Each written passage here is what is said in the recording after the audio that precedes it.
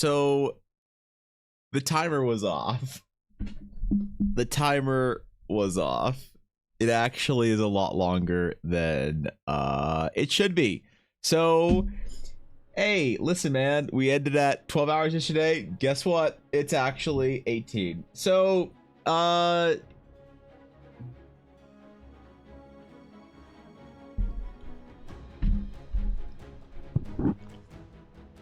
so I guess I'm gonna be live until next week.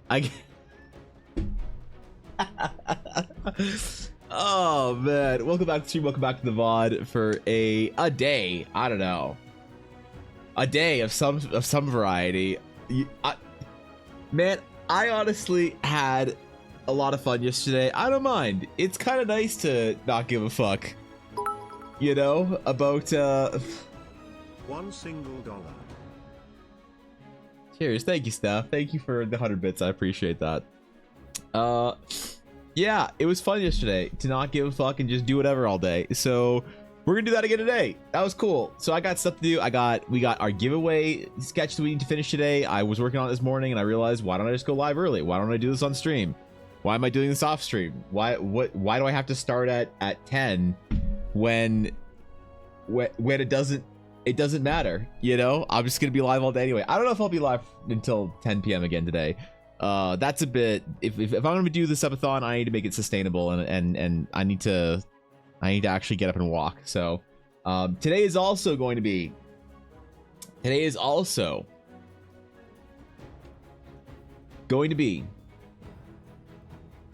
the very first time I play a somewhat serious game of D&D on stream. That's right. Today, as you guys microtransacted for it, man. You guys hit the sub mark. Today is going to be the Blackwood Dice Ella Blackwood D&D 1v1 game. One player, one DM, but she said she's gonna recruit some people, so God damn it. Oh, God damn it. Sienna, thank you for the 5 gifted subs. I appreciate that. Did the timer go up? I think it did. Hopefully it did. I don't know. I wasn't looking at it. It's at 1848. Did it go up, mods? Is it actually working now? God damn it. Sienna, thank you. Thank you for the 5 subs. I appreciate that. Thanks for bringing 5 people into the guild. Saying, hey, now you can be part of that. Okay, it did work. Yeah, thank you. Yeah, all right, cool. Thank you, Sam. Wait, that was that Red Sage RPGs subbed for a whole year now. Holy shit. Sienna, cheers for that. I appreciate it. Yeah, it is working. All right, thank you, Sienna, for the 5 gifted subs. Thank you, Sam, for the gifted sub. Thank you guys for bringing people into the guild and saying, hey, if you want to be part of the worst adventure in guild in all of Eldara, my alerts are fucked. It's fine. I'm just not gonna be mad about it today. I can't be mad about anything today. I'm just gonna chill. Yeah, so we got what do we got today? We got a project. We were gonna draw a hot Viking chick for Bailong because he won the giveaway, which was I think the 50 or 100 sub giveaway. I don't remember. And then we have the Blackwood Dice 1-on-1 Ella Blackwood game. I think there's a couple people that said they were willing to play. I don't know. Apparently she was messaging some people yesterday, so she might recruit people, which is not good because I didn't balance for multiple people. I balanced for 1. So you guys are gonna see how great of a DM I am, where I balance on the fly for an entire group of fucking nerds. Maybe she adds in 1 or 2 people. Maybe she duos it. Maybe she adds in 6 people. I don't know, but I'm worried about it either way. So she'll be home in a couple of hours, and we're gonna do that. We're also gonna need to do the Art Academy review for Thorkin and Venus. I'm gonna do a very quick review for them on stream, and I'll do a much more in-depth review for them off stream and do like a paint over and some things, and it's gonna be awesome. So thank you guys for being here. I really appreciate it, you know, especially for you guys who were here last night. That was a long stream. I just realized that was like less than 12 hours ago. Good to see you still live. Welcome back to Chaos. Thank you, Crimson. Appreciate it. Welcome back to the Dragon's Claim for another day of full subathon. I don't know, man. Can be worse. The worst in Eldara if it's the only in Eldara. Eliminate the competition. That's true. I think that we should probably go on some sort of a bloody crusade to smite our competition from other guilds. That's probably going to be an arc at some point in time. I'm not going to say it's like going to be like a JoJo's arc level arc, but it's going to be an arc for the guild. Definitely. That's not a mistake. That's intentional. Actually, tracking timer happened. Yeah. So I realized our tracking was off and it wasn't working. So I switched to another subathon timer. I switched from marathon timer to stream elements. So thank you, Fishy, for that. Thanks for helping me set that up last night. And my mods, these mods, man, Bizzo and Blaze, and I don't know if you guys had any help or if it was just you two, but these fucking mods, they went through and tracked every single bit and sub yesterday to accurately modify the timer, because at a certain point in time the timer stopped like recording for some reason. I don't know why. I don't run marathontimer.io or whatever the fuck their site is. So they went through and they tracked every single bit and sub. So we're almost at 19 hours, and man, the goal is just not to let that timer hit 24 hours. So we just need to chill today, all right? Where do we submit the art for review? I made a fan fiction of my favorite fantasy show I'm watching at the moment. If you put it in studies, work in progress, and feedback, I will review it for you, Dave.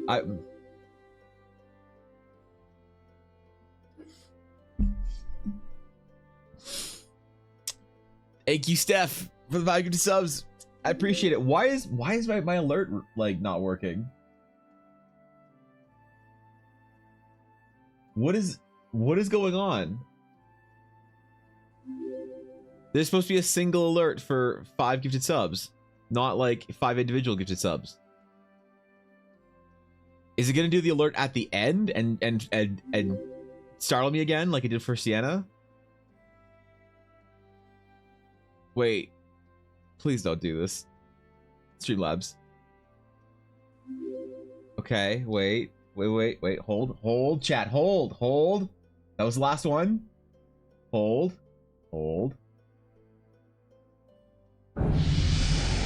Ah, why? Stop. What is this shit? Why does it do the alert after? What is this scuffed shit? How does, okay, do I actually go to Streamlabs and fix this? Yeah, but yo, Vazrad.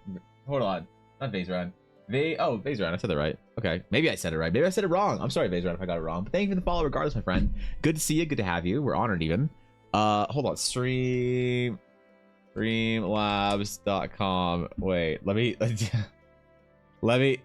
figure this out, okay?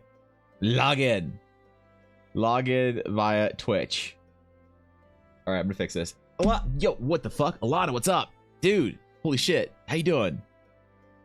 Alana, how is your fitness challenge progress going? I was going to make my post about the fitness challenge before the subathon started, but I forgot. So I had to catch up with everybody. I'm almost done my entire thing actually. Fuck. Okay, alert box. Hold on. Subscriptions. Okay. Why is it showing each individual variations? Okay. 5 gifted, remove mass gifted subs in favor of 1 variation. What the fuck? Why does it? Okay. All right. I'm confused now. I'm confused. Audio sounds better today too. Does it really? I didn't do anything different with the audio whatsoever. I didn't change literally anything, so that's cool. That's good to hear. I'm glad something figured itself out. So it's bad. Wait, what? You got 6 to set you back? That's okay. Listen, Alana. You know what? Lana, I have a message for you. Listen. We gotta motivate Alana to here. Lana, if you're having trouble finishing your challenge, if you're having trouble getting back on course, okay? Here. 諦めんなよ。諦めんなお前。どうしてそこでやめるんだ、そこで。何？もう少し頑張ってみろよ。でもダメ諦めたら難しい。周りのこと思えよ。応援してる人たちのこと思ってみろって。あともうちょっとのところなんだから。俺だってこのマイナス10度のところしじみが取れるって頑張ってんだよ。寒い。絶対やってみろ。必ず目標達成できる。だからこそNever give up. Never give up. Fighting. All right, there you go. Anyway, I hope that helps. I don't know if that helps. You know, that is. It's cold, man. It's 10 degrees, negative 10 degrees or whatever. All right, chill. That was pretty cold. So, in case you know, if you're gonna think about giving up on the challenge, just listen to the Japanese man in the cold water. So.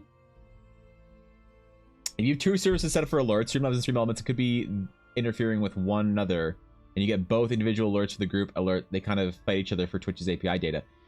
Is it that? Okay, is that the case? Because I only have one alert box though. I only have one alert box. Maybe I need to move over to Stream Elements entirely. I think I need to move over to Stream Elements entirely. I need to be off of the Streamlabs ecosystem entirely.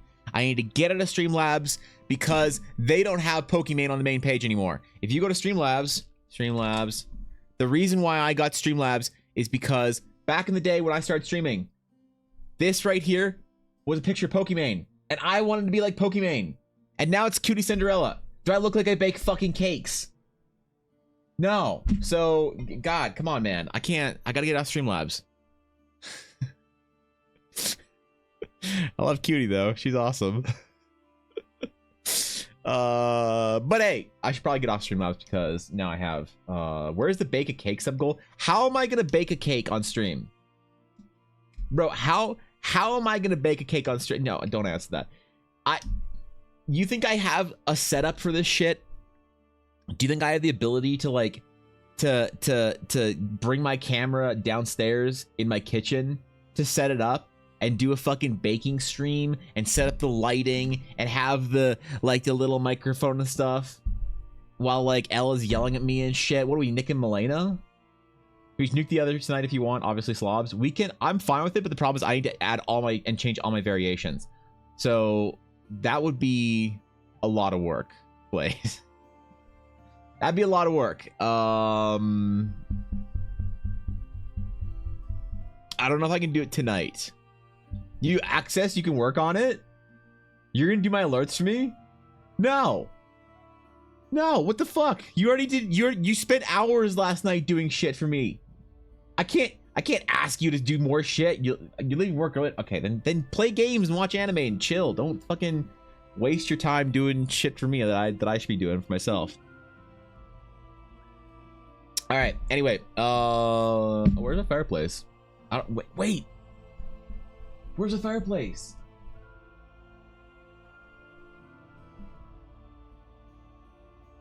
I'm unhappy. Okay, hold on. I'll do it later. Anyway, so we're gonna start with the warm-up sketch today. And then so check this shit out.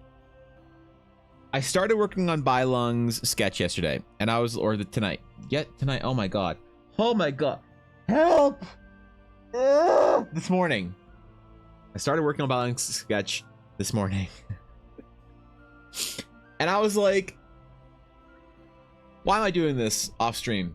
Why am I like, oh, I gotta get the base sketch down before stream so that I can do the whole sketch on stream? Why did I start this this morning off stream? Why didn't I just go live an hour ago?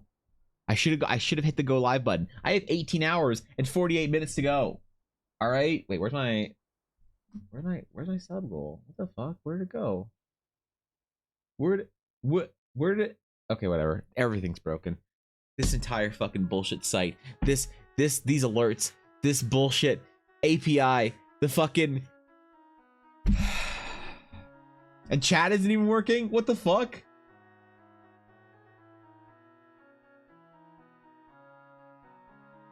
Why is... There we go. Okay. All right, we're good. We're good. Did I mention the changes? I did not mention the changes. I've not gotten there yet. So the rules are, because having like 690 bits and 4.2 whatever, all of the people were confused, and that was a lot. So the rules are broken down into smaller chunks.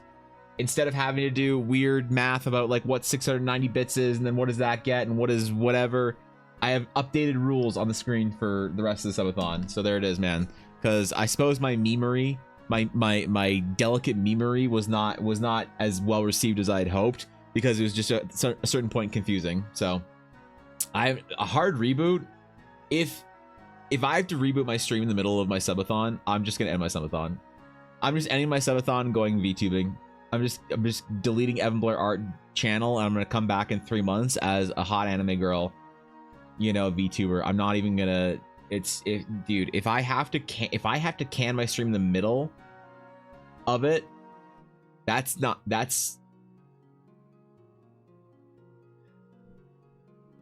please help. See, the variables have changed. Glad I got to cause chaos before then. Yeah, it's evened out a little bit. It's evened out. It's solidified now. There's less confusion, and hopefully it won't hit 24 hours. Nap on stream? I'm not napping on stream. All right, so we got the hot Viking chick. I don't know. I hope Bylong likes it, the basic design. I tried to copy the makeup that Bylong said.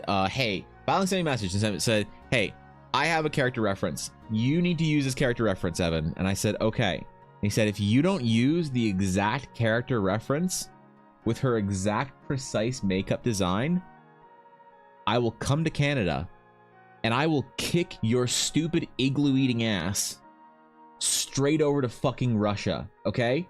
We'll go over the top and into Siberia if you don't do my character justice. All right? So I said, yes, sir. I'm sorry.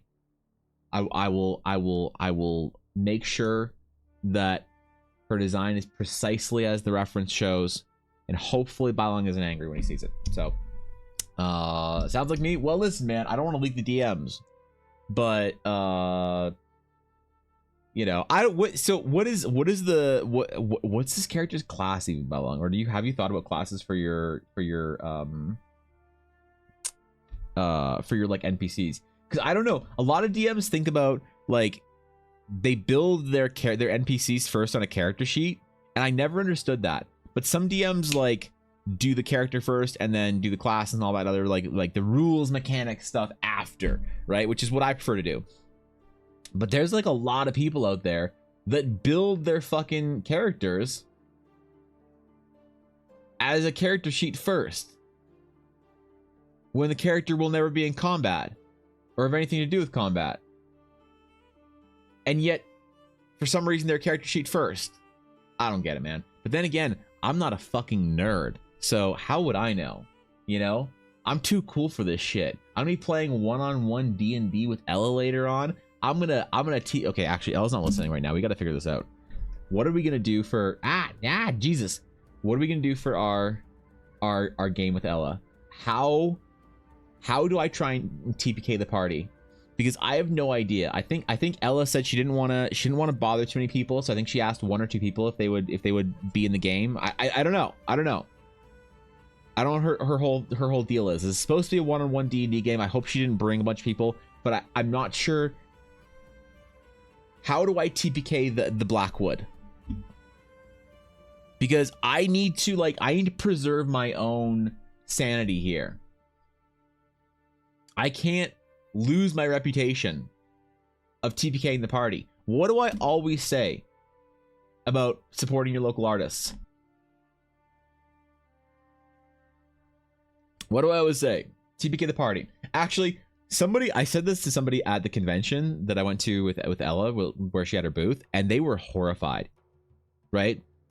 They were like, "Oh, what do you do? Do you help? That's so sweet. Do you help your wife out with her business?" I was like, "Yeah, I do." And they're like, "That's so nice. So, do you help out with making the dice and stuff?" I was like, "No, I typically, you know, I'm not really like crafty you know, I don't like make things, right? I'm not good at that shit. I just like, I draw stuff. So I'll help her with designs and stuff. They're like, oh, what do you draw? I'm like, oh, I do like D&D characters and stuff and fantasy. Like, that's so cute. I'm like, well, you know what I always say, support your local D&D artists. And like, of course, I'm like, and TPK your party. And you're like, oh, what?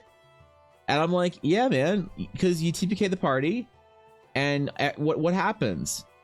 You start a D&D game, and everybody has to get new D&D characters. And so what do? They go out and they get art for their characters, and they're like, yeah, they do that, don't they? I'm like, yeah, they do. And I'm like, yeah. And so after they get attached, you TPK the party. They're like, oh, I couldn't kill off my babies. I'm like, your babies? What the fuck? Okay, whatever. No, you kill off the party, so then the party has to get more character art made for their characters. And they're like, why would you suggest that? I was like, it's a joke.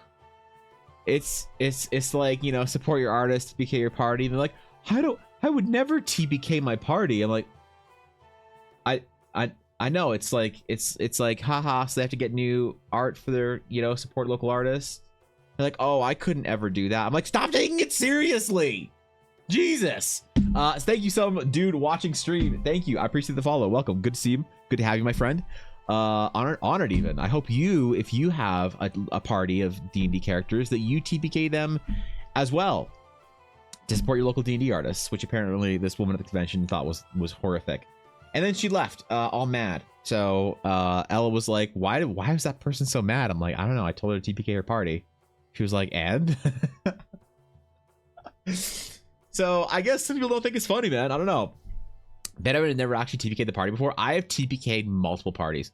I am notorious, I think, for TPKing the party, because when I play D&D, I will play with a group under the understanding that you are living in a dangerous world. All right? That you are living in a dangerous world. And if there is no danger, then what is the point? Right? You finish the D&D game and you feel what? Vindicated that you beat the challenge, that it was a difficult challenge, that you had stakes on the line. No. Get your plot armor wearing asses out of here. You know what? I should have talked shit to Dave. I should have called Dave out and got him to take a stand with me that all D&D streamers on Twitch are rigging it so their party doesn't die, because it's bad for business when the party dies. All right? I should have got, damn it. Next time I talk to Dave or Faye or any of my D&D stream friends, I'm gonna get them to get canceled by the rest of the D&D community with me. So HDR Brain, thank you for the follow. Welcome. Good to see you, my friend. Honored even to have you. What's good? Good to see you. Dark Souls D&D ready to action, spam parry button. Look, it doesn't have to be Dark Souls D&D. It just has to be dangerous. It's not like you just put on plot armor for your party because you already paid artists and you already got all your stuff ready and you already made tokens and people have fan clubs. I don't care. Which, by the way, I just got to Critical Role episode 35, 36 ish in my campaign 3. Weakness. Absolute weakness. I was so excited when I thought the whole party died. Absolute weakness. Shameful. Shameful. TPK your party, support your D&D artists. That's actually a good idea. Crimson, I'm gonna make those. I'm gonna make those stickers. Fuck it. I don't care. I'm gonna do it. It's gonna happen. This is a scheduled test of the text-to-speech system. Please stand by. L underscore, L underscore, L underscore, L underscore. Thank you for that. I appreciate it. Thank you for testing the TTS system. It is in fact working. Yep. Play Chris Strad, die when inspecting the first room. Exactly. That's exactly, you know, that's exactly what I'm talking about. I told my mom about the support your local D&D artist by TPKing your party, and she called it job security. Exactly.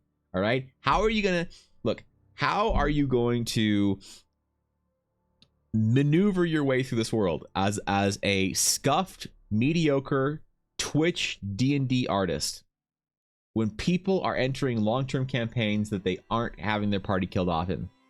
Because everybody wants a 3-year, 4-year campaign. Everybody wants that shit. Everybody wants to cry. Everybody wants the robot to get a heart. Everybody wants the ogre to find his tusk or whatever, man. And you want to have those moments 3 years down the line because you watch Critical Role and you think that your group of friends is anywhere near as close as the Critical Role group of friends, but you've never really had a friend that close, nor will you ever, because you're sitting there watching Critical Role instead of playing D&D. Let's face it, you're there, I'm there, we're all there. But the problem is that we're LARPing as Critical Role, and we're trying to pretend like we can have those big, deep emotional moments, and like our party will care about it when we're sitting there sobbing because, you know, we just found out that our vampire count stepfather gave his vampiric essence so that we may always have warm taquitos at 7-Eleven. I don't know, man. It's your D&D game. Speaking as someone currently creating a replacement character for tonight, death promotes creativity. That's what I'm talking about. That's what I'm talking about, Sam. How'd your last character die, Sam? I feel like I made it shorter again. I didn't actually. I haven't changed it whatsoever. In fact, I can do even less with my TTS right now because I don't have Streamlabs anymore. I'm using OBS, and the OBS doesn't let you skip with the base any alerts or anything like that. So I didn't. Did I download the plugin that Faye told me to download yesterday? No. As soon as I got off, I was on Discord with the mods for like 2 hours talking about how to figure out the timer. I didn't do shit. So I don't have any way to manipulate, alter, or figure out my alerts, even the slightest.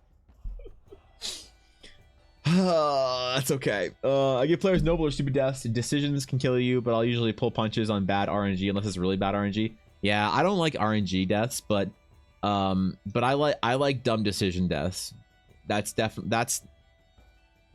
I love that shit. When you lose your character because you went left into the room that sounded dangerous. I'm fine with that. I one campaign where my kobold fooled everyone thinking they were killing this dragon, but in fact they were preparing his ascension to Dracolich. Jesus. Naturally the party wanted to kill me over the deception, but being Dracolich's favorite pet has its perks. That's fair. I hope you mean a World of Warcraft Ratman kobold though, because D&D kobolds need some help. The Lizardman kobolds, I'm not a fan of, man. I'm not a fan of. They stole the name kobold. They stole it, and I don't know what they're doing with it. TPK for all, but yours truly, excellent. That's what I like to hear. Back in 3.5, oh shit, okay. I think kobolds were actually Radian. Oh, no, they were Lizardmen in 3.5? Oh, that's heresy still.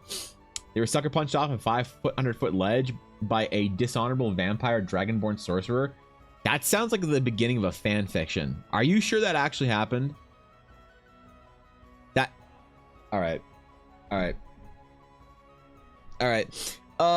So honestly, I think we're gonna start off with working on our character sketch for Bai Long. This is for his NPC shaman, a Viking-esque shaman, or if it's World of Warcraft, a shaman. And then we're gonna do our Eldar Art Academy review, and then we're gonna Keck W at Reddit, because I promised we'd Keck W at Reddit yesterday, and we didn't actually Keck W at Reddit, so we have to do that today. But I'm looking forward to the game with Ella. That's gonna be in a couple of hours when she gets home and is all situated and good. And yeah, I need some ideas because I have a general idea for the adventure.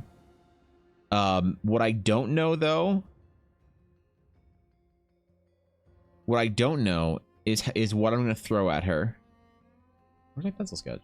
Pencil. The fuck? I don't know also I don't know if combat's gonna be a thing. Because like I'm not a DM that forces combat. Actually, do I have stats for... I feel like we built stats for something recently. Let me look at my Google Doc.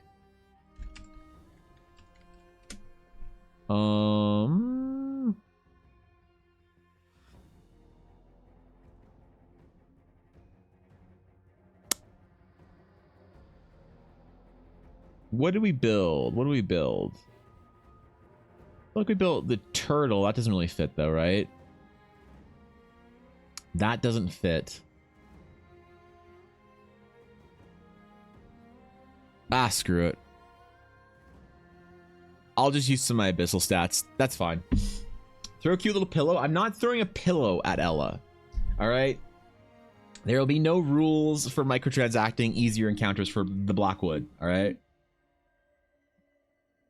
Literally 10 minutes being like, you see signs of mass death. Your god tells you you're approaching danger. There's not a single speck of wildlife nearby. It's all float or dead. You're feeling out of your depth. My players thought I was trying to hype up the boss fight, not telling them it was above their level and to not fight it. Yeah, I mean, I will give my players similar warnings. I will give them similar warnings. And I think that it is actually definitely like one of those things where you have to like get to know your DM's style. Because I feel like I had this kind of like mistake that I'd made with my players where they almost got killed because of their own stupidity, but I feel like it was my fault, you know, because I said, okay, so basically what I was trying to set up was they were doing a stealth mission. Okay, they were trying to infiltrate basically an Illithid cult thingy, right, as you do. And they're going through the camp, and they have to go into this cave, and they have to solve this problem and this riddle or whatever, and they have to get this thing, and you know they did. And then on the way out, they were gonna like try and overhear a conversation, and they knew that there was like these powerful cultists that were guided by these abyssal creatures, more or less Illithid, and they were like, you know, getting a little bit in too deep into the camp, so I wanted to kind of give them a little bit of a spook. And I was like, you guys hear someone coming from down the path behind you, and they're like, oh shit, we should hide. And I'm like, oh shit, they're gonna have that moment where they're hiding from the scary thing, you know.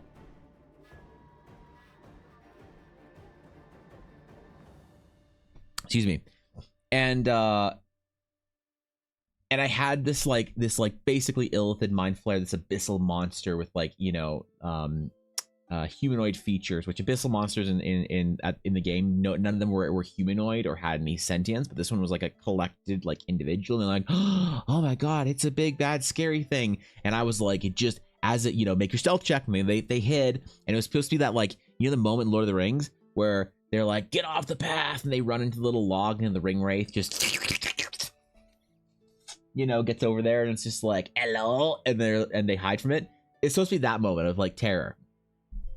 And I wanted them to be hiding from this thing and evoke that sense of fear. And I was like talking about how it's the presence in the air itself begins to sort of rot around you. You feel as if this weight, this pressure, your body begins to sweat, and you feel this like tremble through your spine. There's something non-corporeal about the area around you as this creature finds its way down the path towards you, and you think you remain hidden, you know, as the creature passes you, but as it does, you feel this aura of terror as it sort of like rips awake in reality behind you. The colors distort, and the air sort of looks like it turns to a liquid for a moment as the creature passes by. And I was like making this big scary thing, you know, even bigger and scarier. And one of my fucking players was like, oh, that's awesome, guys, we hid from it. And Ella's like, yeah, man, that's crazy. And she's like, guys, we should try and fight it. I remember Ella, I just hear her chair slowly turn around, and she just looks at me. I just look at her, and Ella just has this face of like, oh, come on. And she's like, we are not going to fight this thing. But the other player was like, come on, we can take him. We hid from him, we can take him. Now, the player was fairly new, and I was like, do I teach her a lesson? Do I demonstrate the signs of, or have I failed by not making it obvious enough that this is not like that of all senses you cannot fight this thing, man. You are completely terrified by even its aura, its presence. And I realized that it was my fault, and that I should have communicated it better, and I could have done something more to communicate the true fear or whatever that it evokes. Like I could have said something, what I should have said something along the lines of is like, you get up and you turn around to look at the creature and you immediately, like, your eyes start crying and you start shaking uncontrollably and you fall, like, make them do a will save or whatever, and you fall to the ground in terror or something like that. Like I should have done something like that so that when they tried to like act on it, I'm like, no, dude, I'm trying to, there's something, fear itself is following this creature in a mystical way, you know. Because I did have like an aura basically where you couldn't even look at it without being potentially like just completely wrecked. But in the moment I was like, this player is fairly new and they're all excited to fight it, and what I was really hoping for is that my veteran players Dashto and Ella would be like, we're not fighting this, but they didn't. They let me down, man. And so the party almost died. I nerfed the shit out of it and the party still almost died. I took a level 10 encounter and nerfed it down to level 3 or 4, 5, somewhere around there. And I almost TBK'd them right then and there on the stupid abyssal abomination thingy. But like you have to train your players to understand the cues, right? And I realized that, you know, like you tried so hard, Ashy, with your players to, you know, reference the fact that whatever they're going up against is terrifying and maybe they should not. I realized that I had maneuvered that poorly, and that you know, I couldn't. It felt in the moment like if they ran out and fought it and then fucking died, it sort of felt like it would be a little unfair because the players just, you know, two of them, the two new players, just had no fucking clue. And even Dashto like thought that it was okay. Ella, she was like, my character will run. And so she actually ran. She's like, we're out of here, guys. Split, let's go. And she started running. But the party's like, no, we're going to fight it. And the party almost died. And, but she was like, oh, fuck, all right. If the party's going to die, I may as well die with them. So very noble of her, but... you know, I don't know. It's like, how do you as a DM describe true danger to your party? Because there are those encounters in your game where, you know, you're not supposed to fight it. There's always an area in the world you're not supposed to go. There's like a castle where it's like, you're supposed to sneak in the back. And you're like, I'm going to go through the front gate.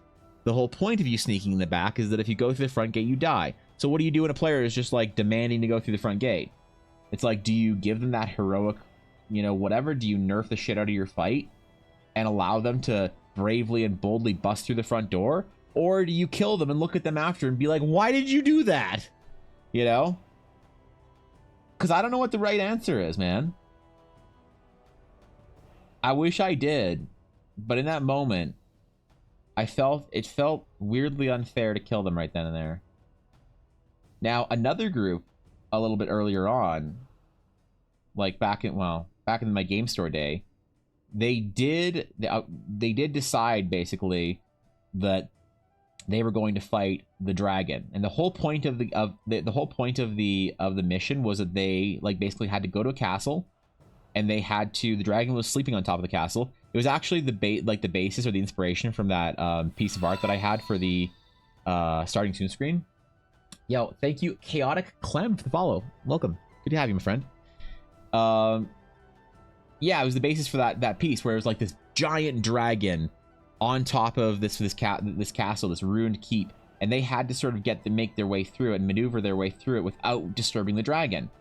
You know, and obviously they weren't going to wake up the dragon, but they might do things that cause the dragon to stir. And it's like if the dragon stirs, then he like moves and a wall collapses. So it's like if you fail your stealth check, the dragon doesn't kill you, but the dragon moves and the wall collapses and you have to make a reflex save or whatever, things like that. Because I never wanted there to be a failure mechanic of like, oh, I got a natural one in stealth. Okay, the dragon wakes up and fucking kills you. You know, that's not what I want to do. Now it's a Babuki. Oh, stretch. Thank you. Thank you, my friend. It's important today for me to do my stretches. So, but the whole point was that they shouldn't fight the dragon. They knew that. But they decided when they got the treasure, they're like, guys, we got the treasure. We got the treasure. What do we do now? And they're like, well, I guess we GTFO. And then two of the players are like, nah, man, let's kill the dragon. They're like, what? What do you mean kill the dragon? Which we can't kill the dragon. It's a fucking dragon. It's a big dragon. We're we're trying to escape, like get the treasure out of the castle, kill the minions without disturbing the dragon. We did that, you know. And then they're like, nah, man. I remember actually one of the players, my friend Andrew, said there's no way Evan would give us a dragon without intending for us to kill it. And I saw my other friend actually facepalm, like audible slap in the facepalm, because like she played enough D&D with me that she like knew, you know, the cues of like, you know, it's unbeatable. A group of heroes from the past, you know, there are multiple stories of groups of heroes, of armies that have come across this dragon and haven't been able to defeat it, you know, things like that. And so they went and fought the dragon. And I gave them all these opportunities where it's just like, they're like, I cast Firebolt on the dragon. They're like, oh, surprise round, Firebolt, arrow of fuck you, dragon slaying, axe throw, all these things on the dragon's like tail. And I'm like, okay. I'm like, guys, all that action, the dragon doesn't wake up. They're all of your attacks are just little flickers of wind, puffs of wind on the dragon's scales. You don't see any damage. They're like, oh, okay, we gotta go get the dragon. We gotta go wake it up. So they go, and I'm like they're like, okay, we go to its underside. They're like, I'm gonna stab into its neck. And I drive my sword and I bathe myself in blood. And it's like, okay, you do so. You drive your sword into the dragon's neck. In between the two large scales, blood pours down all over you. And the dragon doesn't awaken. This small pinprick is like a mosquito stinging a bear in its sleep. They're like, oh man, all right. And I'm trying so hard for them. And all this time, that one player's just like, come on guys, let's go. Come on, we tried it, couldn't wake it up, let's go. The other player's like, what if we open its eyelid and stab it in the eye? So at that point, I'm like, okay, fine. You get out, you do your strike tip, you open its eyelid, you stab it in the eye. At that point in time, the dragon awakens with a mighty roar. And I had it, what a dragon did is its head immediately flicked up from the pain and threw to the two players that stabbed it in the eye off the mountain. And they took something like 180 d6 fall damage and just instantly died. And the other three players were like, you can't just kill people with fall damage. Oh, that was the end of that party. I'm also doing world building, so I thought I'd come here, dude. That's what I like to hear, Knight. You're honored to be present with you while you're doing your world building. One layer action, not even, just a flick of the head. Maybe we gotta start being blunter. You see a pile of bodies of adventurers based on their gear. They were clearly triple your level. Looks like they all died in a single breath, so fierce it incinerated their gear. That's exactly what we need to start saying, Ashy. That's exactly what we need to start saying. Is we need to start playing like we need to start talking about it in gaming terms. Be like, you see a bunch of adventurers where if you were to gauge your power level against theirs, you think you'd probably be about a level 4, and you think they'd probably be about a level 12. Anyway, it looks like they all died in one hit. You know, and we just gotta be blunt about it, you know? But that I think was the dumbest a party has ever been. You know, that's probably an exception. I don't think any, like, I don't think the average DM has stories of a party being that stupid and that unresponsive. And I really feel bad for the one player who was like, you know, a bit of a more experienced player that was trying to get the group to leave, because she lost her character. She lost her character and she knew it was going to happen the entire time. She was like, Evan is giving us so many outs here to not fight the dragon. Because the dragon wasn't like, I said it was larger than anything, you know, any dragon that had ever existed. It was beyond, and one of my players is just like, oh, is it colossal? I'm like, it's bigger than a colossal dragon. They're like, oh, no way, that's crazy. It's like, it's a fortress. The whole point is that the dragon has been sleeping for like thousands of years and like just isn't waking up, and he just like wreaked chaos, havoc, destroyed everything, and then, you know, it just got bored or something. Something happened. There was a bit of a mystery as to why the dragon was asleep that the players never uncovered. So the mystery was supposed to be that like it had an enchantment being placed on it, that a wizard had like placed a powerful sleep spell on the dragon. and the wizard had like also like had to like place a sleep spell on themselves as well. So they were like trapped, basically Talrashing themselves to the dragon to keep it asleep for all of eternity. But the party didn't get that far, okay? And I thought the idea was cool. I never got to act it out because they're dumb and got themselves killed. Fall damage to the trip MVP. No, like I calculated it out, Sam. What's up, Bobby? How's it going, bro? I calculated it out, Sam. And the fall damage from getting flung off the top of the dragon, then going off the side of the mountain, then careening down into the rocks was like it was into the hundreds of D6. Like, fuck, what was fall damage? 5e. I think it was 5e we were playing. It's a D6 for how far for D6 of bludgeoning damage. How many feet is it?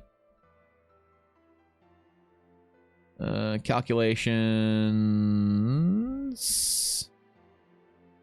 Calculating fall damage. Calculate the amount of damage character takes from fall. You need to determine the height and fall and divide it by 10. For each 10 feet fallen rounded downwards, the character takes 1d6 of points of damage. Yeah, it was something like, you know, 20 d8 max.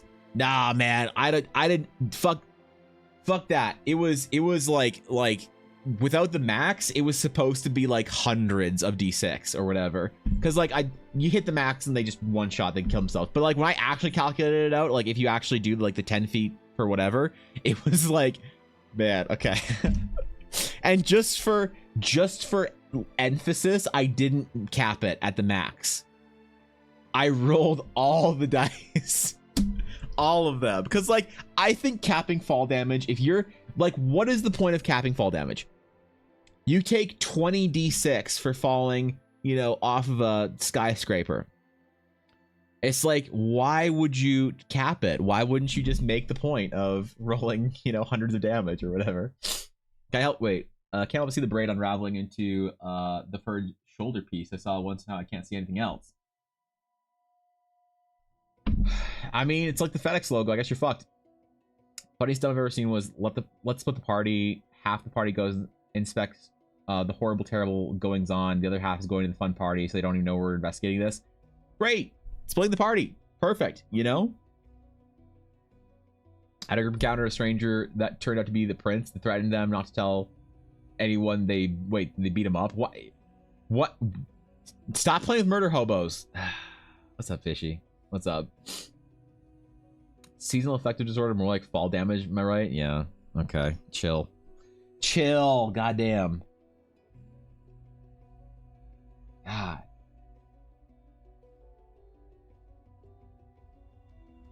I don't know, man. I felt like I needed to, with that other group that died to like basically the abyssal thing, or didn't die to the abyssal thing. I felt like I needed to make a point. I feel like I needed to kill them right then and there. But I was trying to be super nice and super like welcome to the hobby. I didn't want them to die that early to something that they didn't understand.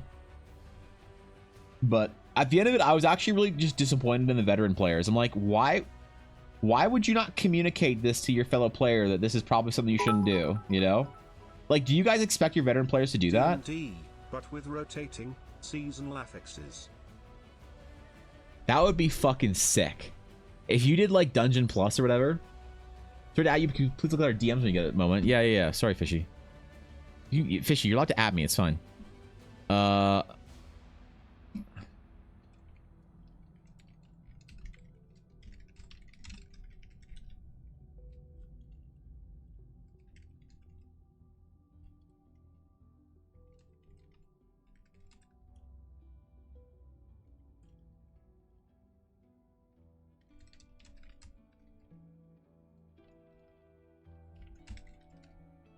All right, sick. Here, try to draw ass track hand pelt, wrinkly textured sheepskin. I don't think I've done any sheepskin stuff before.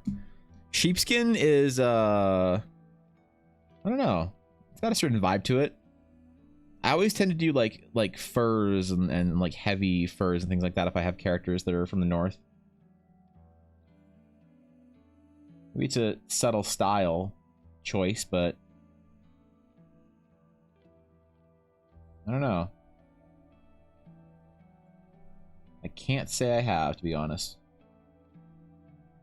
We do some sort of fancy jewelry on her.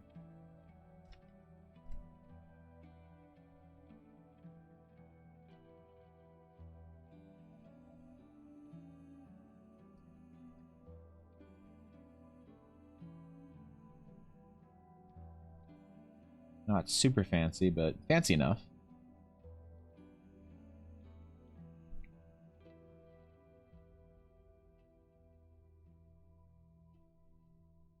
All right. But yeah, the true question is,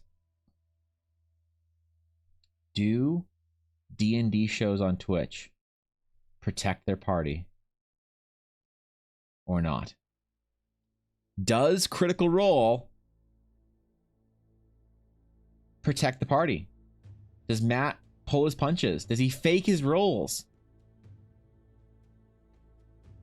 Has there ever been, let's go conspiracy for a second here, has there ever been a resurrection roll on Critical Role failed? Because Matt always talks about the DC for res or whatever. However, I've never seen in my time watching Critical Role a failure. Are all D&D Twitch shows a scam? And now that I'm going to be playing D&D with Ella, should I also protect Ella and scam my audience out of a proper death? I said the veteran players set a good example for newbies. Yeah, I think it's generally like some people say it's an unfair expectation, Flower. But I think that like I expect some help from my veteran players to help set those expectations, to help teach the players, you know? And like Ella does that really well. She didn't in that position, but you know, in that case. But she does most of the time. She tried though, I guess she tried.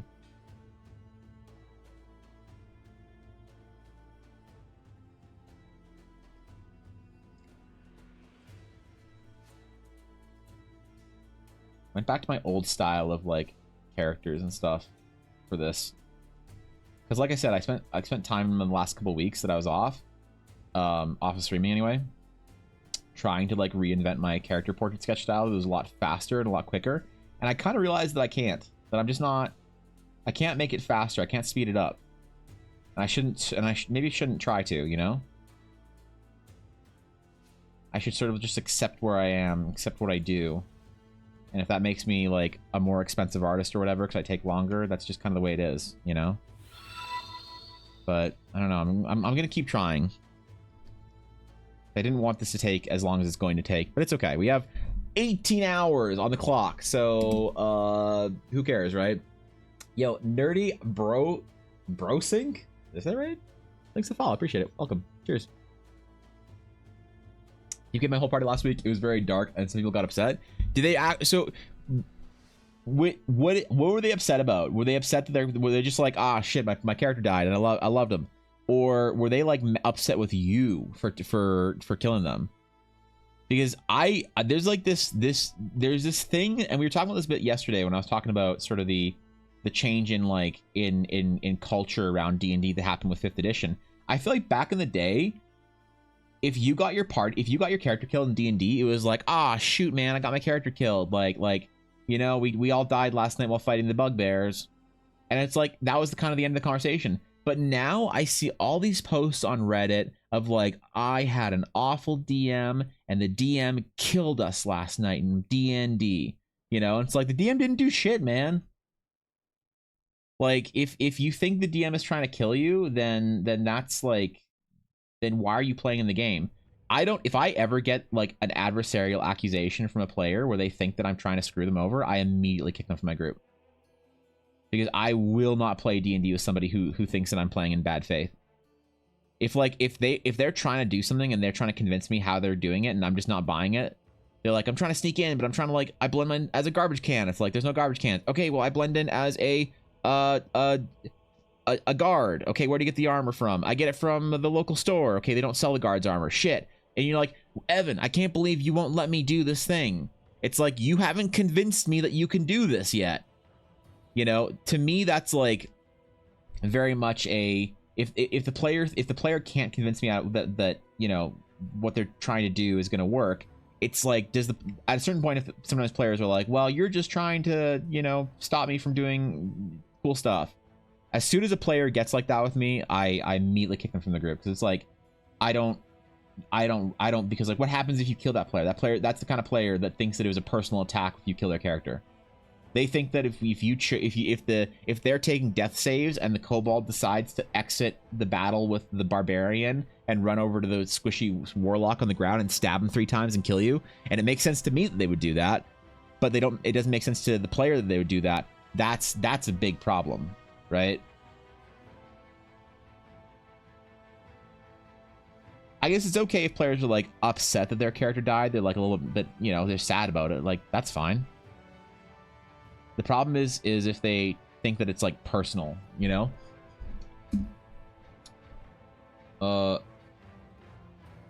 Last campaign with my home group was hilarious because one of the initial characters that started the campaign survived to the end.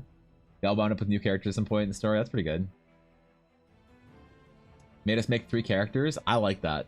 I actually like that. Depending on the type of game you want to play and how much you want your players to invest in their characters in the story. I see, Fishy. I don't. What you're saying that you shouldn't kill players off then if they've invested a lot in their character story? Because that to me is such a 5th ed like new age D&D argument that I don't get. I don't understand it, you know? You know, your poor decisions are the DM's fault? Yeah. I'm the best at drawing people, still learning that, so you have my respect. So instead I draw creatures, items, and structures. That's awesome. Thank you. Thanks, I appreciate that. DM never tries to kill the party, I hope. You die because of bad rules or stupid ass role-playing decisions, basically. You know? Those I've played with learn very quickly that the actions have definitive consequences. One player decided to straight up murder someone in the town square and gave a surprise Pikachu face, and the characters put it in trial and similarly executed for their actions. Yeah, that's always, man, the murder hobo. Thank you, Knight, for the follow. I appreciate that. Welcome to the stream. It's yeah, I don't know, man. I think that like if you wrote a 100-page backstory for your character and they're your baby, I do not care. Because like to me, it is disrespectful to take away the feeling of accomplishment for a player. If you have no danger and there's no threat of your character being fucking brutally murdered because they're going out and doing dangerous shit, then at the end of the game, players never actually feel. And here's my hot take: players think that they feel satisfied at the end of a game, but players actually feel deeply dissatisfied with an ending of a game if they know their character is protected by plot armor. And I've seen that happen. And people who say otherwise, I almost 100% of the time think they're lying to themselves. But I could be wrong. Maybe there's a perspective that I'm missing. You know, maybe there's like a new era of D&D that I need to sort of get with the current situation.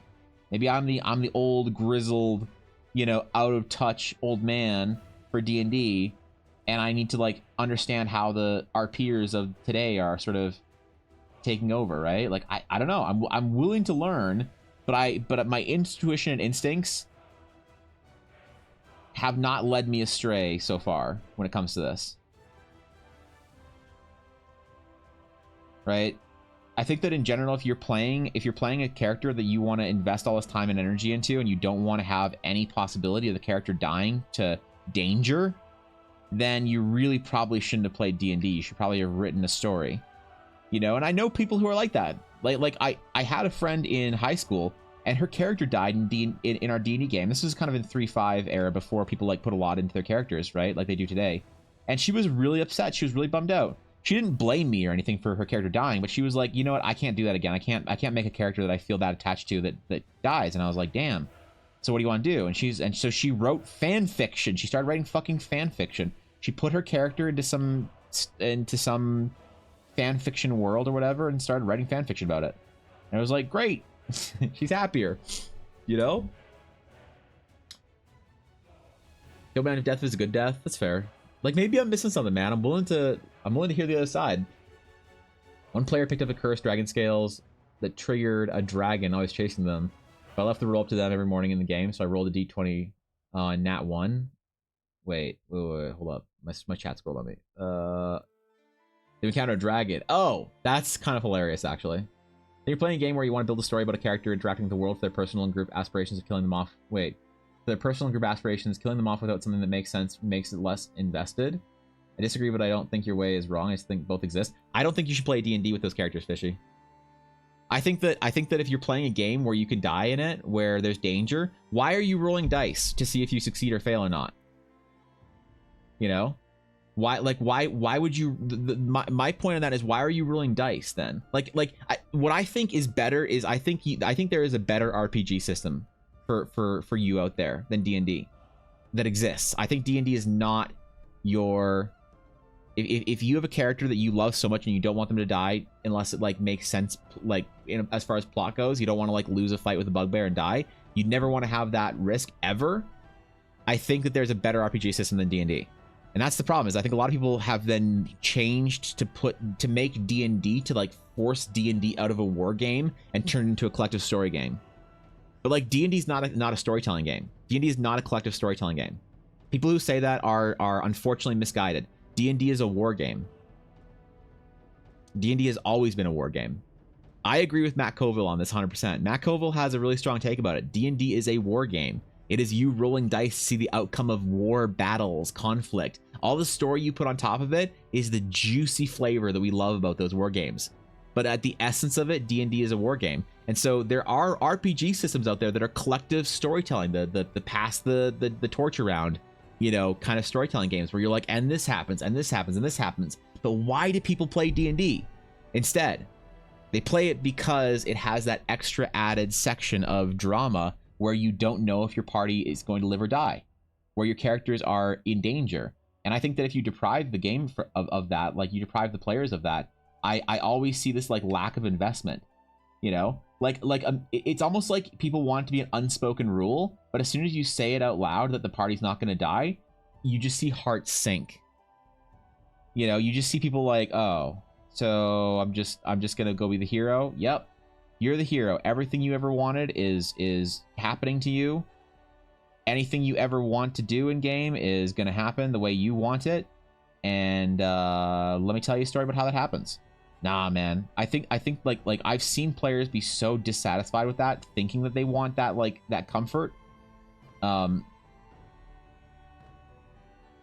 like D&D is changing. Here's the thing: the average D&D player is changing, and so like at what point in time it's like what's the fucking ship metaphor that like everything part? It's whose ship is it? Where you change every part of the ship out? Is it still that ship? You know, I think that's a really interesting Theseus. Thank you. Theseus, the ship of Theseus. It's like, at what point in time is D&D still D&D? Is D&D still D&D? You're just not playing D&D anymore because everyone decided that D&D is different, and you're like this old guard of like this old way of playing D&D, and you need to find a different game because D&D changed on you, right? Like, or is there still room in the hobby for the old school D&D players, the people who like the danger, who like the drama of it? And I don't know, like maybe, and I've thought about this a lot, like maybe there's enough people out there that play 5e D&D in this collective storytelling way that don't want a war game at all. They don't want the drama of dice whatsoever. They only want the drama of dice to extend as far as how does this happen, not does this happen. You know what I mean? And I don't know, maybe it's like 3-5. Yeah, I don't know, man. Like I'm not saying that people who are playing that way are wrong. I just think they're playing the wrong game, you know? You want to get to play with other people? In my case, I try and play with better systems that I want. Almost never get to play. Start a group, Fishy. Start a group. Like, seriously. I mean, if nobody's playing it, like that's how all great DMs are born. And Fishy, you're such a good storyteller that I honestly think that you would run an incredible game in that way. You know, you're not DMing. Why not? I think you'd be incredible. I honestly do. I really think you'd be incredible. Why don't you have any interest in DMing? DMing is like, if you like storytelling, DMing is the ultimate. DMing is the ultimate, man. Why would you, if you love storytelling, why would you ever want to play? Why wouldn't you want to DM? You get to tell so many more stories as a DM. You get to be so many more characters. You get to do so much. I fucking love DMing for that. I don't want to play characters and play in the game. Play like as a like one character, you know? I think you'd be an amazing DM, Fishy. You would tell a unreal story. Played the dragon that her greed got her and party killed. Before the campaign started, she expressed she'd be pissed if I killed her character. Death's taken out, it makes it less fun. No real mistakes. Yeah, but I do sympathize with people who want to tell their story, want to get their story out, and they want to use D&D as the vessel, but they don't want there to be any danger. I'm not saying those players aren't valid or whatever. I'm just saying that I don't necessarily always understand it, right? I have no control over via my irritability. I'll cry for 2 years a bit. Let's select my next character and go again. I mean, that's fine, Stan. It's always good to be invested. Player death should always be on the table, but I don't think characters should be disposable. If one player dies every 3 levels end game, you have a bunch of random backup characters. Hold on. I'm gonna pull this. I'm actually curious. I'm gonna pull this. We're gonna say should danger level you prefer in D&D. Do not kill my character for me.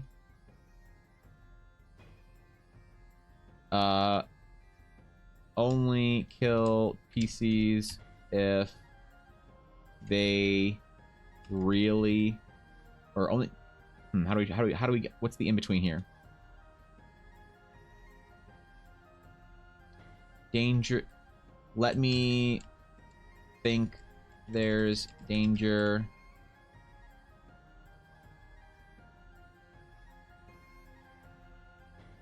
Or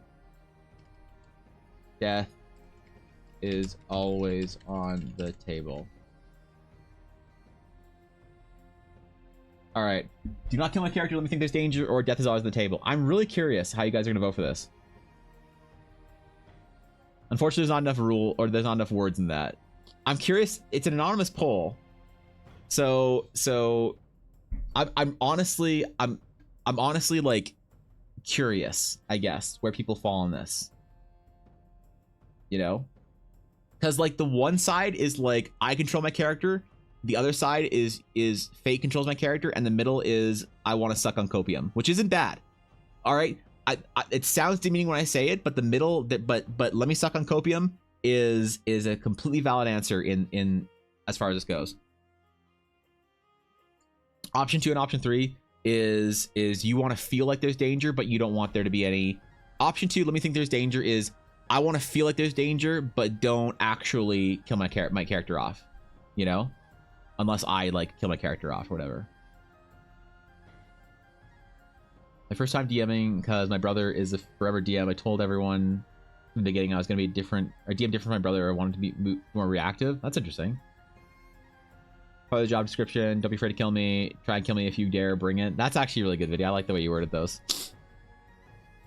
I like making characters. I like making people. I love interacting with the world and other players together to watch the person grow beyond how their upbringing has shaped them. I think you do that all as a DM as well. Right? Like I think you get to do that with every character, Fishy. Like, do you think that when I create an NPC that's not the way I think about it? I'm curious, when you see a DM create an NPC, what do you like? Do you think the DM is putting as much love and tension and care into that one character that you see in front of you, or do you think that character is more serves a purpose for the narrative? Like, I'm actually curious. Another player is going to get behind my back to have my character killed for no good reason. Ugh, that's rough. Players can still lose without dying as well. Random bandits kidnapping the party. Yeah, other dangerous like win-loss mechanics. That's I think how a lot of people like to play D&D, that prefer to like keep their characters sort of alive. You know, I'm so interested in this because I really love all the different myriad ways that people play D&D, and I love talking about this, especially with people that like I don't play D&D the way they play it, because to me that's so. There's so much juice and spice in learning to play D&D with other groups. You know, I think a lot of the 5e players would have a lot of fun if they tried playing the sort of the old school way. But I do think there's lots of old school graybeards like me that refuse to play the new sort of era of D&D. My GM is a token system. 6 secret deck rolls fail and you're dead. What the fuck? You managed to survive, but you have a feeling that after the fight you pray to your god and you feel like you've been close to him today. Oh, that's cool. I like that. Perhaps a good DM to make option 2 feel like option 3. Yeah, maybe. Alright. Death is always on the table, so nobody wants full control of their character. So, nobody wants full control of their character, like, I get to decide if my character lives or dies. There's nobody here who says that that's the way they want to play. 64% of people say that they want death to always be on the table. Evan, if I get in a fight with wolves and the wolves get up on me, I could die. I always want there to be danger. And 36% of people are more like, let me think there's danger, but don't actually kill my character off. Like just let me let me imagine there's danger. Which is, you could say on a positive end, that's like imaginative storytelling. On a negative side, you could say that's like sucking copium. That's interesting. But no one's like resolutely, I don't want you to touch my pretty little character whatsoever. Okay, that's interesting. Just want to swap his back up and said he wanted me to dispose of his character. I take them, or I'd like them to get more attached. That's fair. I think you do so much of that happens off screen as time goes on, unless the NPC is with the party all the time. You have to create the change based off of changes in the world that you decide happen. I like it when I don't hold all the cards. That's interesting. So part of the charm, Fishy, that you like for D&D is the unknown of what the DM provides. And for that extra sort of like, for that extra interest to happen, it needs to be happening on a world scale and not a player scale. Because like I feel the same way about, like, I like to not hold all the cards either, and that's why I have players that will do crazy shit and I never know what they're gonna do. It's awesome. But for you, you want a much more, you want that exchange more heavily weighted, I guess. That's interesting.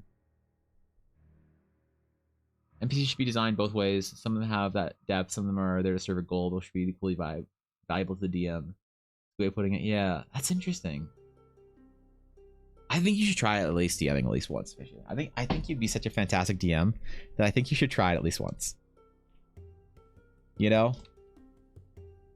Not saying you have to give up on playing characters or whatever, but I think you'd love it, honestly. I think it, as a little reprieve or whatever from the individual stories that you tell, it's a lot of fun. And you'd be really good at it. And you can do it as a service to those around you. Because we need more DMs in the world. We need more people who are willing to run a game once in a while. And I think you'd have fun with it. I think you'd be really good at it. But if you're like, fuck that shit, then that's fair too.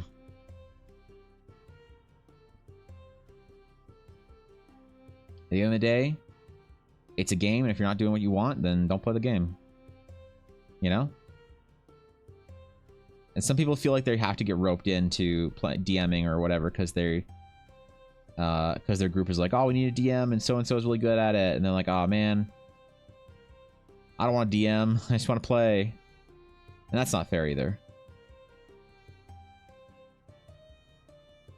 All right. I hope I'm getting the makeup exactly like Bylung wanted, because if I don't, it's over. Chill splits 70-30 as a player, 70-30, or 30-70, 70-30 as a DM. Some prefer the former and some prefer the latter. That's true. Half the comp tanks, they fell off the horse. That would suck. That's fair. Who's definitely with the guy would be, or who'd be mad at a shopkeeper for not having an item. That'd prompt the shopkeeper to send him on a quest instead of the players. Oh, okay, yeah. I see what you're saying. I'll also add to my stance, while I do a lot of lose without dying, I also give death a lot more weight. I'd rather KO a player than leaving the party to rescue them or pay their ransom or something. So let me give you guys a scenario. The last time I killed a player off, let me tell you. I want to know if this is if you think this is a fair or unfair scenario. Okay, so we had this, and like I'm actually curious. There's not like I'm not like looking for confirmation here. I'm actually curious what people feel. So we had a map, okay, and the map basically looked like this.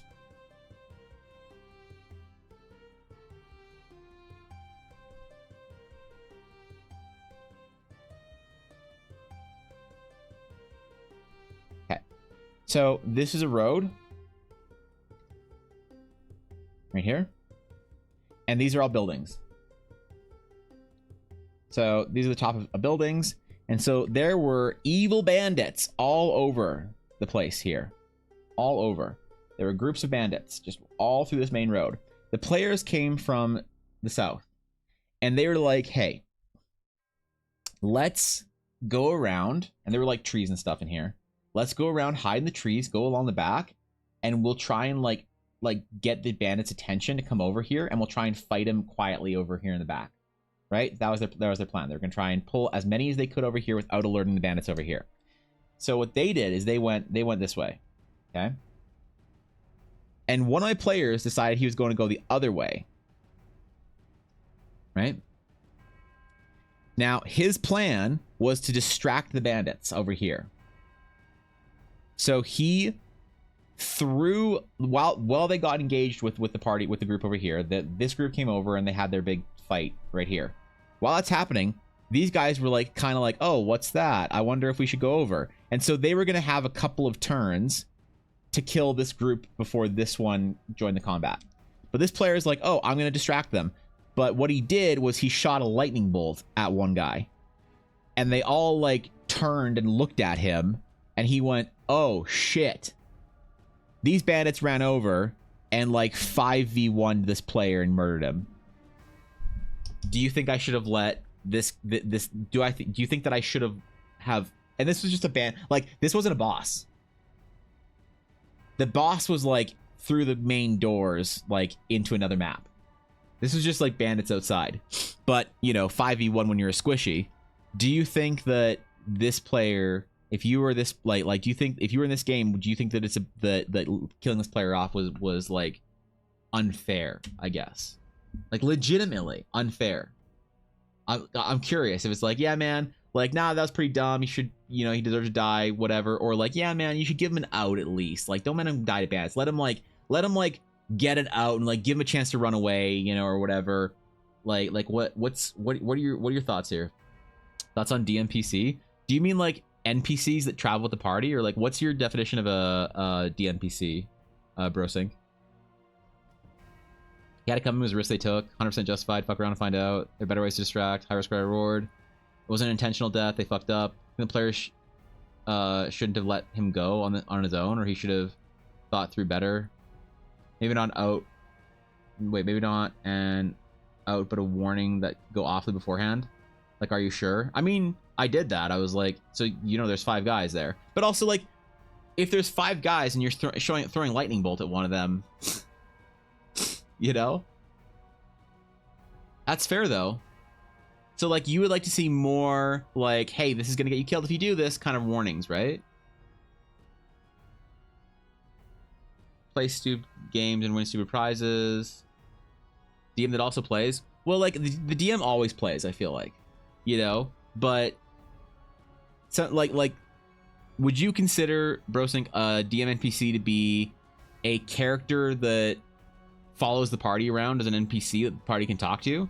Or are you talking, or do you mean like, does it become a DMPC only when it starts acting without the party? Or like, what, like, where's your barometer here? Because I guess I like having NPCs with my party. I think then you're fine. They wanted to be a distraction. They should have thought about how to distract, not just start a combat. Bill tried and true. Are you sure you want to do that? I was just asking Case. Are you sure you want to do that? That's interesting. So do you guys often as DMs ask your party if they're about to do something stupid? Are you sure you want to do that? Do you think that, is that very common, do you think, where DMs will say like, are you sure? Not a necessity, like we had a party of 6 and the DM also had a character, so a party of 7. He fights 2. Oh, I think it's fine if it's not, if that NPC, if the DM PC or whatever doesn't take agency, it's fine. You know, if the DM, so I run Mass Effect style games for small groups, Brosync, whereby if you're a small group of like 2 or 3 players, I'll give you a group of NPCs that you can like sort of hopefully learn to love, and you can take certain amounts of them with you on missions, kind of thing. And so I will be running combat typically, or Ella, my wife, will take over combat for one of those players, and I'll RP them, whatever. But during combat, Ella will control 2 players, and like Dash will control 2 players, or something like that. So it really depends on the group how DMPC. But I think DMPCs have a bad reputation. But I think that DMPCs are actually fine if they're not taking agency and deciding things for the story. That makes sense. You know, I do, and they always do it anyway. Depends on the group. The DM does it with me because I don't know what I'm doing. Doesn't help my party. That's interesting. I think I don't ask people if they're sure. Like, I don't ask, are you sure about that? All that often. what I'll do is I'll clarify the action. I'll like get them to be specific. So in that case, I was like, okay, so you're standing on the open. They're like, yeah. And you're going to throw a lightning bolt at them. And they're like, yeah. And then what are you going to do?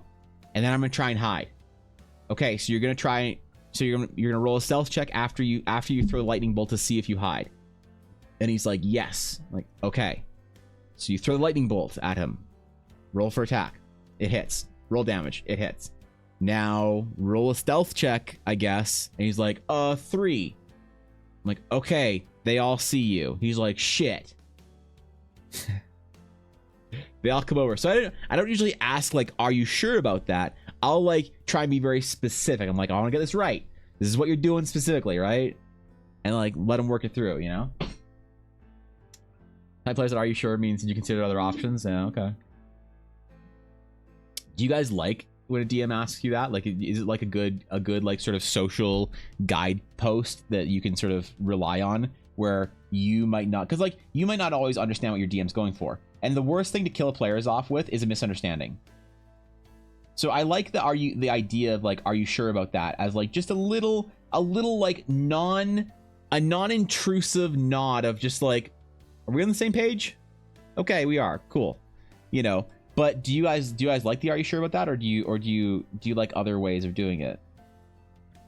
Because I personally don't love are you sure about that, and I try and do it in other more creative ways. But I think the necessity of, I do agree the necessity of that like clarification without being too intrusive. Just like, we're on the same page, right?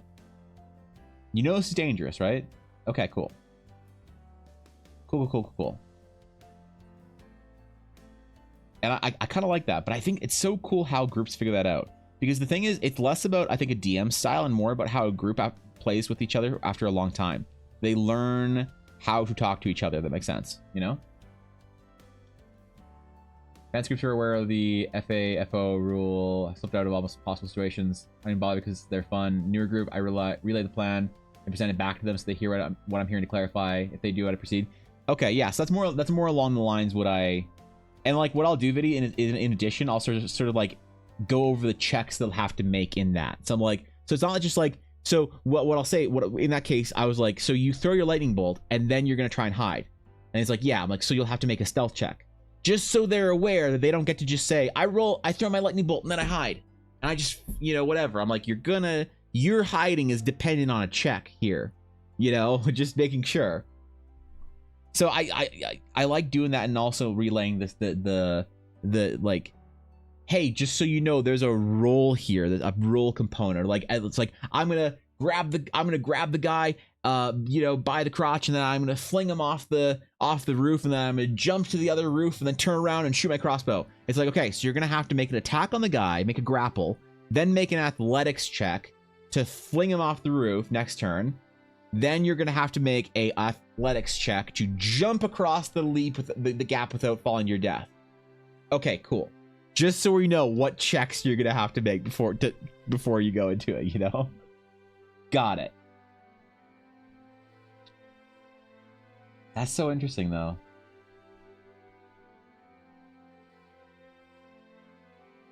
Oh, now I'm worried about DMing for Ella today. I'm worried to be scrutinized. Now I know what day feels like. Ask player to relay their actions. Yeah, okay.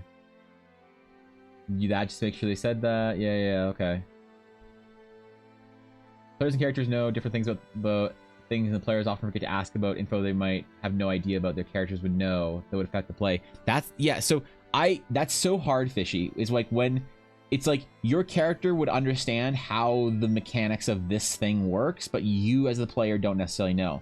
And it's like, how do you give that information without intruding onto like the game too much? And that's actually like it's a delicate art, you know?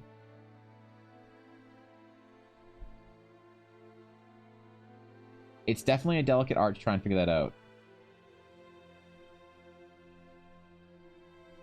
And also, I should clarify that because I'm like, death is always on the table, it's not like I'm killing my groups off left and right. The last time I killed off a player was then. And, you know, that was like years ago. The most recent maybe death that, like, the closest that anyone's been to death was in the last game I played with Dashto and Jackie. Whereby Dashto didn't heal up before combat with the boss, got brought down to unconscious, was rolling death saves, and no one had a healer's kit or anything they could do to heal him. And so he just rolled death saves, man. And almost died. And I gave them the opportunity on the ship to roll an insane, like, search check, basically, to find a healer's kit, and they did. And it's like, damn, we should probably carry potions or healer's kits or something with us. You know? Which was kind of funny. That was kind of a funny way that maybe they could have died. The place where Bard had fallen into a well of acid. Saw a chest, was like, let me continue. Okay. Yeah. I'll see if I know anything that my upbringing, past experience can help me with. That's interesting. I like that question. I really like that question. If you're like, is there anything that Jericho would know that Evan doesn't here? Because you're giving an opportunity for the DM to think like, oh yeah, man, like Jericho would know just that you can't grab the ogre dick and throw him off the cliff. It's not gonna happen, man. You're gonna try and grab it, and you know, it's just gonna come out and just come off, and you won't be able to get leverage. Evan doesn't know that, but Jericho would totally know that. Right? These are weird examples, I'll admit. A little bit strange. That's fine though, right?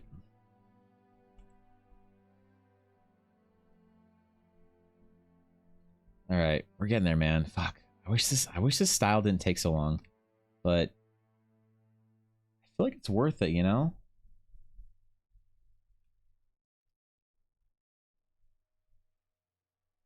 It's much more sketchy than even like Amelia or Ella or any of those characters have done before. I'm trying to be way more, like, build way more depth into it on portraits and get a lot closer. The only thing I'm like unsure about is when I open commissions up, how much I should charge for one of these portraits. Because it's like, I want to try, the whole point of me trying to open up portrait sketch commissions is that I have something that doesn't cost $500. You know, because lots of people want sketches or whatever, want to support me, but are like, hey, I don't really want to buy like a $700 painting. You know? So that's why I'm trying to find a way to do it faster, but I feel like I'm not going to. I guess I should just see how long it takes me with one of these off stream or whatever, you know? What's up, Sonia? Exactly, it's a collaborative effort, it requires a lot of communication. Yeah, true. I think those questions are awesome though. When you give the DM an opportunity to sort of like intervene a little bit with your character's knowledge. Like, you know what questions I love, Fishy, from a role-playing perspective, is when players go to a new town or whatever, and they're like, hey, so I'm from the Shattered Sea, what do I know about this place? You know? And what I'll usually do is I'll depending on the situation, I'll usually give them some, like, information for free, and then I'll be like, roll a whatever check, roll a history, roll a religion. And I'll give them more information pertaining to whatever role they chose, you know? I love when players ask me those questions, because it's like, there's like an investment from the player that I always appreciate. Especially when you're playing in a world that's like new to the players. Like, the players don't know anything about Eldara. But you know what's really comfy or cozy is when you're playing in a established world that you all know. Like Star Wars D&D games are super cozy for me because like if I play with Dashto and Ella, they both know exactly what the fuck's going on. They've both played Star Wars: The Old Republic. They both read all the novels. They both watched all the movies. They can quote fucking films, you know, by scene. They know all the lore. They know everything about the fucking Star Wars franchise and about the era of the Old Republic. That if I'm like, oh, you guys are going to Ossus, and they're like, oh, cool. While I'm at Ossus, do I have any friends at the library? And it's like, sure, why not? And I don't have to like describe what's there and hope that they like engage with it. They kind of like already know and are kind of already engaging with it, right? Oh, you did in 2 weeks, but the lip and hair looks amazing. Thanks, Venus. Thanks, bro. I spent a lot of time, Venus. I spent a lot of time grinding.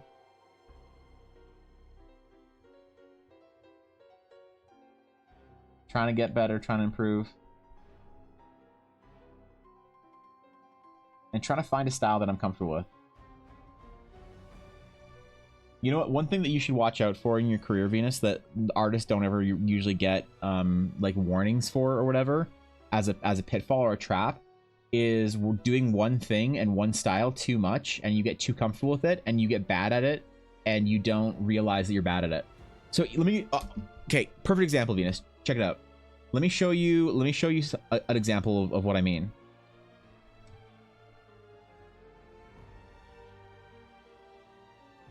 So I have been failing recently, Venus, at drawing gold as a color. Okay, perfect. So now this is a little bit faster. So you have to kind of consider that these sketches are much faster than the one that I'm going to show you. But like, you look at the gold on these pieces and you're like, okay, like whatever. I did a bunch of studies on gold and realized that my natural color selections, that I like, my natural like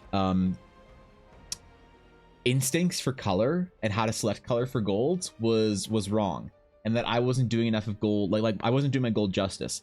So what I did is I did a bunch of gold studies, and I went back then and we did a magic item and I redid the gold on it with different colors. And so in this one I was putting a lot of reds and other kind of colors into it, and I felt way better and way more confident in painting gold. And obviously this took me longer than the Friday sketch, so you have to like kind of imagine a little bit and like kind of understand that the Friday sketch is going to be shittier because it's faster. But the whole point is that I let myself get too comfortable painting gold. And this is pretty quick too, though. This is not like full painting level. It still has line work and shit in it. But there was like that comfort level was like I was flailing and suffering, you know. And we don't notice it often until it's like too late, and we're like, oh fuck, I can't paint this, I can't draw this anymore, I don't know how to do this or that. And so just always be aware of when you're comfortable with something and it feels not right, that going back and doing your fundamental sketches and studies on it, it's not like, unfortunately, this is like demoralizing for a lot of artists to hear, but I don't care, because I care about you as an artist, Venus. I don't care about your feelings as an artist. That makes sense. So but a lot of artists hate to hear this, and it's demoralizing to them. Just because you learn how to draw something once doesn't mean you're good forever.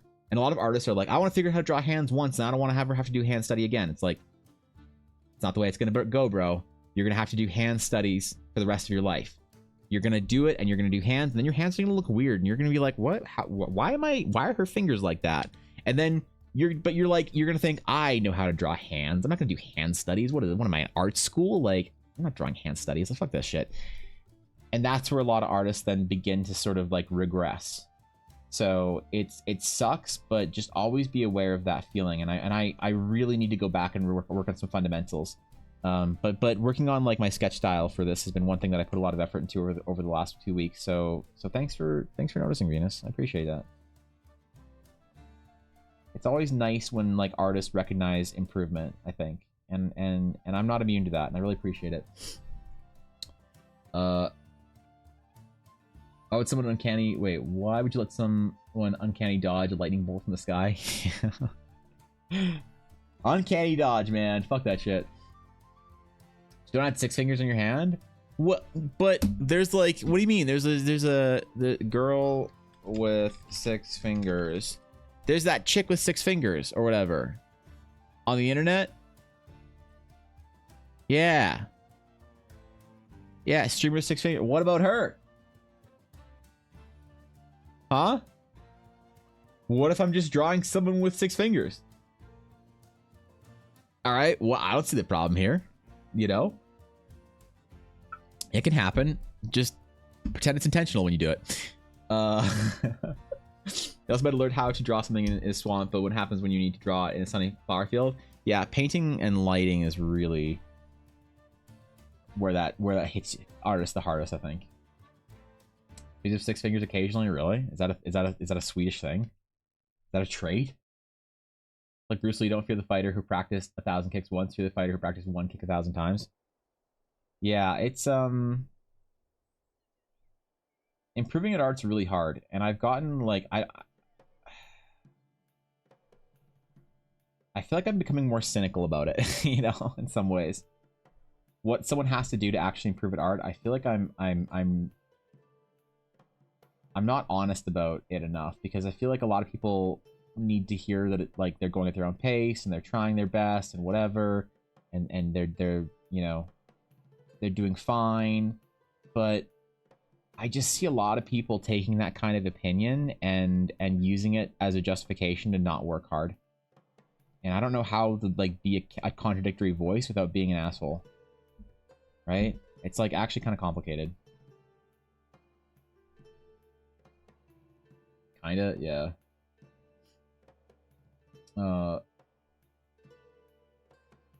Make you break your progress. Yeah, that's what I was trying to say, Venus. I just don't know how long to work on these sketches for, you know?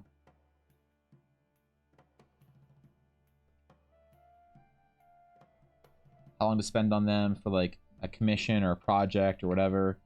Do I paint them out? Do I, you know? Do I use washes and try and, you know, make things faster like that?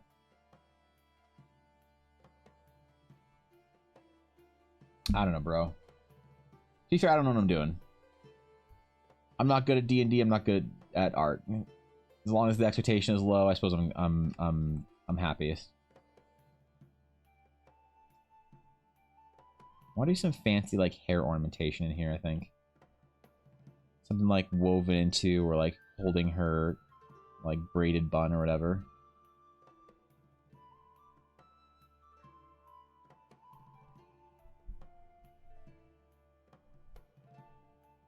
I want to kill our undersketch at some point in time here.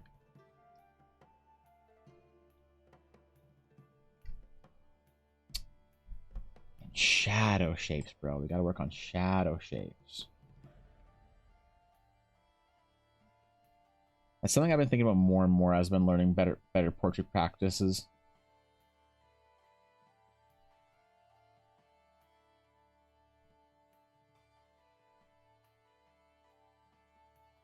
Is like using line work more as a painting technique.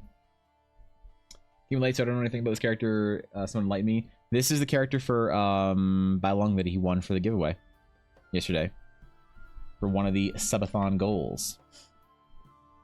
You get better handle and color. Also, the dive into battle. These look so different on different screens. Yeah, that's dude. Okay. Color adjusting Venus based on your screen is a pain. There's like this expensive tool that you can get from Adobe that you put on your screen to like do color adjustments. That is like a necessary tool for basically all digital artists, especially if they want to use print. That almost nobody like chooses to own. You can borrow them from friends as well to like do your color profiles and correcting and all that for your monitor. But monitors will look way different. Phones naturally warm things up and saturate the colors because they want you to see photos on your phone and think it looks so bright and vibrant. And so like Samsung or Apple will naturally always keep the screen more bright, more vibrant, more whatever. And it's not really true to color. And then your screens, if I move my Photoshop canvas onto my three different monitors, it'll look like three completely different things, right? Because the monitor over on my left is darker and like slightly dimmer and slightly warmer because it's easier to read text and stuff on this monitor and has a bit of the sort of like light filtering. On my main monitor, it's super bright and super saturated because I play games on there, so I want things to look very cinematic and beautiful. And then on my Cintiq, it looks correct. So if I look at, so right now on my Cintiq versus my monitor, it is my canvas, this background canvas texture on my monitor and on stream looks a whole lot more orange than it does to me. It looks way more pale for me than it does on this screen. It looks very like complementary to the orange in my overlay, top and bottom. But on my screen, it's very dull. If that makes sense. Very desaturated. So like I guess the only people who really get full, like who know what a properly colored piece of mine looks like are people who buy prints. That's one of the reasons why I do prints myself and why I spend so much money on like a printer and all those tools, so that I could do prints myself. I could control the paper, I could control the color. So when somebody buys a print from me, that is what the true color of the piece is.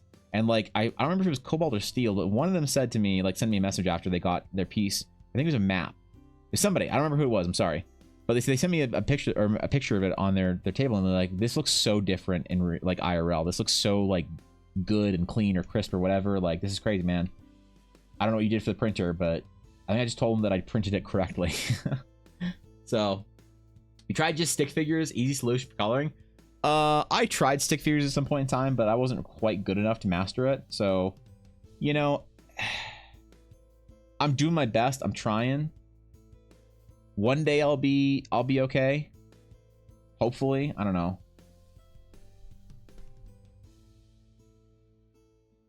But I'm not quite that good yet. Soon though. Soon, Dave. I gotta believe, right?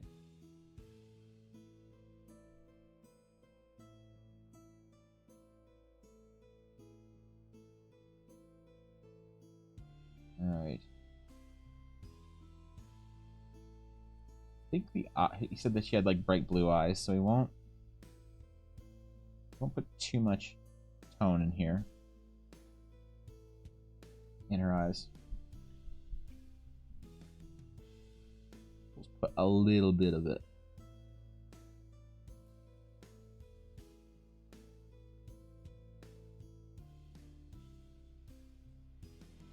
Eyes are hard, man.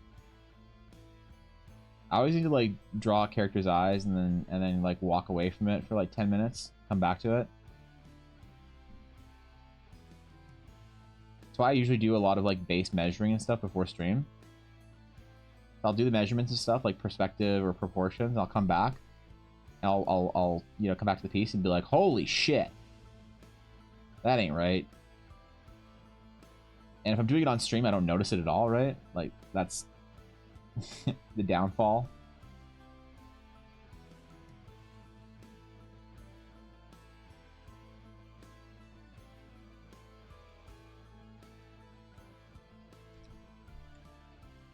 Whatever. Art's hard.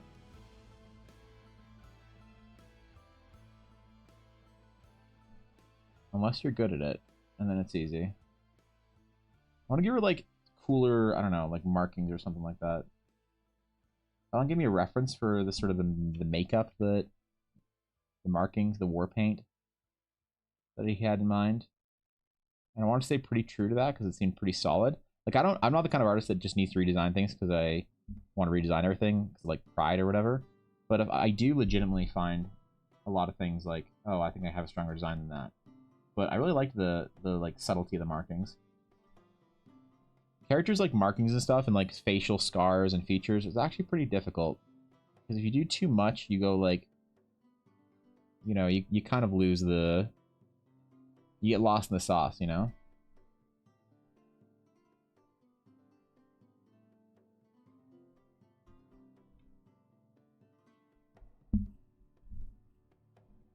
And you don't want to get lost in the sauce, man. God tier, good for trying there, buddy. Thanks, man. Appreciate the support, bro. I need a lot of encouragement. Artists are very emotional creatures, and if we don't have constant positive reinforcement and encouragement from those around us, we just crumble.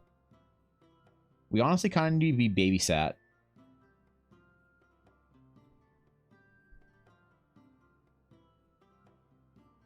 Like, name one artist that you know. Show me an artist that isn't starved for approval and attention, and I will show you an AI art bot.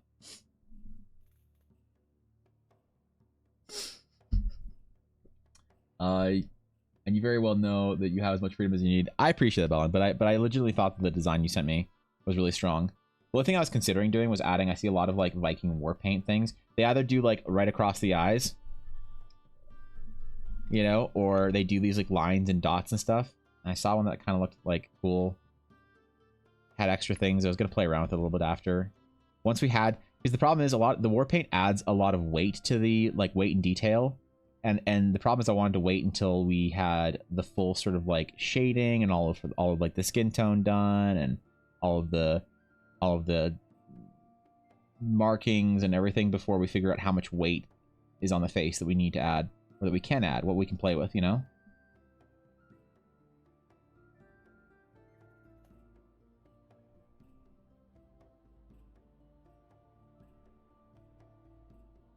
Can't always envision it in the moment, so I like to sort of do the design as we're going as well.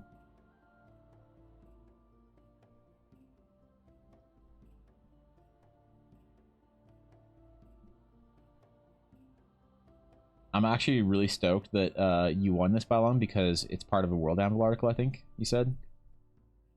And like that's always really cool for me when I'm like actually just so happy when I see my art used for people's World Anvil articles. And like lore that you can go look up. It's like really cool to see like it feels very like it's like it does a great honor to the artwork when there's like lore and stuff next to it. Does that make sense? Alan Becker, best stick figure animator, probably won't do much for actual color, but stick figures, yeah, that's what you need. Only for 2 minutes because 2 cats were brawling it out. My dog wanted to tag in. The fuck? Everybody's fighting? That's probably fine. My dog tried to fight me this morning. She wanted to plays.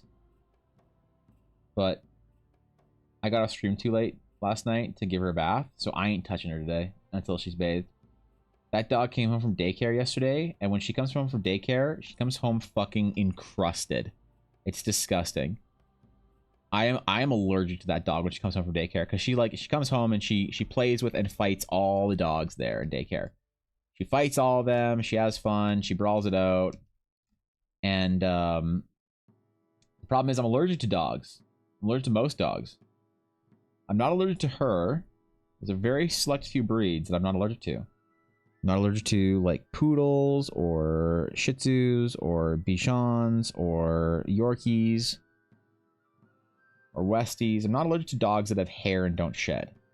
But I'm very allergic to shedding dogs. And so she gets put in with everybody, right? When she goes to daycare. So she comes home and she's been like, she has had her head in the mouth of like a husky or something for like 5 hours. Just fighting it. I can't touch her or else I'll have an allergic reaction. We talk about weight and design. What do you think of an artist like Mike Picasso, whose pieces have a lot going on? Mika Picasso. Let's see. Mika Picasso. I'm really bad with artist names. I'm not the kind of person that can like sort of quote artists. Oh, I mean, yeah. This is like the really graphic. Yeah. I know this artist. This is like when I think of there's like one piece specifically. I like it. I mean, like, look, this is a really intuitive. This is a really intuitive way to sort of like manage color set theory and set like. So if you're wondering why it doesn't look discordant and why it like all works, it's because when artists do stuff like this, and a lot of anime artists are really good at this, the like look at the art in Weathering with You. I think that's what it's called, right? Weathering with You, Weathering for You, Weathering with You. They do a lot of this kind of stuff where they use a lot of added colors to sort of imply things. Remember that when you're painting, it's not important to paint what you actually see. It's important to paint something that your brain then solves the equation for, right? So the brain is solving an equation here that makes sense. Well, how does it make sense, Evan? There's not blue and red and yellow in hair, right? Like what's with this shit? There's not this like neon gross yellow. But what happens though is that the light and weight of the yellow, your brain solves it in a certain way that makes it look just like highlights and shine. And you can do this with saturation. This is an exercise you do in color theory in college, actually, is you paint with full saturated colors because you have to learn how those colors in whatever saturation relay information to the brain. So a lot of it's experimental, and then a lot of it's self-referential. You see a lot of people ripping this artist off because maybe this artist figured it out, but maybe Mika also is ripping another artist off because Mika saw somebody do something similar and is ripping off what they just learned works. And maybe Mika has no idea about color theory, just knows it works. Somebody originally figured it out though, and people still figure it out. I don't know if it's like I don't know who are the ones figuring it out and who are the ones just copying, but it works because there's a deep understanding, or at least a deep use of color theory going on. Whereas if you have saturated colors together that don't sort of like have different weights, because like, check this out. Let me show you something cool.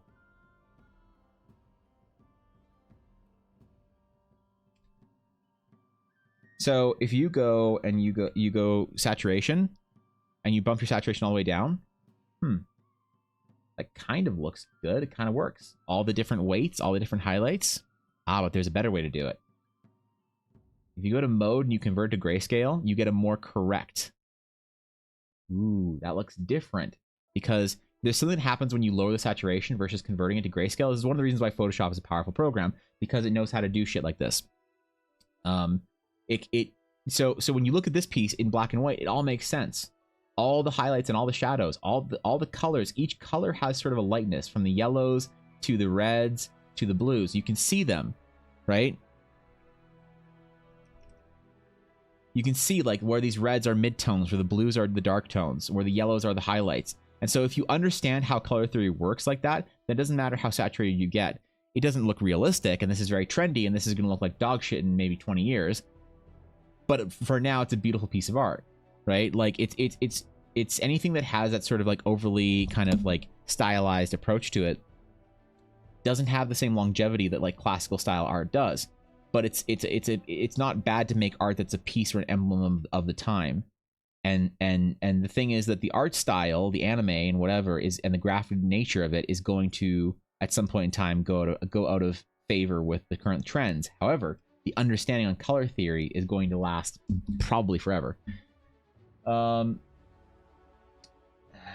did you just redeem a 10,000 channel points for an advertisement for Patreon? That really did actually mean to do the thing? Alright. Alright.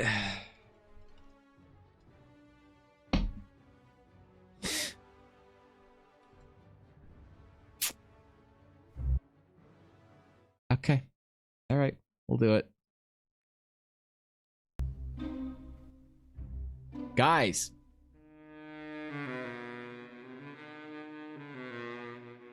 Garthan has redeemed 10,000 channel points.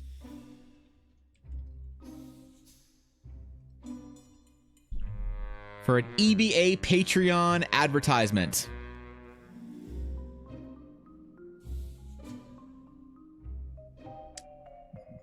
Are you wondering where you can get... Are you wondering where you can get high quality art from me? Prints sent to you every single month? Well, look no further than patreon.com, where you can claim any of the tier levels to receive handmade, hand-printed art. Oh shit, some are sold out. Sketches, prints, item cards, and stickers mailed every single month. Do you want to support your local artists in any other way than TPKing your party? Understand. You can go to patreon.com/EvanBlairArt today. And actually, Patreon's going to be having some changes pretty soon, including no longer offering it's large-scale sketches. So if you already have one, you're good, but if you don't have one yet, you're fucked. I mean, unless I close the tier for everybody. I probably won't, though. I'll probably let people who are already at these tiers stay there. And then... yeah. This takes a lot of time, man. Was that good? Does that satisfy your channel points, Garthan? Are we good now?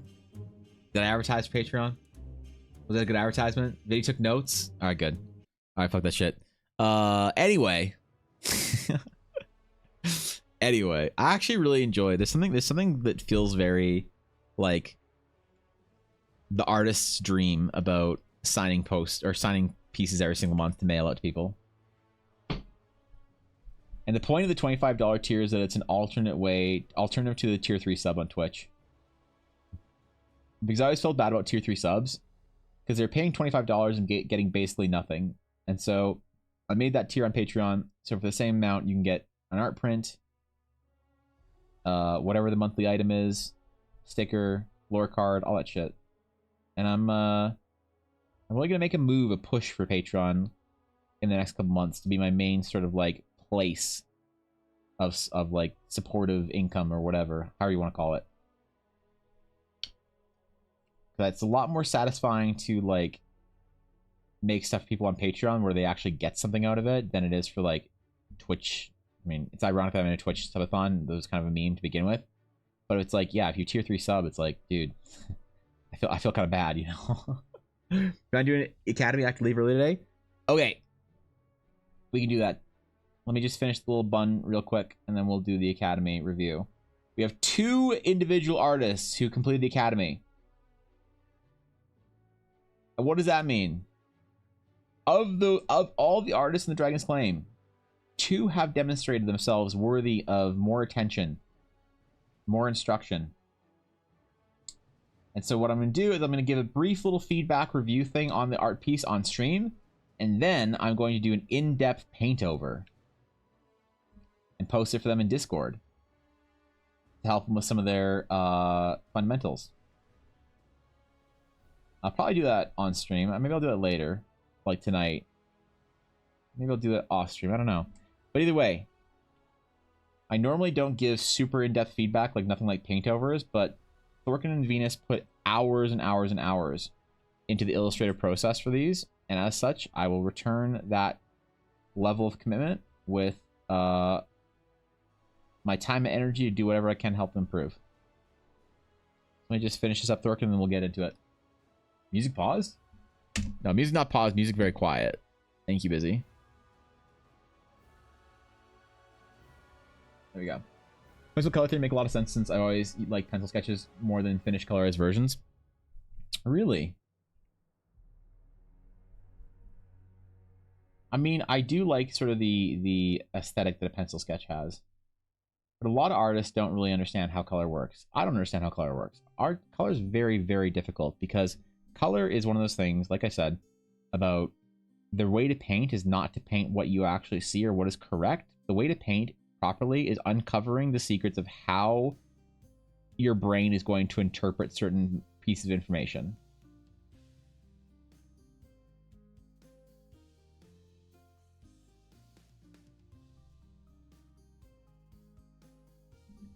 And that's the secret. That's the trick. Once you figure that out, you're a master painter.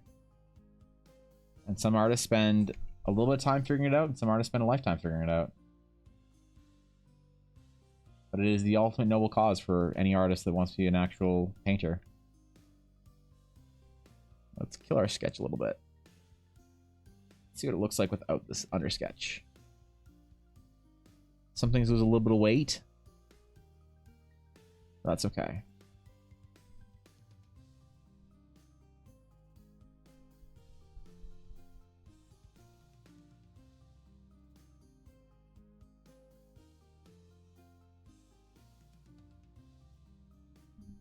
And then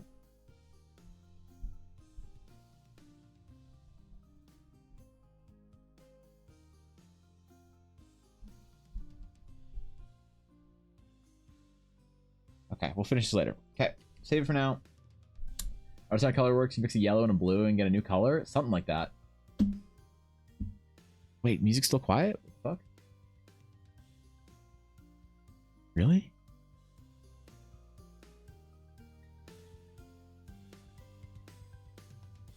Why did my sounds go so low? What the fuck? It's excited to see the in-depth analysis of the amazing pieces. Well, I'll go a little bit deep on stream right now, but I don't want to spend too much time because like it is a little bit weird. Like I'm gonna try and spend about an hour on each piece, but I don't want to spend 2 hours on stream because that's really, it's like there's a certain level of like useful information you can get from it unless you're the artist, and then at a certain point in time it's just kind of like bad stream content. So we'll cover the sort of the top of it and go over it very briefly, and then I'm going to do my in-depth paint overs and adjustments and all those things. All right, if you all didn't know, last month in the beginning of June I challenged a couple members, whoever was do you want to get pushed back? Ella's not quite ready. I heard her just get home, but she's just figuring stuff out, so she might be another half hour. I don't know. Oh, wait, it is a half hour past 11. Yeah, I don't know. All right. So I challenged the guild. I said, hey, y'all are casuals. So let's see what you got. Let's see who's serious. Because one thing that's really difficult for me as an artist is to give feedback on a piece that isn't really all you got. Okay? It's difficult for me to tell you, hey, you need to work on your perspective, when it's like, oh, it's just a quick sketch, Evan. Or, hey, you need to work on your color and lighting. Oh, well, you know, it's just I didn't really spend that much time on it. So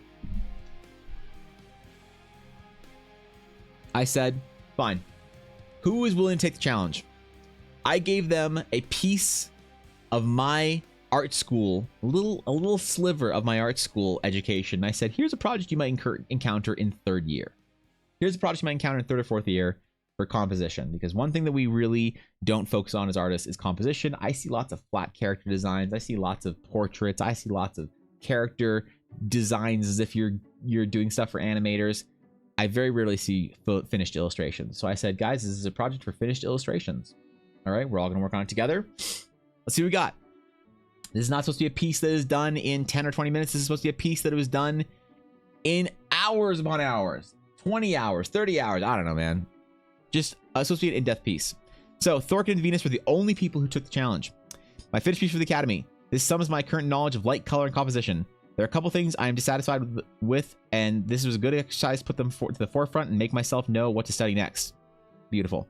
There's a couple of errant lines, but at this point, I have spent well over 60 hours on this piece and made the earthly mistake of having everything on the same layer, which made fixing stuff very, very hard. That is not a mistake.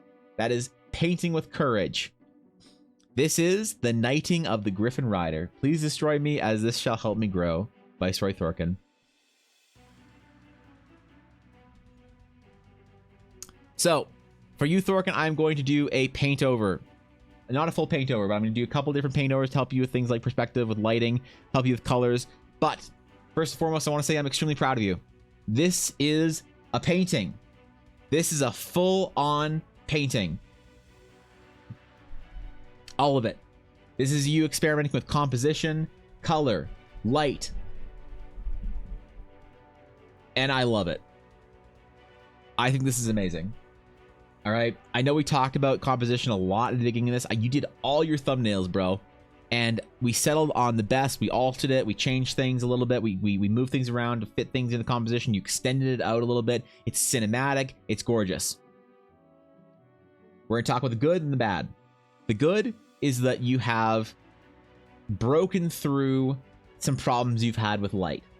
All right. You've shown a better understanding of how light sort of shapes and frames things. You've shown that you are using color more intuitively to represent that lighting, to sort of like allow things to fade and detail and nuance. You're doing that thing that I was talking about with your eyes, where you create a little bit of a little bit of a disparity in your colors, and it brings out a lot of detail in the overall piece. So what I mean by that is the nuance of the grays and the sort of the cool lights that you're using are masterfully creating sort of a texture of the building behind you, as opposed to needing to paint out all those details. So excellent work with that. The lighting, the way you've sort of like begun to analyze edge lights and highlights, the way your lighting is reflecting, I notice you're doing that kind of shit, is awesome. Things that you can work on now. Directional things. We are having a lack of confidence in shadow shapes, and I see you trying to do that with things like the feathers. I think that the best thing you could do to sort of begin to understand shadow shapes in organic forms is to study the form itself.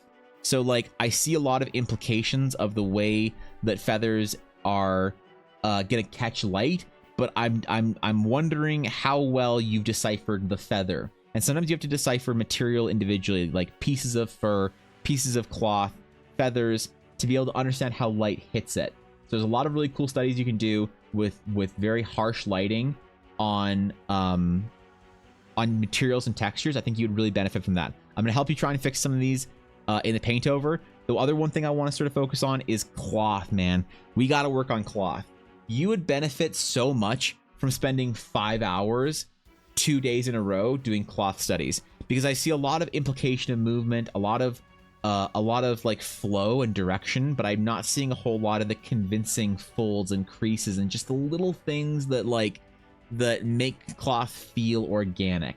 It's something that I like to call cloth anatomy, and your cloth anatomy is a little bit lacking, and that's not a bad thing because you've painted it out really well. You understand so much about the flow of it, the movement of it, the usefulness of it, that if you hit that like clothing and that cloth anatomy section of it, bro, this would actually light on fire. All right. I really like what you're doing with a lot of your colors, as far as like showing light passing through like the ears and things like that, light reflecting off of like the beaks.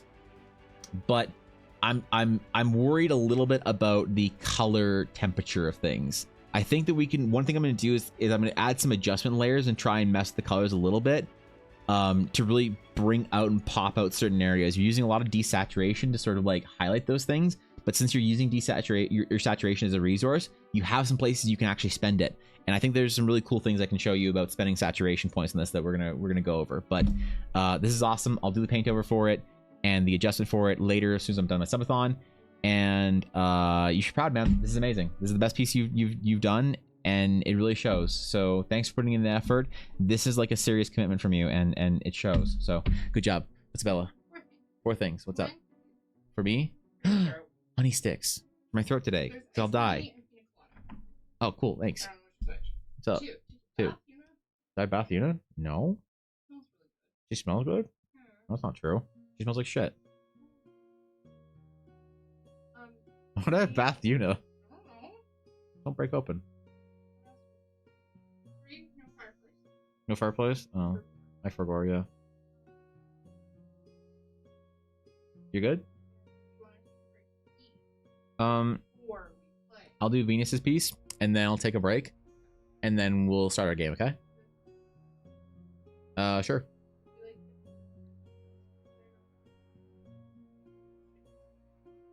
Fancy bread's fine. You got it. Sure. Okay. Thank you. All right. Cool. Excellent work, Thorgan. Venus. Also, we got to listen to the music that you had composed for it. Venus. So you spent a lot of time on this. Your composition is showing a lot of progress. I'm also seeing a lot of cool things you're doing with texture. You're doing texture brushes. I want to talk about the composition first, because that was like the most important thing that I think you were working on. It's really hard to paint things in perspective. Okay. And I know that you've been struggling to sort of get that depth and figure out how to negotiate it. And I want to tell you that you've made a massive improvement on this. You're using your saturation as a resource really intelligently here. You're pushing back the city and using not too dark, not too light, using a lot of those midtones to really set the whole stage of this and create a lot of that direction and movement. This feels really, really good to look at for that perspective. So good job for that. One thing that you've been doing really well is beginning to introduce texture into your pieces. And remember what I said about art is the best thing you can learn to do is figure out what the eye sees and not what is actually there. And that requires experimentation. So we were talking about this bit on stream yesterday when we were looking at like Wallop's art and looking at the original stuff and looking at his new stuff and how it sort of transitions, and how one of the best things you can do is paint with a lot of confidence and bravery, even if you know it's gonna be wrong, even if you're gonna screw it up. You'll still use a texture, you'll still use your full opacity, you know, pencil or pen tool or whatever texture you're going for your brush. And this is awesome because of it. Okay, there are obvious, like, I'm not going to tell you that like all the textures make sense or whatever, but it, like, there are certain things that happen like in the wings around here, these textures, what's happening on some of the highlights that like just they look really good. And I see like a direction you're going in, that if you keep going in this direction and keep experimenting this stuff, you will achieve that oil look that you're going for way faster than a lot of people think, or a lot of people think that it's going to take them. So let me show you an example of what I mean as far as progression, in case you missed it yesterday. Thank you for the follow, Dryad T. I appreciate that. Thank you, dude. Welcome in. So for progression of using here's what you get when you use bold colors, bold brushes. You get this kind of work. You turn into Ghostblade issue 1. Okay, this is what we talked about yesterday. You turn to Ghostblade issue 1. So you look at all these textures. The textures are off. There's a lot of like mistakes as far as like he doesn't quite understand at this stage how his like brush textures are supposed to work. He doesn't quite understand how his pen or pencil textures and his round brush textures are supposed to work. But like there's bold single color shapes in here. All right, and then softness and whatnot to balance out some certain things like skin tone. And what happens is it evolves into the confidence to create pieces like this. Right? When you think of his art now, you think of these super bold, like look at how messy and gross this painted streetlight is. But it's not important that it doesn't look right. It's important that your eye solves it. So the eye is solving the streetlight, and the eye is solving the reflections. The eye is solving the color, the folds in the fabric, just like, oops. The eye is starting to solve some of the textures in the feathers. And so what's a good exercise to do sometimes, Venus, is paint really boldly in textures and squint your eyes a lot. And so when I squint my eyes, I see really good sort of textures happening here wherever you're using this like this kind of like 5-pointed brush that you're using. And so I love that you're doing this. Definitely maybe try experimenting a little bit with using a little bit of your soft brush just to even out some things like skin tones or where light's really gonna wrap around something. But I think that the direction you're going in is really fantastic. One thing that you could focus on right now is trying to figure out your saturation is obviously a resource that you're using really effectively. There are certain things that if you want to push it, like if you want to push the skin tones on the figure away from the background, either different colors, so like you could add more like green into this, like you could saturate this just a little bit more. And so I know that you know, I keep telling you to use saturation as a resource, but when you go back into it, don't be afraid to experiment a bit and to like change the levels, to go into your Photoshop and Control L and, you know, adjust some of your colors or adjust some of your curves. And I'll when I do my paint over for you, I'll show you what some of that looks like. But excellent work. I'm impressed. Both of you did amazing compositions, and if we're grading these just on the compositional elements, I think you both did amazing jobs framing your figures, framing your scenes, using a lot of movement, a lot of directionality, and I'm proud, man. This is like this is what I wanted to see. I want to see full paintings. I want to see what you guys look like when you're flexing as hard as you can to do amazing painted work, and I can't wait to go through it and try and help you improve the specifics. So hopefully that helps as just a beginning cursory review, and after the subathon I'll post the versions of paintovers that I do for you guys. So good job. I'm proud of you. The guild's proud of you. You're awesome. I was one of the only artists that I actually go out of my way to look at. Yeah, it's good shit, man. All right, that was our review. We're gonna play D&D now after I go for a quick break. I'm gonna go for a quick break. We'll do it later, Thorkin. We're gonna go for a quick break. I'm gonna go grab a sandwich downstairs, come back upstairs and do my stretches a little bit because I've been sitting for like fucking 4 hours or some shit. And then for the first time ever on this channel, on Electronic Blur Arts, I will play, as you guys have microtransacted, with 200 subs. I will play a one-on-one D&D game with Ella Blackwood herself, with maybe a couple of cameos. I don't know, man. I don't know what's gonna happen. So I'll be right back.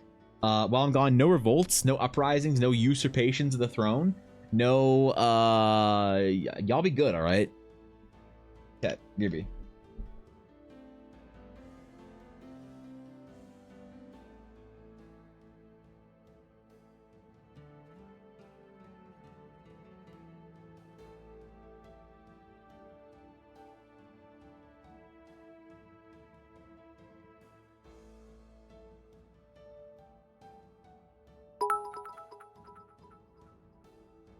He'll never see it coming.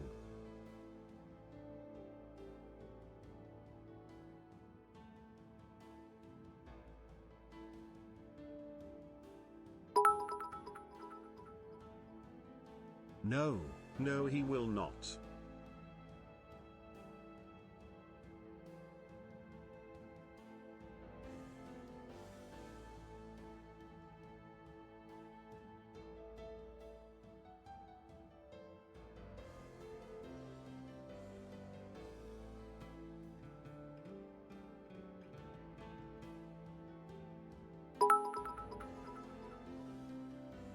Quick, get your TTS in, while he is gone Evan Heart.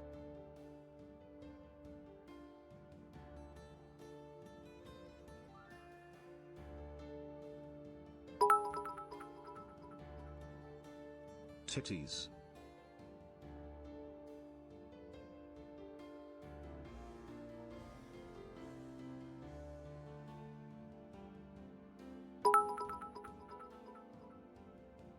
Where do bad rainbows go? They go to prison. It's a light sentence and gives them time to reflect.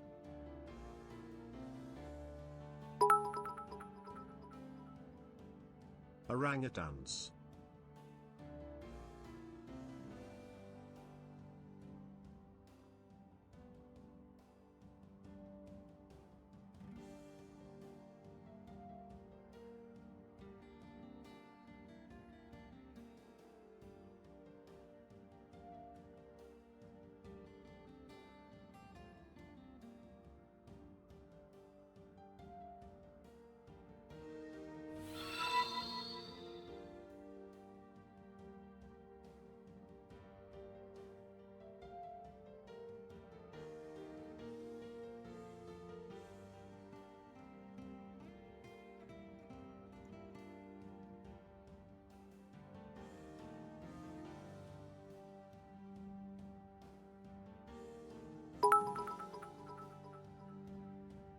Shout out to the people who ask what the opposite of in is.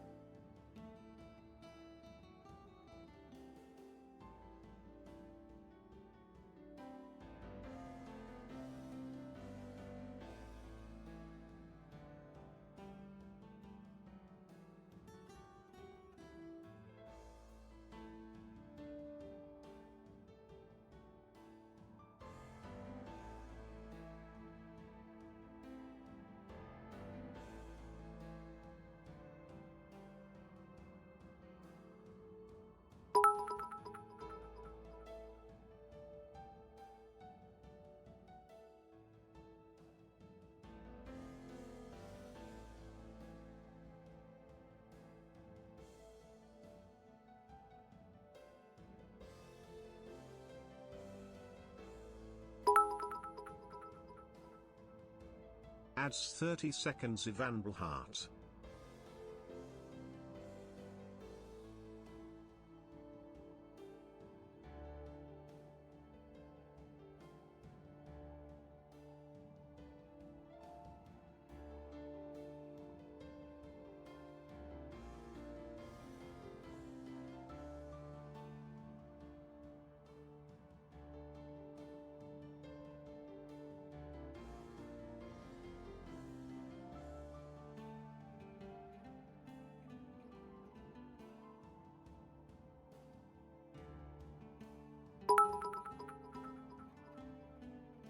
I lost my job at the bank on my very first day. A woman asked me to check her balance, so I pushed her over.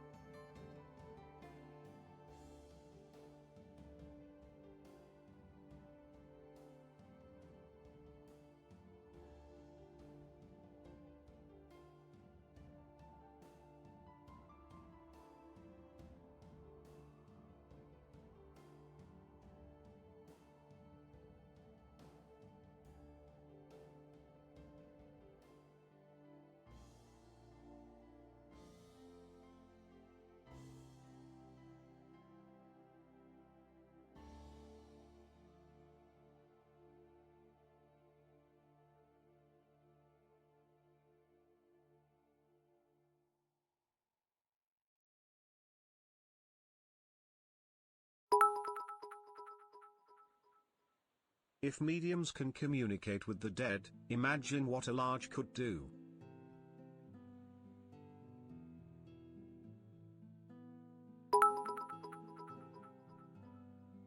I suffer from kleptomania, but when it gets really bad I take something for it.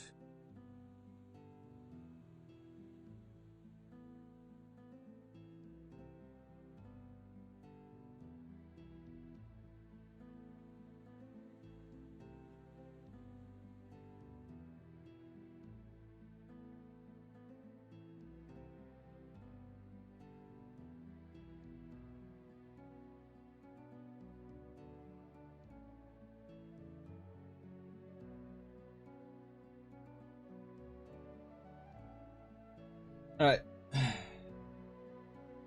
All right. No revolts, right? Insurrections, uprisings. Right? Everyone was good? Everyone, wait, what the fuck? Quick chat, pretend nothing happened. What the fuck? What did I miss? Wait, what'd I miss? The fuck? I tried to make a belt out of watches, but they couldn't even hold my pants up. It was a huge waste of time.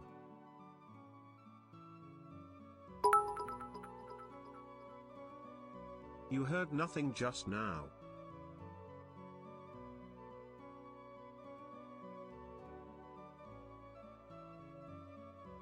I mean, I wish I heard nothing. 6 minutes? What the fuck? How much TGS did you do? I'm so confused. Element me a sandwich. Fuck yeah. Evan, I forgot to submit my art for a review. Can I send it to you on Discord? I worked really hard on it. Haha, I said hard on. Oh yeah. You sent me, I'll review it. A 100% Dave. lumberjack walks in a forest. He starts cutting tree. Then he hears, "Wait, don't cut me down, I'm a talking tree." The lumberjack replies, I don't know. Lumberjack replies. What does he reply? I guess we'll never know. Who knows? "Then you can dialogue." God damn it.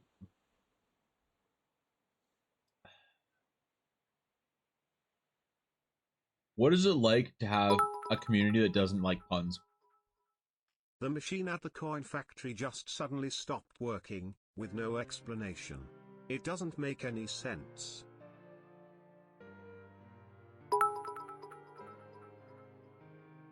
A player asked me how much damage they took. I told them to roll 3d6. Then to roll it again. And again. It soon dawned. They're rolling new character. Jesus, What's okay, the difference between a hippo and a Zippo? A hippo is I don't really know. heavy, and a Zippo is a little lighter.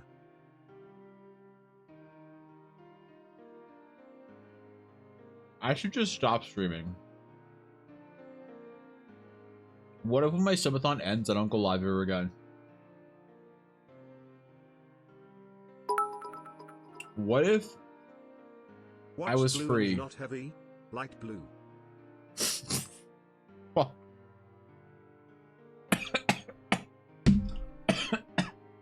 God damn it. What do you get when Fucking- you cross an elephant with a rhino? Ilafino.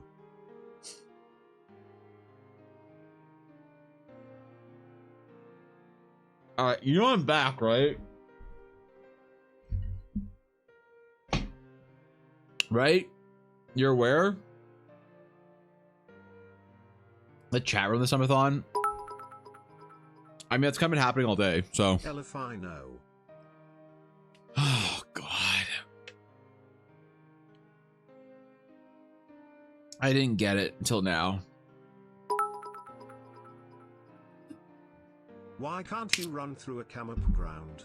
You can only run because it's past tense.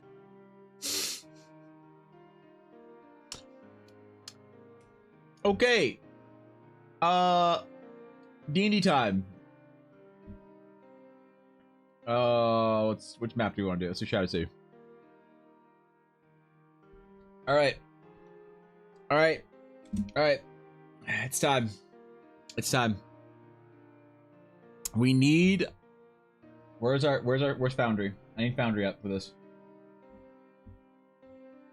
Take a break. It's time to go get long. Wait, the time to go gets longer. Yeah, I need to not take a break, man. I just need to be here the entire time. Yeah, shit. I forgot all this dumbass TTS is increasing the timer. God damn it, Dave. I sent you my art, Evan. Did you actually? I thought you were memeing. All right, hold up. We gotta do a review.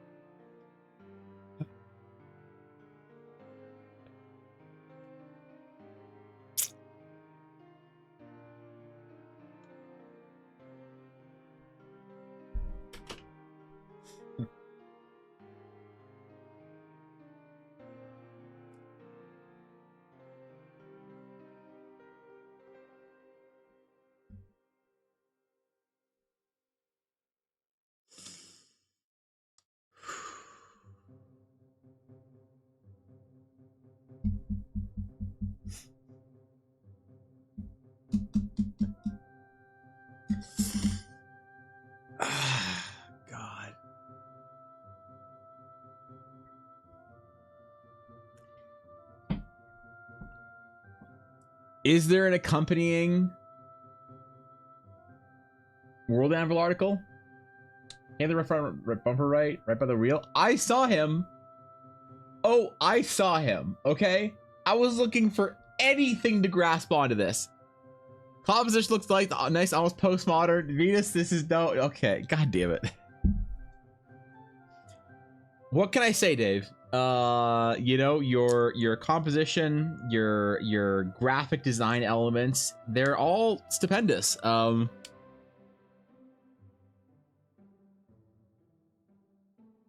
I don't know why I try.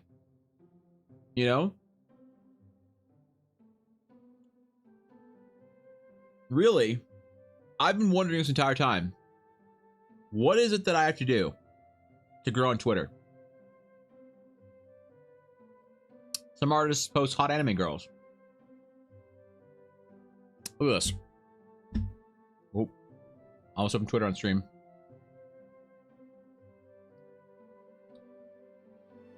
Five likes. Disgusting. This is where real growth happens. All right. Now let me just suggest that we tweet this at whatever the show is. Let me just quickly Google search it on stream right now. You fucking piece of shit. Okay, all right. Thank you, Dave. Thank you for your addition to the Eldar Academy Debo art. I would recommend. I recommend you work on the fundamentals of taste. That's what I would. Hashtag farts are fun. We're not using any hashtags. All right. Okay. Okay. All right. All right. I'm officially muting alerts so we can start D&D. God damn it. Okay. Announce my official retirement as a professional artist. What are you retiring from? Like Evan to shine. Okay. All right. Thank you. Thank you. Maybe one day. Look, one day. I think, Dave, what you should do is, you should be the one just to indulge our mutual friend, twitch.tv/Mendari. She's always asking me for free art. I think you should go to Staples and you should get that printed out on 24x36. I think you should roll it into a poster tube, sign it first, and send it off to her, because she's trying to get free art from one of us. So, you know.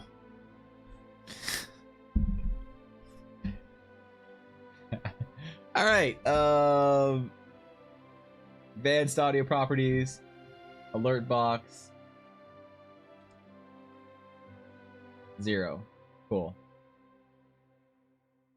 All right, alerts should be off. Okay, my friends, we have a very special event here. The very first ever EBA Dungeons and Dragons 1v1 EBD?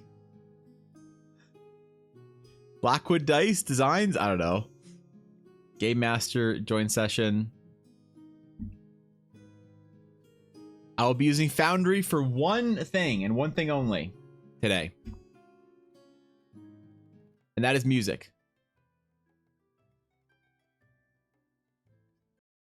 We have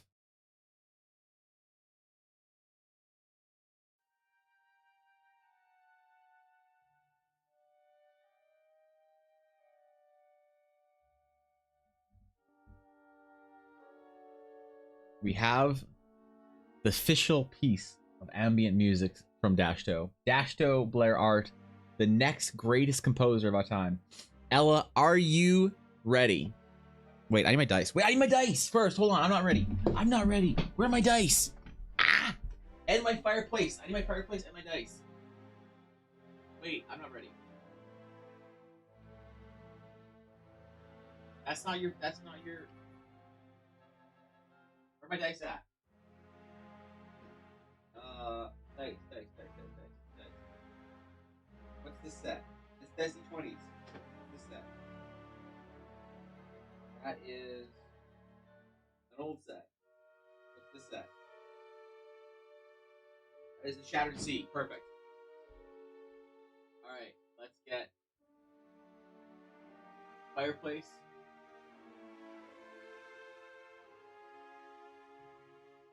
Cozy. All right. All right. Are we cozy? Are we cozy yet?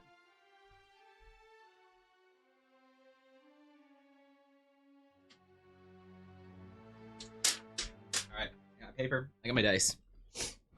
You're ready? Why'd you put ready in quotes? Trevor's gonna use the original Blackwood dice. Do people do like dice? You know when girls do like makeup videos? You know, like they're like, today I'll be using my like Shu Uemura mascara, and they like hold up all their different like products. You know, or like you see those videos on like Andrew Tate Twitter where they're like, today I'm smoking a Ricardo 1947 Cubana cigar, whatever, and drinking a Basil Hayden 12-year bourbon. You know, people like really care about that kind of shit. Should I be doing that with my dice? Like today I'm using my Shattered Sea Ella Blackwood dice. Multi-contrast variable metallic color cloud motif designs with liquid sparkle glitter islands and rose gold flake. Or some shit. Is that... See them in action to boost engagement and sales? Really? A lot of adjectives? That is, man. That's... Alright. Okay, I have my Blackwood dice. Ooh. The Blackwood dice bag needs a little bit of help. Alright. Wait, where should I be? I think I should be here. I don't have a good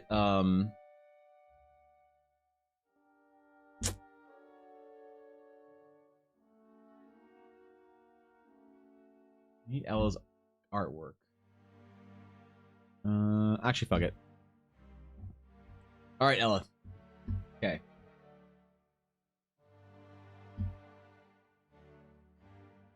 I'm getting on.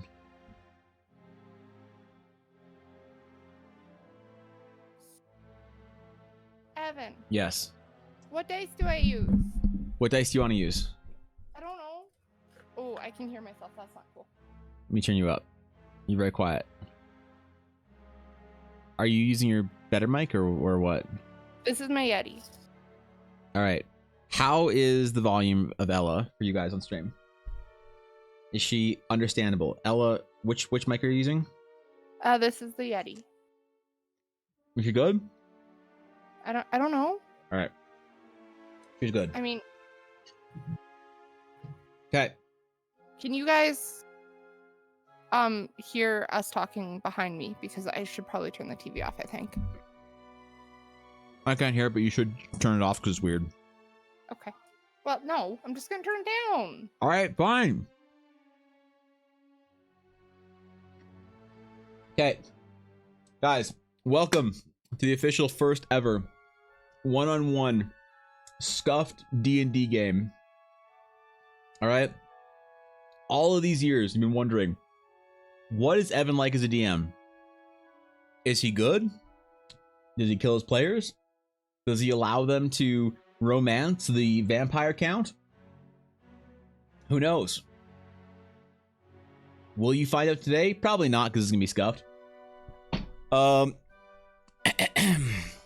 does Dave do this? How does he start off a game? It's probably some fake taxi shit. Ella. Hello. I welcome you to the first ever stream EBA game. You are currently the only player. How do you feel? That's terrifying. Terrified, but excited. I'm very excited. Good. Are you familiar with the Shattered Sea? I am actually. Okay. Then we start this game in the Shattered Sea. You are playing. All right. We're gonna go through this a little fast because we're doing a one shot today, so we don't have time. We got this. You are playing Ella Blackwood, right? As long as you don't kill me, yes. Which character do you want to play? I mean, I do want to play Ella. I always want to play Ella. Are you sure? They say you want to play Scarlet, but you don't have a character sheet for that, do you? Well, I do, but it's a wizard. No, I'm gonna play Ella because I have a character sheet. Got it. He said it. What did I say? I should probably get my character sheet, shouldn't I? You should get your character sheet. Also, I was thinking about this. Would you like a dice cam? Would I like a dice cam? Yeah, for my dice. No. Okay. Do I look like I have an overlay for this? No, but You want a I dice don't know. cam? Okay, chat wants a dice cam. Okay, hold up. Must remove peas from desk. All right. I have a snack. All right. Fine. Get your Oh, fucking and I dice need cam out. to, one sec. I need to plug my camera in. How much should I charge chat to not kill you off in the first 5 minutes? I don't know.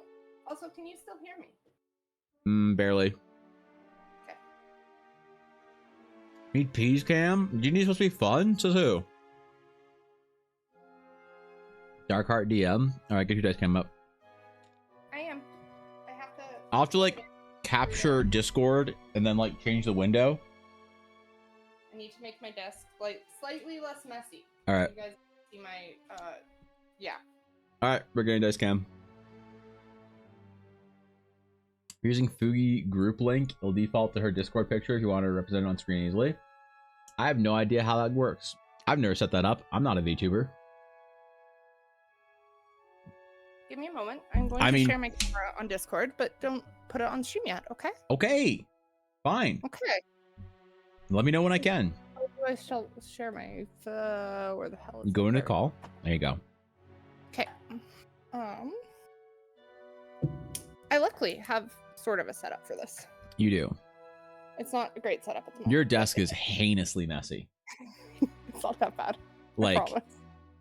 like this is an atrocity. It's fine, okay? You need to zoom that shit in. I know. You gotta lighten the way. You're supposed to be a minute. streamer. You're supposed to be a streamer.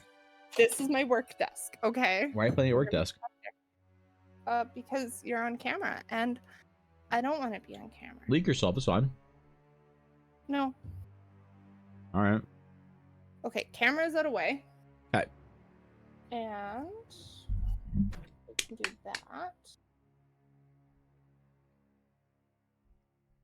So that it hides my shame. Mm-hmm. Ooh, hold Good. on. Hide your shame. I'm writing things. While you're doing that, I'm gonna get a picture of Ella on screen. Okay, beautiful. Ella. We're building the overlay right now as we go. What the fuck? My keyboard. Oh, my keyboard died. Oh, Uh-oh. what did I do? That was my fault. Ella. Hi. Why is my keyboard working? I don't know. You tell me. Why is the Bluetooth thing flashing? You broke it. What the fuck? Wait, actually, what the fuck? I don't have another keyboard. I don't know what to tell you. There we go. Also, are you expecting a delivery? No. Okay. Why would I expect a delivery? Who delivers I don't know. things to me? Amazon? I don't order shit. True. Is that okay? Is this better? That's better. That's your messy work Ignore my paint. I'm sorry. My thing is very messy. All right. We're gonna cut you Okay. out. We're gonna cut you out, and Oh, that light is too bright, isn't it? it's fine. Well, yeah, it is actually. Ah, I have the power. Except that cam needs to come down more. all right. We have majestic Ella Blackwood Hello. Ooh. here. Let me capture Discord real quick. Okay, one sec. Don't do it. Don't do it. I'm moving Capture my camera. Discord. You're moving I'm your camera. unhiding my shame. I'm sorry, guys. This is a bit of a disaster. It's fine. It's fine. Why won't it? Why won't it? Control T. What the fuck? Yuna, if you bark at me one more time, I swear to God, I will skin you. Stop sniffing my leg. Okay? Alright, fine. There you go. Alright, I'll place your camera. Let me capture the window for Discord. Do I just need to kill the light? Maybe. Why aren't you using your own dice? Why are you not using your own dice? Because I never get to use dice that aren't mine. But no one can see the numbers on those because those are terrible. I know, but they're pretty. If you can't see the numbers, there's no point, okay? Okay. Grab something that shows in the camera. But ASMR. Stop. Discord. There we go. Ooh.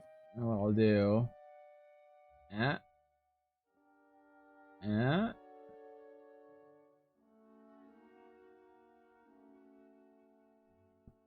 Alright. Alright, we have the official Blackwood dice cam. What does Critical Role say? They're like dice cam is sponsored by some shit. Do we like these dice? Those are Are fine. those dice readable? Your camera's not focusing, but How do I there you go. It adjust focused. camera It's fine. settings? It's fine. It Okay. focused. Okay. All right, cool.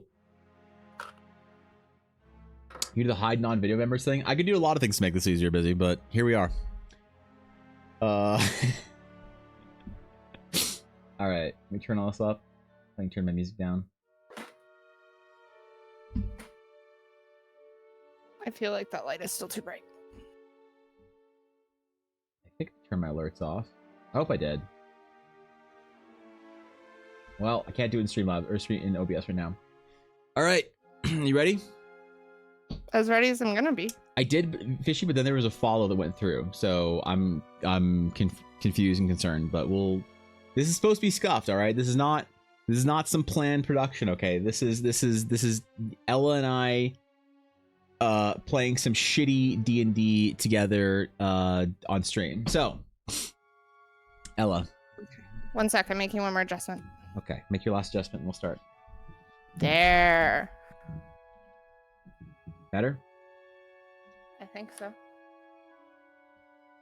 Okay. Not focusing anymore, but it's fine. We How do I begin make this it game. focus? Shut the fuck up. If I want your opinion, I would have asked you for it, alright? We begin this game in the Shattered Sea in Teleria. The world is currently at peace.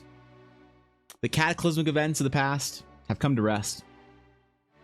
The battles raging on in the eastern continents are of no concern to the people in the west.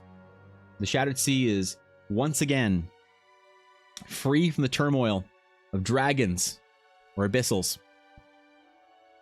However, recently there have been stirrings, signs and sightings of strange creatures in the whirling mist below.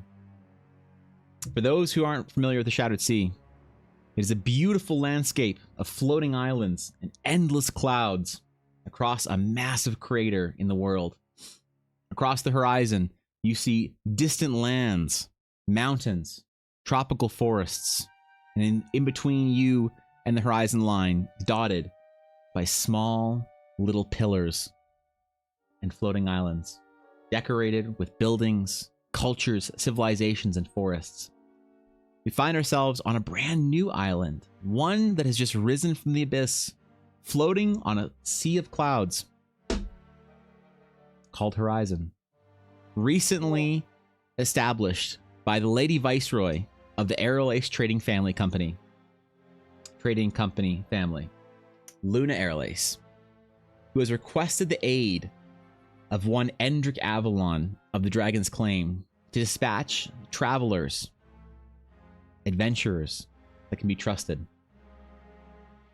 Now, for the sake of time here, because again, we only have like 4 hours, you find yourself on the other end of a conversation with Endrick where he asks you if you would please go help Luna out whatever it is she needs. He can only trust important allies to this mission, as he said that Luna's problems are his problems as far as he's concerned, because the Dragon's Claim is planning on opening a branch in Horizon.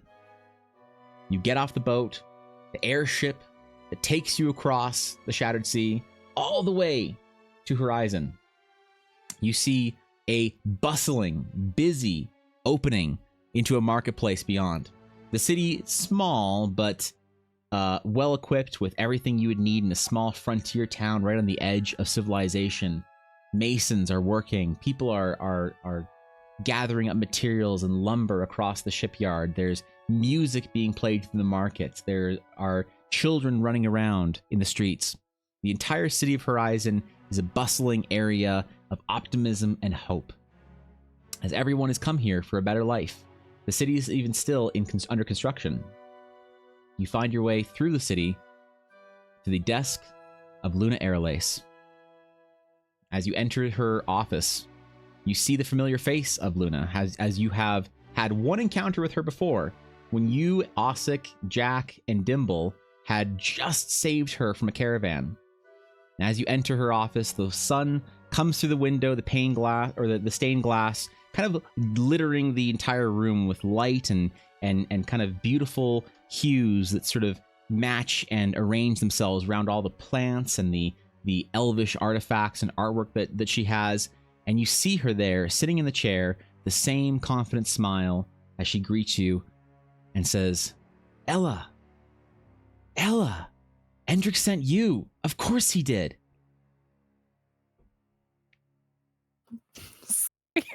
What? I'm good. You good? Yeah. I will curtsy as much as one can curtsy in armor. It's hard, but And yeah, say, you make it. You know. Wait. Greetings, Lady Luna. Wait. Yeah. Can you roll a curtsy check for me, please? Uh-huh. Mm-hmm. D20 charisma. That is a 16. Okay. Yeah, you don't. Camera shit, I'm sorry. Yeah, you don't fall over. So, carry on. Beautiful. That's all that matters in life. Mm-hmm. I don't say greetings, Lady Luna. He did send me. How? What's going on? She kind of smiles and, looks you up and down and says, "You didn't need to show up in. Well, I suppose I haven't ever seen you not in your armor. I mean, what else would I wear? Well, aren't you a noble?" I'm a noble, but I'm a paladin. She kind of gives you a bit of a defeated nod and says, "Well, I suppose. Ella, normally I'd like to invite you to lunch and tea and the whole thing, but I have a bit of a problem, and I need someone to help me out a little bit faster than I would like to go through the Adventurers Guilds. So, would you mind?" And she sort of motions to her chair. I would be honored. I'll take a seat. All right. She begins to sort of arrange, some her papers and her scrolls and logs on the table, and she kind of pushes things aside and reveals a map that you've seen before, a map of Horizon, actually. And she kind of places both her hands firmly on it and says, "Ella, are you?" And she kind of looks past you to make sure the door is closed. "Do you remember what you saw on the caravan trail? That thing that came out of the creature?" I do remember, unfortunately. "Yes.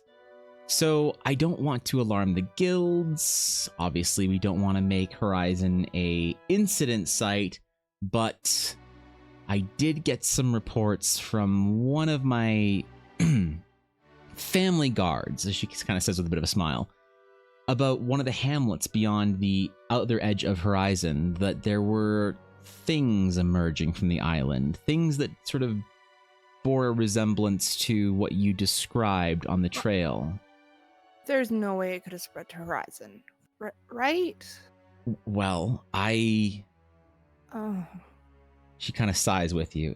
"Yes. I don't want to alarm the guilds. The last thing I want is for the Grand Crest Council to send a dispatch of official guards and the whole thing. You know how they like to do it with, 'Ooh, we're taking over your town,' and she kind of rolls her eyes."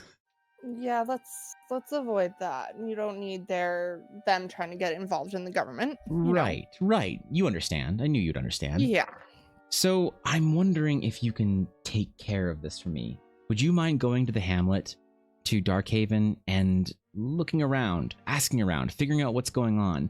They said they saw something abyssal, but it had that quality that you mentioned, the glowing eyes, the sort of chill to it.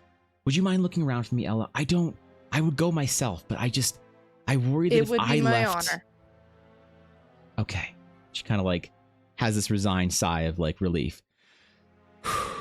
Obviously, I can't pay you officially, but I work something out with Endrick, and well, I'm hoping that as the Dragon's Claim expands to Horizon, that there are certain perks that I can offer you. Places in the city, certain adventures, priorities, things like that. So I would really appreciate the help now, and I'm sure I can make it worth your while later. If you can promise me some dwarven ale, we could very well be even. She kind of smiles and says, I can, well, you know Galen opened his bar here, right? That I do. So I think I can do that. Beautiful. All right. She kind of looks around like a little bit confused for a second, a little frazzled. Here. And she just like sort of pulls her map out from underneath and scrolls like her only map that she has, rolls it up and hands it to you.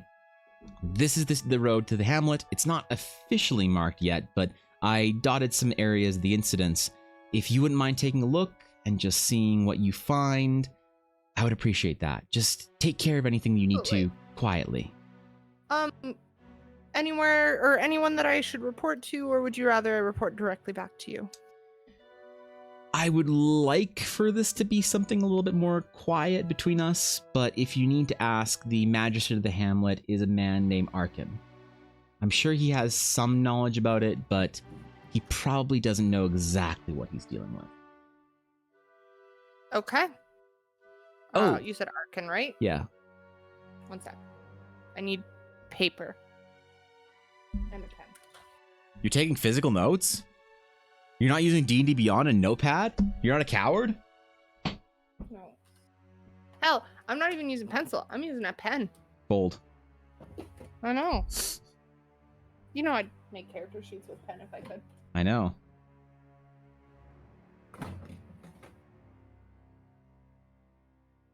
Okay, I have Christmas notepad. We're good. Perfect. Arkin. A-R-K-E-N? Yep.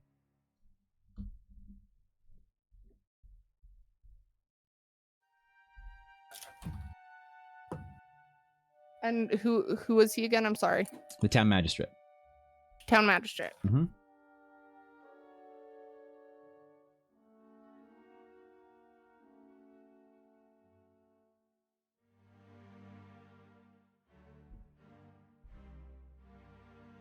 As you get up to leave, Luna's sort of collecting her papers and she seems not in her best like normal bright mood. She seems a little bit stressed. There's kind of sounds of flustered sighs coming from her as she's like trying to organize things. She's definitely a little bit stressed out as you're leaving.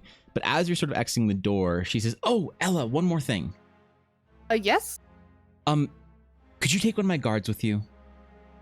Honestly, that would be preferred. That would be helpful to me as well. She kind of thinks for a second. She says, "Do you remember? Well, did you ever get a chance to work with Captain Older?" I have met him briefly, and it would be wonderful to work with him. Good. I think the captain's outside in the courtyard or maybe in the town square. Just find him on your way out of town. I will definitely track him down. She kind of like nods at you and you see her kind of force a bit of a smile. I mean, Luna's known for her bright smile and her sort of radiant happiness and overall demeanor, but it seems a little bit forced. She's definitely pretty bothered by this entire thing. I'll kind of call back and say, "Don't worry, we'll take care of it. You have people who've got your back." That kind of forced smile cracks a little bit into a bit of a genuine one as she gives you an affirming nod. All right.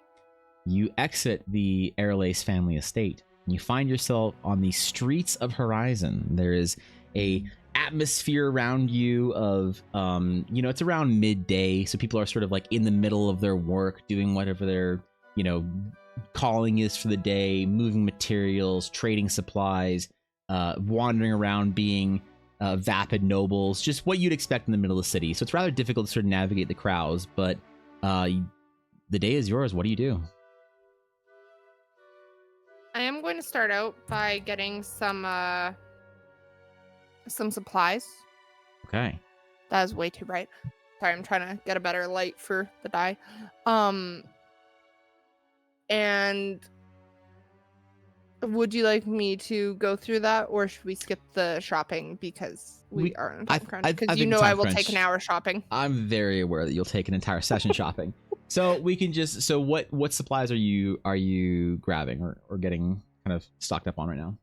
So I have my typical supplies already, like bedroll, all that. I want to make sure to get some ball bearings and rations and water. Those are kind of my priorities. Okay. Yeah, you can find all that at Floating Mountain. That's fine. Okay, perfect. Sure. You've been there before, so. Okay. All right. You supplied up, stocked up. You've done your purchasing for the day. I'm not going to worry about things like gold or whatever right now, because we'll just say that any small supplies like that, we'll just. I mean, if we're going based on what Ella has, I'm good. How much gold does Ella have? Let me find my character. Just curious, how much gold does Ella have? 51 gold, 13 platinum. Oh, okay. All right.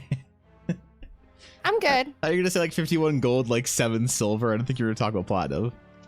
Oh, I have 24 silver. Fair. All right, you supply up. What is your next move? I'm going to go track down Captain Older. Okay. Okay, hold up. Is your voice okay for this? Yeah. Okay, cool. That's fine. Boars isn't an issue. Okay. Scholar, on the other hand, I don't think you're meeting Scholar today. All right. Yeah, for sure. It is busy out, so why don't you do it? One sec. What's up? Google thought I was talking to her. Oh, that's awkward. Yeah.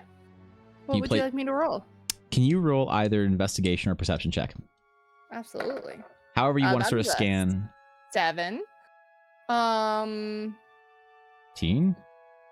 No. That looks like a 17 on this camera. It is definitely a 7. Oh, okay. It's a little bit off. You're seeing that. Okay. All right. You said perception and investigation. They are the same. So 8. All right. Yeah, so it's kind of hard to navigate through the crowd. You don't really, you're kind of looking around. You don't see a lot of the guards. I mean, you do see some of the town militia, but actually you feel a hand kind of slap you on the back of your shoulder a little bit. Kind of, not so hard that it would knock you off or stumble you, but just like a firm smack on the back of your armor. And as you turn around to see sort of who the assailant is, you kind of see the smiling grin of your old friend from the Stonemarkian Grand Military, Marshal Boris Older, just smiling at you. Boris, I will hug him. He kind of like lurches back with the hug and all right, kind of like gives you the uncomfortable pat on the shoulder, and then the not trying to be rude, but like kind of like the pull away as he's kind of trying to get a good look at you, and says, "Whoa, what are you doing here, ma'am?" As a matter of fact, I'm looking for you. Lady Luna has asked us to take care of some stuff. Is this? And he kind of like gets a little close. Is this about the abyssals? Yes, it is. Kind of has a deep nod and thinks about it for a second. When you see Boris, I mean, he has the same kind of features that you remember. The tall, sort of dark features, dark hair, kind of that wide sort of like wide, heavy jaw with the stubble on it. This is a man who has seen battles, who has seen been through wars. He's got some scars on his face. He wears the heavy Stonemarkian armor that you've seen him in last, except this time he has the Aerolace family tabard on, which has sort of the crest of the family, the pickaxe, the gold coins, kind of wrapped up in the crimson that sort of makes up the rest of their banner. And it kind of complements his armor well, actually. Like, you'd see that kind of shining silver chromed armor that's very, very polished and fits very tightly to his body, and has that very kind of like mobile kind of gothic plate look to it.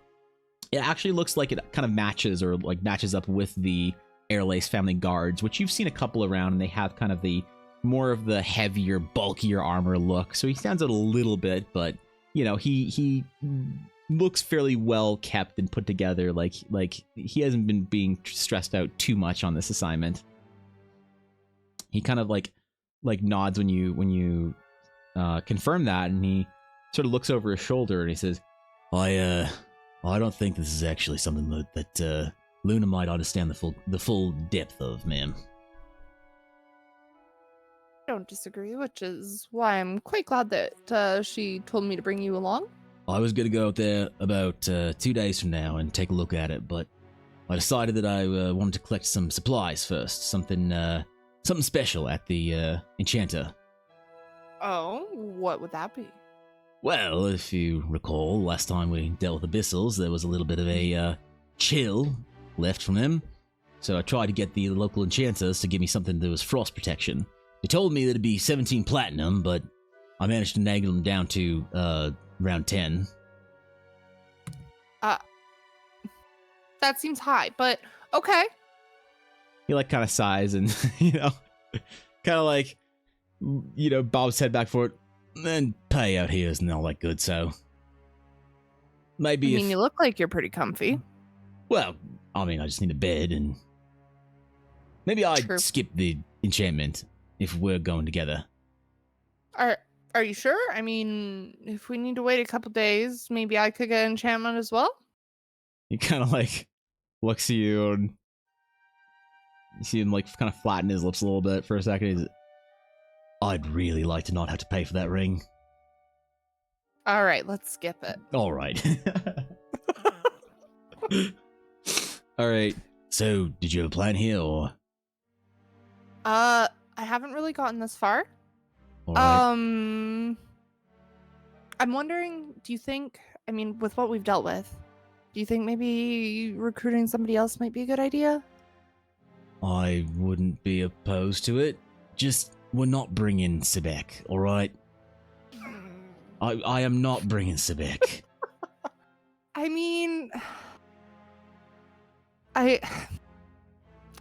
I feel like blowing up things up might be a bad idea in this case. She blew up her fingers, all right? I had to carry her to the healer to get all 4 of her fingers put back on. Her pinky was backwards. All right? We're not bringing her. This is too delicate. All right. Well, do you have anyone in mind? Probably want to find someone from the Adventures Guild. Someone all right, not connected to all this, kind of away from the guild, someone with plausible deniability. We don't care if they live or die, kind of thing. Hold up. Does it kind of get into it,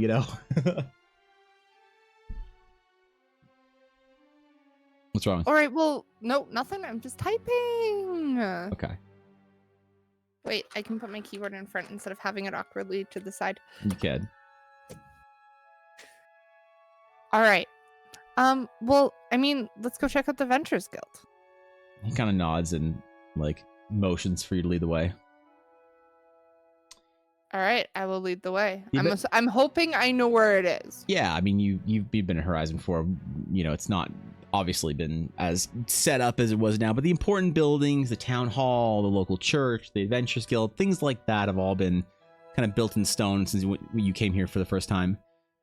The Adventures Guild is busy. It is a lot more busy than you remember it. There are all sorts of little groups of everything from kind of your run-of-the-mill adventurers wearing lots of gear and bags and backpacks and items, all the way down to younger groups of kids running out with their first quests. As Boris is walking behind you, you see the doors fly open as a group of probably 6, maybe 13-year-olds come running out as one of them is holding and waving around a pamphlet that's probably a quest to go kill some rats or something, but they're very excited. It's their first quest, and there are lots of groups sort of as the doors are kind of swinging back shut. You kind of catch a glance inside the Adventures Guild, and it is packed. It is packed. packed full. People are at the quest board. You kind of hear this like almost like cacophony of sound drifting out as soon as the doors close. It kind of, it kind of fades back into just the sound from the street. Boris kind of gives you a bit of a look and says, "It's a little bit busy." I'm gonna take a look around to see if I recognize any adventures I've seen in passing. In passing. Ooh. And can you check mod chat real quick? Because I see somebody, Evan. You're gonna recruit someone? Yeah, also you can see Discord on stream. Alright, yeah, I know. We're good. Okay. I'm recruiting. I'm aware. There's no other way to do this. Okay. Alright, you see from across the room a familiar face sitting dramatically in the corner, sort of nursing a tall stein of ale, kind of errantly staring out the window, considering dreams of I don't know, chasing bones or no, of adventure and wonder. You actually see a somewhat familiar face, the name we have for the dog folk, sitting there, beautifully framed in the light. A polearm user. Do you know her ahead of time? Do you guys know each other? Well, she's from the Dragon's Claim, so I sure do. Okay, then you recognize her tabard, and you see one of Endrick's favorite members of the Dragon's Claim. There, coincidentally or not, you see Runa, the Astral Knight. Excellent. I'll nudge Boris and say, she's part of the Dragon's Claim. Runa, have you met her? Man, but she looks like she'd fall over her left foot. Dressed like that? Maybe, but she is wonderful. Ma'am, she's hardly wearing any armor. That's fine. All right. So, okay, not I'll trust you. Everyone wears practical armor. I prefer practical armor, ma'am. I mean, I understand that, but All so right. do I, All and right, it's fine. If you trust it's her, fine. If you trust her, I'll trust trust you. her. Okay, fine, go get her. She'll keep the secret. We're supposed to keep this on the down low. Oh, the down low, We that's have right. to trust them. That's right. Can we trust her? Okay. Wait, we said we'd bring someone that we wouldn't feel bad if we had to kill him. No. What if she finds out too much and we have to slit her throat in the night? Can you do that? No, but we don't have to do that. Are you sure? Positive. All right. She works for Endrick. Endrick loves her. It's fine. Oh, We screw trust Endrick. her. What has Endrick ever done for any of us? That old man couldn't stand up straight with one of his socks on. All right? I'm gonna tell him you said that. You can tell him I said that. I will tell him you said All right. that. Just don't say anything to Alara, please.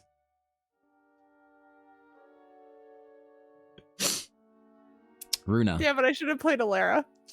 I will head over. Runa, you see a familiar face, a familiar guild tabard as you see the shining golden and silvered armor of Ella Blackwood, a paladin that you know in the Dragon's Claim. As she walks towards you, she almost radiates holy energy. Her hair glows light silver as it sort of flows in the wind, being kicked up by the door opening and shutting. Her tabard of the Dragon's Claim, of the Growlhammer, sort of flowing in front of her with her badge of the Dragon's Claim rested neatly on top of it. You could hear her footsteps, the armor clanging, the heavy plate with every single step she takes towards you. What do you do? So very obviously, she knows who this is and sees her, and they see each other. So like sitting up in her seat, kind of like putting her hands on the edge of the table. She's going, as radiant as always. Took you long enough to show up. I've been waiting for 3 hours. Have you been waiting? I didn't even know you were here. It was a last minute thing. I I heard you might need some help though. definitely need some help, but best not talk about it here. Also, Evan. Yes. Oh, you saw chat. Okay. Yeah, she's at 200% right now, so. I'll talk more into my mic. Is that better? I don't know, last chat, man. I am asking chat. Oh, okay. Is that better, You're chat? actually really quiet for me too. I'm gonna turn you up one sec. No, you're fine. Sorry. He's always a 200% for me. She got that like streamer audio. You know? I do. Yeah. It is apparently not better. Okay, hold on. I mean, I'm I can sorry. turn my input down as well, and then you can just turn Discord Yeah. volume up I overall. just turned up all my volume. I'm turning you down slightly. Oh, okay, that works. All right. All right. These don't show. If I say words now, am I better? It's louder for me, yeah. Well, can you turn it up in your app? Maybe? If you go into voice settings, I think it's better. I turned up like about is it better? like 15%. So Hold on. Yeah. Okay. Yeah, I'm boosted as much as I can be on yeah, my yeah. side. You're good. You're good. I think it is better. Nice. Okay. So, Runa, you also see flanking Ella. You see a very tall, imposing kind of looking fighter, very much of a soldier type feel. A man in his maybe mid 40s, late 40s, who has this sort of like stern face, not like overly mean looking, but just a seriousness to him following Ella, that he kind of like is staring you down a little bit, you know, giving you a bit of a cautious examination. And as your sort of eyes catch him, he kind of gives you a bit of a nod and says, "Ma'am." Can I tell what he thinks of me just right off the bat? Yeah, make an insight check. Oh, really good. 21. So he has, Ooh. he definitely is you get the sense that he's trying to figure you out, or figure out exactly like what there's something about him that he's trying to examine, like some part of you or some piece of you. Very much gives you the vibe that he's like trying to read you right now and trying to figure out, you know, he's not like, you don't get any sense of aggression or whatever from him. He's just paying very close attention to you, you know, almost to the point where when he like greets you, he kind of like forgets a little bit of formality or whatever, because he's just sort of, you know, trying to kind of stare almost not like awkwardly but intently at you right now. Okay. Definitely trying to read you. I don't think we've met before. I'm Runa. It would be a lot easier if you just asked whatever you're thinking. He kind of like looks at you, Ella, and says, "You sure about this, ma'am?" Yes, I'm sure. Runa, this is Boris. Boris is he's a cautious person. Well, I just Oh, we have that's to some matters require secrecy, right? He kind of gives you a little bit of smile, like he's kind of into it. Runa kind of like flips like a switch a little bit, and she's just like, oh, "A secret? Oh my god, what are you talking about?" Don't worry. Ma'am, I this can is keep a very important. secret. This is important guild business. He kind of like sees your motivation. He kind of like leans over and you, kind of like a dad sort of asking the kid, you know, if he's okay, can keep a secret. He's kind of like, "All right, we got a very important mission here, and the guilds in Grand Crest can't find out. The safety of all of Horizon depend on us. Can we count on you to keep a secret?" I've like flip it off like halfway through it, put a hand on his shoulder and go, "It's okay, I can keep a secret." All right. Like just like normal Right, adultness. Kind of like gets you can see a little bit of like redness in his cheeks, a little bit of embarrassment. Of course, Lady Blackwood trusts you, so I trust you. Marshal Borzolder, former Stonemark military. As he reaches out to shake your hand. A shake, a curtsy, and a little bit of a spin. She's just like, "It's lovely to meet you, Ella. This is gonna be so much fun." Well, I'll go get us a quest or something to make it look like we have a reason to go to town. What we don't want guild informants seeing us get out of town without a quest. This way, if we cover our tracks, then they'll think, "Oh, I bet they went to go do a quest. So I'll find something good. You figure out the plan, all right?" That's a really good idea to talk about in the middle of the really busy guild hall.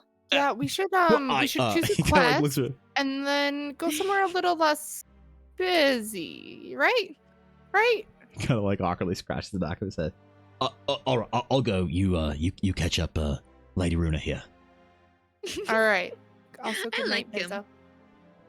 Paizo. He scurries off to the like quest bar to kind of like, you know, just join in with the crowd of people trying to find quests, leaving the two of you at this table in the corner, all alone. Okay. I'll kind of lean over and say, you remember the the kind of abyssal creatures in stonework? I was out on a mission when that happened, so I don't have the details because I haven't really been able to go back home and really be filled in on it. Evan, would you like to give everyone a kind of TLDR about the abyssals? Future DM. Recently, across the lands of the Eastern Kingdoms and the West, rumors have been gathering about creatures crawling from the abyss. Creatures unlike the normal abyssal monstrosities one would expect to find their way from the deeps. These creatures have a strange aura to them, a cold presence, a chill, and even rumors of abyssal creatures that take the form of humanoids. No creature has ever been thought to have possessed any more intelligence than the feral nature required to devour flesh and to consume the living. However, stories have made it to your ears through rumors of abyssal creatures that can retain some of their presence, that can retain some of their intellect, and even carry conversations. One such story involves a farmer that found an abyssal well, went to go purge it with flame and vigor, as you usually do when you find an abyssal well on your property, but emerging from it was a man clad in dark materials with abyssal features, horns that grew from the side of his face and contorted, features that stretched his jaw out. His skin seemed wet and clammy and thin. You could see the material of muscle work underneath his features. And supposedly, he even spoke to the farmer. Okay, so Runa would already know that, or is she getting filled in on those details? Probably have heard rumors at the very least. Okay. So I assume that means this story time is true. I have a feeling it's also quite concerning that it's showing up on horizon. You'd think an isolated island in the middle of, the sky ocean would be a little safer. True, but it's not like the abyss really has to deal with the sky ocean. Can it just kind of pop up wherever? Unless that's something that Runa would obviously know that that's not normal. No, you wouldn't. Okay. You'd think the abyss that comes from ground or under the world wouldn't so much be here unless it's summoned. And if it's summoned, I think that means that, somebody's here. That's fair. I guess I always just thought of them more as portals that just happen to be placed on the ground because the ground is common. That is a good point. I mean, it could be wrong. I don't actually know anything about the abyss, really. I feel like I don't. Evan, can I do a knowledge as to how the abyss normally shows up? Yeah, do you want to do a history or a religion? I'm going to do religion because I'm a paladin. Go for it. I haven't trained. My pal. I rolled that off camera. A 16. Yeah. What's your So modifier? plus 4, so 20. Okay, yeah, I mean, the abyss is, that it carries sort of a different... Wait, what are you specifically wondering about? How it could get here, where it's coming from in general. Does it just sort of appear randomly, or does it have to be summoned? Yeah, so the way that the abyss works, as far as your knowledge, the magics of it, the sort of the dark abyssal, you try and know a lot about the light and the dark, being a paladin, and just in passing you've read a lot about the abyss, and it usually seems to need to have some kind of physical connection with wherever the abyss is crawling from. There are pockets of them in the ground. You do know they tend to slumber for a long time, so you'll have instances of just a farmer or a miner digging into a hole, and you get this cavity or this cavern of slumbering abyss that they wake up inadvertently. But they don't really use portals typically. Usually they crawl physically from somewhere, so it'd be really, really strange for them to be showing up on a floating island in the middle of the Shattered Sea. Okay. You share this with me. I do share that with you. Okay. Oh, okay. So it's more of a physical thing, less of a magical. Yeah. Did you hear the one about the man? The one one who's- about what? The man, the one that is supposedly spoke. Yeah, I did. So I'm concerned. I think I'll pull out. I will very, very cautiously and try and keep it hidden. Pull out the map that Luna gave As me. you're like starting to unroll it, Runa's just gonna put her hand over your hand, like, I have a room here if you'd like to head by that once our ally gets back. That sounds like a great plan. I will tuck that map away until Boris returns. All right. So what's his story? He's very fun to play with. He's very serious. Oh, very clearly. But he's very serious with a teddy bear heart. He is one of the sweetest men I've ever met. He is amazing. He's kind of like a dad. He seems like he has a kind heart. Am I missing something? No. Sorta. Please tell me. Bors was a character from one of our Star Wars games that went Bors- on for several years. Bors is one of my And he's one of my favorites. Oh. He's one of my Eternal characters. I have a few Eternal characters that find their way into any D&D game if they need to. And they sort of have the same kind of like Sorry. archetype to them. So like old Galen is like always this like bar owner or whatever. Mhm. And Bors is like a military dude that's always like very upstanding and whatever. And so Ella met him in this world at some point in time as a military captain, and so Okay, cool. yeah, He it's is one of my like the favorite. military dad. He's fun to play with. All right, it's about this time that, you kind of hear the heavy footsteps. Like, Boris stands a good, almost 7 feet tall. He kind of towers over, fuck. The entire crowd. So you see him meandering his way back through the crowd as he comes back over, to the table you guys are at. He has, like, these little tiny quest pamphlets that are typically the kinds that you would give to like teenagers or like for baby's first quest kind of thing. He's like, all right, he like looks really excited and he's like, all right, I found 2 great quests. One is to take out a farmer's crop infestation with rats, and the other one is to take out a potential well, wait, what was this? Magpies. Maybe not that one. We go with Can rats. I tell if there's anybody like looking at, like, been watching us or Boris specifically? Do a perception Because that check. seems like something that would raise Sure. like an eyebrow. Yeah, do a perception check. Okay. 15. Kind of scan the room and kind of look past him a little bit, and you do see some glances of like, who is that guy kind of thing. He definitely does attract a lot of attention, especially considering he has an Aerolace family tabard on, like he's one of Luna's guards.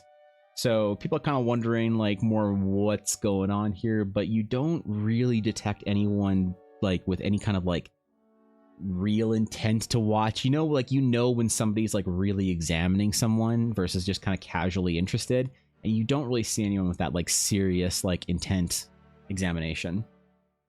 Okay. I guess that then everyone will be like, great, this is wonderful. This will be a great way for us to help those new adventurers figure out if this is what they really want to do and get their foot in the door. Oh, wait, are these new quests?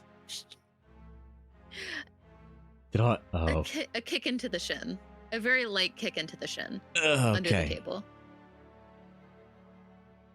Say, have a room I here. think you're right. We should. Yeah. Oh, Sorry. Go ahead. Oh, No, you go. No, you go. I do have a room here if you'd like to rest. I do have some things that I'd like to grab before we head out to go take them on their first expedition. Does that sound okay with you guys? Sounds like a great plan. good idea. We'll pack up supplies and head out. Yes. I don't know. Does the Adventurer Guild like also double as a tavern or anything, or is that a different place? Is Yuna on your fucking desk? Yes. Maybe. Why is the dog on the desk? Because she's Her- a little She's baby. hanging out. She's getting scratches, and she had to sniff the dice. Throw the dog across the room, please. No, But- she's a baby. Okay. Baby. All right. Ella, what's your will defense? My will defense? Yep.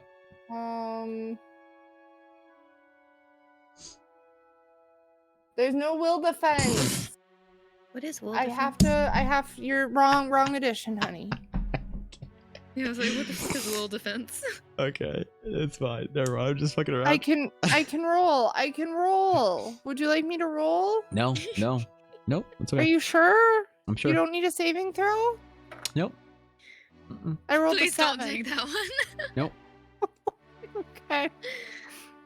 All right. So two of you head up to the I mean it's Adventurers Guild, it's an inn, it's mostly reserved for adventurers and people that kind of like, it's not as quite nice as like maybe one of the other inns that are more for like traveling dignitaries and luxuries. It's very much like a quaint kind of little adventurer's hovel, but yeah, you have your own private inn or your room in the inn.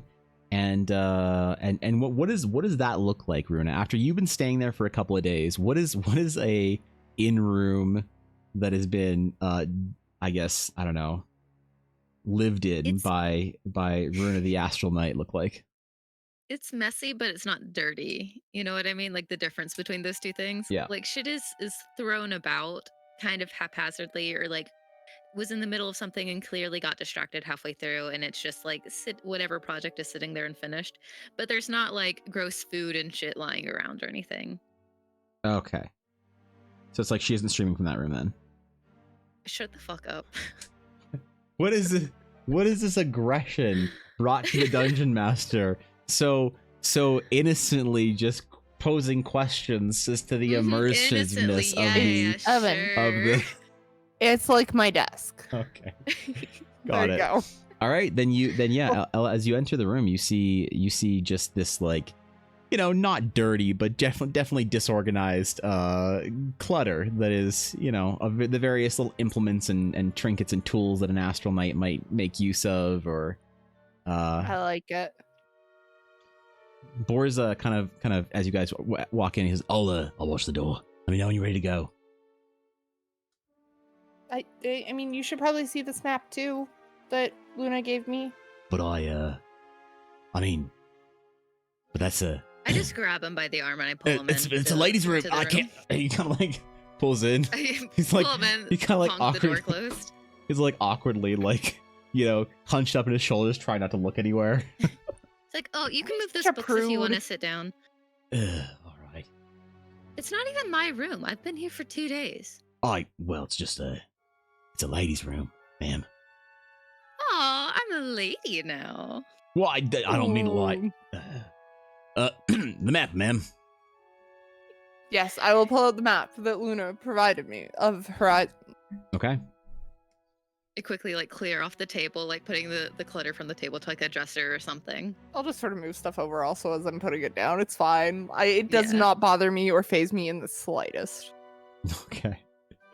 All right, so the map, it's a standard map of Horizon. Nothing really about the actual maps make is interesting, but you do see sort of like black ink blots sort of dripped onto the map in certain areas around the small hamlet of Darkhaven. Are those intentional? I believe those are where we should be looking. What's the town called, Evan? Darkhaven. Darkhaven? Yeah.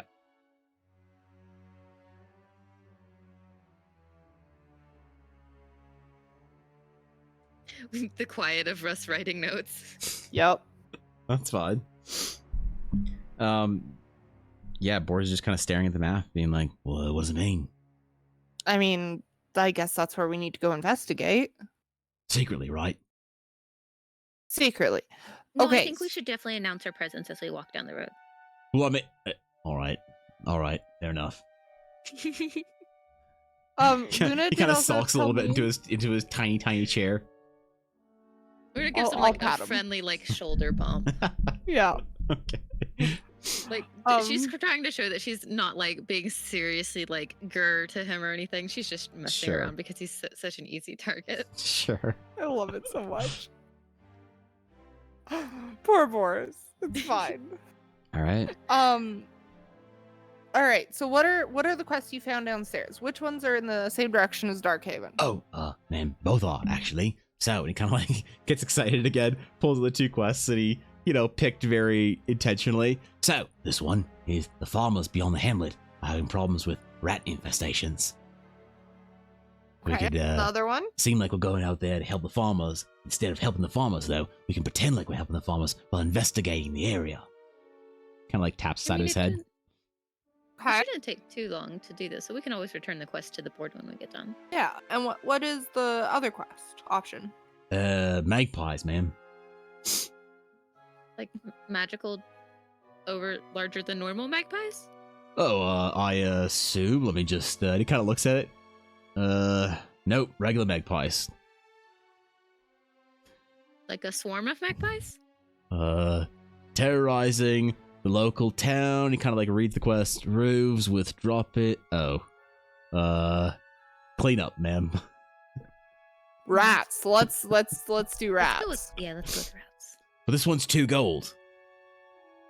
The rats? You could always do that on the way back if you need the money. Well, I might then. Sounds Boris? good. Boris, I'll give you 2 gold not to clean up after the magpies. Well,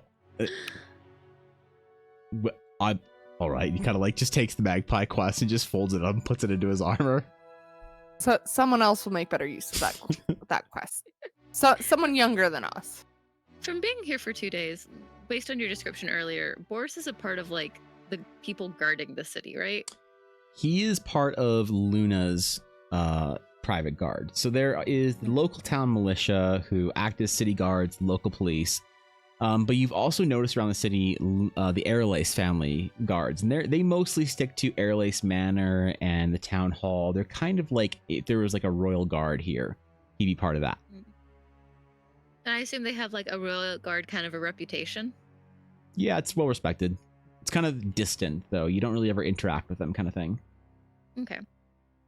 I don't think it would look too great if the royal guard starts looking like they've abandoned their post to go do random charity work. Oh, I mean, fair enough. Yeah, that is also a very good point. So, should we set out tonight, or make it away in the secrecy of night, or wait till tomorrow morning? It's about a 2-hour walk down there to the hamlet. What's What probably time is easier it? to blend in? Oh, sorry, go ahead. Oh, nope. Oh, No, I'm I was just just wondering saying- what time it is. Midday, early afternoon. I mean, how many people really leave the town in the middle of the night? Good point. But we're trying to be secret. True, but the best way is to blend in and go unnoticed. Oh, I'd say going like middays, like now, seems fine. Was there 'Cause anything that then you guys other needed people be- before we leave? I got rations and everything. I'm all good. I'm gonna assume that Runa just already has everything that she should have for this because she was informed about what this is beforehand. Probably, yeah. Any kind of venturing gear you have, your bag's probably packed. Yeah. Yeah, I feel like that's a fair assumption to make. That's fine. Yeah, seems good. I mean, we could have a 2-hour shopping montage if we really want to, though. So what we could do is we could do a 2-hour shopping montage, and that could burn subathon time because like I got 15 hours, man. Evan, Like Evan. yes, dear. I'll do a 5-hour shopping montage if you want. Oh, I know you will. You'll talk to every vendor. You'll get to know every single Yeah. every it's single fun. NPC. You'll try and get a deal on spices So from weren't you Kelhet. talking? But Evan, earlier you were talking about how you put the same level of detail and dedication into all of your NPCs that a player puts into their character, right? So wouldn't you love to show off that level of work? Absolutely. I have pages for all of these losers. Infinite backstories, pages, articles written, artwork. Holy shit. And nobody ever remembers their name. They're like, "Oh, what was your space merchant's name?" I'm like, it was you don't care, do you? No, we don't care, Evan. God damn it.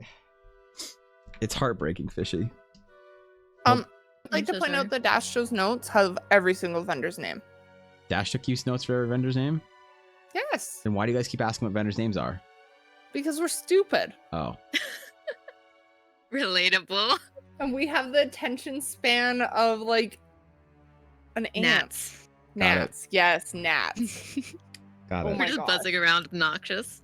Got it. Yes. Alright. God damn it. Okay, fine. Okay, I need like 30 seconds. You can keep talking. I just really need water because I didn't get water before we Why started. didn't you get water? And I'm having regret because I'm dumb. Go get water I then. literally just Go get explained I'm water. stupid.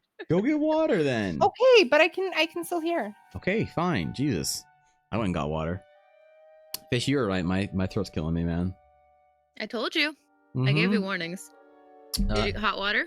No, Ella got me honey sticks though at the farmer's market. You need hot water. I mean, dude, it's so hot out right now. Says the person wearing gloves and not drawing. Oh, that's a good point. That's a good point. I'm not drawing right now. I don't need my gloves on. Nope.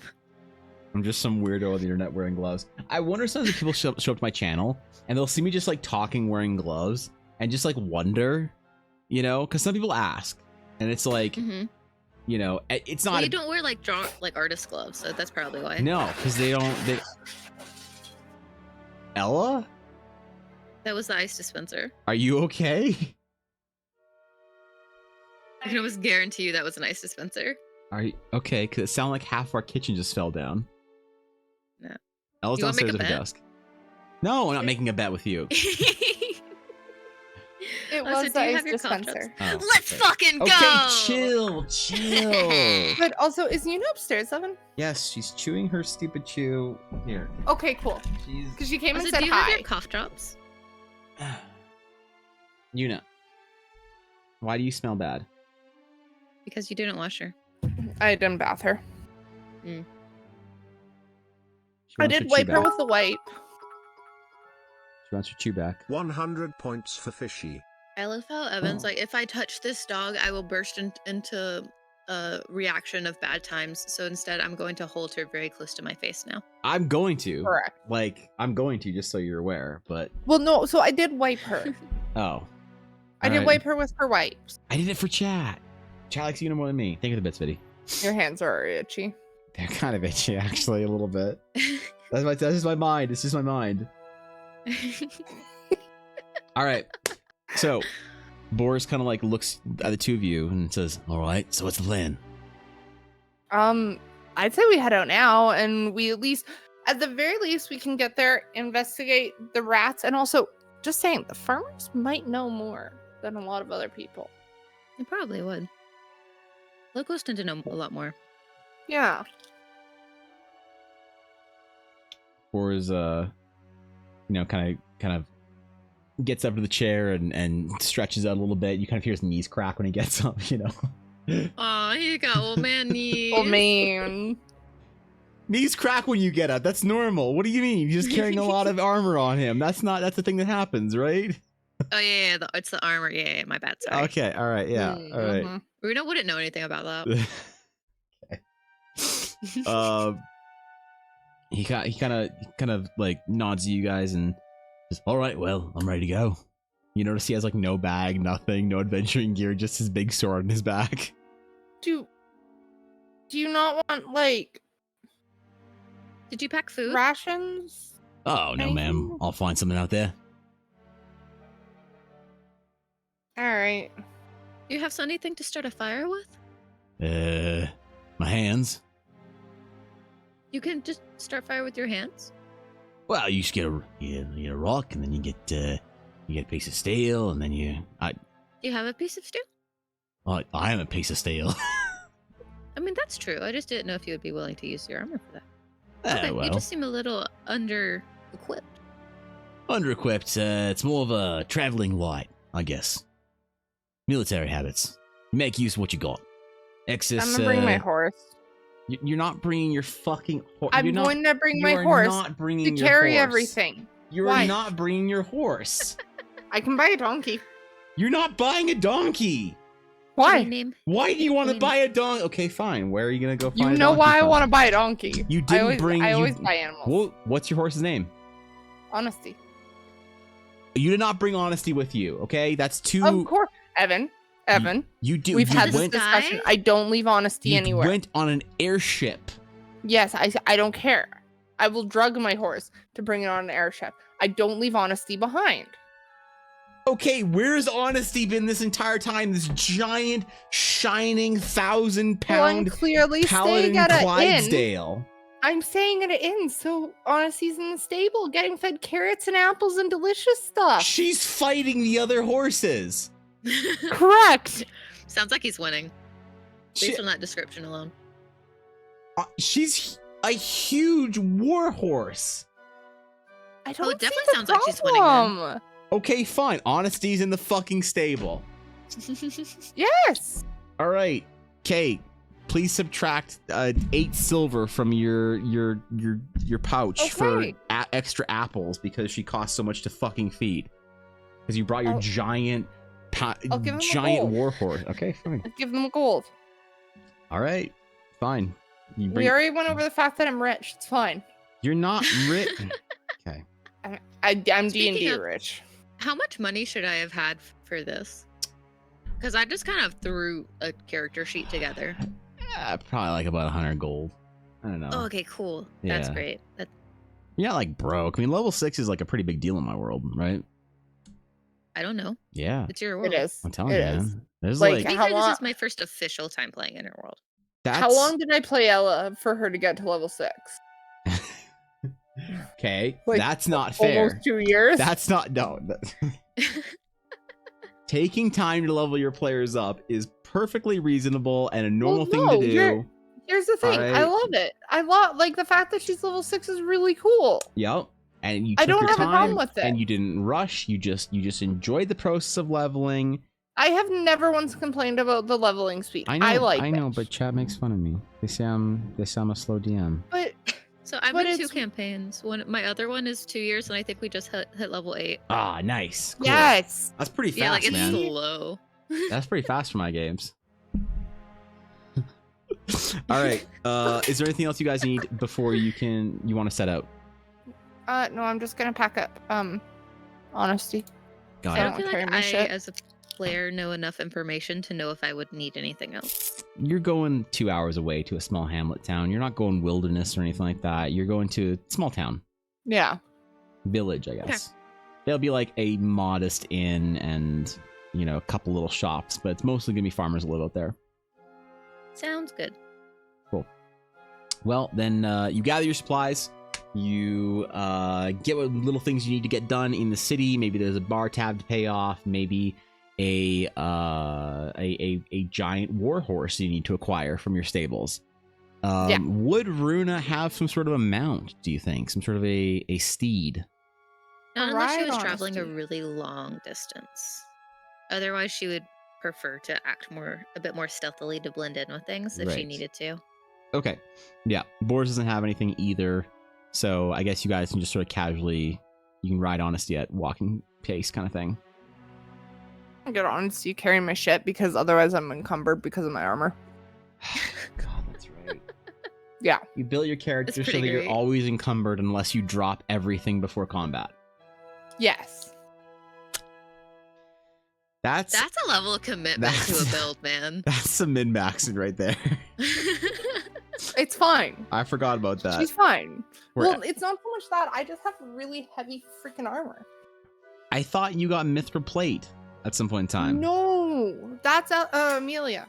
I haven't gone there on Ella. I Wait, thought you did I? One I sec. thought you stole a bunch of money I'm from sorry, the party I just stash smacked my mic. from Jack because you wanted mithril plate. Oh, yeah, I Have did. you also stolen money from the party stash and then not told anyone, and then no one else was in charge of the money because you're the one who's always in charge of the money? No, I always tell them that I'm going to steal it. Oh no, they just put me in charge of all of the money, and then I had a character who grew up poor, and she was not about being poor as an adult, so she just scrapes them off the top every time we got a quest, and no one ever asked. Okay. That's wonderful. That's actually wonderful. Holy shit. Alright. We got some gamers here apparently. I didn't realize I was playing D&D with some power gamers today, so They put her in charge of everything, and even though they had access fucked to up. look at the sheet, they did. They absolutely did. Did they eventually figure it out? No, they still haven't. Brilliant. I really hope none of them are watching. Even if they are, they wouldn't know. all right. So All right, so it is midday, early afternoon. You've gotten your things together and you begin to set out on the east gate of Horizon. The road is well traveled, it's well maintained. There's a lot of like farmers and people kind of coming and going. Horizon is mostly unsettled except for like the island of Horizon and the city of Horizon, two different things. The island of Horizon is kind of mostly unsettled, lots of dense sort of forests and kind of almost like rainforesty jungle area.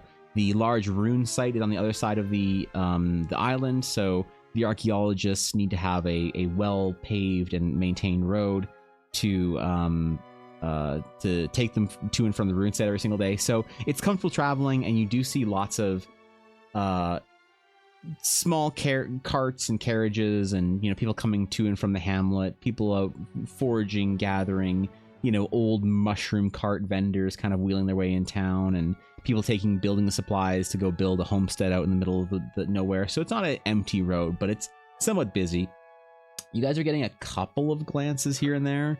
Nothing that's like making you feel a little bit uneasy, but you are like very well put together looking adventurers. I mean, you're not a non-serious crowd, so you do attract a little bit of attention, but you have about a 2-hour walk to get to where you're trying to go. So is there anything, what would you guys do to occupy your time? Is there anything specific to sort of long marches through the countryside that is maybe something you try and get done, or what does that look like for you?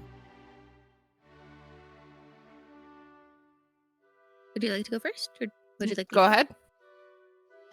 Runa would just be really excited to have companions for the first time in a while, and she's probably like making conversation as much as possible.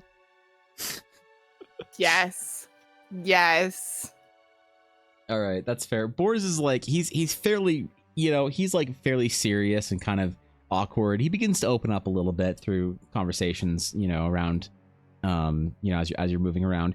You learn from him that he is a through just kind of casual conversation, he's a retired field marshal from the Stonemark Army. He's an adventurer. He's kind of been around and been in a lot of places. He's kind of like has that experience and vibe of an old mercenary without kind of maybe the moral baggage that comes with being a mercenary. So you kind of get a very much of a like efficient sense of Boris after this, and maybe a small respect for kind of his like dedication to duty and the job. But he has a bit of a, whenever you're talking about the secrecy and the job and the stealth and the aspect of it, he has a bit of kind of like almost a childish sort of understanding of that. Like he's not very good at this whole secrecy stealth kind of thing, but you get to know him a little bit better like that. Okay. What does she learn about you, Ella? That. Ella? Yeah. Hi. What would she learn about you in sort of casual conversation? A couple things just casually that you might get to know about Ella. What do I know about Ella? I don't know. Okay, fair. I'm a paladin. Okay, that's the edit. That's your personality. Starts at paladin, ends at paladin. Okay, you paladin things. That's kind of where Ella's at right now. She's a big hammer, and all she does is paladin things. I mean, Evan, you were saying that was your favorite kind of player. That is my favorite kind of player, paladin. Then I'm a stop accosting paladin. her A paladin. Okay, I'm just confirming it. Yeah, no, I paladin things. I really like paladining. Got it. Okay, fine. You've been on adventures. You paladin things.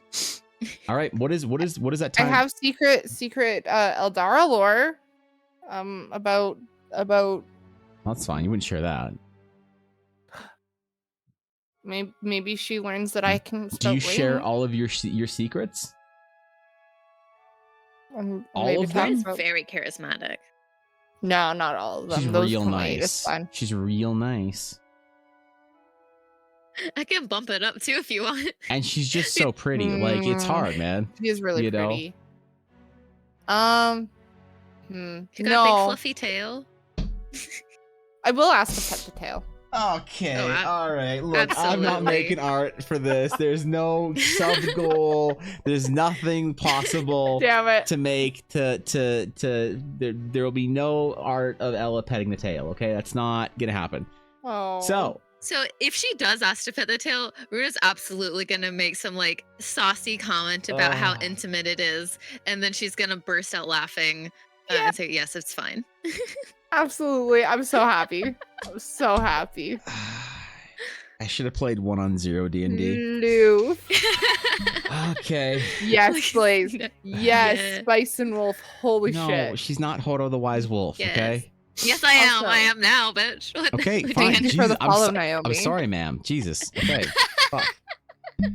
All right. What does a 2-hour trip for Ella look like? Runa's a bit chatty. Boris is just like sort of staring blankly into the, Boris is in like marching mode. So Definitely chatty. I'm also going to keep a lookout for wildlife around the area.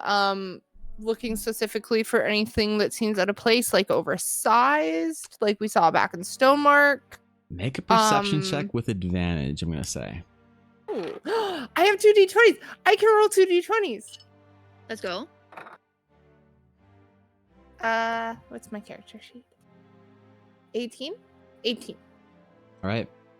So about an hour in, the first thing that sort of catches your attention is this smell in the air.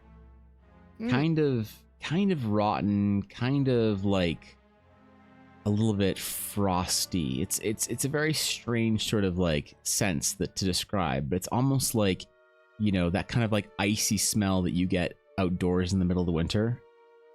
Yep. And Do you mean, okay, sorry. Icy smell you get in the middle of winter, but do you mean when like the snow is melting and it smells like rotting but also frozen? Yeah, that kind of Okay. frosty smell. I've never experienced that. Oh yeah, shit, you live in real places. Yeah, you can. We you don't have can- snow. You can smell the cold in the middle of winter. Yeah, It's it's like- weird. Yeah, I don't know. I have no idea how to describe it, but outdoors No, I has this kind understand of smell because you to can it. smell the heat here. Yeah. Well, it's similar, but people don't like believe me when I say that there's a smell to the cold outside in the winter. We had a whole conversation about tasting textures. So True. That was an entire thing. Holy shit. Ugh. Yeah, you taste the smell. No. So, okay. Yeah, so you first kind of hit by the smell and you kind of detect something is like off about the area you're in. After a little while of, kind of walking through this with a little bit of a heightened sense of attention, you actually glance over to the side of the path and you see sort of where it like rolls down into you. Holy shit, this fucking dog. If she barks me one more time, I'm throwing her out the window. If it helps, we can't hear her. That does help, actually. Unit here. Anyway, as it kind of rolls down into this little kind of like side gully area where water might kind of collect in there, you see actually like the poking bits of some antlers, kind of poking up from above the other side of the hill. Do they look like they're in the hill or like it could be alive? Like behind it, Ooh. I'm gonna let them know that, hey, I wanna take a bit of a look off of off the road, if that's okay. I wanna do go you check point out out what over the you're hill. seeing, or are you Yeah, very sorry. obscure? Brain. I'll be like, hey, I see something over there, some antlers. I just wanna go check it out. Boris just kind of like gives you a bit of a weird look and kind of stops. He's like, all right, I'll be here. He kind of like goes into a bit like sentry mode. He's kind of like examining the path. I'll oh, go ahead. Nope, No, you go ahead. Okay, I'm I was just interrupting gonna you. say I was gonna hop on Honesty and take Honesty over to check it out because that'll be faster. I thought you were on your warhorse. No, I was walking. Oh, sorry. I thought she was okay. She was carrying everything, so she wasn't encumbered. Yeah. She can carry everything and Ella, so Yeah, I don't know. I don't want to give her extra stuff to carry. If I she's don't a have to. warhorse. Stop worrying about how nice you're being to your fucking steed of battle She and is rage. my partner. Okay. All right. You hop on, and the two of you kind of waltz over. As you go over the hill, though, you kind of see into the brush and the shrub. You actually see kind of like this. What is revealed behind the shrubs is this kind of like inflated, bloated deer corpse that is kind of like black. The skin is blackened, and you see this kind of like cuts in the skin that are like just faintly glowing blue. I'll yell back, guys. And I am going to light it on fire, please. How do you light it on fire? I have a tinderbox. It doesn't just catch on asked- fire. Well, I also no. have firebolt. Oh. Oh, beautiful. Okay. Still, I'm gonna call you guys over. All right, Boris kind of rushes over. Oh, that's gross. Yeah, I don't like this, especially the glowing blue. Can I poke it with a stick? Yeah, sure. I mean, as you go over to poke with a stick, it attacks you. The deer's head like springs up, snaps to the side, and attempts to try Okay. and gore you. This is why it was with the stick, not with the hand. Farther Yay! distance. Okay, well that was a natural one, so it just like sort of swings widely, and you just kind of like back up, and the deer Not starts. even taking out the spear, just bonk it with the top of the stick. Like, that's rude. Stop it. Make an attack roll.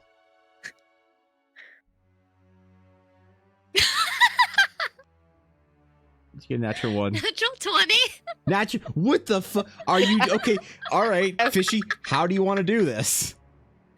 It's literally just like taking the stick and just bonking it really hard on the head and be like, stop. That's really rude. So the undead deer on the side of the road, you just kind of give him like a smack.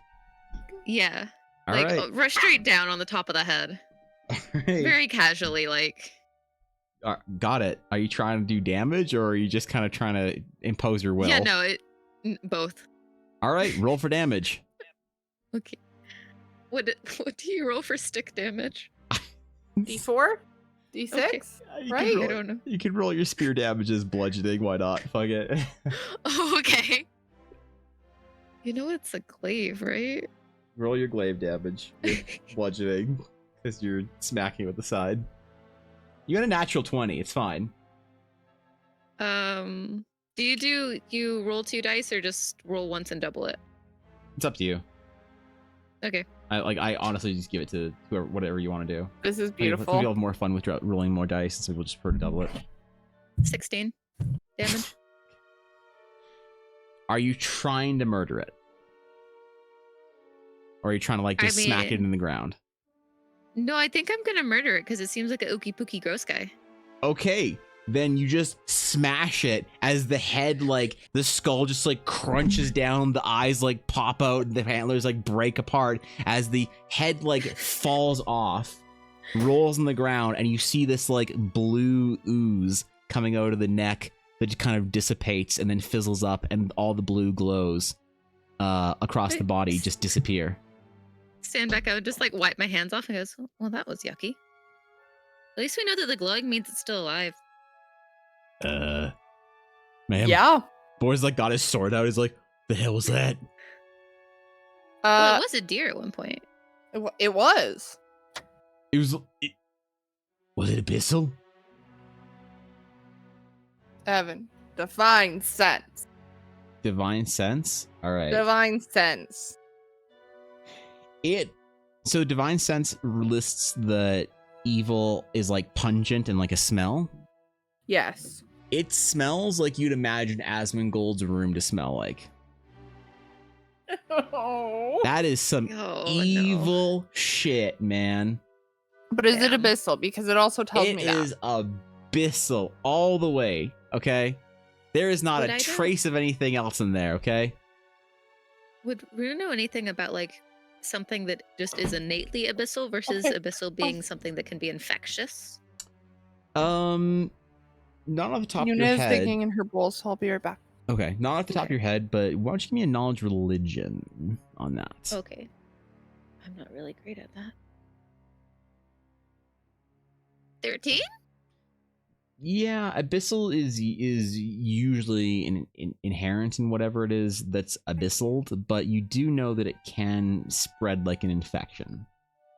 Okay, because So as a player, this feels more like an infected creature than it does, hey, look, an abyssal deer popped out of nowhere. yeah, definitely. I mean, typically the abyssal creatures are more like mutated and grotesque and kind of abominations. Very few times is it like, if you see a creature that's like a deer or whatever, that's abyssal or has abyssal quality to it, it's usually probably infected, but you don't really know the process of how that happens or anything more than that. Okay. Sorry, my defined sense was it abyssal. Yes. You know, it was digging in her water bowl massively. Well, Gross. did you give her water? I gave her water. Okay. I literally filled her water this morning. Well, she's thirsty. It's hot out. It's juice. Okay. Yeah, it's abyssal. So I don't know anything about fixing things with like holy magic, but I can light this thing on fire if we don't want to deal with the goo. I think fire is a good idea. Okay. I firebolt it. Okay. Fire is always good. Yeah, so you firebolt it and it actually just goes up all at once. Like it's like ichory and gross and undead and gooey in some bits, but the sort of exterior is kind of like husk like and dry, and so it just whoosh, just immediately lights up. And smells horrible. Runa's over here like, why must I be able to smell things well? Boris just like slowly takes a couple steps back. Yeah. Runa's definitely like, I'm done here, please. Well, Smell bad. apparently the abyssal is definitely spreading, so that's not great. Should we, Do you have the ability to send messages? You might want to let your contact know. I do not. However, she did say to talk to the town magistrate when we get there, so we should probably let him know. Depending on how bad it is, they might need to set up a blockade. Yeah, something tells me it spreads pretty easily, though. I'm a little concerned. All right. Dead gasoline. All right. Boris kind of like slowly puts away his sword over his back. that wasn't right. I've seen a lot of things. That was not right. It was very No. gross. It was also very rude. Rude. All right. It tried to bite me. I wouldn't call that polite. That was a bite. It was something. It reached for you. No, it almost decapitated you. no, it didn't. Oh. It It did reach for me. It tried to bite me. well, it looked like it. Kind of like holding the sword still, like kind of like half putting it away. Tell Well- me more where that came from. Kind of like looks around now, is on guard, looking over his shoulder. Yeah, we should keep an eye out. All right. Heightened perceptions for abyssals Yep. right now. All right. Is anything blue? Is it glowing? It's dying. Yep. There's like some small child that's got like a little like glowing like toy or whatever or some shit. Or just decapitates it. Jesus. A spear flies through the air. Firebolts from a distance. All right, chill. You don't need to wreck the town, okay? We're not the Inquisition. This isn't Warcraft. No. If No. it was Warcraft, you'd have to pay a whole lot more money to be playing right now. So, Oh. True. anyway, Wow. all right. So you continue on your way down the path towards the hamlet of Darkhaven. The afternoon grows into the later afternoon, and you see less carts now moving around. There's less people, and you've kind of entered into the farming land territory. You sort of see that golden hue of wheat and canola all around you. Those kind of, desolate landscape of trees or anything higher than a shrubbery, as far as you can kind of see to the left or the right on the path. And eventually, you find yourself staring down the small emerging silhouette of a little hamlet in front of you. As you get closer to it, you see people working outside working on various farms and crops. The houses here are fairly modest. It's not like Horizon that is sort of like grandly constructed in any kind of a way. No keep or castle or large facilities or buildings. It's all kind of like low buildings. There's a little like wooden church kind of thing for whatever the local choice of deity is for the hamlet. But when you enter, you guys get a couple of stares. I mean, it is not common to have adventures, especially adventures of your stature here in Hamlet. And most people are kind of that more humble, modest farm townsfolk people. It's like, imagine you're like wearing something nice and you walk into like a town in Saskatchewan. You get those kind of stares. Your reference means nothing to me. Well, I forgot canola was a plant. it means something to me. So Yeah, you guys are. Wait, you forgot canola was a plant? I Is this forgot canola was a plant because all I've ever experienced with canola is canola oil. Is this a? Am I having a Canadian moment right now? You are having a Canadian moment. Is this a prairie moment for me where I'm like, But- oh yeah, you Yeah. go and you see wheat But- and canola fields. Better Yeah. description, Evan. Okay. We see More cornfields relatable. here. Walking into Target, really dressed super fancy. Okay. Cool. So we're not at Walmart level. Got it. Yeah, it's not Walmart. Okay, you're No. more. We're in the white neighborhood. Got it. Okay, that's fun. Yeah, you're good. It's Target. Yeah, it seems like a quaint little town. But you guys are getting some attention, some stares, things like that. What do you do? Are there any town guards? There are in fact no town guards that you can see right now. Oh. So why is it called Darkhaven? Rose I kind have of no idea. looks around. Seems kind of bright and sunny here. I don't know. Are you haven't you been here for a long time? A couple of weeks. Haven't been down here though. Oh, not long term. Got it. Sorry. Well, I mean, a bit. I got the post recently. All right. It wasn't It's okay. anything. It wasn't an accusation. I was just curious. Oh, all right. Fair enough. No, I haven't been down to Darkhaven yet. The best place to Maybe find information is a tavern, right? Unless you wanted to speak with your contact. I think tavern sounds good, and then we can find a place to stay, stable honesty, unless we want to bring her with us. But I don't really want her eating diseased abyssal stuff, so she should probably stay in the haven or in the stable. That's fair. Whatever the deer was eating probably isn't good for her. No, and she likes to bite She's not the only one. everything. I fucking need. Okay. Anyway. All right. Yeah. I mean, there's sorry. you can identify a tried to couple stop buildings. it. You tried your best. Please don't stop. I Please did. don't You stop. tried your best. You can. Did you sense the delay? Of my, It's my like the inner struggle? contemplation. Yeah, it's contemplation. It's like the brain cell was just like trying to process the, yeah. It was like, is this too far for Evan's channel? We'll find out. It's fine. It's fine. Yeah, it's fun. But yeah, also, say Miley. you what? Oh. Yeah, you can identify a couple buildings. There's now you can sort of see the church is a general kind of church of the light, which you see in a lot of small towns. Not really one deity or anything, but there might be shrines and altars for different deities of general goodness in the church. You see a town center that has kind of a a bit of a rustic, put together quickly kind of feel to it. Maybe it was the first building put up around here. And then there is like one or two little shops, a local, farming supplies store, and then a general supplies store. And then you do see a tavern called the Crow Watch as well. Better than magpies. Well, that's why they're getting him out of here, right? Because it's a crow favorite town. So. Yeah. That was something that Runa said in character, by the way. Okay, got it. I approve. Um. All right, what do you guys do? Do you want to go see your contact, or did you want to go get a room?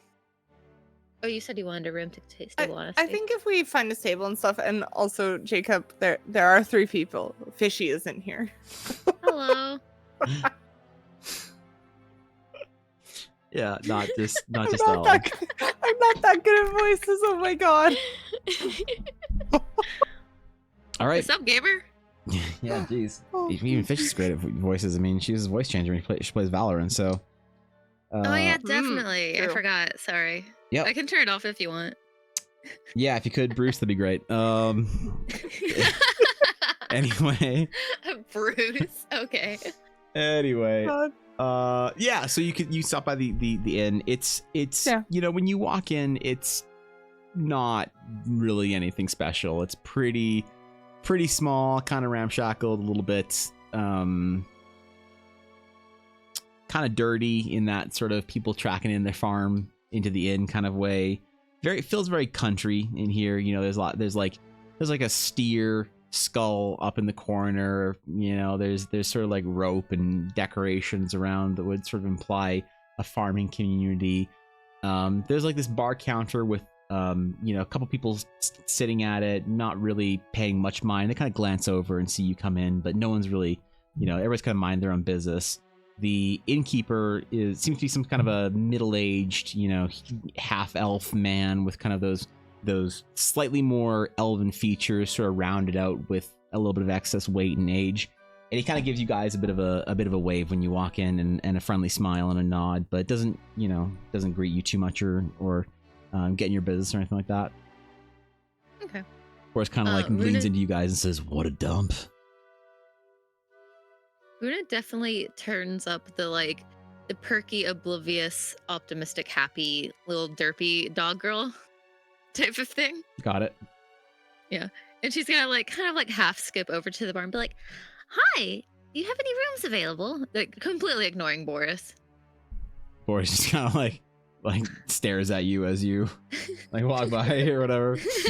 The innkeeper kind of looks you up and down and was a little bit caught off guard. He says, "Rooms, you say? I have a few kind of rooms here. Are you staying here for the night or?"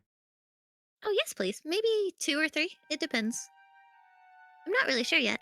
Like narrows his eyes at you. He says, 2 or 3 nights, you say? I'm not really the best planner. I'm sorry. Is that okay?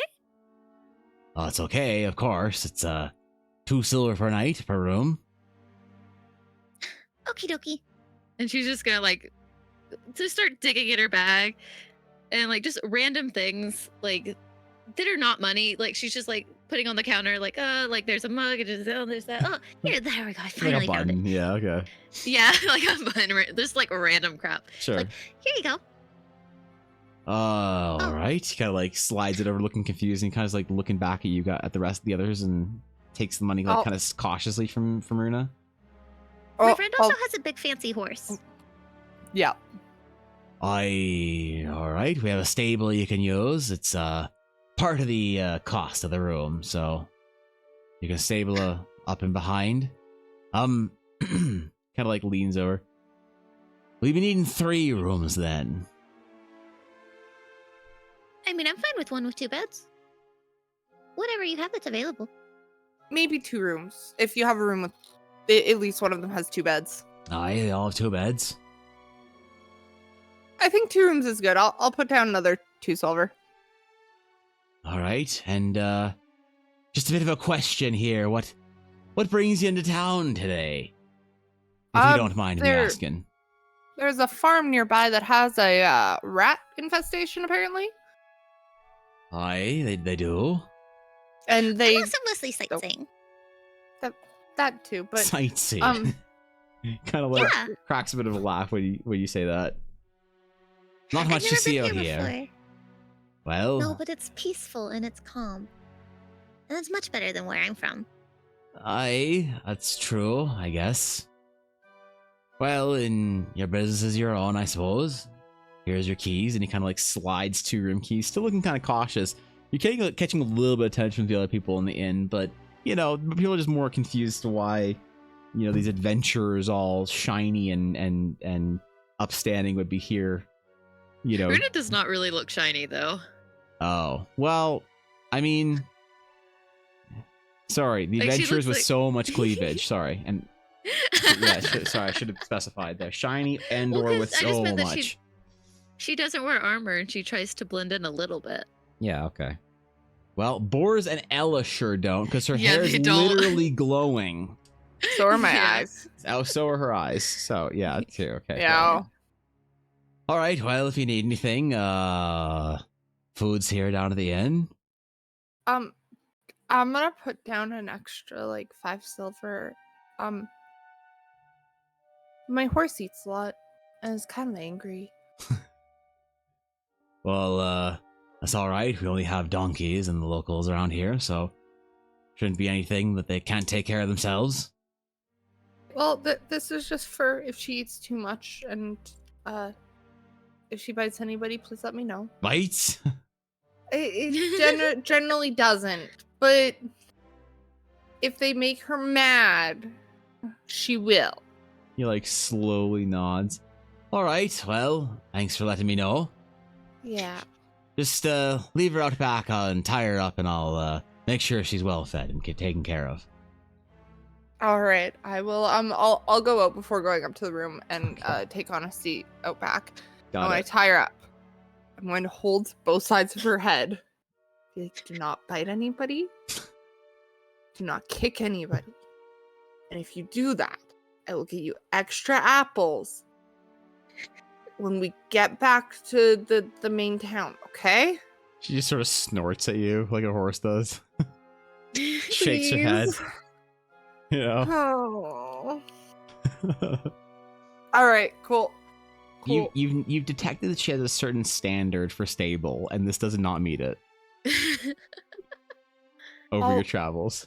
I'll make it better when we get back. I promise. I'll make your stable extra good. This is the same horse that overthrew a town with Rosa to become. What? So they had to get on a ship at one point in time, and they left one of their NPCs in the town named Rosa. They left Rosa and Honesty at this inn because they had to get on this, whatever ship they had to go to an island and save one of the party members. And Rosa was watching their stuff. When they got back, Rosa and Honesty had overthrown the local pirates that were sort of maintaining the town and also keeping people kind of in fear, but keeping the order. So they overthrew the pirates, killed 12 of them, somehow hung up a whole bunch like up on the side of one of the buildings for the townsfolk to throw things at or whatever. And they come back and there's a statue being constructed of Rosa on Honesty. And apparently Honesty was just fighting people the entire time with Rosa. So Honesty is murderous. So yeah. Honesty is actually just a true polymorph barbarian. Got it. Mm-hmm. Yeah, it's kind of unfair, honestly, when you look at her stats. Paladins get free war horses. Yeah, I don't know about that. All right, yeah, cool. So you stable Honesty, you get your room. Are you going up there now, or are you venturing out into the town? I mean, I want to go drop off my stuff that was on Honesty because I'm not just going to leave it on her. Fair. Yeah. Okay. Drop your things We're in the just inn. gonna be sitting up in a room with Boris waiting, I think. Because I think that probably makes the most sense. Sure. Yeah. When they all get in there, we're just gonna be like, I forgot what is traveling like with people who call a lot of attention.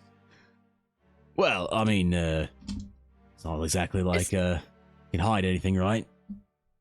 Yeah, What do you mean? it's kind of And- shiny.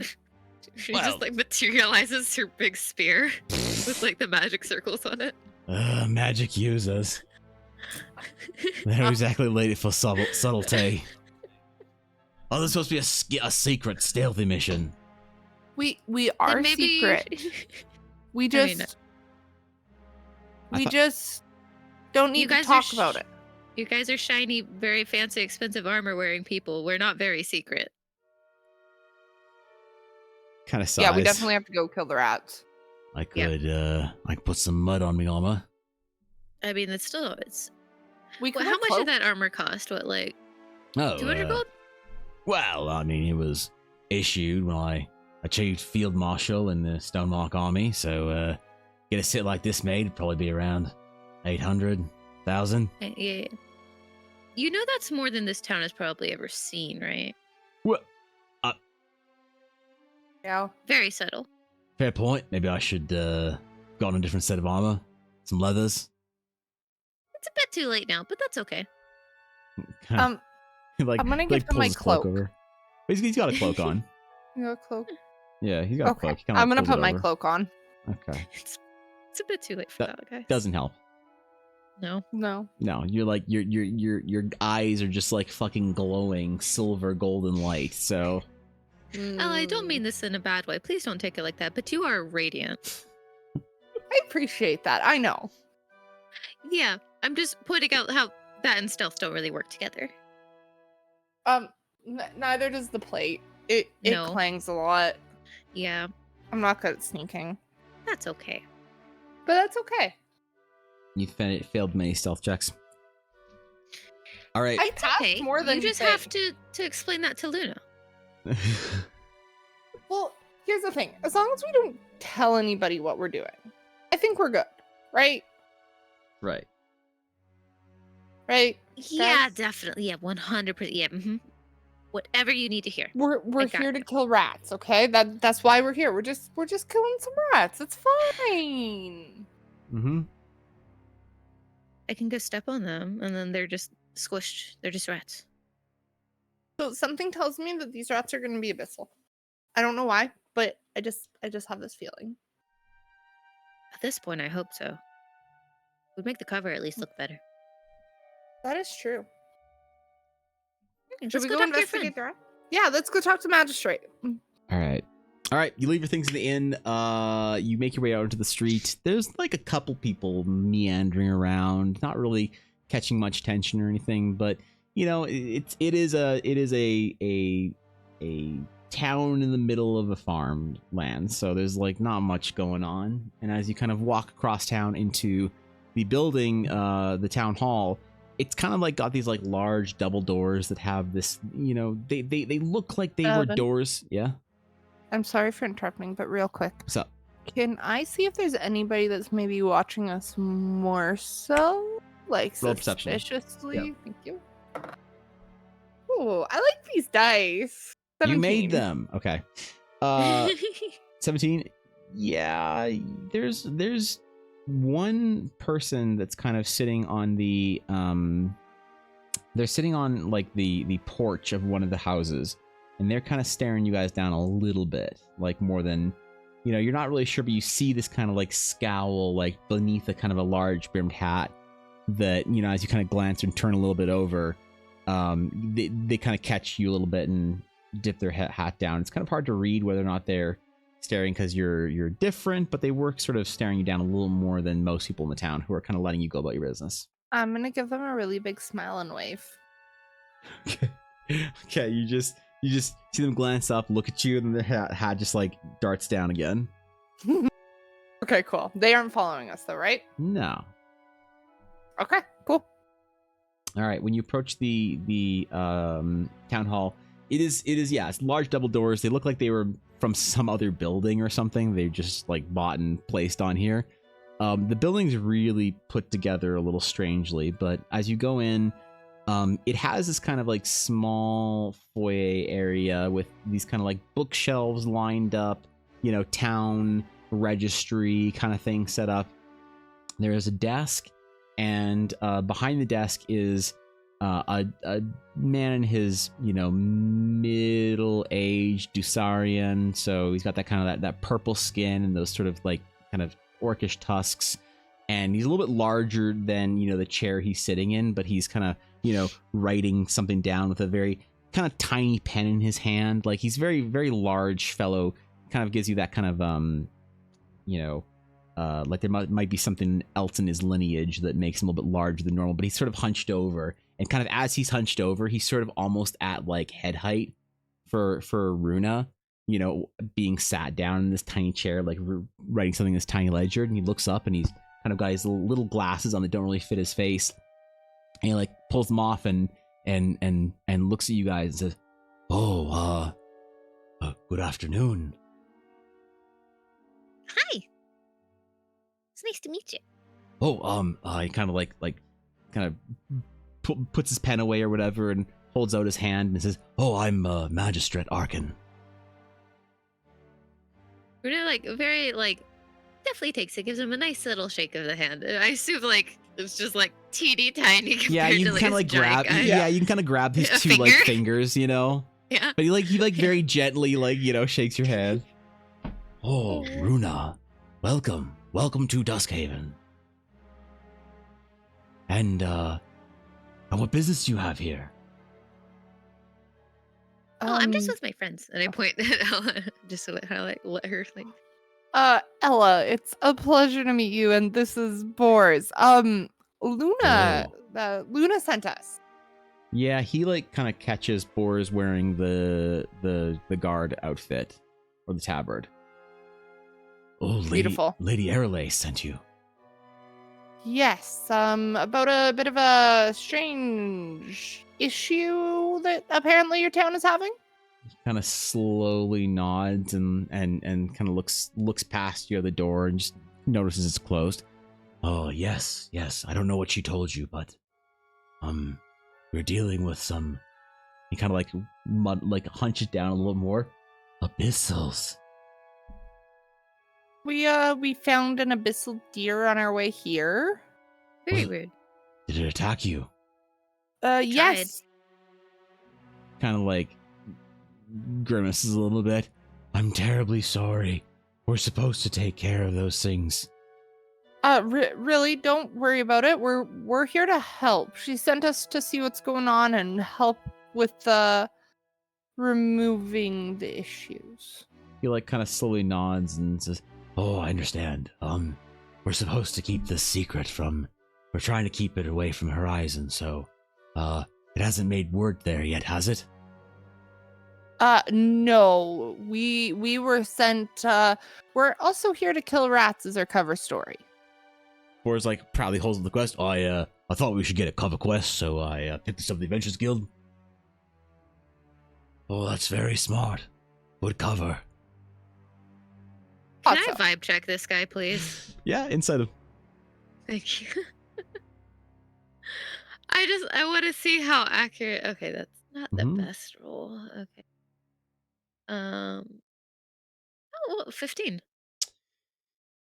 You sense some fear in him. Like he's definitely a modest kind of dude, and he's definitely very worried or anxious or scared. Okay, so not like putting on like dumbing himself down kind of a thing. No, you get a lot of honesty from like that. You know, he's kind of very gentle, but maybe kind of like ill-equipped for this whole thing. And definitely when he seemed very concerned when he asked about the deer, and kind of almost like a sense of responsibility, like, you know. Aww. Yeah. Okay. Friend-shaped, got it. Yeah. Seems honest. Okay. He rolled a 15, so he might be a lich, man. Like, you don't know, I guess. You can metagame that shit and go to sleep tonight and you'll never know. I feel betrayed after the paladin. Which one? You're the paladin. Yeah, you're the paladin. The old one in the temple that was a lich, and anyway, all right. Yeah, Ella has trust issues. I get it.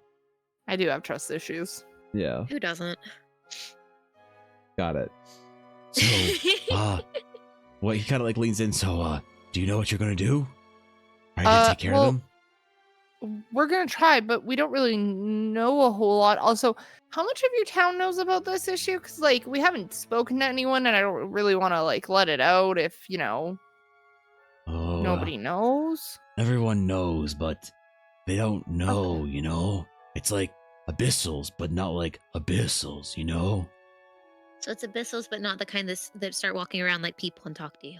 But yeah, he just kind of like looks horrified at the thought of that. I would hope not.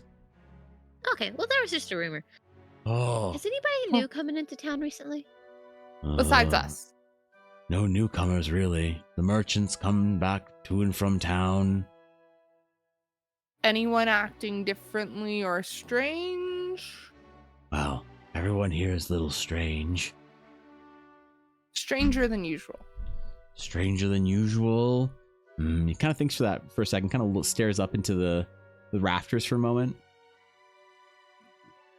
Well, I haven't heard from Marcus for a little while, and Tarek is our town guard, but we haven't seen him since he went to the Jackson farmstead.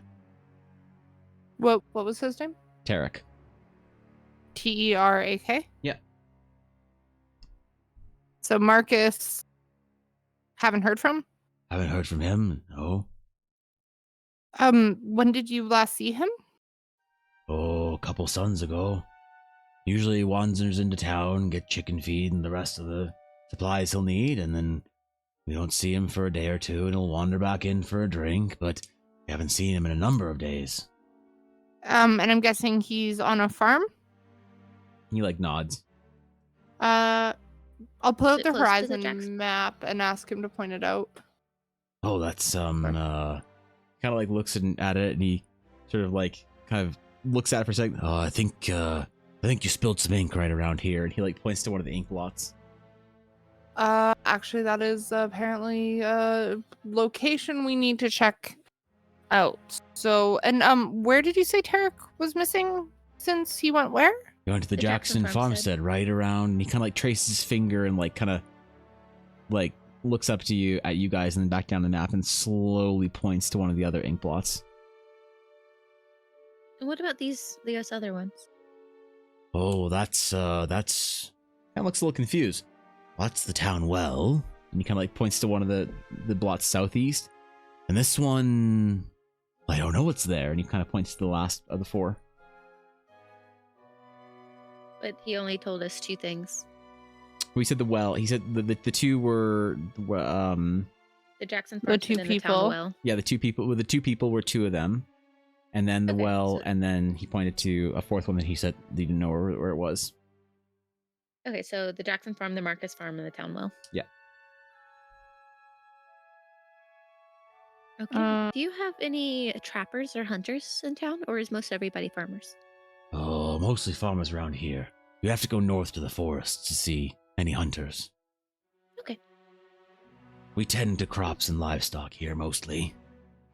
That was fair. I was just wondering, since there's an area that's probably not a farm, that's one of the blots, if there was anybody who might know.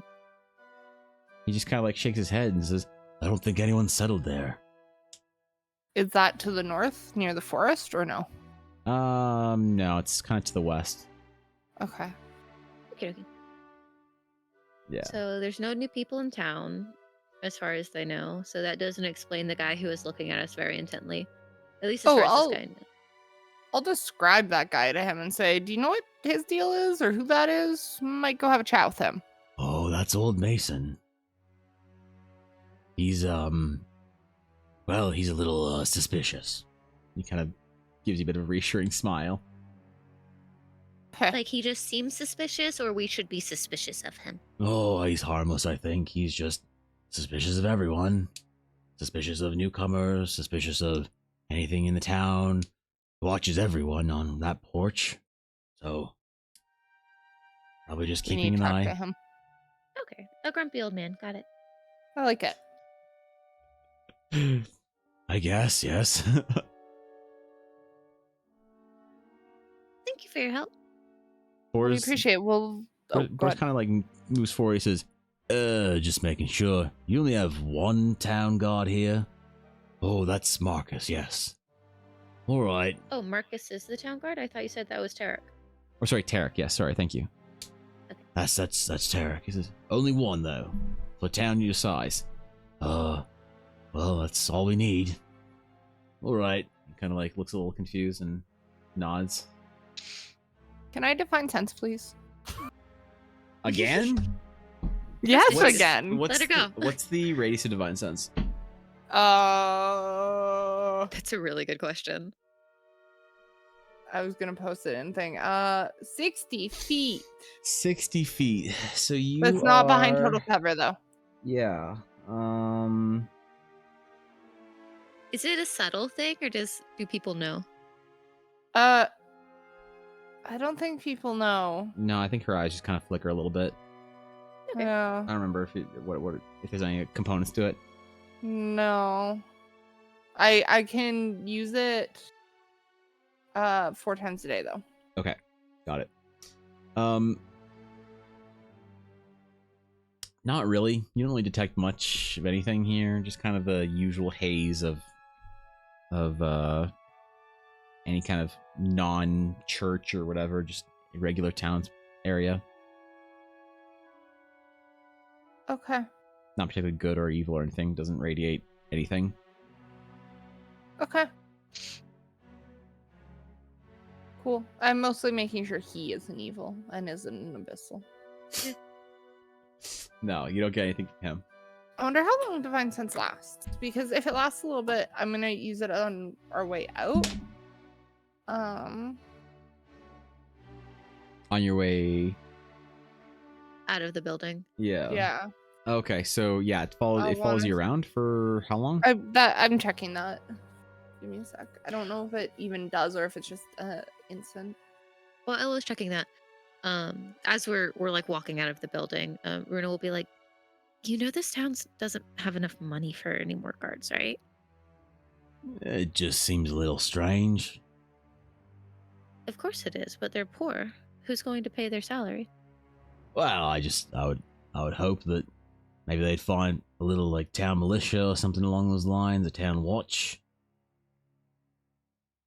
I mean, if you lose That'd be your a one good idea. guard, then Oh, I agree. It definitely sounds like a good idea, but the leader in charge doesn't necessarily seem like the most organized individual. kind of like slowly nods. Oh, I got that too. I don't know if I'd fully trust him though.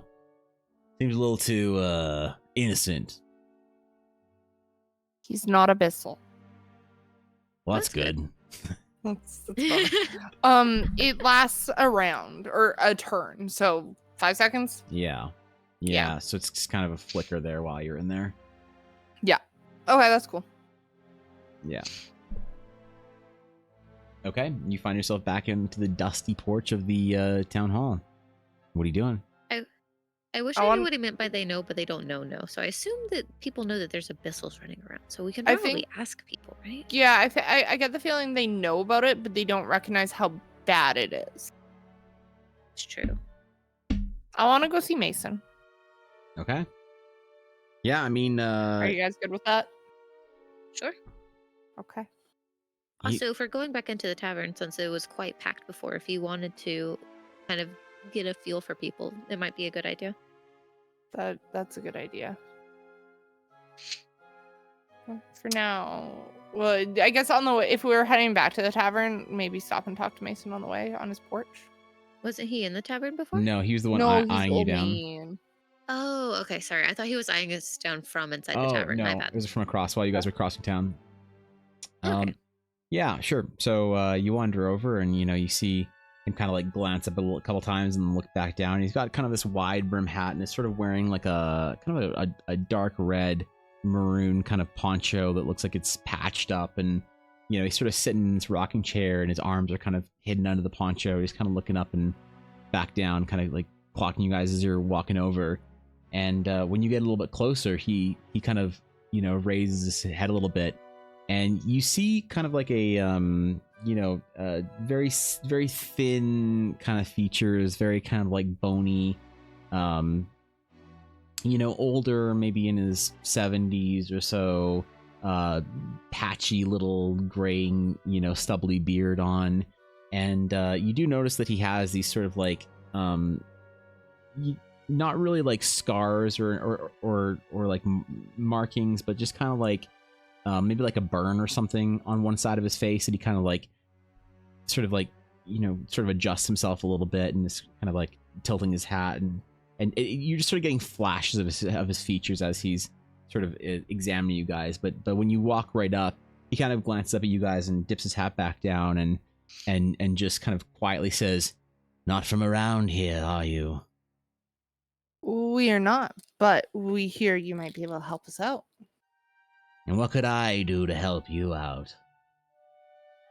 Well, we get the feeling that you know the goings on of this town probably better than most. Oh, I know. I see more things than even the magistrate does. And there's clearly something strange going on around here. Oh, there's something strange. As he like sort of glances up and now like his eyes kind of meet you.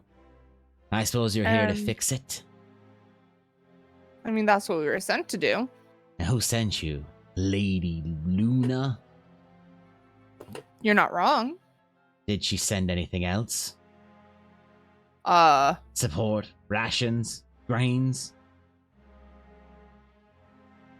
I brought rations. Kind of like just glances at you, narrows his eyes. I'm surprised the lady cares about what's going on out here. It's pretty concerning. But would you happen to know if anything has changed in the town recently? Changed how? People I don't missing? know. Livestock dead? What are you looking for? Anything Mostly new? glowy blue guys. Yeah, Oh. glowing blue. You're talking about the abyssals. That we are. He kind of like gets up out of his chair slowly, kind of walks over, kind of like puts his arms onto, or one of his hands onto the porch sort of railing. And have you been educated on the tide?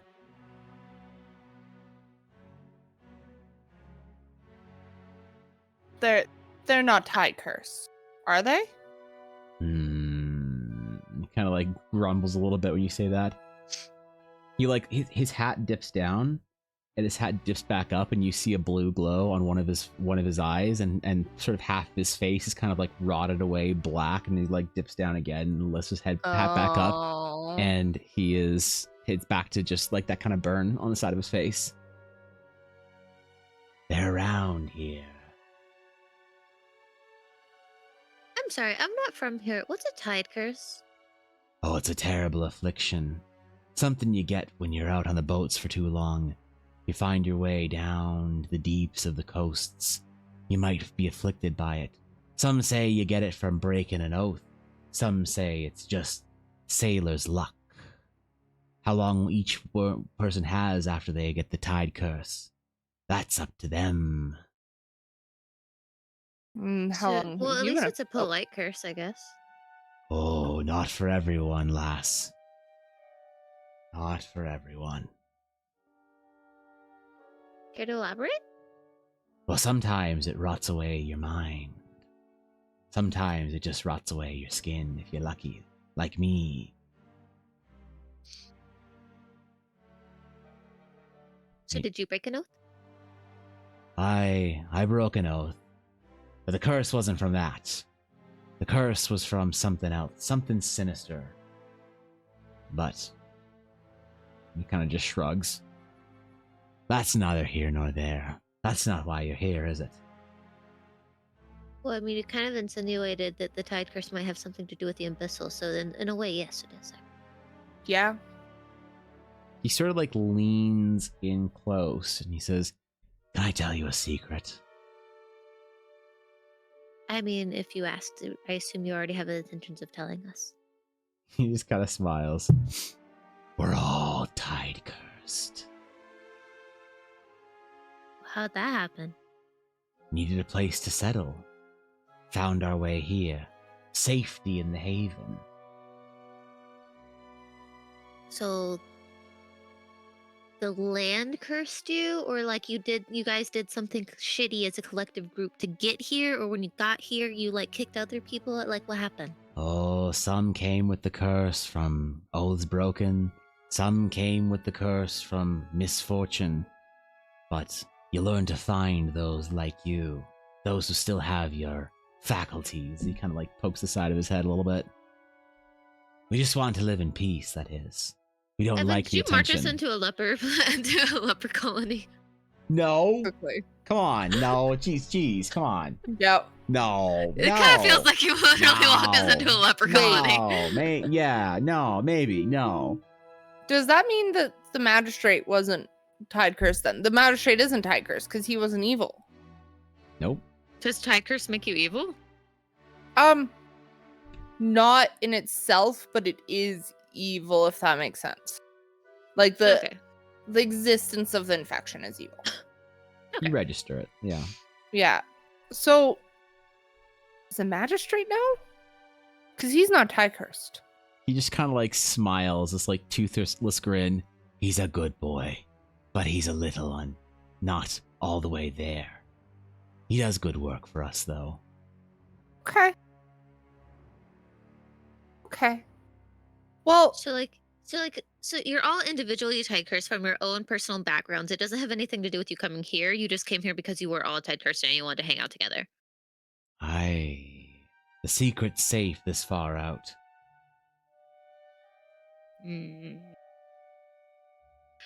Just from being here I know it's been a very short amount of time, would Runa get a sense of what like Haven, like the main city, like Horizon? thinks about Horizon?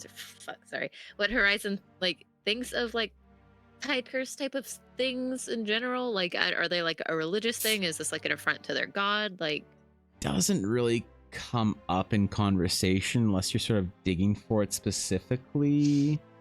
Okay. You could do like a general history check if you wanted to, just sort of like get the lay of the land for it. Maybe there's something in the back of your mind that you learned at some point in time. okay. That's probably not gonna be great. That's only a 12. You've heard the tide curse. That's about it. You don't know much about Okay. it. Cool. I figured. Yeah. Thanks for letting me roll. Mm-hmm. And so what do you plan on doing about it? I hear it's leaking out. Oh, wait. Would you say that the infection and everything is being caused because you're all here?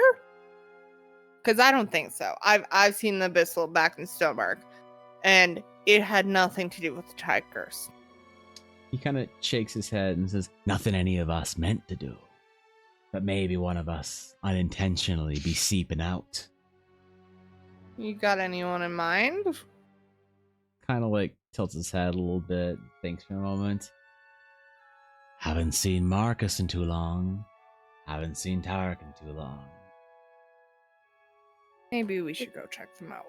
Sometimes too. you lose your control over things. Don't you think that maybe you guys should have someone who's not tide cursed watching over you then, if you're gonna just lose yourselves at some point? That's what the magistrate's supposed to be here for. But Yes, but obviously that's not working. he just like leans over and says, obviously.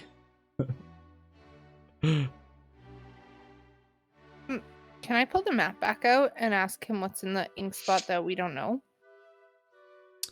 He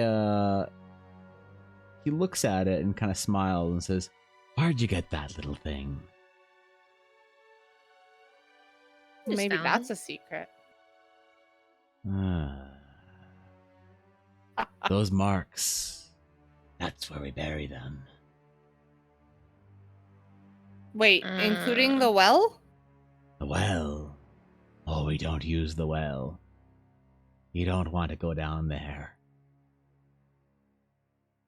Can we set fire to the well? Would that be a problem? It's a mausoleum. Maybe you guys should start burning your dead.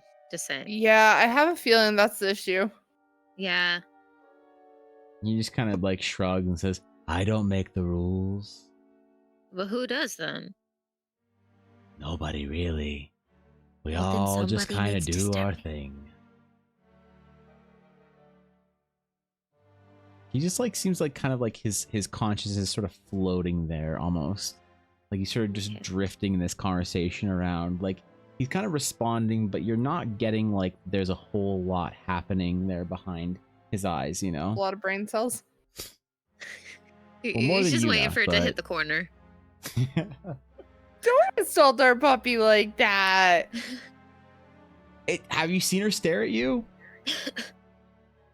Yeah. Okay, well, Thank Just you for all because of you're right this. doesn't mean you say it. you're right. That was Damn. mean of me. Fine. Thank Fine. you for all of the exceedingly helpful information. We greatly Oh. appreciate it. We'll try to help things. He like kind of nods and says, aye, it's in our best interest too, that whatever is seeping out into the land is claimed back. If there's anything we can do, just let us know. He sort of just kind Okey-dokey. of drifts back into his like, you know, the shadows of his porch and just sits down in the chair.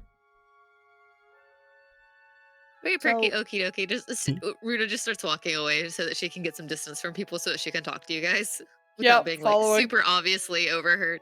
Like a nice hill nearby with a tree or something. Yeah, distance. Got it. Yeah, you can find a little, you know, just tree on the side of a building kind of thing. So there's an entire town of people who are cursed with the evil curse that sometimes makes them crazy. The magistrate is supposed to know this and handle it and deal with it. Has not done any of that. They've been burying their dead. The evil curse still lives in their body and has been seeping into the land, and now it is affecting the wildlife and turning them into equal ooky pooky abyssals. and nobody noticed up till now. I mean, Boris, Well, I seem nice to me. you're part of the militia. You should know what's happening out I here. am not part of the militia. I'm part of the guard. Okay, sorry. You're part of the guard He's like nods. Also, for the entire assume- island. I No, assume for being Luna. So I assume being secretive is also out the window, right? Maybe. I mean, they're all tide cursed. Here's the thing. As long as nobody in Horizon, the town, knows that we're doing this, I think it's fine. Well, we have to tell somebody because if not, it's going to get worse. Well, we Someone in can here is tell going to Luna. go crazy. Yeah, they have to send people here.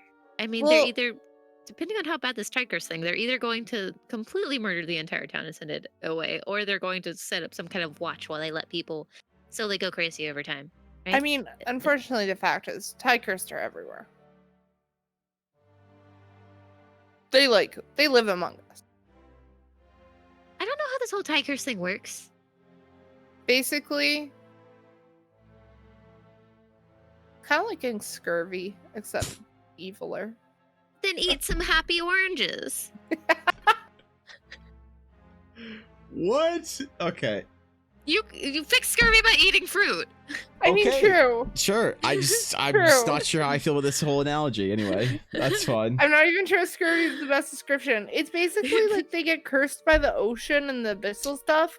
But So sometimes there's it just abyssal stuff in the ocean. Yeah. Yeah, it's like Then single-use why are plastics. Then why are people Yeah. surprised that there are abyssals on the islands? Because generally they don't leave the ocean. They Yeah, but we've generally got a stay in big their depth Group of of health. abyssal cursed people. But it's different. Evan, explain. Makes sense. You're doing fine, champ. Am I? Yep. Okay. Yep. Do Nope. you know? Okay, so Boris you is know how listening. there's a little tiny bit of arsenic in apple seeds, but it doesn't cause a problem because it's so little. Yes, that's what the general tide cursed are like. And generally you burn them when they die. Yeah, but imagine putting a mountain's worth of apple seeds in one place. It's gonna cause problems, especially when shit starts to rot and decompose and then it gets in the air around it, right? Generally they burn their dead, so it's fine. Yeah, but that's what this entire town is. It's a mountain I of know. arsenic apple seeds. Yeah. We just need I think what we're gonna have to do is we're gonna have to go to the mausoleum and burn everything. I don't think it's just the mausoleum because they said they also bury their dead Oh no, over we're here. gonna have to go all 4 places and burn everything. It's gonna smell so bad. Yeah. Please. Just get some hands here, but so fine, Evans. Okay. I Okay, think But we that's should not go to the gonna farm. fix it, right? Because this is just gonna happen But again if in we- about 2 years if nothing No. happens. Not right? if we Like- get the magistrate to burn the dead when they die. Because if they Okay. start burning their dead, then that should solve the problem. And also let Luna know so that people can check on them and make sure they're actually burning their dead instead of burying their dead. Yeah, this should be like a little hospital ward of a town, honestly, at this point. Yeah. I understand why we got such strange looks, though. This makes more sense. Yeah, it does. Yeah. Okay, so what Farm do we have to? Yeah. or sleep? What time is it? Like 4 in the afternoon. Sun's still up. Farm. And, Farm. Farm. all right. Which Hate farm? doing difficult work. Atari. We're not like Lich Kinging this place or Arthasing this place. I just did nothing wrong. He didn't do anything wrong, but we're still not gonna do that. All They right. just need some sun. They just need some oranges. Need some Sunny D. Let's get the Sunny D. I definitely did get Sunny D the other night, by the I way. love Sunny D. It was so good. If anyone in chat says Sunny D's nuts, I'm gonna Kermit. Yes. Okay. Shut Evan. the fuck up, What? Evan. What? No. Oh, sorry. I was No. I got lost in there in the moment for a second. We're also in chat. Oh. Yeah. Whoops. My bad. All right. So what's the plan? What are you guys doing? I say we head to a farm. Do you guys want to do Marcus or the other one? I'm Jackson? moping. We're just not Okay. excited for yucky, gross smells. Let's go to the Marcus farm. All right. Actually, I'm lying. Let's go to the other one because he is. Have a good night, Jacob. Because he is the town guard, and if he's somehow still alive, he can maybe help us. Tarek did go to the Draxon farmstead. Yeah, that one. That sounds like a good idea. Yeah. Okay. Jack's farmstead then. Okay.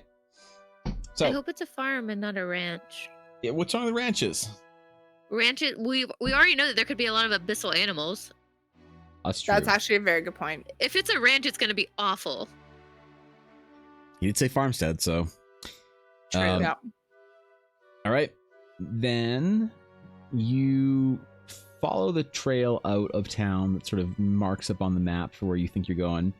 It's about a half hour or so, just sort of straight walking through the canola fields and wheat fields, because apparently I don't know what other crops you apparently grow besides canola and wheat. I'm from America. All we grow is corn. Oh god, I should have said corn. Fuck. That would have been so Corn much more. and soy. That That's would all we been, have. yeah, that would have been way more culturally sensitive to our Americans. It's okay. Yeah. America's been culturally insensitive for the last how many 100 years? Yeah, I mean we're Canada, so. Oh, that's fair. So A good hat. we try.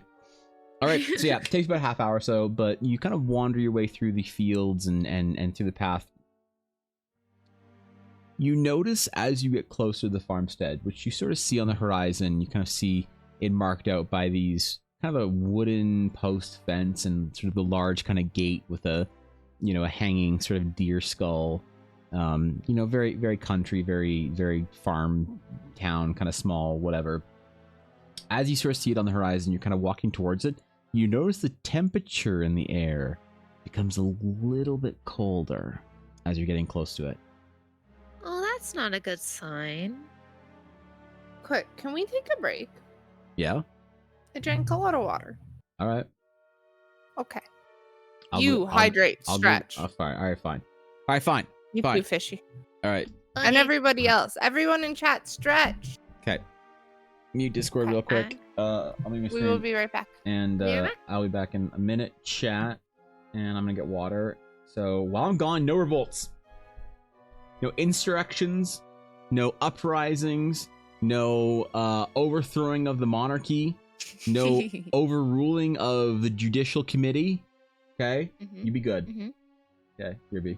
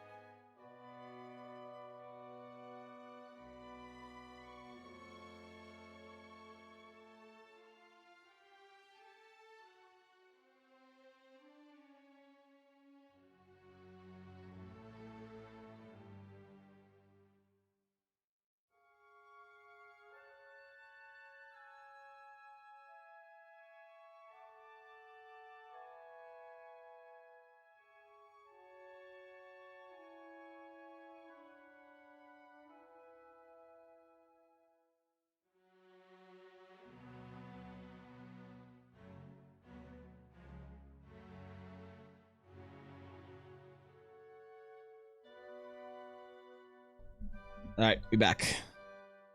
We back. It's very sad. Fishy, hi. Hi. Hello. Hello. What's up? I was trying to talk to chat while you were gone, but they couldn't hear me. Oh, sorry. It's not your fault. Well, okay. I'm like Leaving me unattended at your stream might not be the best idea. I'd trust you with my stream key. Yeah. Aw. Yeah. You know, what's the worst you could do, right? Damn. You know, that's I mean, that's worst friendship. I would joke about doing, or worst I would actually do. I mean, well, depends on how many subs are on the line, right? So. True. Come on. All right. All right. So we are approaching the Jackson farmstead. There's a chill in the air and this sort of heavy sense of a little bit of a lingering smell of rot as you guys sort of approach it. You find your way into sort of this gateway as, you know, the little deer skull is just sort of like swinging back and forth, and you can kind of hear the chain kind of creaking, and really there's no sense of life here. There's just sort of this large farmhouse, sort of modest sized farmhouse building, you know, a kind of a grain silo and a large farm barn kind of building in the back. Boris just kind of like CWD-40 got it. yeah, no, too poor for that. Boris just kind of like gives a shiver when you guys get there. So, I don't like this. I don't like this either. I'm gonna pull up my weapon, Evan. Okay. All right. Yeah, the spear materializes. Just zoop, straight in your hands. Okay. Boris like sees that and just like grabs his sword now. Just in case. Just in case. So what do you Be guys do? safe. What do you guys do? I assume we don't see anybody or anything outside. No, it looks pretty desolate. Should we just barge in, or should we knock on the door? A knock. I think we knocked. Okay. We're gonna give like the nice dun dun dun dun dun kind of a knock. All right. Moment passes. Another moment passes. No answer.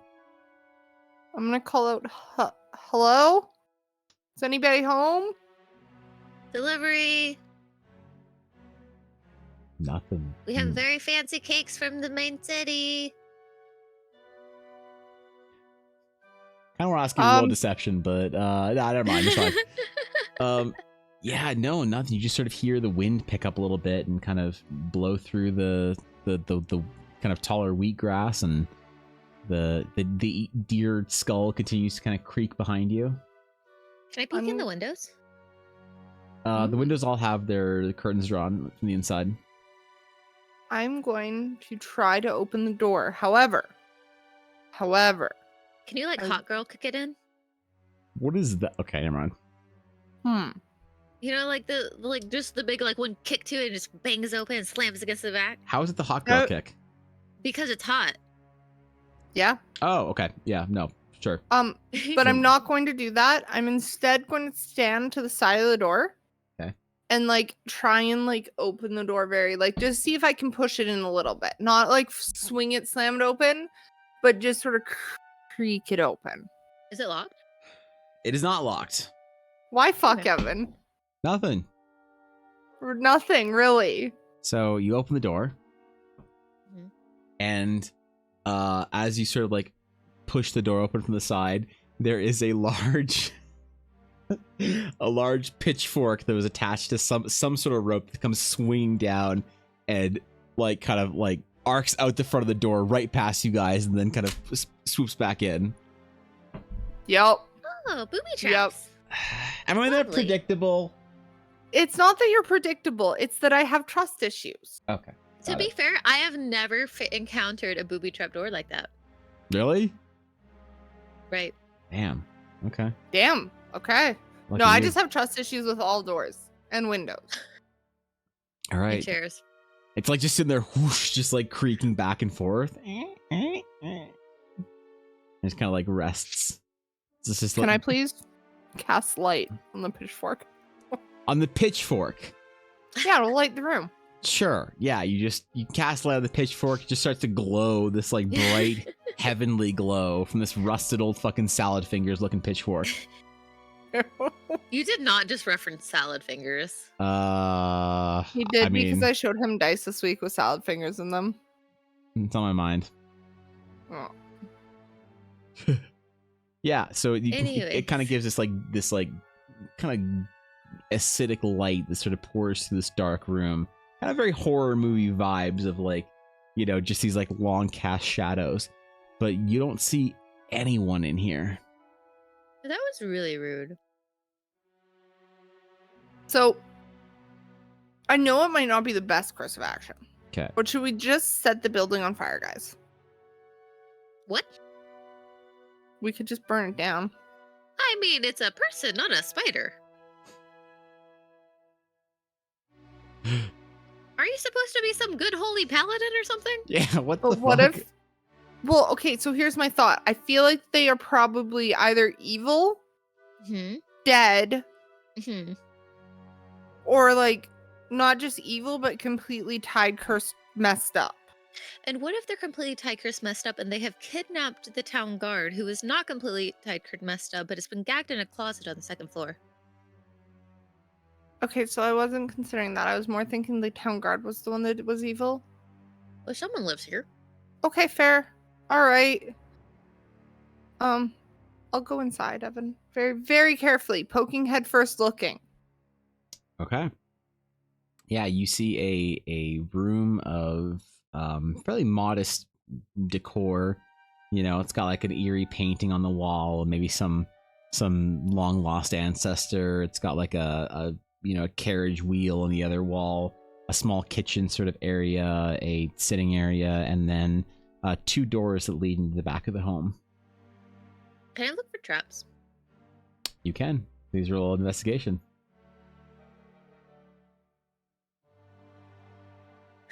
3. Seems good, you know, seems real good, easy, no problem. Yep, just safe. No, you don't find anything. Oh, definitely not with a 3, I don't. But you are confident that you're good, so it's fine. Yeah, I think so. I mean, I also didn't see a pitchfork coming, though, so, you know. Seems fine. Yep. I'm going to investigate around the area that we're in, Evan. Okay. Like the main room that you're in? Yeah, I'm just gonna kind of look under stuff, look around, see if I can find any evidence of Sure, roll present Yeah, activity. Roll it up. See what you get. I keep rolling 16. Did you balance your dice for 16s? Okay, let's try again. I mean, That one was 16. a 7, so it's not balanced. Okay. I'm also rolling 2 dice. Yeah, that's true. So 17. All right. Yeah, Right. so there's a lot of dust in here. It looks like it hasn't been used in a while. You do see footsteps though in the dust. They go kind of like from the chaos of the front door. They go to the back door on the left. All right, I'll say Boris, Haruna. Footsteps. Footsteps.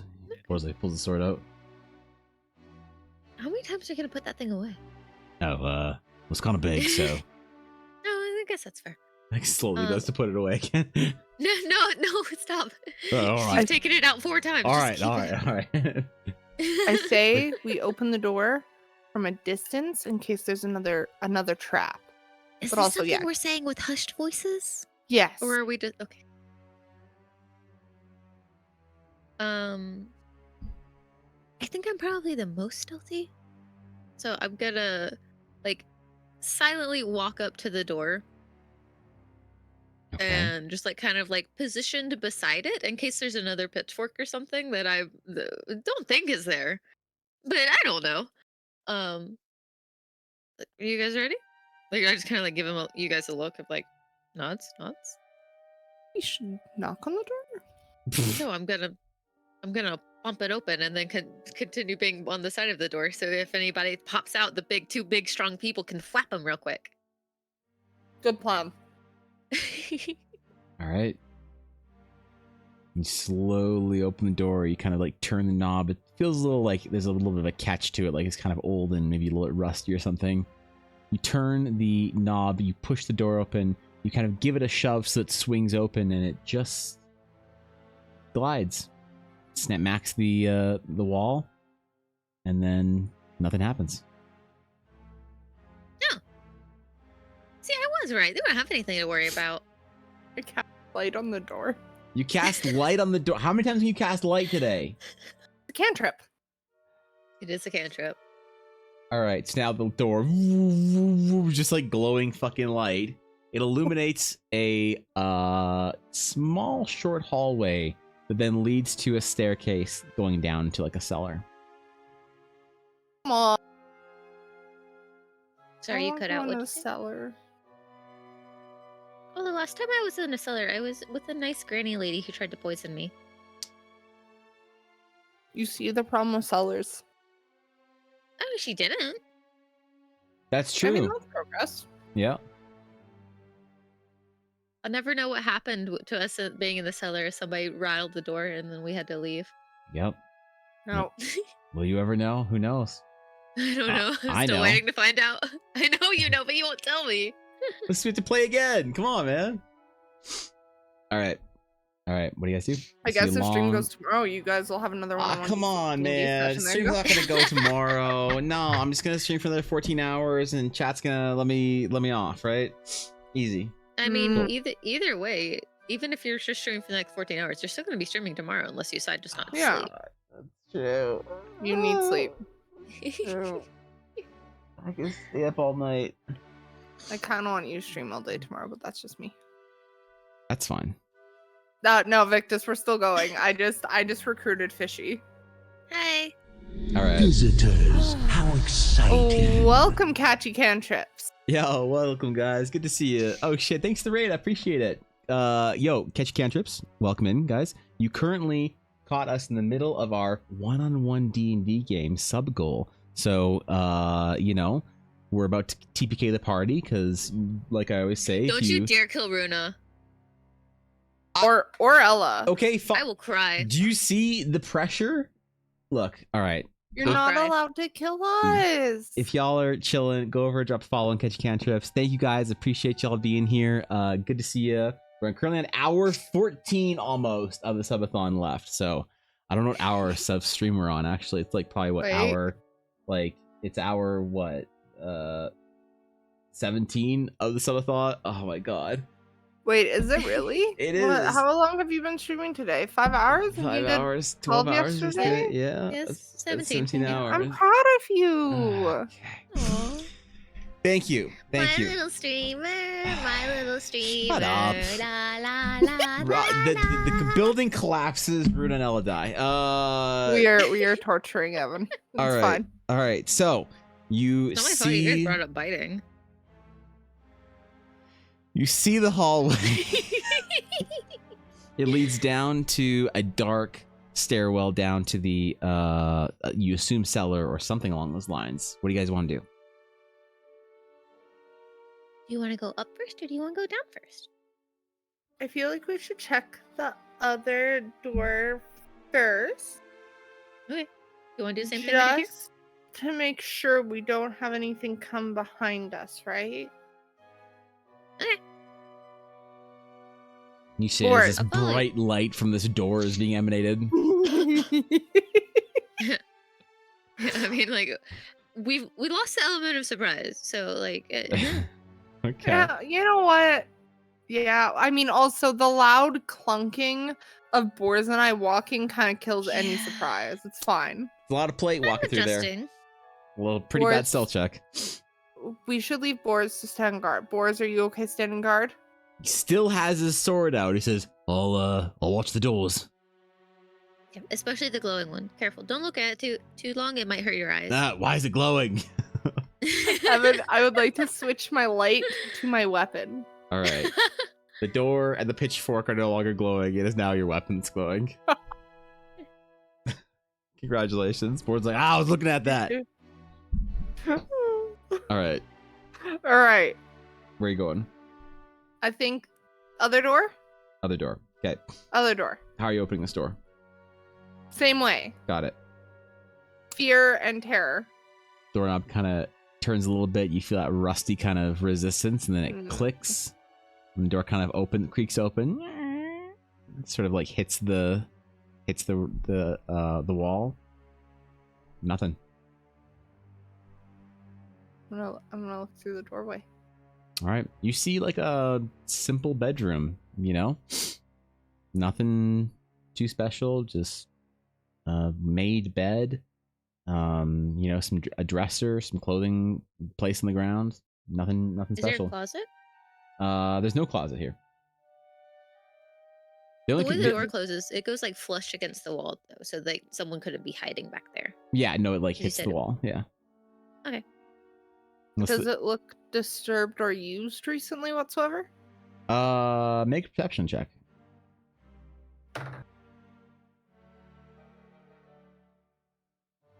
I rolled off camera, but Oh, But- wow. The dice cam just appears with a natural 20. Wow. Holy would you like shit. me to reroll? Because That's I will crazy. reroll. I feel Wow, bad. the I whole feel dice cam is what you're like. I want to put up my dice cam. And Steph's just, I'm like, no one wants a dice cam. And Steph's like, I want a dice cam, and then you even use the dice cam.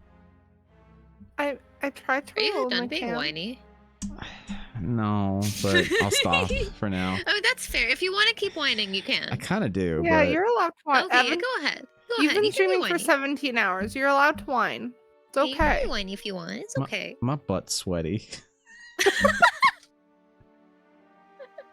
It's, sounds like a personal problem, it's, gamer. it's, Yeah. it's real hot in here, and I don't want to turn the AC on. Turn on the AC. Why turn on the AC? I think it's a little loud, to be honest. So Evan, Well, turn it there's on. only We'll one tell way you. to find out. Yeah, we'll Yeah, there eventually you tell go. you. the thing is, it'll be louder on Discord than it won't show up on stream, but it'll be loud on Discord.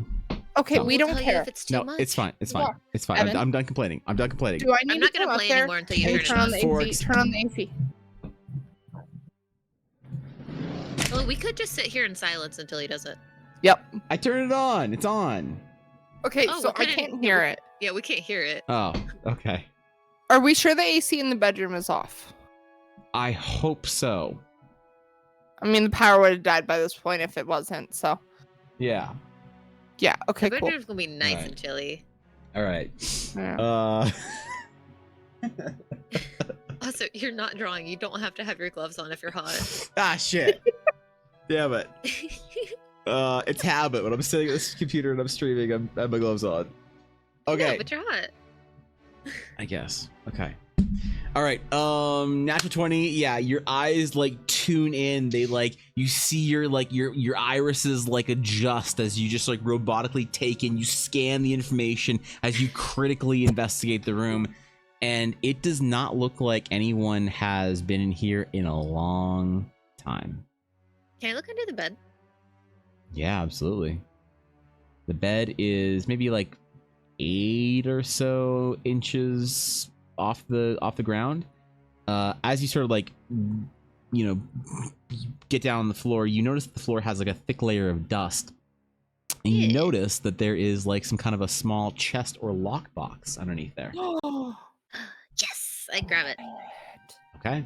It has some kind of a key kind of padlock on it, and it's a fairly not great made box, but it's like a little lock box, kind of like maybe like Can I a pick the lock? foot by. You can pick locks. I don't know. I'm asking you. Go for it. Okay. Do you have thieves tools? No. Oh, I literally went from, hey, we're just ha-haing, there's no character sheet, to having a friend throw one together for me last minute because I got invited like 12 hours before this started. I'm assuming you don't have any kind of lock picks or thieves tools or anything. So. Do dog girls have claws? Oh God. That's what I'm titling the Eldara hentai, just so you know. iPad. Let's Hold up. go! Let me check my character sheet. Why are you all of a sudden very close to your microphone? She's because I'm no invested. longer leaning back in my chair. Can you lean back in your chair again? Because I've adjusted your levels for where you were. Never. I'll Oh, just be really quiet, okay? I will kick you from this Discord call. wait, but I was kind of enjoying that. I'm not. I already adjusted you for. Give me 1 sec, okay? You have you on your lap. I don't care. Wake her up. No, I don't. Okay. Here. Prophecy, what the Okay, fuck? Better? Better. Prophecy. Better. Prophecy. Please. Yep. No. Wait. Prophecy. D100. Go for it. Wait, can I roll it? No, Prophecy has to roll it. D100. Okay. I mean, I've never thought about a Green Dragon check in the middle of a D&D game, so. Yes, you have. It's just exclamation D100, Prophecy. Spawns from the ceiling. D100. There you go. Almost. Almost. And because it was brought up, I'm rolling it. Fine. Nope. Get wrecked. 34. Get wrecked, nerd. Yeah, so it seems like it's a sturdy lock, but you know, it's kind of like old and a little bit rusted, but Can I hit it with my weapon? I mean, you could if you want to. I will. You want after. to not do irreparable damage in case somebody here is still alive and okay, and this is their house? Yeah, that's why I think I'll do it after. Also, is this better, Evan? Yeah. Okay. I'm gonna slide the box back where I found it, looking just a little sad and a little pouty. Okay. Okay, we can look at it after. Okay. All right. There's Now not we're much secretly else. hoping that the person has gone actually crazy so she can have the treasure box. Aren't you lawful good? No? Oh, okay. My bad. I didn't know, I guess. Dude, I don't even know either. Ask I person who don't, made I the don't character like sheet. alignment charts. That's fine. Me either. Yeah. All right. What else are you doing in here? Good skilling here. I mean, I guess the only other choice is that we can go down into the spooky basement. Yeah, I think we go down to the basement. Do you Okay. want to make Boris go first? He's just Wait, like say that again? he's out of earshot at this point. Yeah. Oh, Boris, go Wait, first? No, I'll go first. Okay, I was can just- take more of a hit. All I right. was just joking, but okay, sounds good. He's just out in the living room, still just like with his sword out, just like looking out. He like uses the sword to, like part the curtains, pushes them back. Is like, find anything in there? Not really. And nobody's been in there in a very long time. It's very gross, dusty, sticky. I don't like it. I don't like it either. I'd say we go down. I'll be here then, I guess. I think you should come. I don't think anybody's up here. I don't think we have to worry about anyone coming from behind. He nods, falls behind. All right, I'm Can I be going. in the middle between the two big tanky people? Probably. That's a good. Thanks. Okay. All right. The stairs kind of like have that uncomfortable creak where even if you're trying to be quiet, you know, there's no way you could. I you was gonna say each- I'm going to try to be quiet. Roll a stealth check. With Not like super quiet. Just step gentle. roll a stealth check. Don't you do it with disadvantage? I'm pretty sure. Yeah, I Rolled do. Stealth too. Got Goddamn. Boars. 11. Wait, no, I don't think I even have 11. No, Boars gets Nah, a just- 4. I got 10. Okay, so Boris trips halfway and has to catch himself on the railing and just screams, "Fuck!" the railing like snaps. Ah, damn it! Oh, jeez. Okay. All right. Yeah, it's not stealthy as you guys are just like creaking down the steps with your Yeah. like giant metal plate boots. So since we're obviously not stealthy, we're just gonna be like, "Hello, anyone in here?" So at the bottom of the stairs, you see a sort of a kind of like it's a cellar. There's like some shelves with some jars and some preserves. There's like a chest, like a large sort of chest open. There's like a bunch of blankets and stuff in it. There's just like materials and supplies and a couple of tools hanging up against the wall. and also a very large, strange, and obvious dugout hole in the side of the cellar with a stone door with glowing yellow runes on it. That's absolutely normal. I don't think we have anything that we need to look into here. Boris kind of nods. All right, let's go upstairs then. No, Boris. guys. Boris, All you are a right. guard. Well, all right. Does this look spooky to you? I don't like spooky things. Can Aw, I- It's okay to Aw. be scared. We'll protect you, Boris. Don't worry. Oh, kind of puts his shoulders up a little bit, holds his sword up. All right, I'll go first then. He just like marches over to the door, slaps his hand on it, and just pushes and shoves. Kind of just like opens this large door into this chamber where you see a man standing sort of up against a wooden post in the middle of what looks like a crypt with all sorts of like sarcophagi kind of strewn about it with strange like visages of people sort of carved into the stone above. And the stone piece pillar has somebody who looks a young man, maybe in his early 30s or so, with a stake of some variety, like a metal stake driven straight through him into the stone. And the stake has like glowing yellow runes on it, and he's just standing there staring at you guys with this like pained expression on him, on his face. And he just sort of musters out the breath to just sort of say, "Help!" So, number one, you suddenly have a lot of background noise, like just all of a sudden while you were monologuing just now. Yeah. I told you. Don't- But it wasn't a problem literally up until like 2 seconds ago. Okay. Well, Oh, now it's done. Yeah. Here we go. Okay. Okay, we're good. Okay, I'm sorry. Now we're good. Okay. This might be a good time for a vibe check real quick. I did like just like very casually like poking Ella in like the shoulder. Yeah, divine sense. Divine sense. Okay, everything And is evil. hold up. How I could- evil the- is the guy? The guy is not evil. The guy's not evil? The guy is not evil. Everything else is evil. I'm going Can to say. I Oh, Sorry, go ahead. can I read runes? I do have the word rune in my name. Not these ones. These aren't astral sage runes. Okay, got it. Yeah, these aren't Eldari. Okay. There are 2 actions I would like to take. Okay. First one, I'm going to say, hey guys, watch my back, and I'm going to go over.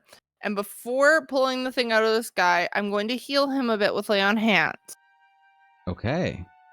He's not evil. Should be fun. Yeah. All right. How many hit points do you pump into him?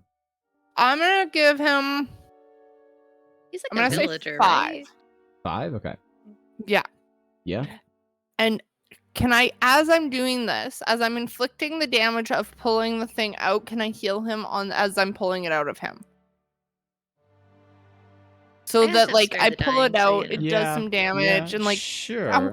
basically Yeah, I yeah. want to get the thing out without murdering. I dig it. Even if you did, I have spare the dying. Okay. Yeah, sure. Go for it. Okay. So you kind of I like do. pull it out. It's kind of stuck like wedged in there. Like it is stuck into the stone behind him. Is it wooden? No, it's metal. Squishy Fuck. bits. So boards. it comes out, but Oh, okay. Heat metal. Carter. Jesus, no, God, he just like slices him in half. God damn. Oh God. Oh. Oh. It's fine. Don't worry Alright. about it. You like pull it out, and as you pull the stake out, you see the skin before you actually heal closing up around it as he just takes a big breath in.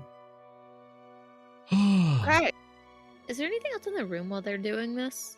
Uh, Just trying to keep a just- lookout. spooky crypts. Cool. That's So there's it. no like table with like mid-ritual bullshit going on. No, it's Diablo. You're Oh, wrong- got yeah, it. you're in Sorry. the wrong game. Sorry. Fuck, my bad. Yeah, that's cool. I get it. Are you Tarek? Or are you a Jackson? He just like is breathing. Tarek, ma'am. And he's like trying like collect himself, like breathing for the first time properly in who knows how long.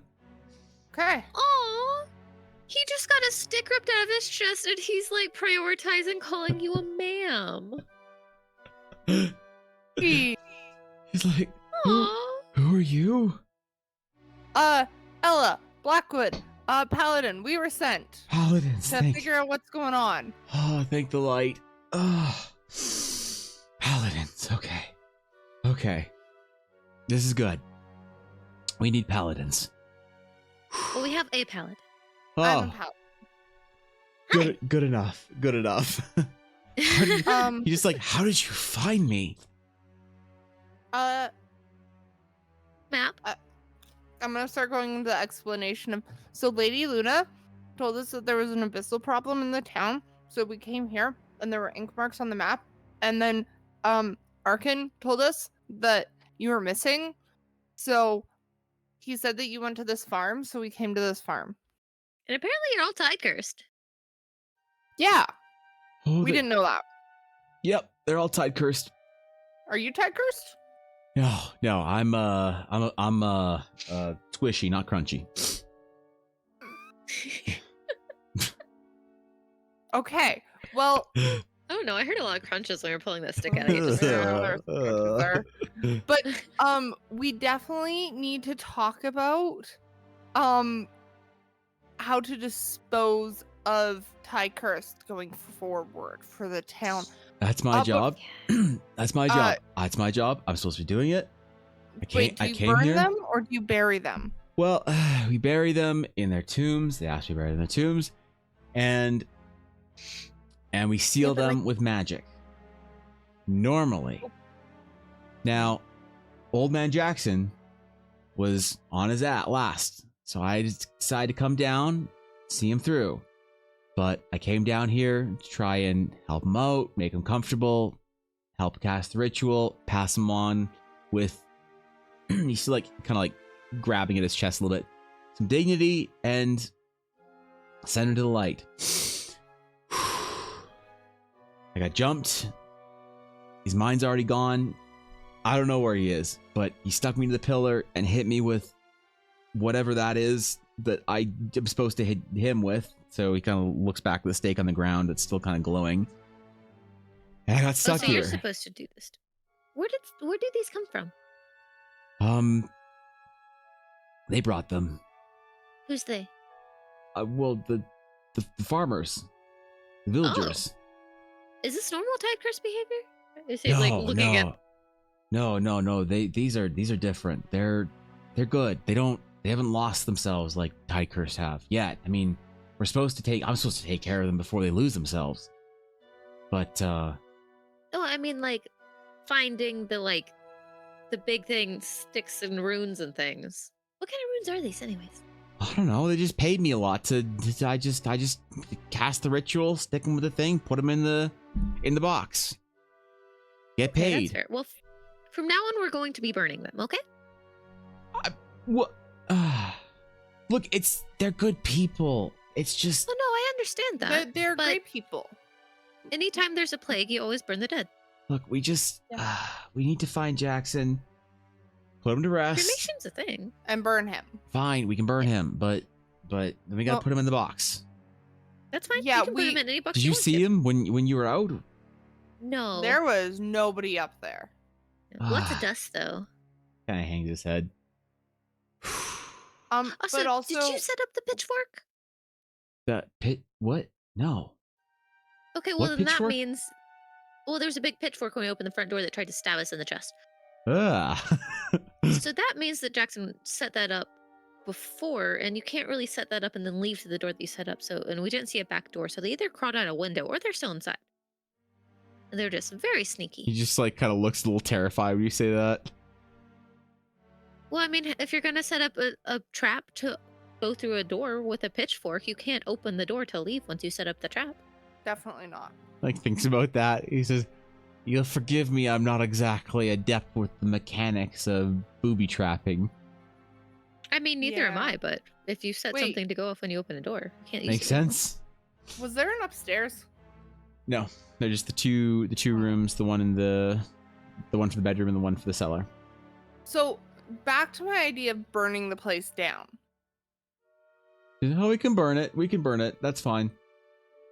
Okay. So you're okay with burning the buildings, but not the people. Got it. Well, we just have to do the stick first, and then we can burn him.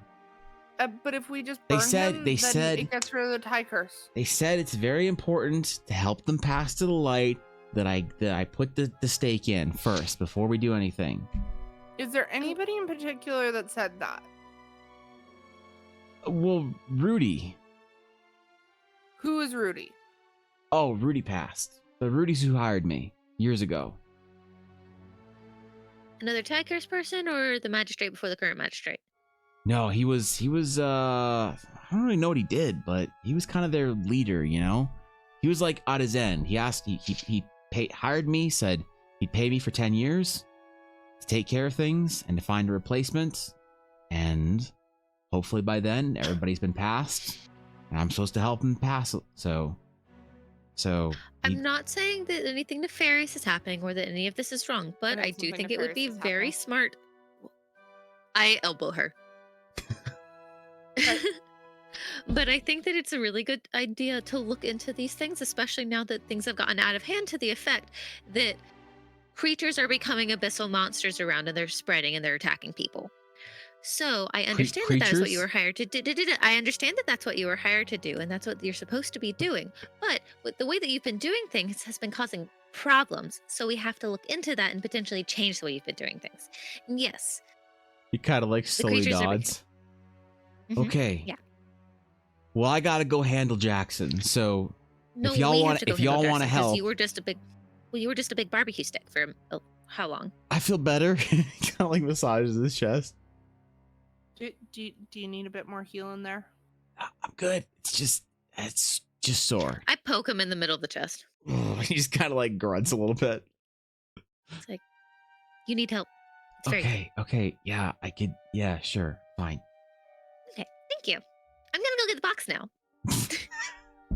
And Roberto walks out and goes and gets the box. All right. Yeah. No. Just marches upstairs. You know, tail wagging. Just runs over, pulls the box. You pull the box out, slap it on the bed. What do you do?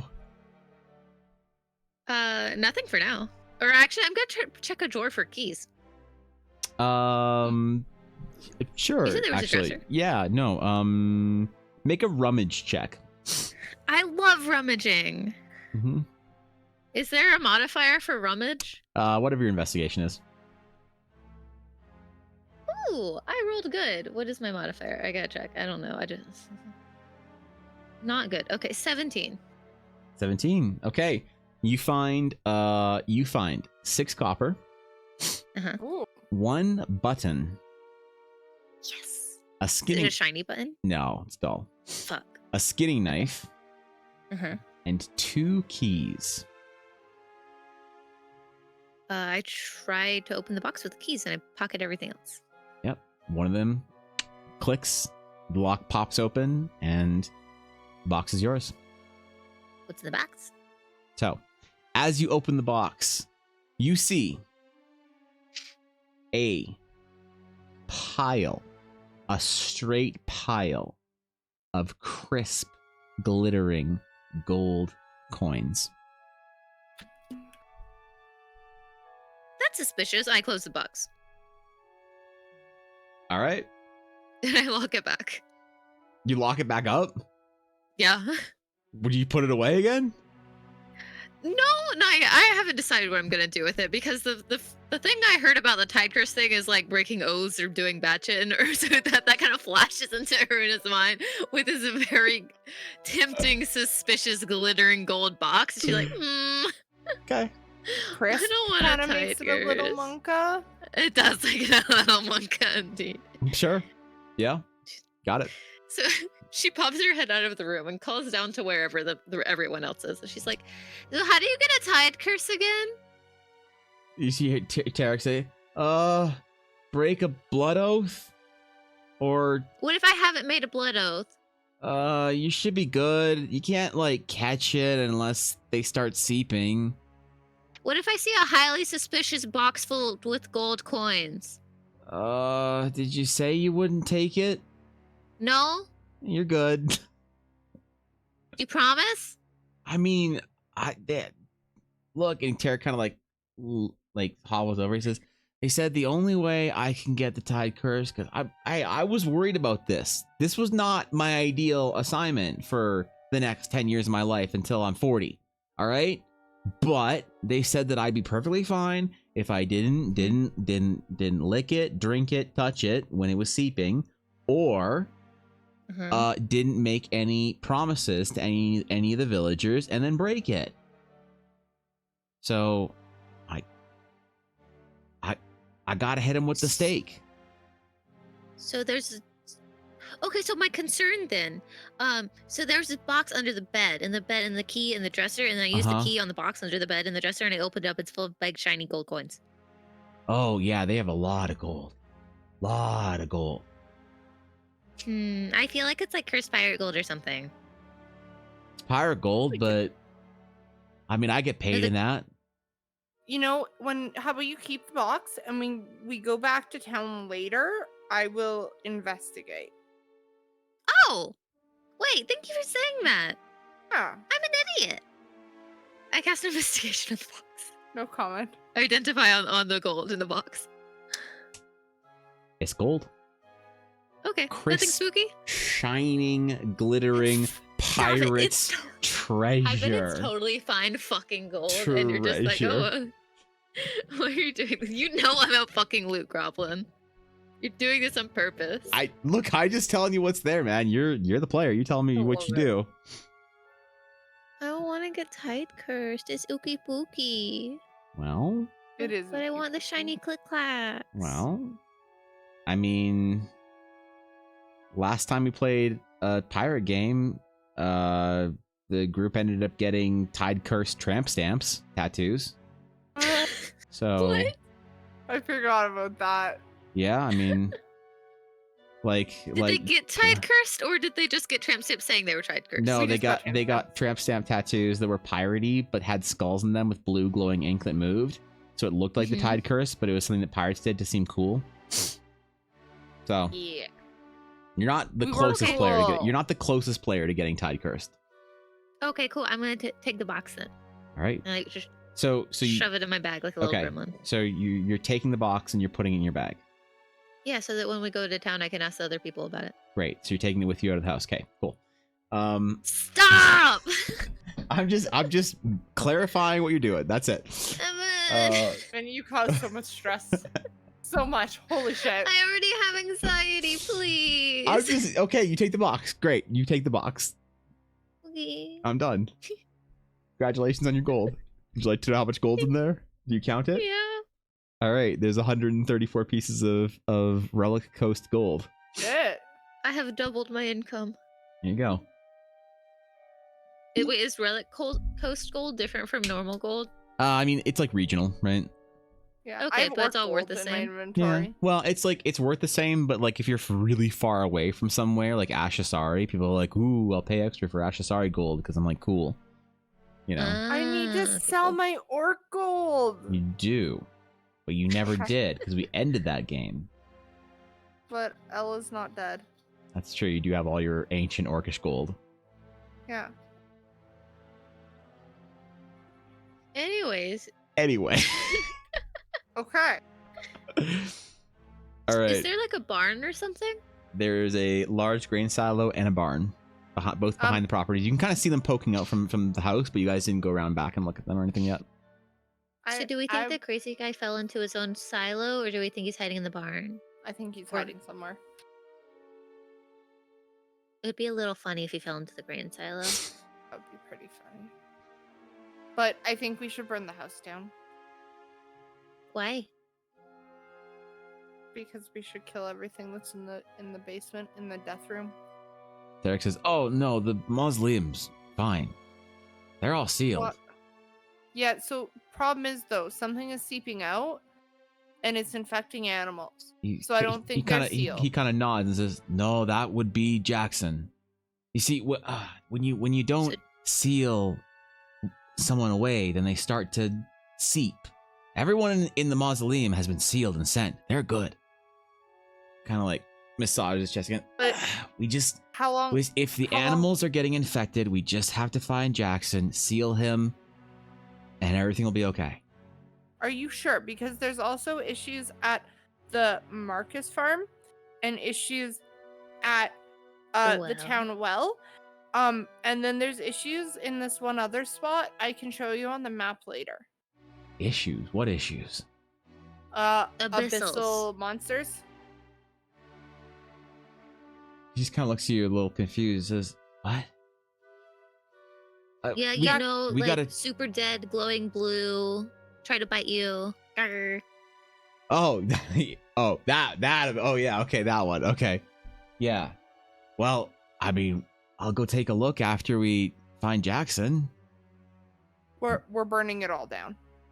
Okay, but like, okay, I don't understand how burning the house down stops the abyssals because it's all the people, right? Like, It just burns the things in the mausoleum. Fucking paladins, man. Holy shit. I mean, like, I'm just saying, it seems like a bit extreme because, like, if we burn it, then we can't really. Well, okay. Well, at the very least, let me go write down what the runes are so that we can ask somebody in Haven. Haven? No. Oh. Yes. Horizon. Horizon. Horizon. Fuck. Can I do a knowledge check or Okay. religion check on the runes? Yes, you can. Runer's out here like, please, this is our only evidence. Did that show up on stream? It did. Mm-hmm. 17. Plus 4. 21. I might keep a set of dice. The runes you see are something that you remember or that you've seen before in the context of Loric Paladin orders. You know they are holy sealing runes when used on mausoleums, crypts, or tombs. So they are Oh. keeping some sort of evil in, or contained, or whatever. Okay. As long as the rune is intact and glowy, which they were, it's still working. And they're the same runes that are on the stake that Tarek is carrying. Okay. Are the runes intact and glowing? But then why did you say everything was evil? Well, because like you still detect it, like you still detect the evil. But if there wasn't any. So just the room itself is evil? Yeah, So it everything just in has the room it is just has evil. like an abyssal air to it. It's an evil space. Hmm. Okay, but the runes are not evil because they're made to seal evil. No, the runes are I mean, yeah, the runes are fine. They're just sealing runes. Okay. That's why I was confused because like, wait, but the room. Okay. Closer I look in think- the mausoleum to see if any of the things are like broken. So not all of the like crypts have runes on them, but everyone that does have runes on it are unbroken. And the ones that don't have runes, nothing's in them yet, or They're empty. okay. So there's like a really powerful like magic guy who's sealing these things, right? Like, where is No, it's he? just this dude. It's just Eric. So you're a paladin? Are you making these? Oh, How does this work? No. I learned how to write. Rudy told me how to write the runes, and I do. And then I etch them with the stake. He's like holding it up again, and then they start glowing. And look, I don't know how this works. I've been taking care of them. Okay, I agree. I think that you've been doing the best job with what you have. I'm just saying that only having one person doing the thing for an entire village of people is a little risky. Yeah, I'd like some help, but I don't Help know. would be a good idea. They're very secretive, so That's fine.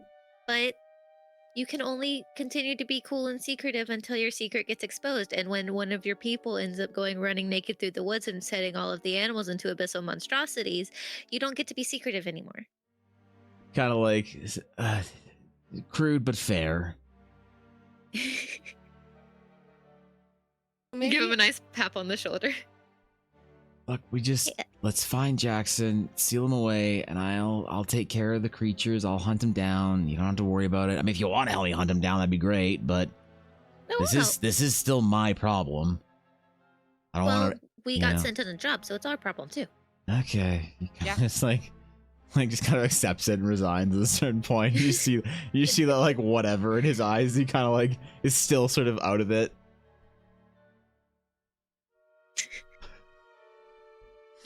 Rudo gives him a little kiss on the cheek and walks out of the room and goes, "Hey, Ella, can we please not burn it down?" Just like, you've been doing a good job. Here you go. If we Let's burn it see. down, We will see. okay. The reason why I'm asking because we need to go back to Horizon and tell somebody about this so that they can send people out here. And if we burn down literally everything that's happened so far, and then potentially disrupt the ruins, we just have a lot of more dead, icky, pooky, yucky, gross, abyssal, tide curse bullshit seeping out into the area. Agree to see. All right. So we agree to see. wait and not burn down things yet? We can wait. For Yeah. now. Okay. Cool. For now. I have my tinderbox like in my hand right now. Ready. What is with paladins, man? I swear, Jesus. Okay. Well, Burn you're the probably gonna need to death. pull your weapon out and put the tinderbox away. Weapons in the other hand. You one hand that giant fucking hammer? I mean, not when I'm swinging at things. What's but when your I'm standing strength? Around. 18. Okay. I can hold it in one hand. I could hit something with one hand, but I don't think So- it would do very much. It's actually hollow, and she keeps her little snack cabinet inside. Yeah. It's called the Fist of Farandur, and its magical property is that it weighs less when for the person it's attuned to. Yeah. Or did you switch Okay, weapons? so do Whatever. No, I'm still using it. so grain silo to see if he fell in and it became a little bit funny, or barn, and hope that I- there isn't a cow in there. I think barn. Okay. Can Either we way. burn the barn down? I just want to burn something down. Oh my god! Stop it! Stop it! What the fuck? You're supposed to be some holy paladin bullshit. But yeah, no, holy You know we have to paladins. write a report to like both your people and also the Dragon's Claim, right? Like, I'm part of the Dragon's Claim. so am I. Enter That's why we have to me. write a report to them. Enter close me. So does Luna. It's fine. Exactly. Fire cleanses all. Oh god. And I missed working with people. It's just gonna walk off towards the bar. Okay. So as you guys go out behind the house, you sort of walk around the little garden space. There's like some nice little flowers, you know. It's like going into your grandma's house or whatever. You know, there's like a rose bush section along the walls or whatever. You know, it's very quaint. As you walk around in the back to see sort of the main kind of area where they might keep their carriage or their cart and things like that, you see a large sort of grain silo and large barn.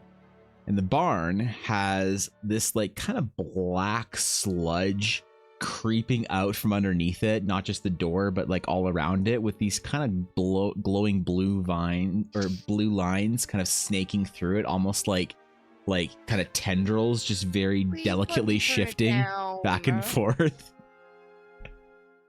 Well, that's disgusting. Tarek just kind of like points to say, we found him. Yeah, I poked so the ooze with a stick. You poke the ooze with the Oh. stick? I don't poked the poke ooze with the stick. What stick? Just a stick? You just said we're outside. Just a stick. Yeah, just a stick. Okay, they did. The stick starts to just like burn a little bit. Mm. I Can mean, I it looks please? like if we leave it for long enough, you're not gonna have to burn down the barn because it's gonna do it itself. no, that's gonna spread. Duh. We should kill him first, at least, right? Burning What if he's kills immune to things. fire and he runs out flaming at us? Fine. I'm burning the barn down after though. Yeah. Please do. This is gross. Boar's like, I'll help. Beautiful. Tarek just sort of walks forward, like stumbles forward with the stake. Says, Jackson, come on out, Jackson, come on. You know we got to do this, Jackson. I think he needs a bit more healing. He's kind of stumbling. I'm gonna give him another like 4 heals, 7. 4 hit or points. 4 HP. Yeah. Okay. Write that down. Kind of just like stops, says, come on. Oh, thank you. Oh, that's paladins. Kind of like Can massage I give themselves. him another 10 instead of 4? Sure. Okay. What happens when you cap out? So that's just my lay on hands. I can heal up to. And what happens when you hit their hit point maximum? I can do 30. No, Oh, there. if it, If it. I keep my thing. Okay, then I heal up to you there. only need another 4. Oh, okay. after the So 4. 9 total. Yeah. Cool. Oh, he's got baby hit point pool. He like just kind of like yeah. nods and like gives you a thankful gesture. He says, Eli, You should don't make me come back in there. Eli, you know the rules. You're too far gone. Come on out, Eli. And you hear this terrifying bugle roar of like a buck kind of in screaming pain as the barn doors burst open and this corpse crackled out and sort of extended out and pulled. The bones are sort of pulled apart from each other with this Gross. wrapping tendril in between them, with this deer's head rotted on the top, comes out holding a sickle in one hand and a shovel in the other, and just screams at you guys. I There he grab, is. Got him. I grab Tarek's like the scruff of his collar and I yank him backwards. You pull it back. We gotta put this tossing in him him. into the dirt. He like tumbles against the house. Yeah, like I yeet him back as far as I can. You're all for initiative. All right. 14. Not nearly as good. 9.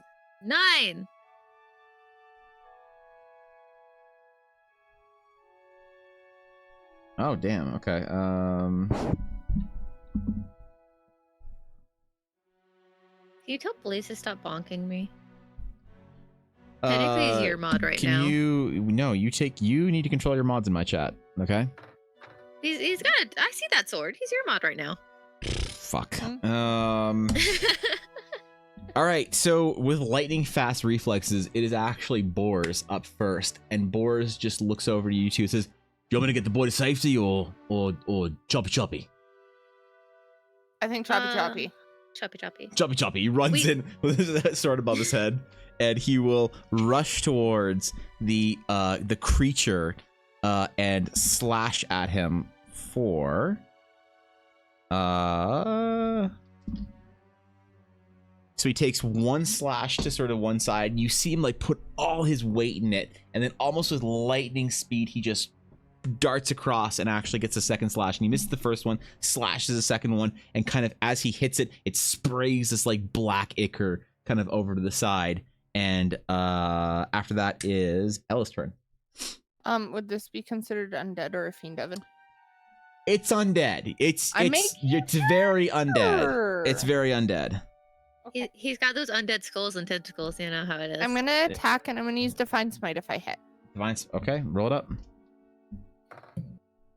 1 sec. I actually can't read my character sheet because it's too small on the screen.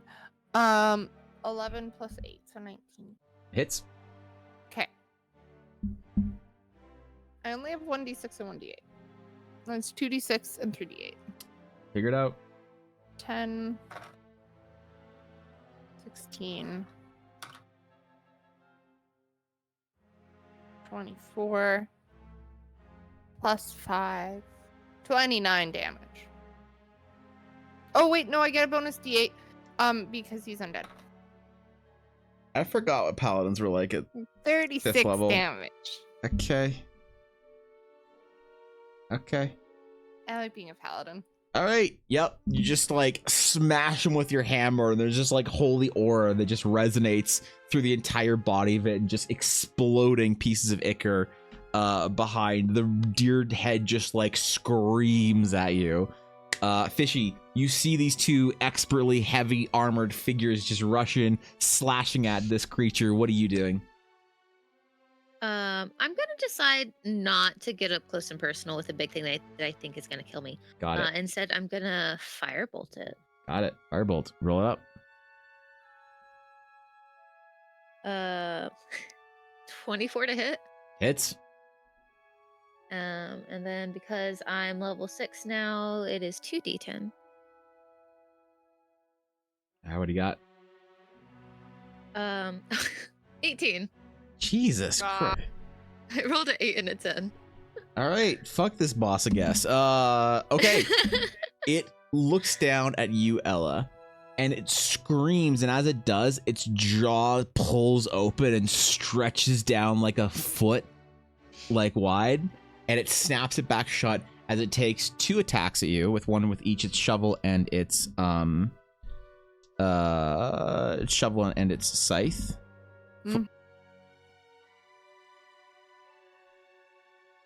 Did he go quiet for anyone else? No, he went quiet for me. Fuck. I And just all here. rolled Oh, hi. 2 natural ones Uh, with these fucking shattered seed. I roll. There's two fucking know. ones right here. Jackson's know. not very good at his job. I'm sorry.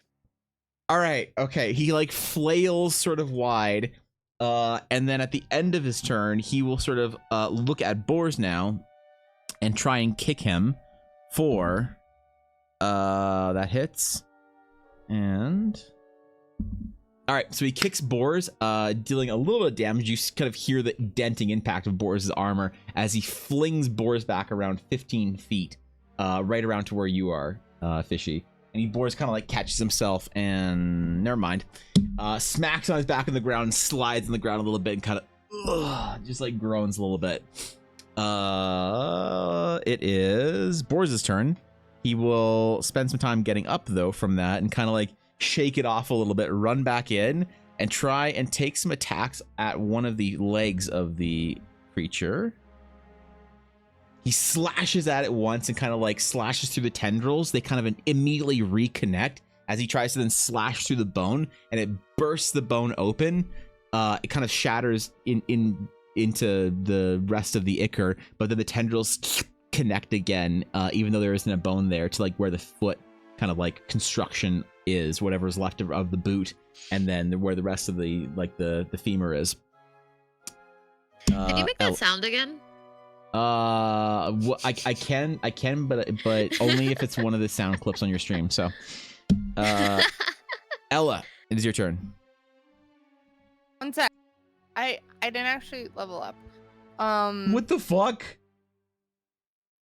What do you mean you didn't level up? In roll 20 to level 6. All What right. level have you been? 5. At least it's But only like one level. I had the EXP. I just wanted Yeah. to check spell levels, that's all. Okay, I'm good. All right. I'm gonna hammer down again. Okay. 24. All right. That hits. My dice love me today. Mm-hmm. Very confused. Do I want a divine smite? I mean, he's looking a little crunchy. It's you. You could always put him out in a big blaze of holy fire. Yeah, I'm gonna divine smite. Let's see it.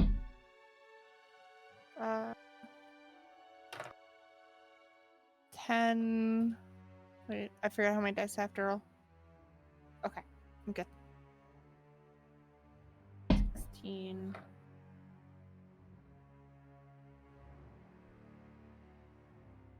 23, 28. Jesus Christ. Okay. Because I'm using a lower level spell, so it's one less die. Yep. All right. At the end of your turn, the creature will will leap up into the air and grab onto the barn out of melee range from you. You can make an attack opportunity if you want on it. Hell yeah. Okay. 18? Or, sorry, 20? 20 hits.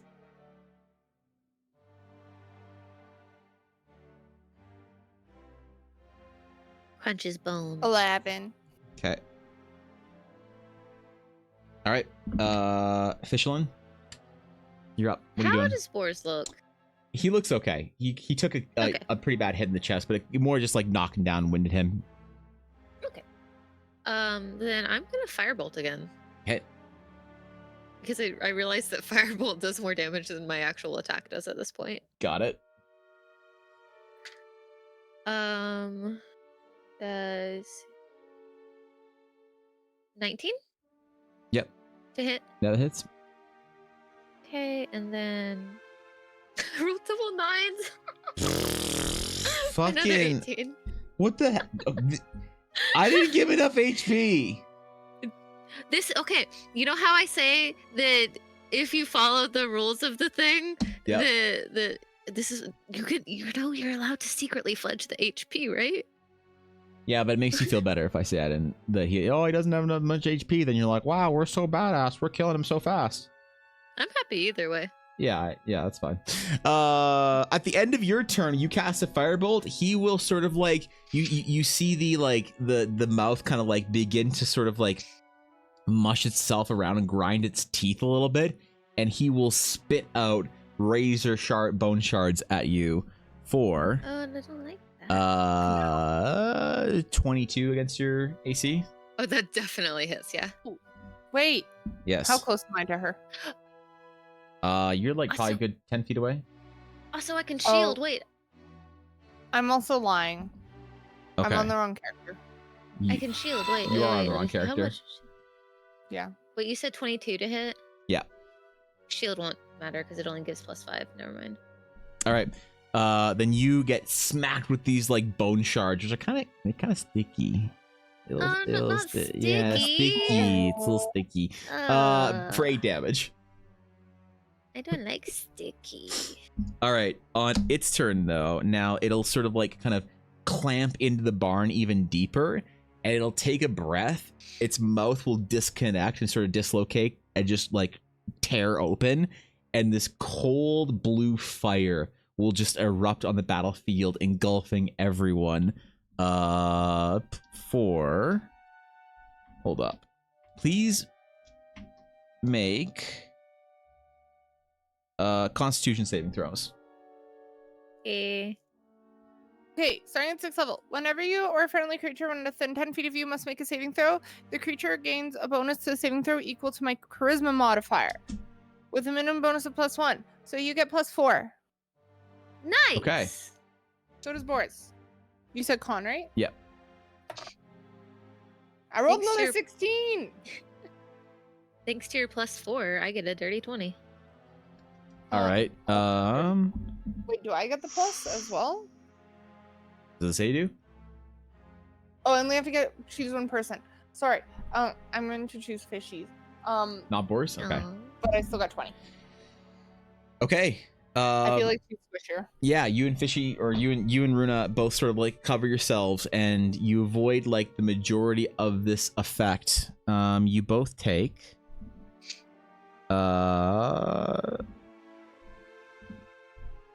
that was a very bad roll. You both take 8 damage. Okay. And you look over at Boris and Tarek, Damage. and Boris and Tarek start coughing and heaving. And you look at Tarek, and he puts his hands on his face and like bends down, and you just see black sludge seeping between his fingers as he's just coughing. Oh, that's really bad. And then he'll throw bone spikes at Ella. He'll throw bone spikes at you for 25. That hits. You take, it's big bone spikes. You take 7 damage. Yikes. Okay. All right, back to the top is Borz's turn, and he is currently shaking it off, and you kind of see like he's sort of like, you know, wiping this like black sludge from his face or whatever. It's just sort of like seeping out of his eyes, his nose, and his mouth, and he's kind of wiping it, flicking it off, and just like kind of pulls out a knife and just whips it up at the creature, critically so. Goes like straight into the fucking thing's forehead. Just brrr. It hits him for a decent chunk. Damn, that was shit. And Boris means business. He does not like that. Yeah, Jesus Christ. The creature just screams when that happens. Ella, it's your turn. What are you doing? I'm gonna say, Boris, save the kid. Kinda And like I'm nods. going to wings Oh shit, okay. and fly up to him. All right. And that's all I can do. So this just these turn. golden angelic wings just explode out of Ella's back as you fly up into the air. And yeah, we're good. Okay. Runa's turn. What are you doing? You see Ella fly up into the air. Boris is like getting ready to turn around to go help Tarek. What are your thoughts right now? I'm really worried about Tarek because he's like our only like information in on like what happened since the guy who was in charge is now dead. Mm-hmm. So I'm gonna healing word him. Oh, okay. Do it up. Nice. We got Tell max me- on that. What's max? It's 1d4 plus a spellcasting modifier, which I don't actually know what that is because I only have this through the like magic initiate thing.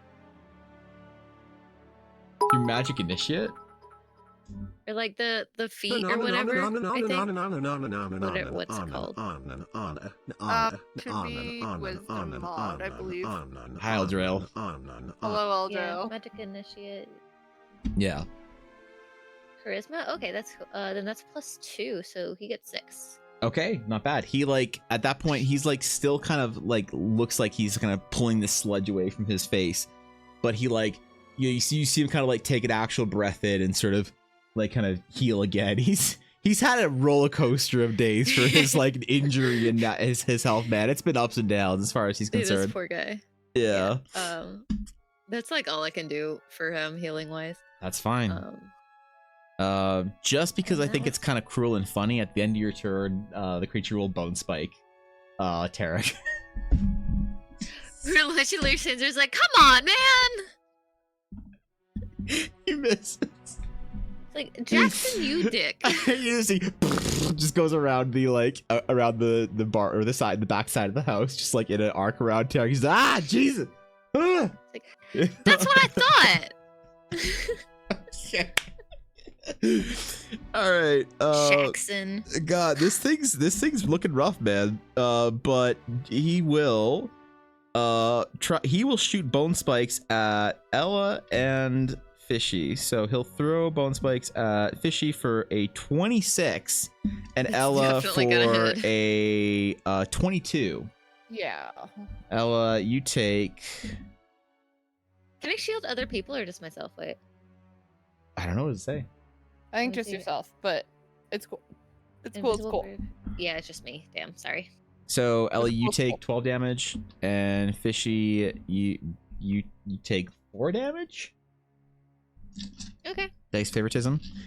But he's looking a little rough, man. You guys have cranked him. You guys have been pumpers. Like, To be fair, the dice were just rolling really fucking well.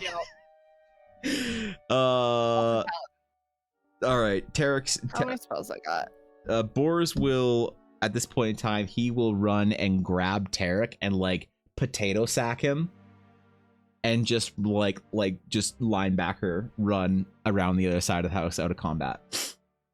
He like just drops his sword in the ground and kind of like sticks into the soil, and that was his, because that's, you asked him to take care of Tarek. Ella, it's your turn. What are you doing? Okay. I'm gonna attack this guy, and I'm gonna do 2 things. Okay. One, if it hits, I'm gonna use Divine Smite, Mhm. and then I also have the ability to extra attack because of my level. So I'm gonna attack twice, and if I can, I'm gonna use Divine Smite on both if they both. I hit. don't think you can do that. I think you only use Divine Smite once per turn. So Divine Smite. Can I free action call it and ask like, if you knock him to the ground, I can be more helpful? Why? will try. I'm so disappointed in myself. Like, when you said can I free action, I was like, she's gonna hit on Ella. Like she's gonna. Oh, I can. I just I just can hit on your expected. wife if you want me to. I expected less. I don't know why I expected less. Wow. All right. Evan, If it doesn't say you Divine can't, then yeah, you Smite go for it. is only whenever you hit a creature. It doesn't have anything to do. All else. right. Go for it. Yeah. Fucking paladins All right. against an undead. Why did I make this thing undead and send a paladin in? That is So fair. one is a 15 to hit, Does and the not hit. other is a 20. That hits. Okay, fine. That sucks, but okay. I'm gonna use the level 2 slot to hit this one. So, damn. What are these rolls? 11 plus Ah. 1, 12. Oh! Another one. 13, 16, 20, 25 damage. Okay. Hold up. Hold up. I'm holding. Oh, no, that doesn't work because that was divine smite damage. I can reroll 1 or 2s when I hit with a weapon, but it's not my weapon Yeah, it's not. Yeah, divine smite doesn't count. damage yeah, die, yeah, so that yeah. doesn't count. Yeah. Yeah. Okay. You're up there. You got your hammer. You divine smite. That's fatal. What do you want to do? Wait, really? Yup. Can I just knock his head clean off? He only had like 150 HP. Like That was. I I mean, he took down half my HP. yeah. Okay. You just want to baseball bat his head clean off. Yes. All right. Are you going for distance or splatter? Distance. Okay, you just like launch up and like you got the fucking home run bat in Super Smash Brothers. You hear the screech, the wings just flare out as you just rush in like fucking Tyrael the Archangel and just crack it. You feel a little bit of resistance kind of just on the head as like the Ooh. sinew snaps as it kind of pulls a little bit and then it snaps off as the head goes arcing over the grain silo and deep into the field. Beautiful. Rue lets out like a nice low whistle and goes, "That was impressive. Cute. Have fun finding it later so you can burn it." And she just walks to go check on Tarek. I'm gonna fly to Tarek. You're gonna fly, I'm gonna fucking fly. All right, you just like he's on the other side of the house with Boris laid up against the walls. Yeah, fly over. You just like kind of like fly down. Yeah. You see Tarek just like look at you and just start shaking and like reaches in, pulls out his holy symbol and says, "I'm not ready. I'm not ready. I'm not ready." You're not dead. You're not dead. You're not dead. It's Ah. okay. It's just me. It's you- just me. Stake him. He just like shoves the stake into your hand. Okay, I'll fly back and stake him. And I'm guessing my wings die by now. All right, yeah, you just like fly back, drive the stake in, and as you drive in, your wings disappear. You just like are sitting there hanging like 12 feet in the air. Oh no, I'm trying to drop him down. Oh, okay. Yeah, Like, sure. You put him on stake the it, and ground. then yeah, you pull him Or the down. mortis out real quick. Yeah. And then Alright. Evan, after I stake the body, I'm gonna go stake the head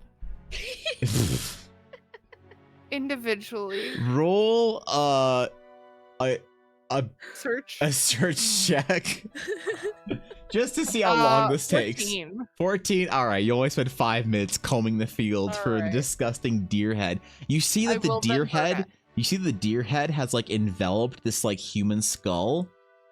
And if you'd gotten closer, you would have seen the like human skull inside the deer mouth, but you never got a chance to get up that close. So I didn't want to get that That's kind of close. cool. and you just you That's stake a it and burn it. little So just so I know for like bookkeeping here and the logistics Yeah. of all this, what all is getting burned? We make Ruda a is list. going to fight tooth and nail to make sure that the house does not get burned, so that The like barn. this like Okay. just I the barn. want to burn the barn wanna for burn the the ba- vicar. I'll meet you in the middle. We can burn the barn. Okay. Okay. All right. I'm not Although asking. you have to stand guard over the fire and make sure it doesn't spread.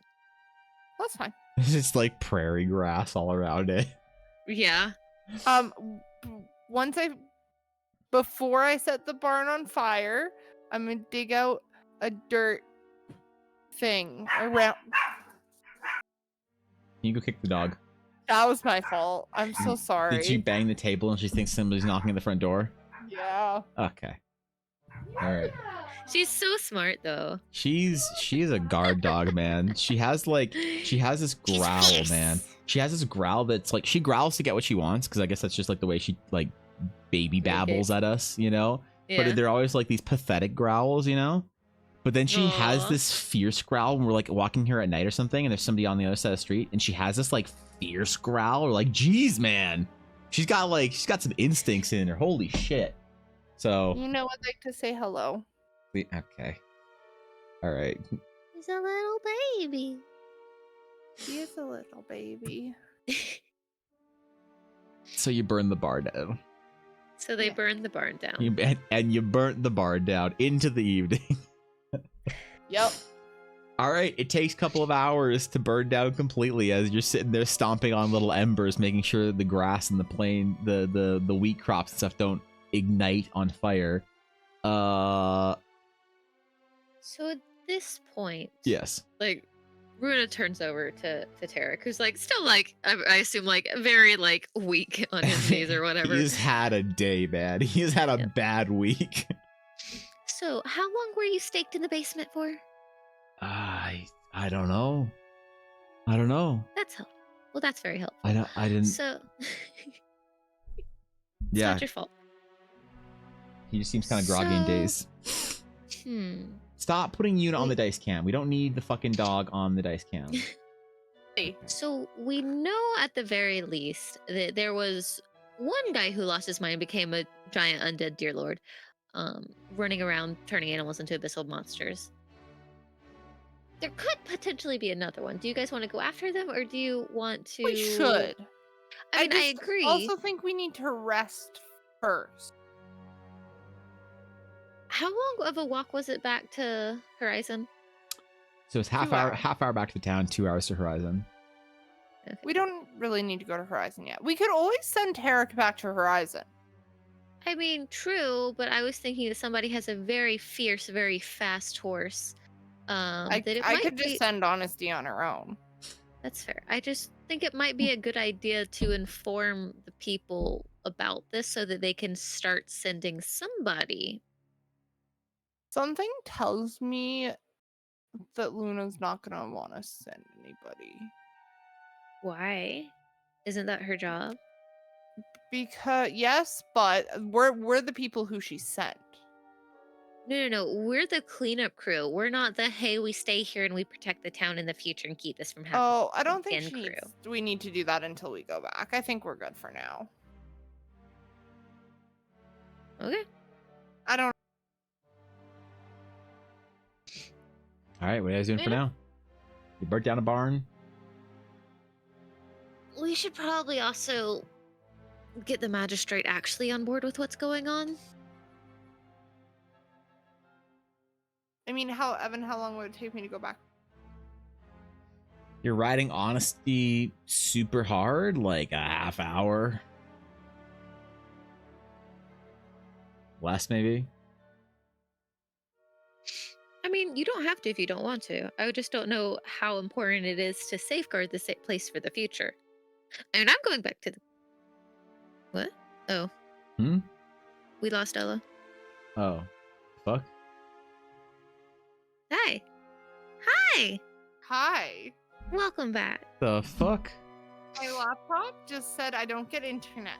Stream froze, and Discord stopped working, and bad times. All right. I'm glad it's back. Yeah, it came back pretty fast, which is great. So, I mean- you missed Fishy stabbed the stake through Tarek and pulled his Shut jugular up. out. What? Oh, okay. No. I'm sorry. So the only reason why I'm asking is because I don't know how important it is to Luna or to you or to anybody about this area. Because like when all this is done, I'm just going back to the guild. So But am I, but I think Luna was okay with us cleaning up and then going back and reporting. I don't think we need to, because we have to go to Horizon when we leave the island, anyways, right? Tarek says, As long as you I can make sure everything's okay. I'll go meet with the Viceroy and I'll ask for some extra help, all right? This is clearly shows that we need some extra help out here, okay? glad you're on board. Should we send him with the letter from you then? I said, looking over to Ella. Yeah, we can definitely send her a letter, but yeah, With I think that's a an good plan. outside perspective of what's been going on here. Yeah. I could use some help. Yeah, you could. And new Yeah, pants. You've been doing good on your own, though. A good pat on the shoulders. We'll get you that. Yeah. All right. Okay. All right. I say Well, once it's all burnt down, we head back for the night. Get beer, please. Lots of beer. Yep. You head back. People seem to have word spreads a little bit around town about what exactly happened. There's like a little bit less coldness and suspicion to you guys. At some point in time in the evening, while you are dining and drinking at the inn, relaxing, Magistrate comes in the door and kind of, you know, he's like a big fellow, big broad shoulders. He kind of like ducks in the door and kind of has to scoot in sideways. And he kind of like walks in and says, "Oh, sorry to bother you this evening, but Tarek told me what you did for us, so I've come to say thank you. It's regrettable what happened, but apparently it can happen, but it hasn't happened before, and I hope it doesn't happen again. So I'm sorry. Did you know about everybody being tide cursed? Yes. And when we came and asked for information on the area, that wasn't really a part of the conversation at all. Well, you have to understand that it's the secret is very important to them. But you didn't think that would have anything to do with the abyssal goo leaking out anywhere, and that we might need to know, and probably hearing it from you would probably be better than having to scrounge around the town for information from other people. he kind of thinks about it for a second, and you see this like pained expression. He says, I did not think that this could happen. I thought that it was simply abyssals from the sea finding their way up here somehow. We've never had a problem with the cursed. They've always been kept well. I didn't think that it could be anything beyond that. Okay, sorry. Just to make sure I'm understanding. Tide curse is just a thing here that people know about and stuff, and that they know that like they can like go crazy and shit, right? Like that's just information that's known in this area. "Pretty much, yeah, yeah." We try and seal them before anything happens. To be fair, we've sealed dozens and put them to rest before anything has happened. Yes, but you understand how sensitive that operation can be and how easily disruptible it can be, right? He kind of sighs and says, Yes, it's now apparent to us. There needs to be a plan B. Tarek has requested help from Horizon, and I am writing Lady Arelace a letter requesting aid from the guard, so young Tarek doesn't have to carry the burden again. That sounds like a good. Is there anything else we should know? Yeah. Oh, the mystery Actually, stew this is time. rats. What? The mystery stew, it's rat. I mean, That's good information. We will not have any mysteries do then. I think we're good. Oh. Oh, wait. Okay, so the rat problem. Oh, yes. Are they abyssal? No, delicious. Is there anything concerning the tide curse or the abyssal or anything of that nature that we should know going forward as we go to the next farmstead? he kind of sighs and like kind of leans on the counter. Tarek went to the other crypts. They are fine and sealed. If you want to expect them yourself, I understand. Rest assured, the only seeping was at the Jackson farmstead. Thanks to you, it's been contained. Does that include the mystery location? Not a mystery, but a graveyard. a mausoleum. Safe.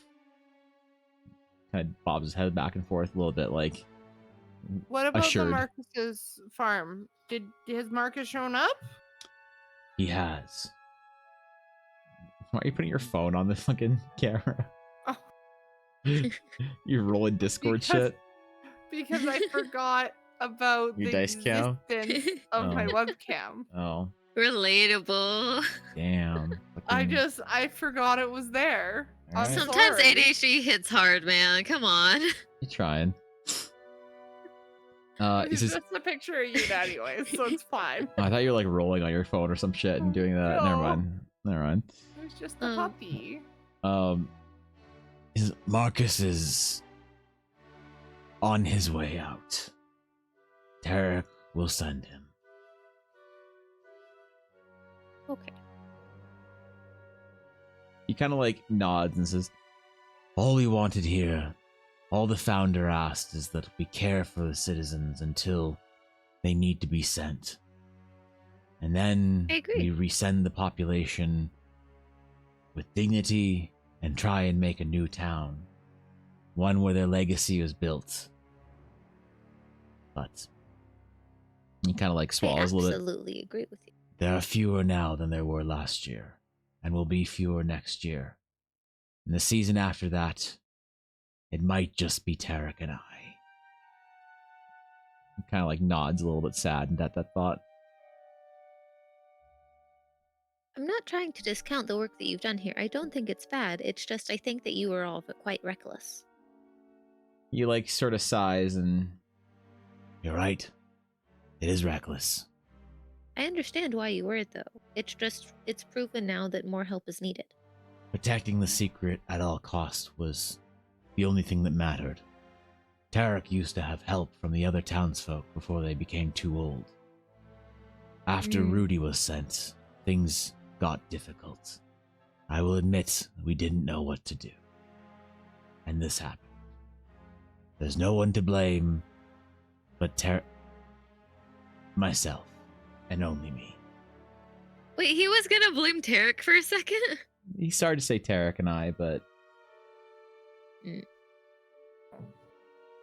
It might be a good idea to start trying to forge closer alliances with other people who are in charge so that you have somebody to rely on outside of the village.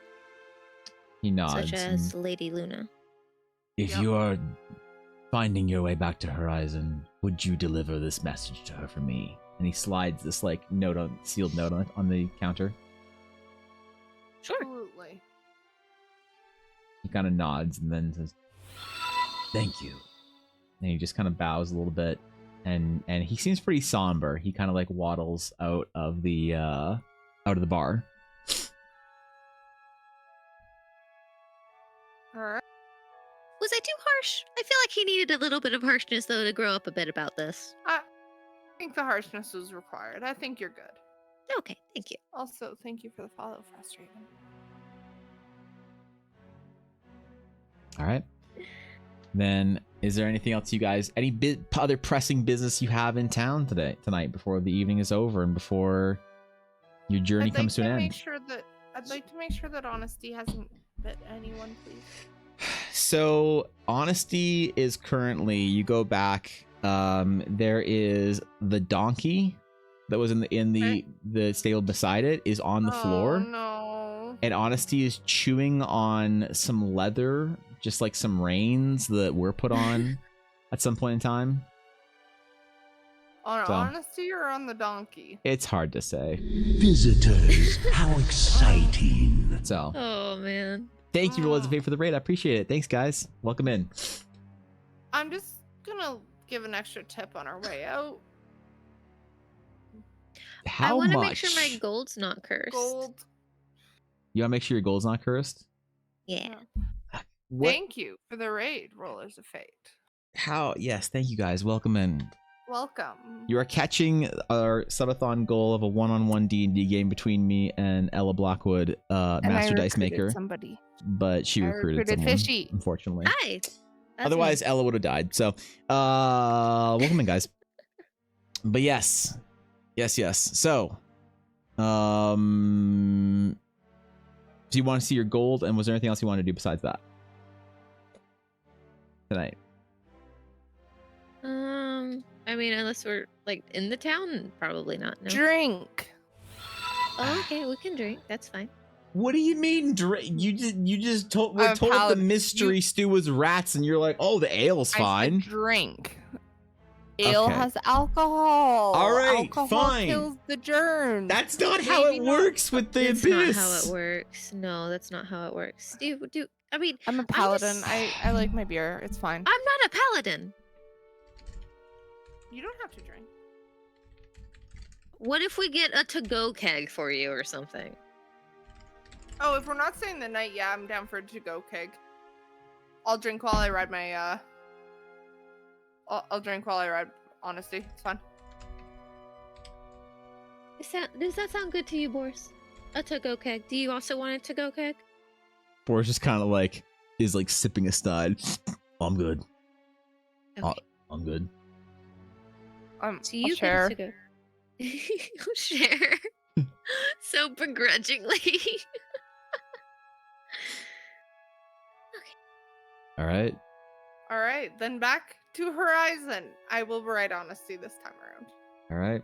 You guys find your way back to Horizon. A bit more of a somber feel, you know, there's a bit of a weight to the evening's journeys. You know, a lot of heavy kind of realizations and kind of a sad story, but at least you helped maybe one more lost soul find a little bit of peace. So find my way back to Horizon. You do actually, in fact, find out that the pirate's gold is not cursed. It is not Let's cursed. go. Lady Luna actually asks for one of her archivists to do a little bit of research and some enchantment on it, and apparently it is not cursed, which is very rare because apparently a lot of pirates' gold is cursed. But It is a you trope have for a reason. it is there. These are good tropes. Yep. You find your way back. You give Luna the note, and she thanks you for your service for helping out Horizon. She says that she can't pay you guys anything officially, but that when the Dragon's Claim wishes to make its expansion to Horizon, that there will be an official guild hall space made for you guys. For in a position of honor in the town's main central district. But Do I get my Dwarven Ale? you get your Dwarven Ale, all right. You get, please add one 25 GP mini keg of Dwarven Ale to your inventory. Yeah. Your ever expanding fucking inventory for a character you don't use anymore. Well, no, so I've decided something. Ella is gonna be for one shots. Okay. So we have to do more one shots. Okay. All right. Well, that ends and concludes the very first ever EBA official subathon one-shot 1v1 D&D game.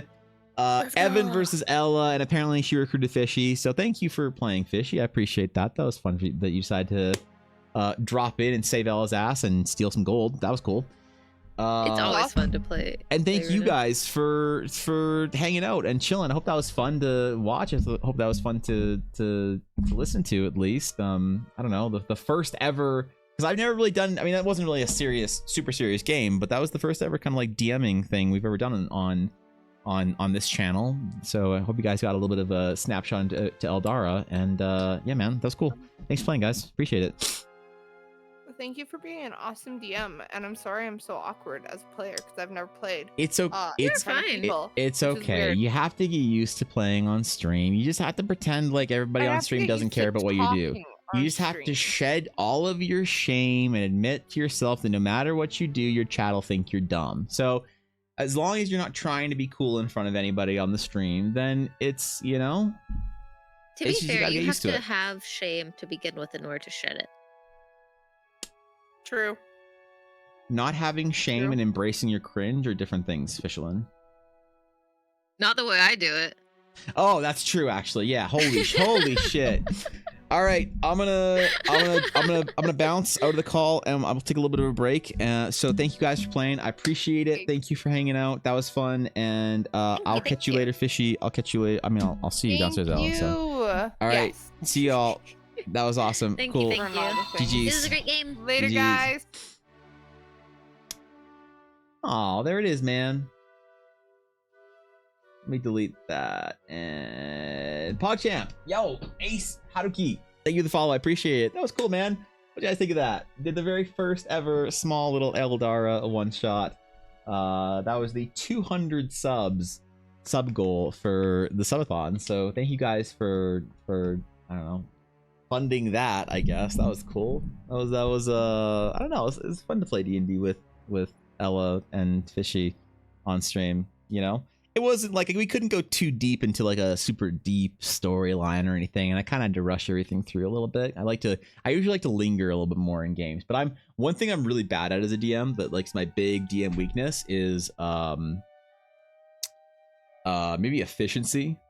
I don't know how to put it. I don't do quick games very easy. Like I don't do one shots all that often. Typically my one shot is a 12-hour game. Like I will say, some people say like, oh man, yo, so and so, my boyfriend or whoever, I want them to try D&D. Can you run a game for us, Evan? And I'm always like, fuck no, but I can run 3 for you. Cause I don't know why. I tend to do like 12 hours is like the shortest D&D game I can usually do, where, you know, you kind of set the formula of like, go somewhere, get a problem, go somewhere, learn about the problem, solve the problem, afterwards, you know, reap the rewards. And I didn't want to keep Fishy here for too long, or keep Ella on, because, you know, but I appreciate both of them hanging out, because that was a lot of fun. I really like playing with both of them. So I wish that I could do like a big, more like expansive 12-hour game at some point in time, and really showcase one of the side quests of Horizon, which that quest was one of the side quests for Horizon that might make it into the adventure. Actually, there's cool things hopefully that you can do when you actually, if people want to play in Horizon at some point in time when the adventure is out. That was one of the side quests, so that's cool. A lot of cool descriptions. Thanks, man. It was awesome. Fuck yeah. Burn more shit. Listen, Blaze, I was surprised as to how much they wanted to burn down stuff, you know? And thank you for everyone who followed during the game. Thank you, Rulers of Fate, again for the raid. You guys caught us just at the very tail end of that. If you guys aren't following over at Rulers of Fate, go give them some love, man. I appreciate that. Shit, I'm gonna go quickly grab something to drink, and then when I get back, I think we'll do a little bit of, I think we'll switch gears to doing a little bit of character sketching and try and get this character for Bailong done today if we can. So I'll be right back. And while I'm gone, I expect good behavior, no revolts, no revolutions. Once again, only the best behavior from the Dragon's Claim that does not involve burning the guild hall down. So I will be right back.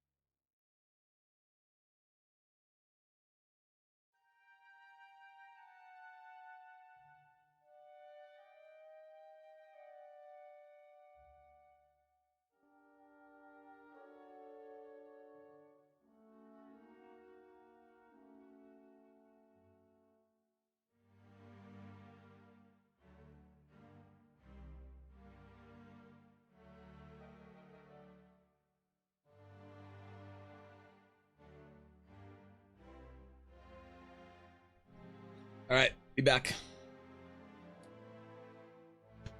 I return.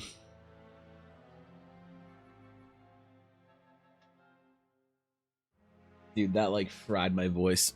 I'm good. I actually kind of pushed through it and it got better, so. Would not simply tear down a fishocracy? Oh, God. Dude, my dice rolled like shit for that boss. I didn't want to like kill anybody, but I was like, if I could down Ella, that'd be sick. If I could just like roll like a couple death saves, you know? That's fine, right? All right. We got a whole ass character for Bylong to do. And we didn't even finish half of it, so it is time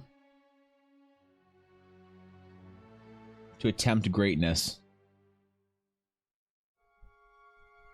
Honestly, I was impressed. Fishy and Ella did really well. They really rolled with not knowing much about the world. That was cool. I mean, Ella knows, but she didn't know much about like specific things with like Tide Curse and stuff. She did play one pirate game with the Tide Curse, but that was a while ago. Die. Oh no, I broke a nail. Yeah. I was impressed. I need to make like a token of that deer creature thingy.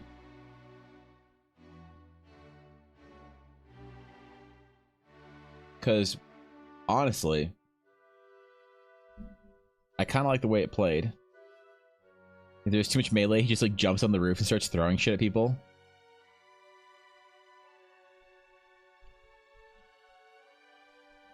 You sound kind of hot, please. Please, Fishy, contain yourself. Please, for the love of God, contain. Stop hitting on the monsters. You gold thieving, dog tail petting getting. Never mind. Tide Curse comes from the actual ocean, not the Shrouded Sea. Tide Curse comes from the actual ocean, yeah. Some expanded lore on the Tide Curse. The Tide Curse is a thing that happens to people for a number of reasons. But it's actually to do with the close proximity of them and the bottom of the ocean. There's like this evil, malicious force known sort of pseudo-religiously by pirates as the Tide Father. And the Tide Curse is a thing that happens to people where they kind of begin to lose their sanity. And it's like Tide Curse, they can sort of be ordered around as thralls. And so like some ships will use, like pirate ships will use Tide Curse as like deckhands and stuff, but that's like kind of outlawed in the pirate charter or whatever. It's like taboo. Still happens though. But there's occasionally people who can maintain their like individuality while dealing with the Tide Curse. And so there's a couple stories of those kind of people. So like the village. That storyline probably means a lot more to people if they play more in Eldar, and I kind of want that to be a thing. I want there to be like cool stories that are like an interesting little story on their own, but it's like a very meaningful story if somebody has like played like in an adventure where you've like dealt with a Tide Cursed or whatever it is. We hit on Boars. You can hit on Boars. Boars is a Boars and Sebek and a couple of other NPCs are yeah, like Eternals that I carry through some of my games as like a bit of a touchstone. It's kind of like I've always liked the idea of Sid in Final Fantasy. Every game has like a Sid. And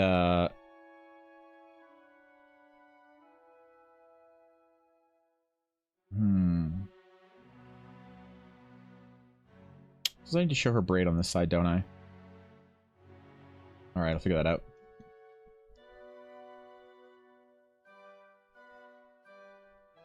I don't know. I like having, like, returning NPCs. So that's an example of how I would include an NPC in an adventure. If you have, like, few players. I really like to have NPCs as, like, a part of the cast. But it's not really a DMPC, I don't think. kind of at the service of the players, right? Sabactive's table deals the cards. Sebek. Sebek is this little like Sebek and Bors are her name is actually Mira Sebek. But Sebek and Bors is this like duo. She is a Miri Allen, and she's like a Miri Allen smuggler scoundrel type, and Bors is like a Republic trooper. Kind of on the other end of the law. And they like, I don't know, they became fast friends on the ship that the players were like their ship crew they started up. It was fun. I really like those characters. There's the other ones from that campaign that I will include in cameos somewhere in Eldara as like official characters, because those characters are like kind of in some ways too important to me to not like pull into Eldara, at least in some way. The Star Wars game I played with Dashto and Ella was a long, like a really big, deep part of my D&D history. We actually had to stop playing that game because Dashto got a new job and had to like focus on work and stuff really hard, but then we never really picked it back up. We were so close to finishing it. The NPC sounds like what I used to do.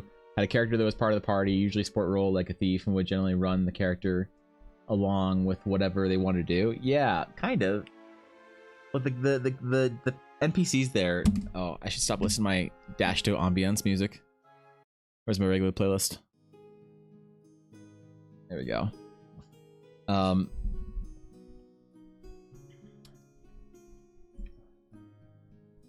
on. Oh, that's too long. Oh, fuck, I draw a braid again.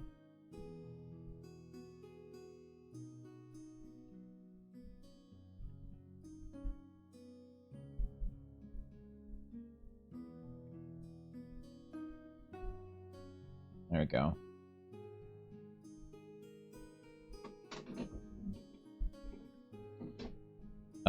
Yeah, I like having DMPCs in there, I guess, to kind of support what the players want to do. Whatever role they don't really have with them, they can kind of take what they. Why does she have 2 chews now? What the fuck? Why do you have a second chew, Yuna? Which one are you gonna chew, pup? All right, I guess I'll give them both. Wait, that's not right.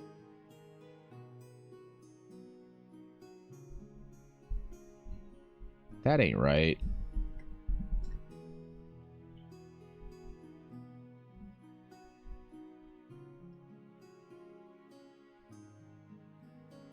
There we go.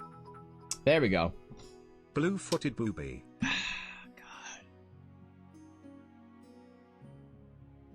Why was the monkey meta not good enough for you? What about the monkey meta does not suffice?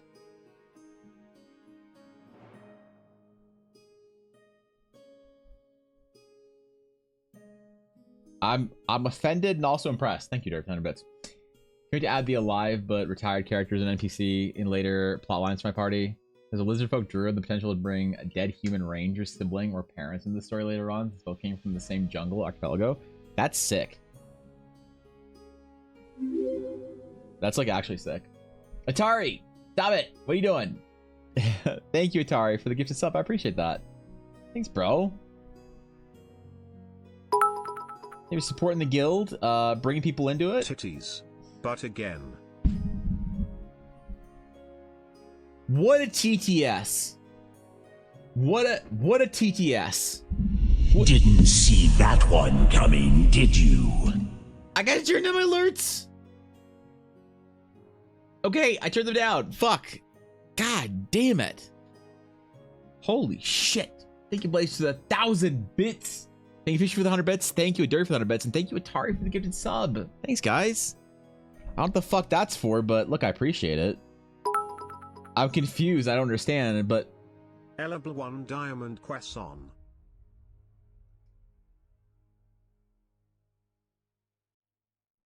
Not acknowledging it.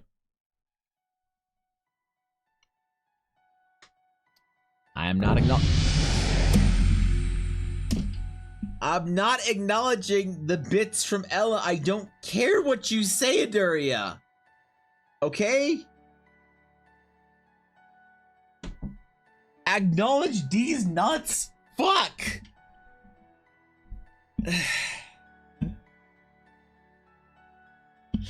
Guys, the timer can go below 12 hours. It's okay. I'm allowed to only have a 12-hour stream tomorrow. It's okay. Like, whoever told you it wasn't okay was lying. They were wrong. It is actually super okay. Like, I appreciate the 5 gifted subs, but the timer is allowed to go below 12 hours. This isn't like some Iron Mouse subathon. Alright, the timer's going to hit 0 at some point in time. Alright? And I'm going to not stream for a day after that. And rest my fucking voice. It's okay.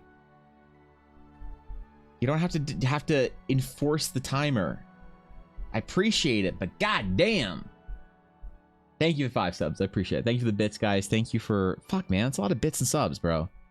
I don't deserve shit, man. I just sat around and yelled at Ella and Fishy for the last hour. Or hour? Did I say... Can I post a clip? Yes, please post a clip. Please. What are you barking at me for?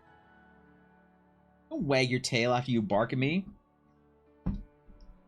Oh, I was going to start a clip contest. Biz and I were talking about this for shorts and stuff. We were going to start clip contests for the most viewed clips of the month.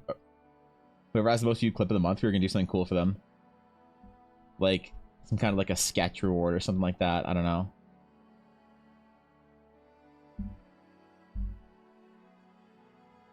So if you got clips, man. Hey.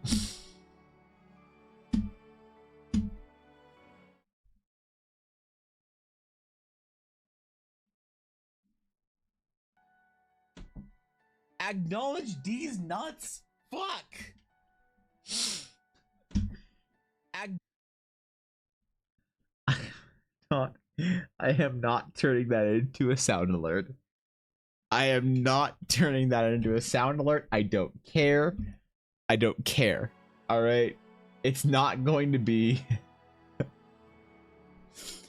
I don't care. Okay. You can't make me. I am a streamer of dignity and integrity. I will not have sound clips for alerts, for bit reward variations, or anything. Of me getting debated into saying dumb shit. Okay? I just want to put that out there. And make sure everyone is stone cold crystal clear. That I am a streamer of integrity. Fuck, integrity. God damn it. You ever speak so much in a day that you forgot how to speak? There's gotta be like DMs that have that problem, man. Like, how do people who play D&D, who like DM, how do you DM like 5-6 games a week, man? There's gotta be some like spicy voodoo going on there.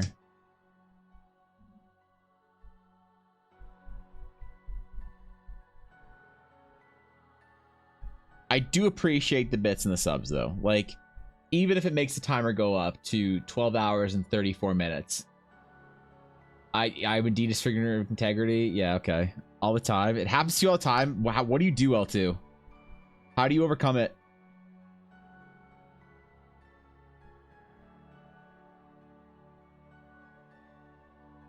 What do you even do, bro?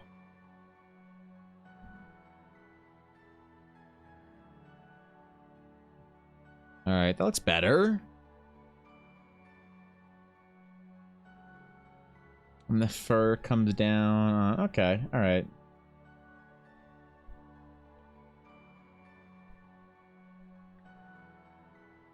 Pretty soon I'm gonna get it bust up the Minecraft.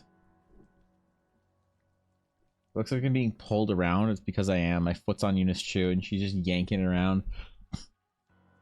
Can DM fine, but I'll be self-conscious about how many descriptive words I overuse. Oh yeah, I do that all the time, man. That's yeah, I feel that. I definitely go through like phases where I say a word too often or whatever, and I recognize that and I know it happens, but I'm powerless to stop it. You know, like you want to, but there's not much you can do.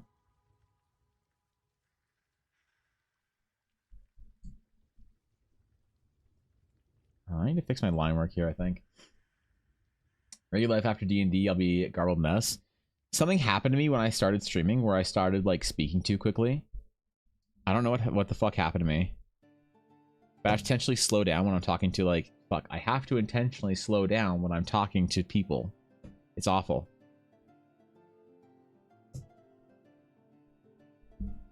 There we go. I got there in the end. I did it.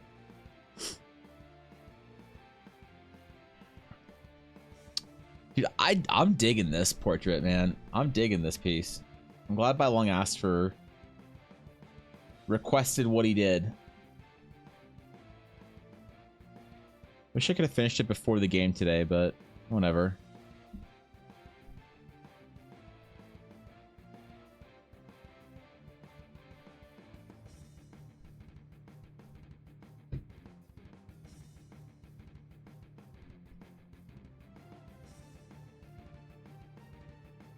There's not much going on, I guess, for as far as like gear and the outfit on her, like pelts, besides some like dangly charms or something like that.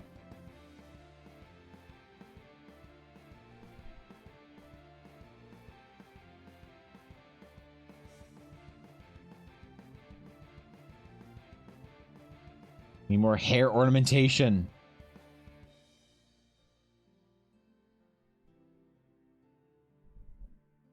Some words are just too good for how you want something to feel either. Or I use ethereal and kind of blank even when I should be firmly described. Yeah, dude. Oh, man. I understand. Ethereal. I use Eldritch a lot, I think too much, because I'm a D&D player and I don't know how to speak English, so I just heard one person say it once and I thought that was cool. I use Arcane and Esoteric a lot, and I probably shouldn't. What else do I use? I probably have like a whole ass list of words. What's up, LD? Thank you. Appreciate that. This was for one of the giveaways today, or we did yesterday, for Bai Lung, who won it. So that was cool. He asked me to do an NPC in his world.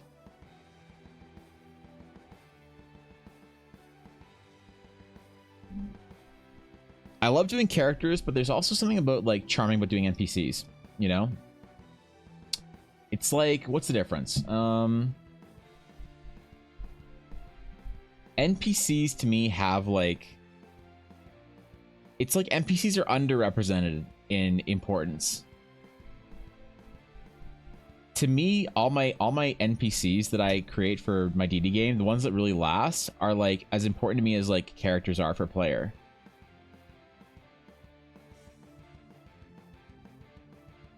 And I feel like no one ever gets any love for their NPCs.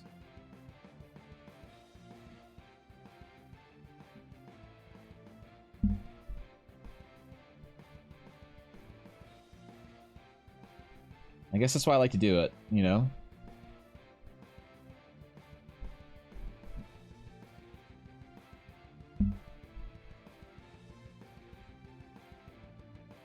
That would be a fairly bright fur, I think. So we don't have to do too much shading on it. Too much shading's a bad thing here. Oh, God.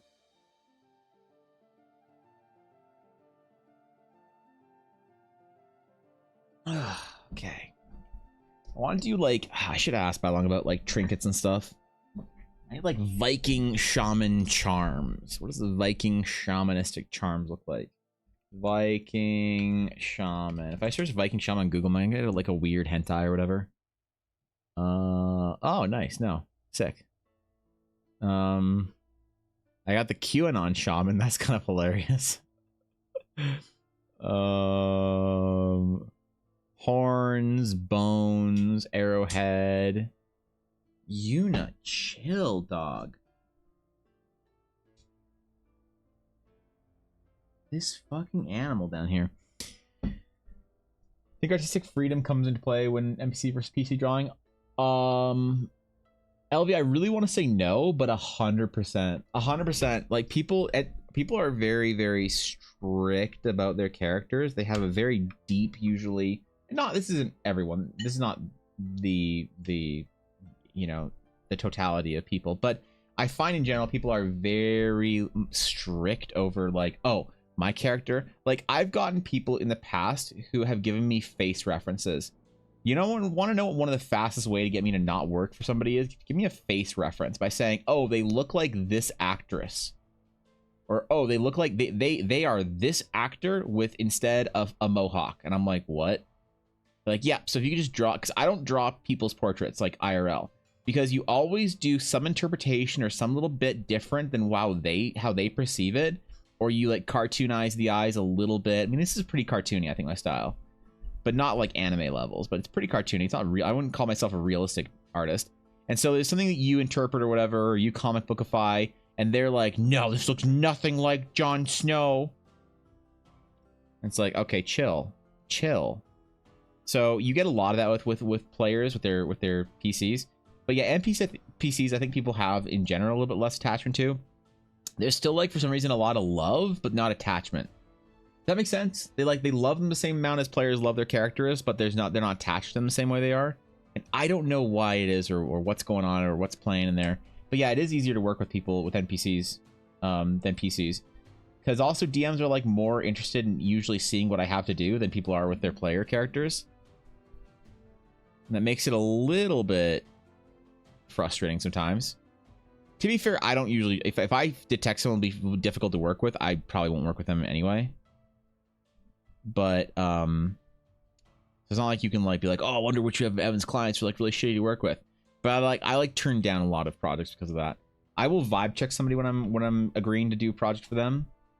And if I have no qualms, no fear, nothing in saying in the conversation going in a direction where I say, hey dude, honestly, this is a super cool project and I really am honored you asked me to do it for you. I do not think that I'm the best artist for you. I respect that you asked me and I really appreciate it, but unfortunately I'm gonna have to turn it down. And some people lose their mind. Most people are pretty cool about it, but some people occasionally lose their mind. But very rarely has anyone ever been a problem for dealing with NPCs. NPCs deserve good fleshing out. If I'm super into that NPC being important, I'll just make them a whole character sheet. It helps me feel out how and who they are. Yeah, totally. I don't typically make character sheets anymore. For some reason, I don't know why, but I used to do that, and I completely make like a whole story reference article basically for them. So I know every little detail about them, about how to like act them, how to... I'll write RP notes, like role-playing notes for myself for a character.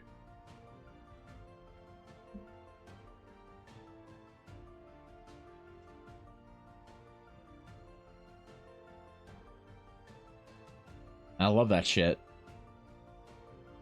I really should do some art of these very important NPCs to me. But they're like Star Wars characters, and I don't know. It just feels weird to me. So I thought, but I'm not letting your line of work. It sounds fair. Yeah, I mean, I don't know. People love their characters, and I get it. But the attachment is... I don't know. I don't ever want to... If somebody is very attached to their character, I don't want to work for them because I'm never going to make them happy. They're going to... It's like you think you want me to do your character for you, but you actually don't. You want somebody who... Just to bring your vision to real life, and that's not what I do. I help work with people to build their character out, but there are certain like design things that like I can help people with and be like, hey, here's like a really, if you're trying to communicate this, we can do like this, and it's a really cool design choice that we can make here. What are you comfortable with? And some people are very like, no, I saw this on Pinterest and this is exactly what I want. It's like, damn, bro, okay, all right.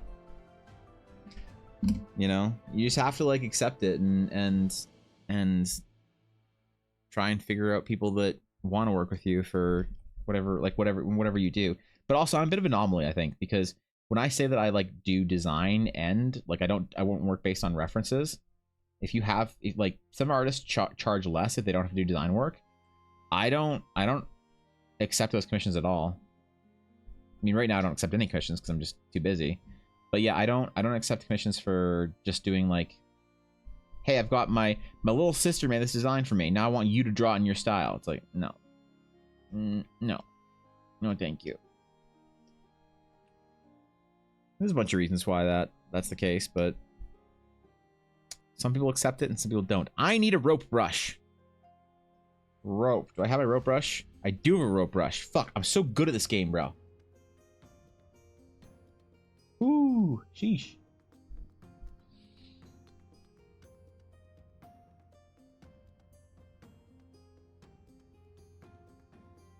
God.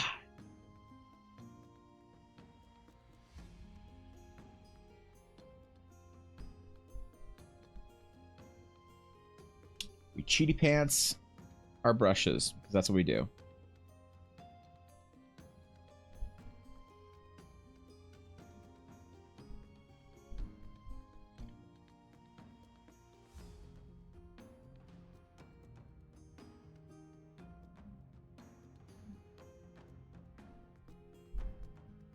I kind of can't wait to do more commissions, though.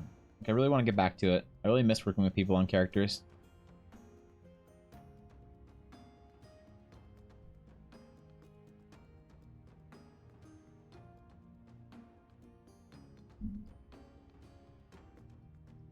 It's like honestly so fulfilling to see a character come to life.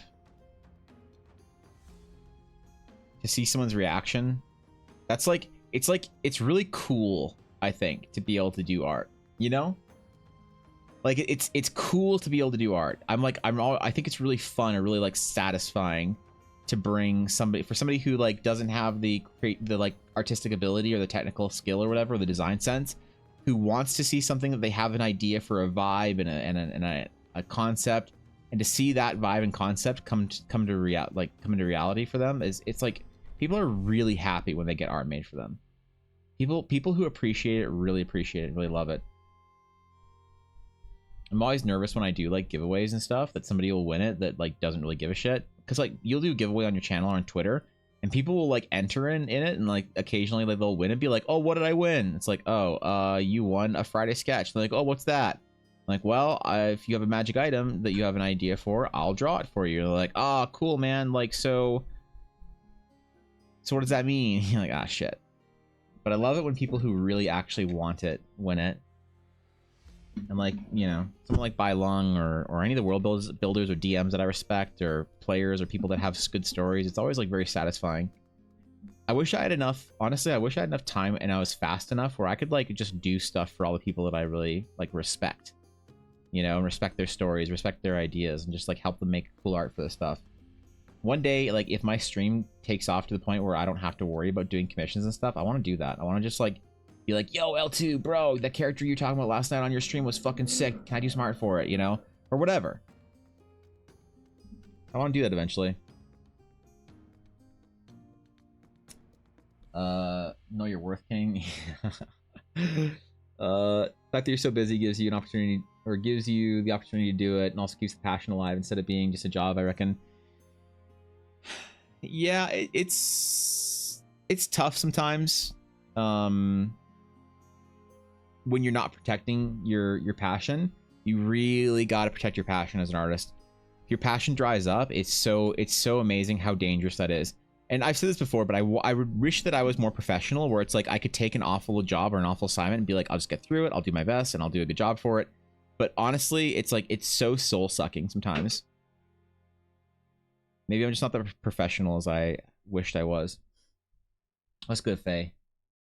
That's absolutely astounding when people just on their own volition draw art of you. It makes me feel special. Yeah, man. Anytime, like anytime we have the fan art section in Discord.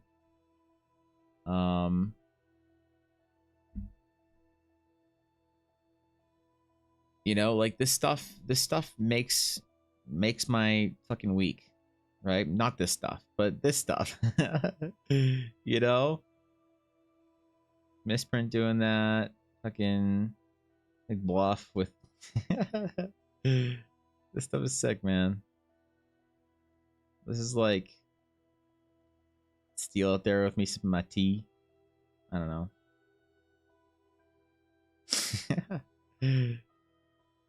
the crumb pondering the orb. EDA Tober fishing, just pondering orbs various places. I don't know. Makes me happy. One day somebody will cosplay, like do a serious cosplay of one of the characters I design, and I will give them the world. I don't care. I'm saying the first person that does a serious cosplay of one of my characters, man, they're getting some cool shit, you know? We hanging, we trying. When you draw art boy things for me, yeah. I wish I could do more for that's. It's like, man, I wish I had more time, and I wish that I was more than just had time. I wish I was faster, so I could do more. Right? And like, how long have we been working on this piece today? Is this gonna be a 3 to 4 hour piece? It's like, fuck, man. Why does it have to take me so long? Why can't I be one of those artists? It's just like half hour. There you go. Cool, clean sketch. I'm so envious of people that can work quickly and do amazing stuff in faster settings, you know? Party loves art for the items and small landscapes he did during the giveaways. Aw, man. That druid tunic, breastplate, and staff got lots of love. The volcanoes, my D&D Discord server display fic. That's fucking rad, dude. See that? That's what I'm talking about, man. I just...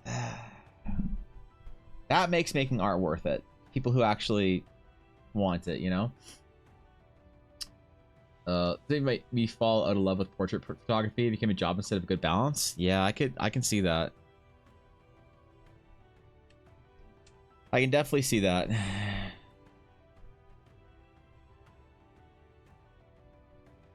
I think that, like, I've always believed in this idea that whenever you're a creative person, if you make decisions based out of fear, you're always going to lose. And you might get a short-term victory, but in the long term, you will always lose. And I see people make decisions, like other streamers make decisions out of fear, and I see them lose. And I see myself make decisions out of fear sometimes, and I see myself lose. And so it's like, man, you have to be honest with yourself. You have to have courage. You have to, you know, do stuff that makes you happy as an artist, as a creative person, or else you'll just lose your passion and then it's over. Passion is a resource you have to maintain as an artist.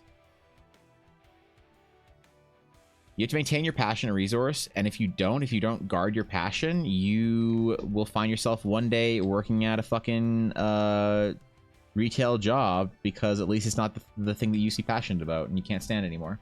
You know, nothing's wrong with working retail jobs, but I just mean it's not what you want to do, right? You're just like working at a game store or a gas station or whatever, and you're like, fuck, at least I'm not making art anymore, god damn, and you'll love it because you won't be making art. And it's like, man, that's scary to me, because I feel it sometimes. That's one of the reasons why I just take my 2-week break, is I have to get caught up so I'm not so burnt out, you know? I learned a lot in the last 2 weeks about how to manage burnout.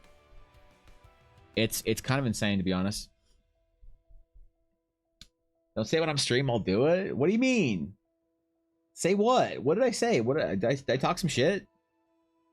Am I delirious, Faye? Am I just talking shit about stuff?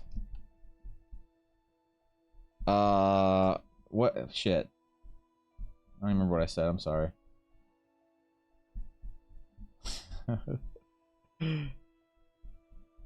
I streamed most waking hours in the last 2 days. I don't remember things. I am just an art machine. Cosplay your character? I mean...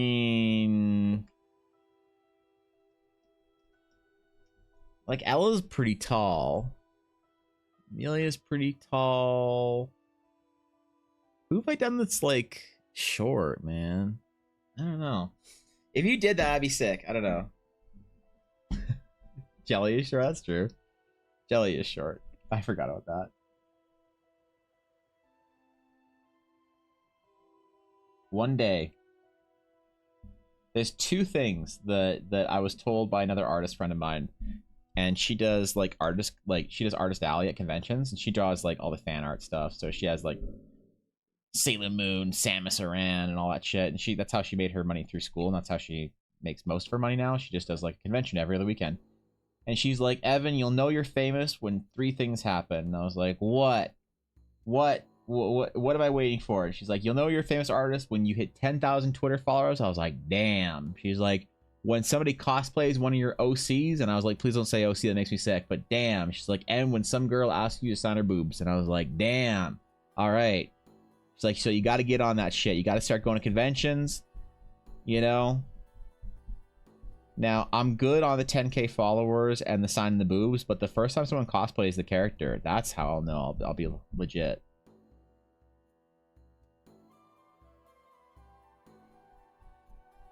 I have signed someone's butt, though. That was pretty cool. He was like, yo, can you sign my butt next to my butt tattoo? I was like, yeah, I can. That's when I was working at the game store. Does that count? You cosplay Runa? I cannot cosplay Runa. I don't have... I don't have the Runa figure, you know? Show them my characters and I'll do it. God damn it. Then you're just cosplaying your own character. Selfish weird. What the fuck? You can't just cosplay your own character and be like, oh, I'm cosplaying one of your characters. Come on, man. Like, I appreciate the scamas. That's like next level. That's like actually next level. Got some short people? Alright, fine. I drew Runa's short. I don't know. We're a shorty representation.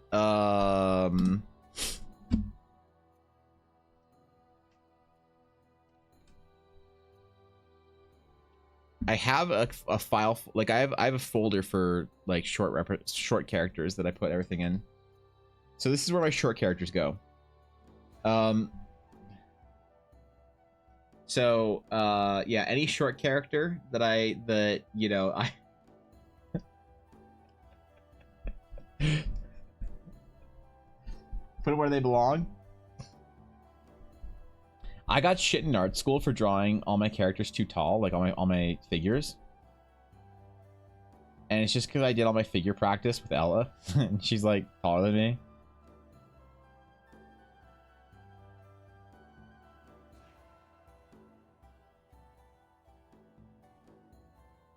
I had to learn how to draw like slender, tall characters first, and then I could figure out how. It's like when I first learned how to draw like figures in general.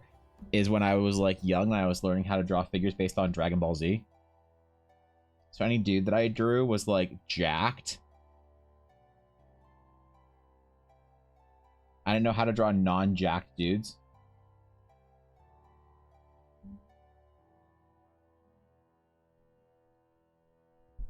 So I get into like high school or whatever, and everyone looks like fucking Goku. Because I didn't realize certain things, right? Because like you're like, okay, I'm gonna draw the male fake form or whatever, right? Oh my.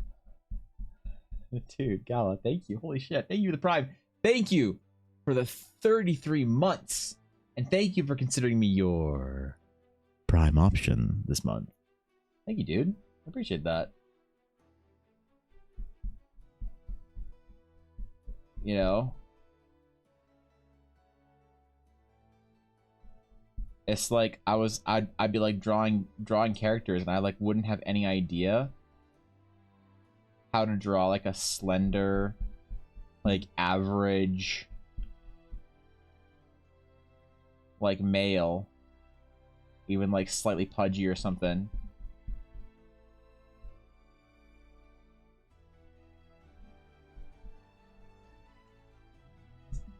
Right, because like when I learned how to draw characters, they were all like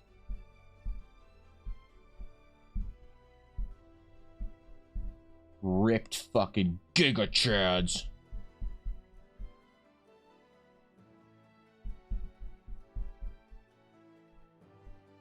With giant fucking lats. And 15 packs. and big thick necks and Super Saiyan hair. Okay, sorry, I got into that. Yeah, everyone looks like a Super Saiyan. Bros be like a Dorito one day. One day I'll look that good.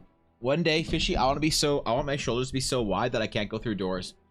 I want to be so jacked that I have to go through doors sideways. I have to like waddle through sideways because I can't, because like my arms, my shoulders, my lats are all just so big.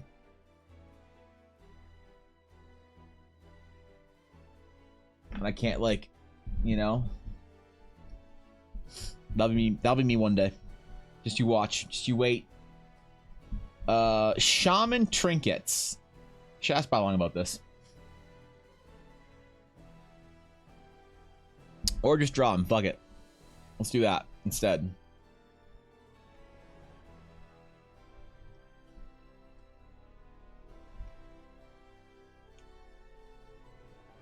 You know, I've never drawn a short character, though, I don't think. Like, since I started streaming. I've never drawn a short character. I've never drawn a halfling, a gnome. Oh, that's not true. That is not true. Never mind. I actually just realized one of the very first characters I ever drew was a gnome for somebody. It was for a giveaway that Party Foul actually purchased from me. They're like, "Hey, Evan, we want to do a giveaway of your art." And I was like, "PogChamp." I realize how dangerous that is. I wouldn't agree to that again. Probably. I might. Because I've had so many bad experiences with people I don't know. But I'm glad I did it. The dude was super nice to work with. And I don't know. I like the whole Party Foul crew.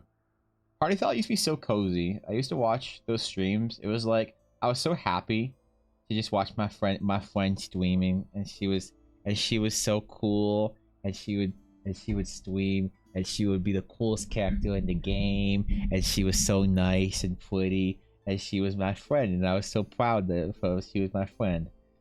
And then she never played D&D again, so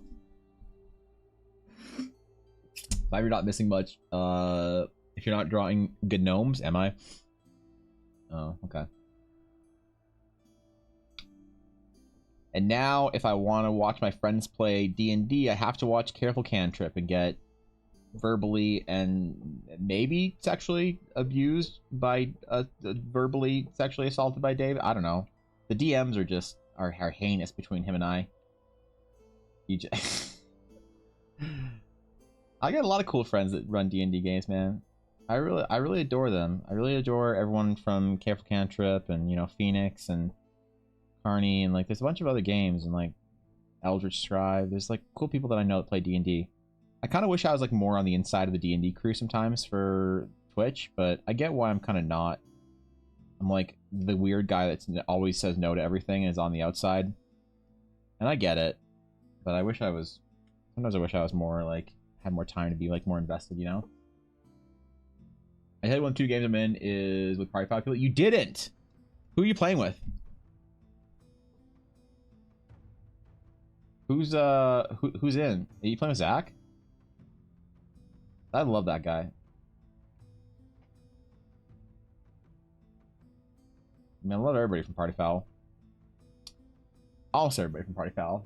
Zach, James, Manny, Grandy. Oh, sick, dude. That sounds like actually a great fucking time. I'm actually so happy to hear that. I don't know why. Like vicariously, I'm just happy to know that you guys are still playing D&D together. Oh man, I wish you guys streamed that. You know, even if it was like casually on another channel where you didn't have to worry about like production value or something. I wish you guys streamed that shit. Maybe, I don't know, maybe streaming D&D game is actually exhausting. If you're like actually trying, I imagine it's exhausting. If it's like today, it's probably just chill, but it's like, I don't know if today's game was like cool to watch or whatever, or if it was like too scuffed for people. I'm so happy you guys are playing. That's fucking sick. Record the audio of some of our sessions, but it's just for us. That's fair. I totally understand.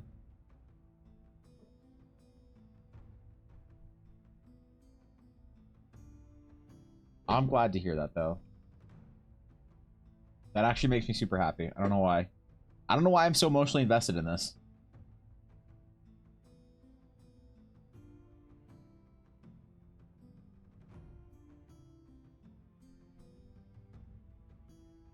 Maybe it's because that was like my first crew of people that I watched play D&D that I like actually cared about, like individuals. Because like Critical Role is fun, whatever, but like you don't know them, they don't give a shit about you. Except Lord Bailey, she knows me and she's been in my chat. So, but besides that,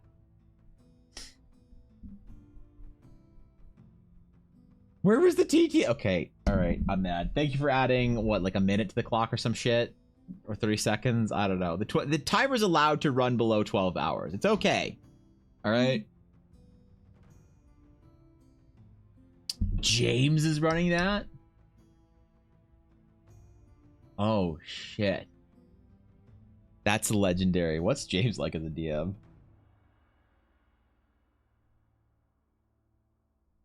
I was so invested in Finn and Gwen.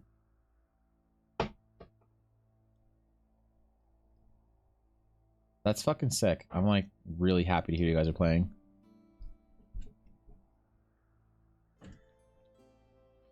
Man, oh God, I need to find like a larger group, a larger D&D group.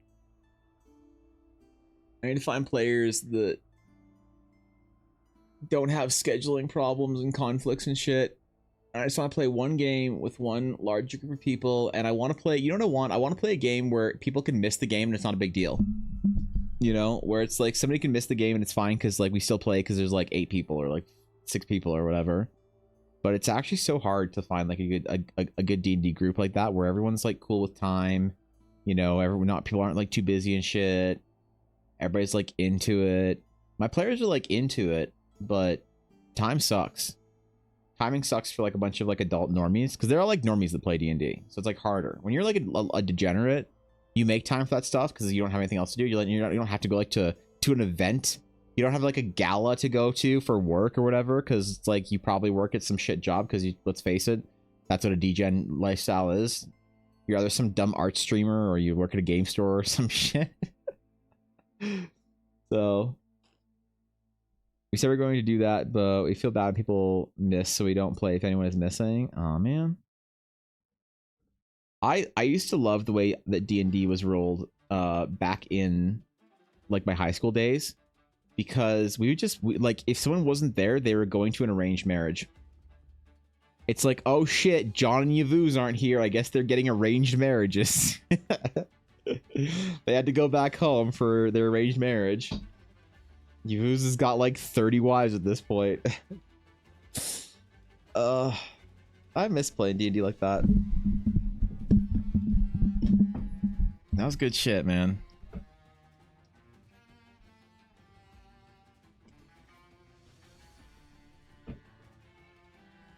All right, we're chill, dog, chill.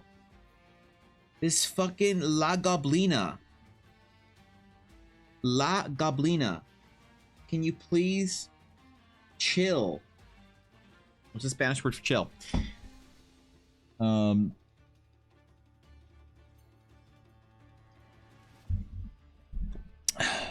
I do worry about trying to find like if like I worry that if I find a group that is like big enough that they won't be like, because you want your group to be friends, you want your group to be talking outside of D&D about the game and whatever.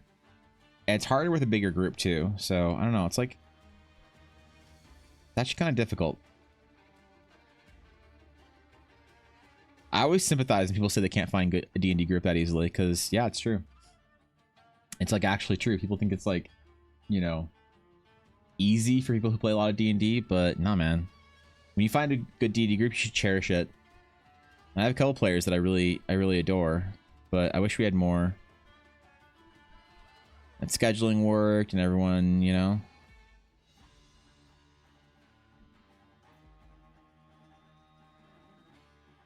Yeah, I'll just say fuck it and start playing guild games. Just be like, yo, TDC, who wants to play tonight?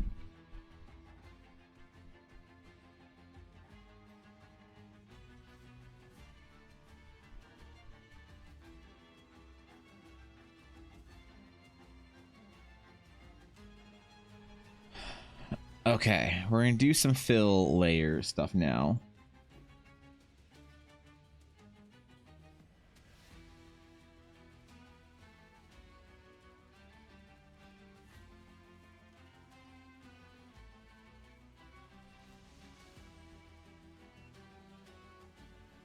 Excuse me, sorry. I didn't hit my mute button.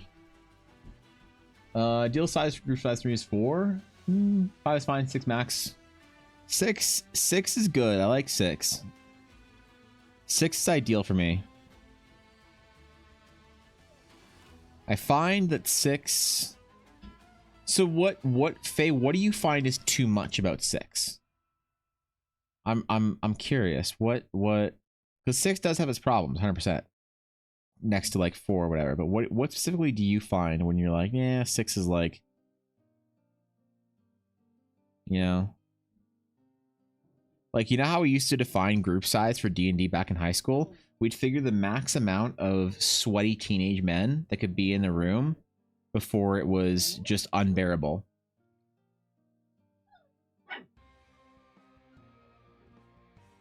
Yuna, what are you crying for?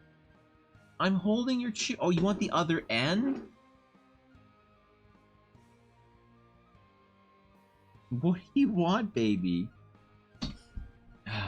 Thanks, Blaze.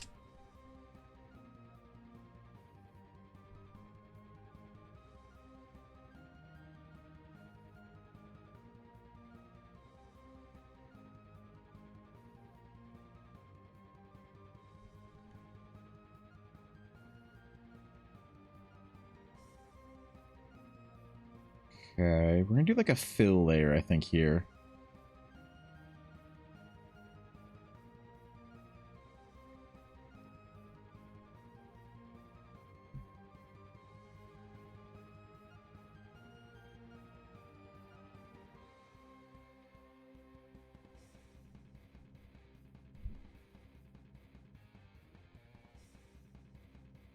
I need to lighten this up, even though it is in shadow. I'm going too dark.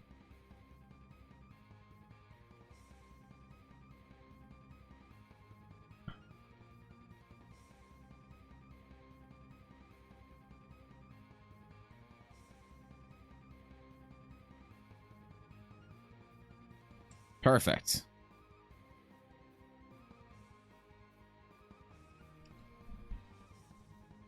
You know that many people, it feels like when people are always getting sidelined in a session. Oh, really? You know what? I could see that if you had 6 players like that were like 6 spotlight players. I feel like every group can tolerate a certain maximum of spotlight players and a certain minimum of shy players. I don't know what better like words to use for them, because nobody likes any of the descriptive words that anyone uses to describe a play. But if I say like an active player and a passive player, people don't like that. If I say a spotlight player and a background player, people don't like that. Say a shy player and a charismatic player or an outgoing player, people don't like that. I don't know what words to use, but regardless, people know what I'm talking about. There's like players that take charge or whatever, and players that want to be in the background and are happy to just chill. I feel like you can tolerate a certain maximum and have a certain minimum and like a sweet spot for them. If you had too many like players that were actively trying to like do everything, yeah, 6 would be too many, and 4 would be great. Honestly, if you had players that were trying to like 3 really spotlighty players, 3 would be like the best, I think, for me. But it's nice when you have like a good mixture. If you have like 4 players and like 2 players are like really shy, like your group can only have 1 to 2 Dashtos in it, because you're like, hey, what do you guys do? And Dashto's just like waiting for Ella to say something funny so that he can keck W. You know, that's fine. Pepegas and Peepos, yeah. How you doing, man? Wait, isn't it? What the fuck time is it? Isn't it super late? It's like 1 a.m. Go to bed. Don't make me tell your sister. 9:30 a.m. deadline? Never mind. Happy to be here with you, buddy. More of an AP thing, but I noticed that in groups of 6 people, you have 2 to 3 main characters, 2 to 3 supporting characters, and 1 or 2 character actors. That's interesting. Really see a deviation? I want to like smush my two D&D groups together that I currently have, because one of them has way too many active players and the other has way too many passive players. And I'm like, you guys would be so good together. Plays an actual cat. I'm the quiet character, but usually a lead player. That's fair. A literal fucking cat. An actual literal cat. Ella and Fishy were great together, the two of them. They actually really carried quite easily together. You know, single one-on-one D&D is actually way easier to do than one-on-two D&D. And you have to know certain people do really well in one-on-one D&D. Like Mandari would do fucking sick in one-on-one D&D. Like Dave would do sick on one-on-one D&D. But when you have another character, they need to be like both like really sick at what they do, or else it's like a little bit like difficult. It's like Dasho and Ella had a really good dynamic when we did one-on-two D&D. Sure, passive player, that's fine. Like, it's just playstyle, you know. Everyone should be able to play the way they want. I'm whatever the group needs. I'm super happy to sit there and listen and be a voice in the background when there's like a bit of silence or whatever. But I'm also super happy to be like an ego Andy trying to do everything. I just like playing with whatever the group dynamic is.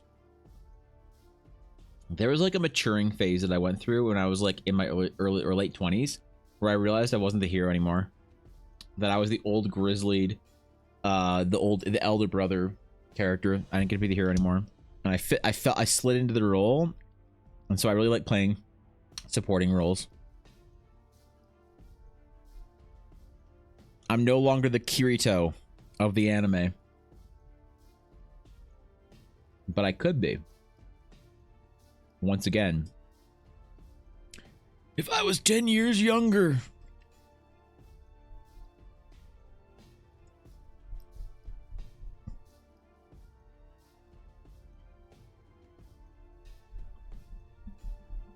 I think it's one of the reasons why I like DMing so much, is because you can be that sporting character.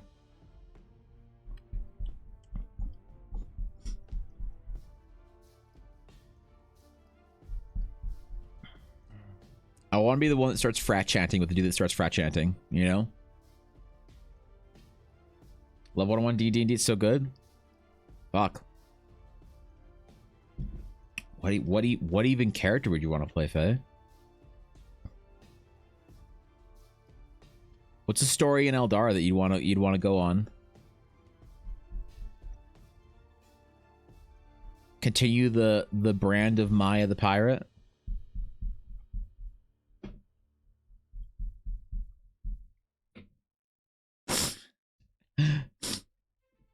I love that game. I really wish the scheduling didn't fuck up for us. I fucking loved playing with Saturn, Faye, and Ashley. Ella. That was good shit. Maya, yeah. Yeah!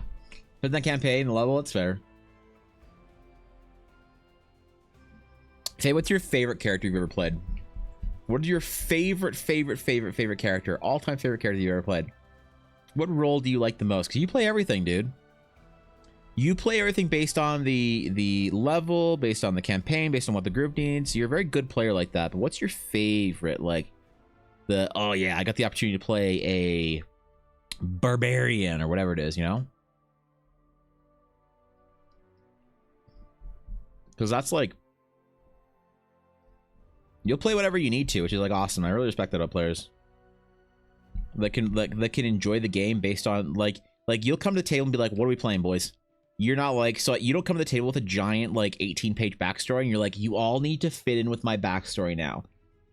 It's fine when you have a couple players at the table that do that, but it's always really cool when you have some players that are just like, I'm a chameleon, bro. I'll play whatever we need and I'll like fucking kill it no matter what.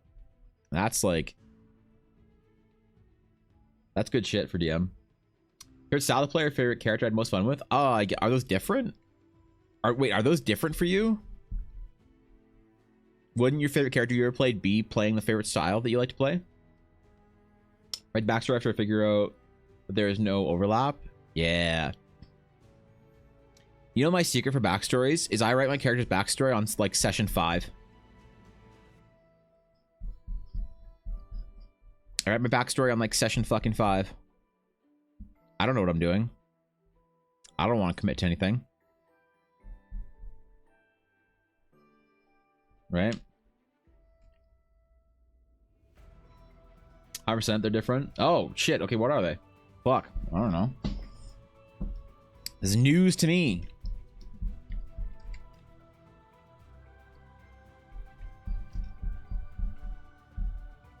Oh god. I need to stand for a second.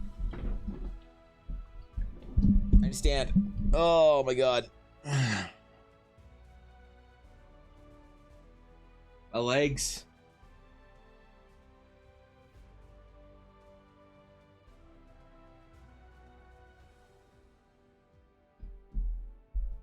I don't know how streamers who like stream for like 10 hours every single day do this shit. How do you sit down for 10 hours at a time? Right?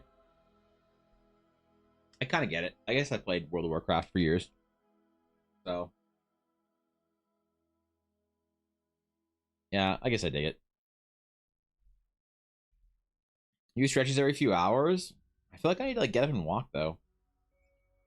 Wait, how long is your average stream, Steph?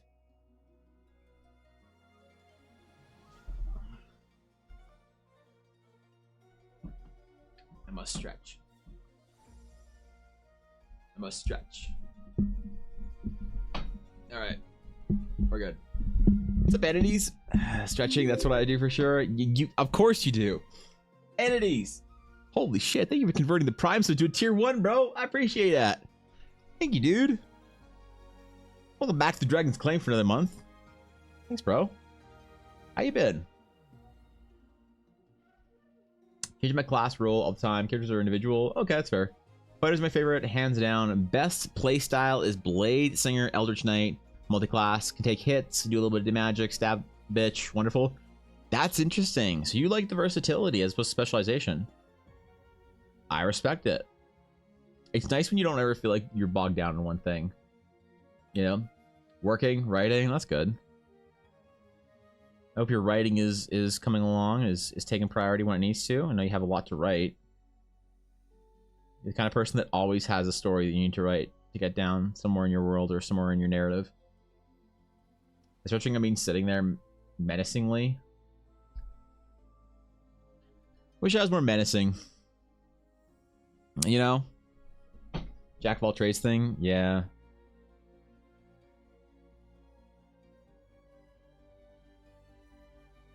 I like characters that can take care of themselves, you know? Like, that's why I like the 3/5 Paladin.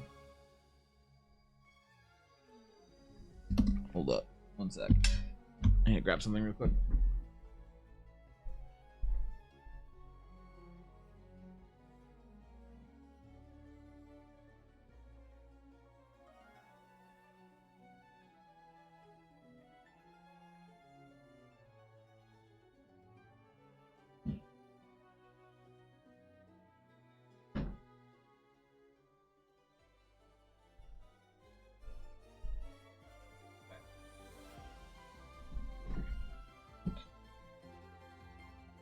Yuna's looking at me all innocent. Like she isn't chewing her little chew like an absolute gremlin. Like a degen. How do streamers stay cool during a subathon? They turn on their fan base. By turning on their fan base, do you mean like switching from Final Fantasy to Warcraft, or what? Like if I suddenly switch to like Pathfinder? You know, how to bit stuff. I appreciate that. My favorite characters I played was a Keldor in Sora Saga Edition. He was an ugly duckling, Jack of all trades, master none, to level 8, where he became a god. That's sick. We were actually talking about Saga Edition yesterday, entities. We're trying to remember what the Force Guardian Spirit was called. It's not a pixie stick. It is actually honey. Ella got me a bunch of honey sticks for my throat. Because it's like what I like to, one of the things I like to eat while I'm sick is honey. So she bought me like a bunch of them or whatever. So yeah, special flavor, nah. Yeah, pina colada. Because I fucking, dude, I love pineapple and coconut. I would kill someone for pineapple and coconut. If you're like, Evan, you could kill this person and get pineapple and coconut flavored whatever things, and no one would know.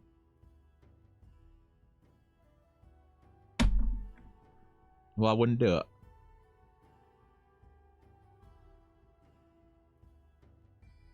Because, like, I don't want to drink tea right now because it's hot as a fucking pig stack right now. So, in terms of favorite character, that's a really hard one, but I truly think Ember has to be pretty far up there. That game is so fucking good. Really? Ember? I'm honored to have sketched her then. Man. Look at her. Look at that badass. Look at that bad bitch. Yeah, those fucking knuckles and those tattoos and scars. I love drawing your characters' face. No one appreciates when I draw their characters for them like you do. Man, it's crazy. So you're from back actually, really? Yeah. How's the pig stack? No, remember that? That's an Alberta term, man. Tell you what, you come up the Alberta hollers. We don't have any hollers out here. We don't have anyone that's like, we don't go super country. We have this pretty strong like ranching culture, but we don't have like a hillbilly culture here. We're like where I live, you can find people that are like LARPing as Texans, but you won't find people LARPing as like, you know, West Virginians or whatever. Did you first do it? Really? Fuck. That makes me really happy. That makes me actually happy, Faye. Like, seriously. I'm honored. Haven't around for a bit, but were you moving forward with the writing channel on Discord, or was that being grandfathered into a different chat? The writing channel is now writing and world building. So writing and world building is now under D&D. So boom. There it is. It exists. Message from your wife. Do you want bacon? I will have a bacon. Sure, why not? I'll have a couple of sticks of bacon. I need more drink though. I'm out of drink, which is unfortunate. So, I'm not just kissing ass when I tell you I like your art, even if I fucking love your character sketches. God damn it. Damn, I was kind of hoping that I was a big enough streamer that you want to kiss ass with me. One day, Faye, I'll become a big enough streamer that you'll actually want to kiss ass. Until then, I appreciate your honesty. But one day, I hope that you're not honest with me. I hope I'm a big enough streamer and that you're proud enough of me as that little dumb artist that you rated that one day, that you feel like you need to be fake with me about how much you like my art. Guess because I want for you. Yeah, okay, never mind. Yeah, never mind. We're there. Toss chapter 1? Oh, shit. Fuck yeah. We gotta read Atari's fanfic, man. We gotta read a bunch of stuff during the subathon. Well, a couple things I promised was I promised the fanfic reading. I gotta do that early in the morning though one day. Probably do it tomorrow or the next day. I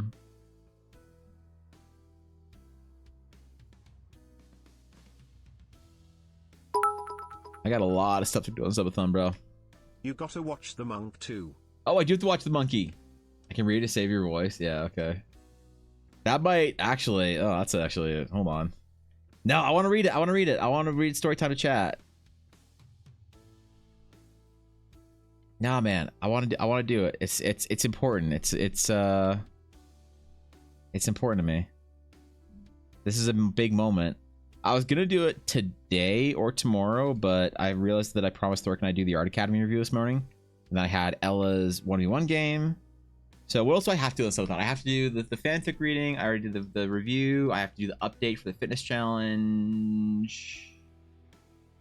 What else is on my list for the Subathon? I've actually done a lot in like a day and a half. You know? I promise it's good. I'm saying I'll put words on the page. Fuck yeah. Drawing a map, that's the other thing. Yeah, we're gonna probably do that tomorrow as well.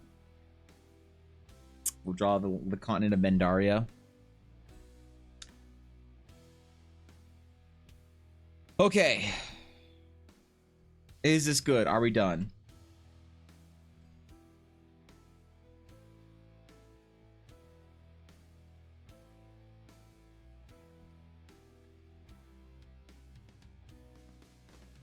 I think we're done with this piece.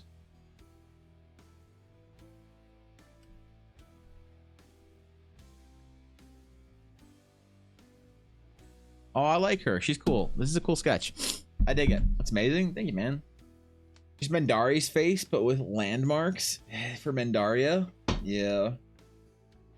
I don't know if you said what drink you wanted, but if you did, Elle and I both missed it. What drink do you want? Just water's fine.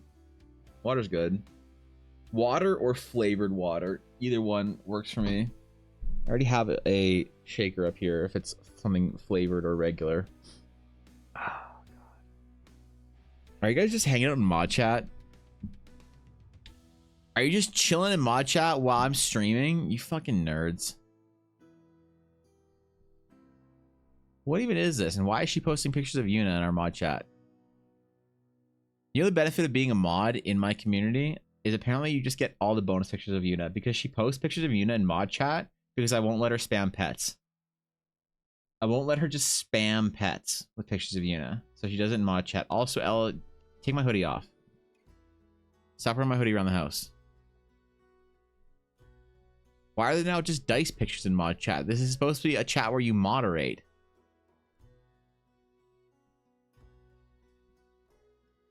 I'm disappointed. This is not what I wanted. All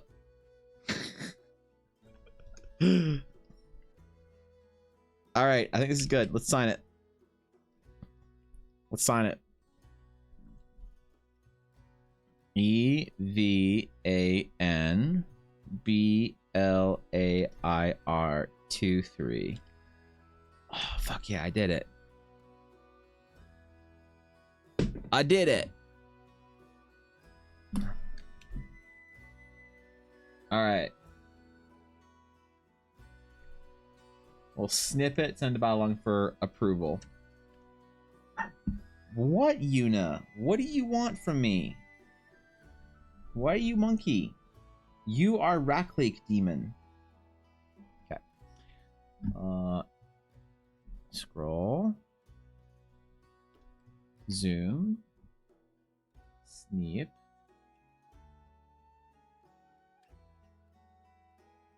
Boom.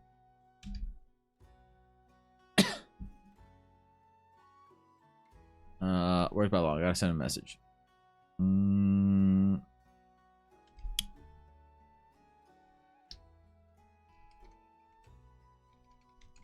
What do you think?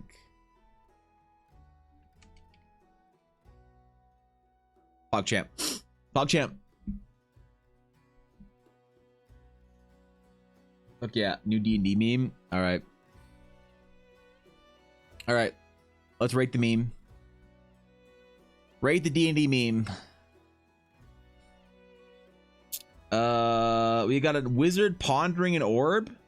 The fuck am I casting? That's pretty good. I mean, I do enjoy wizard pondering orb memes. This is top quality. We need more wizard pondering orb memes in the D&D memes chat. The D&D memes have been pretty good recently. My stats, Jason Momoa. My backstory, Jason Momoa. My equipment, Jason Momoa. My dice rolls. Oh. Who is this actor? This is the guy that is always in Adam Sandler's movies, right? They're like best friends or some shit. He's funny. Chorus can't. Why did I look in here? I shouldn't have done it. Man, I shouldn't. Eiley posted a D&D meme? What the fuck? Druid? I should not have done that. I should not have done that. DM, yeah. Druid, I used my action to smoke some herbs and go 12 seconds back in the past to change that. DM, why on earth do you think that would work?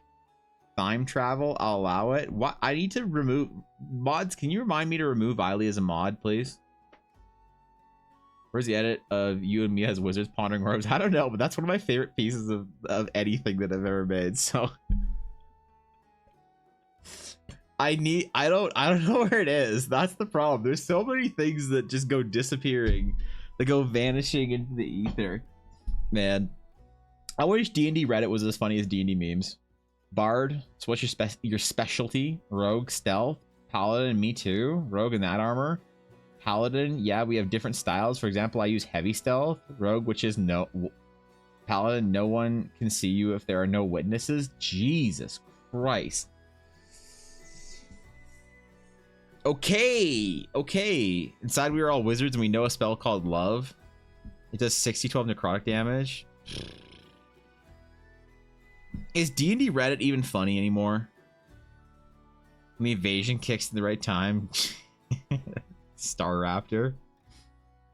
A large ball has been thrown. How do you proceed? I will charge it, then grapple with my jaws. Oh, he tried. He went so far. Is D&D Reddit actually funny now that Reddit is less nuked? Reddit.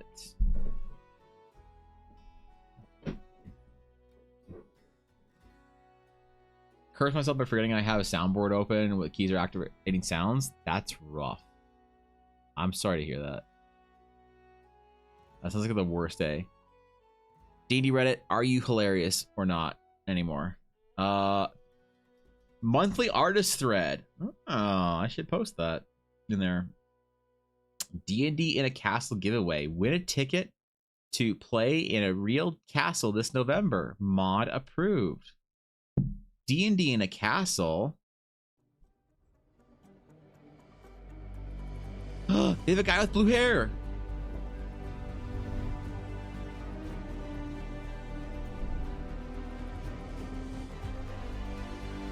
Oh, this is so nerdy.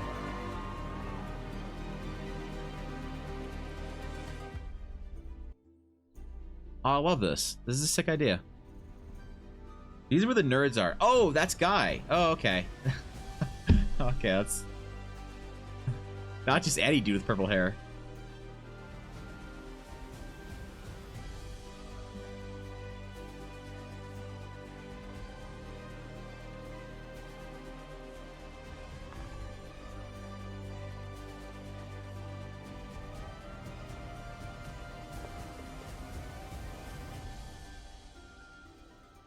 That's cool, man. Not funny though, Reddit. Remember toy train sets? We made a game like that, but every train. This is derailed. This isn't D&D. This is... Oh god. Gold plate Arcana core dice.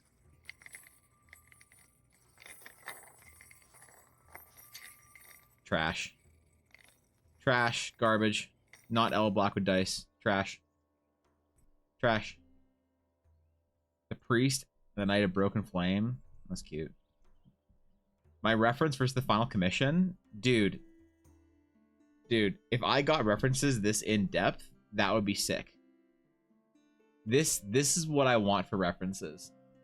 All right, if someone's like, hey, I know what I want for my character sketch, please do this, and it was this much, I would say your strings are a dumb idea, but you know, I think that's... Wait, there was a Ginny D vid on this. She was / is a GM. Oh, really?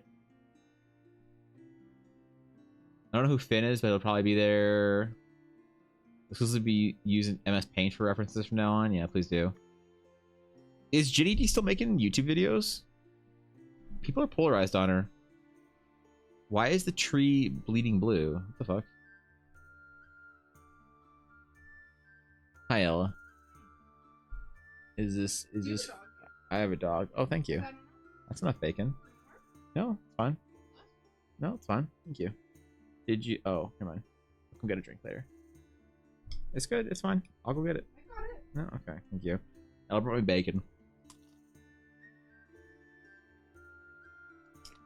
I'm gonna eat like shit this week. I don't care.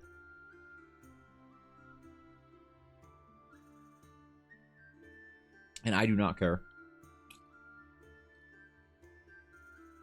I've been so healthy over the last 3 weeks, specifically.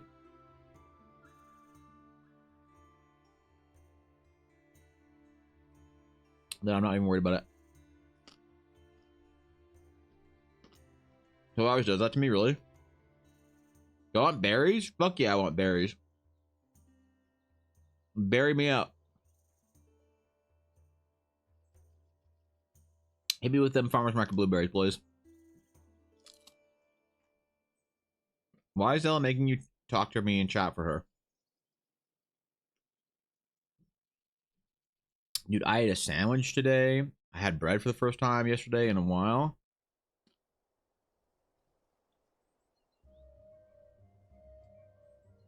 You prefer black and white or gray villains?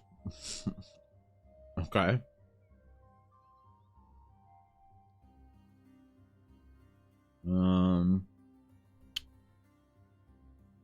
That's cute.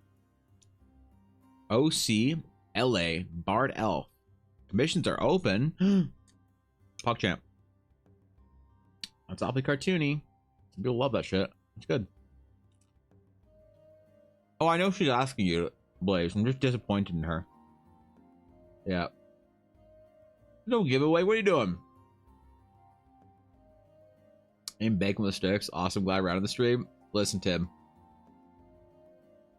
How else are you gonna eat bacon? With a fork? What kind of a loser L nerd browses Reddit during their subathon and eats bacon with a fork? If you got crispy ass bacon, you stab it and it breaks into 3 pieces and flies all over the place, right? With your grubby hands? I don't eat with my hands because I'm not a fucking fiend. All right, I don't want to touch. I don't want greasy ass little fingers all over my greasy ass keyboard.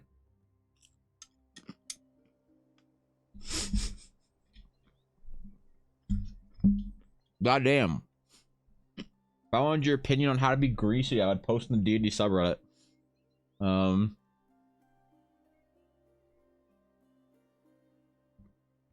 My wife wanted to learn how to play for her birthday, so of course I had to go out and build her my own set piece and characters to go along with it. I've never DM'd before, but I'm super excited. Any feedback or recommendations on what to build next? This person is 68 years old, and I love it. I love this. This person is 68 years old. God bless him. My one golden rule is any custom or variant rules the players play by, enemies get it too. I've had players veto popular rules like flanking because of this. Do you guys let your party flank? People eat bacon with forks are sickos. Tim, thank you. Thank you. This you Tim, has anyone ever told you today that you're a scholar and a gentleman and what the world needs? Because if not, it's a shame, because you are what the world needs. Made burritos for dinner. Do I eat those with chopsticks? Only if you want to be big in Japan. What are some rules that your players veto? Normally they'd be all over if this wasn't a thing. Do you guys let your players flank? I don't like flanking. I actually removed it from my games because flanking guarantees too much damage. Because honestly, it snowballs the other way. If I let my enemies flank, my players die. Fastest way to TPK the party, let my enemies flank. So, thank you, Ella. Oh, that's fine. Here's blueberries. That balances it out. Thank you. Yeah, I need my chopsticks for my blueberries. It's fine. It's fine. I don't need them for the blueberries. I don't want. You're not here. You want a blueberry? No, I need a plate. I need a plate. Thank you. Thank you for feeding me tonight, wife. Appreciate it. Wasn't trying to be sarcastic. I know you weren't, bro. I meant it. When I said the world needs more people like you, I meant it. Legitimately. I ain't trying to be sarcastic either. I'm too tired for that shit. You're a legend, bro. I don't give free flanking. I give contextual advantage. Thank you, Tim, for the follow. You don't have to do that. You have to do that just because I called you scholar and gentleman what the world needs, but I appreciate it. Thank you. That's very nice of you. Can't just spam it. That's interesting. What's a context that you'd give advantage for in combat? Like how specific are we talking about? Is it like, oh, I have like the high ground, or is it like I have my hand up his ass and I'm currently mouthing him like a puppet with my sword to his neck? Do I get advantage? Like how specific are we here for advantage? If I said flanking, but I don't mind either way. If flanking, just fudge enemy health, make it balance out. That's true. I used to do that actually. I used to be like, wow, you guys are going way too hard on this flanking bonus. Guess what this monster has? Bonus hit points.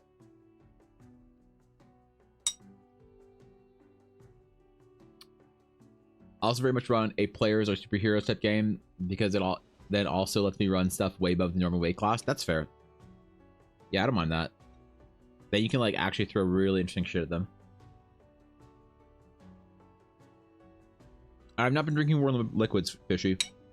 I was whining about how I was too sweaty and too hot. I feel better now because the window's open. But I have instead, Fishy, Ella bought me a bunch of honey sticks. So I've eaten like 2 honey sticks today, which is probably a lot of calories, but I don't mind. I'm on my subathon. I don't care. I'm going to say that a lot today and tomorrow and the next day. Probably. Let's face it. Usually contextual advantage is something the player uses the environment or takes a risk or something paired with a skill check roll. Passing gets advantage on one swing. Yeah, okay, I like that stuff. When a player shows interesting, like, I don't know what the word is, initiative, I will give them advantage on shit if it makes sense to me, or a flat bonus if it merits it, I guess. I even say take 20 sometimes. And I don't mean like that just means automatic success. It doesn't mean a crit. But I'll like, if someone, sometimes very rarely if someone like sets something up in such a way, I'll be like, shit man, roll damage. And they're like, what, I don't need to attack? Nah man, roll damage bro, that was sick.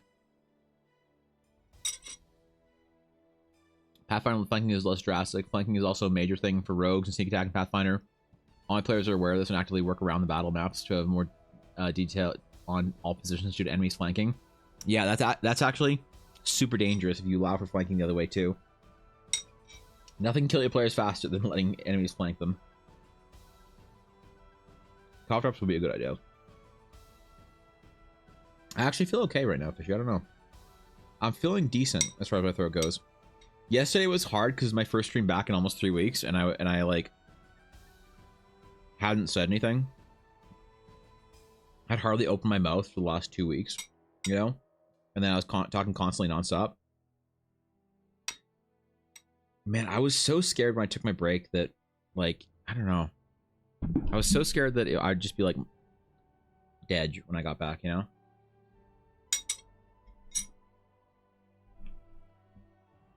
That scared the actual shit out of me. I was like so nervous to come back. That the rogue using a wheelbarrow to flip over the enemy and swing to their opposing side. Grab advantage on that one stab. Burst the opponent's attack, probably at disadvantage. Yeah, that stuff makes combat interesting to me. Like, I always want players to do weird shit, you know? Thank you, Entities. Thank you for the gifted sub to Dreamer Seeker. Thanks, bro. I appreciate that. You do that, Entities. Thanks for adding time to the subathon timer. I guess. Thank you, Entities. That's very kind of you, my friend. Giant skeletal dragon possessed by the god of death who killed my last character. What level was this? Gifted sub to your friend. That's your friend? Oh, sick. That's super sweet of you. Thank you, dude. I appreciate it. That means a lot. Damn, bro. Level 4? Okay. Well.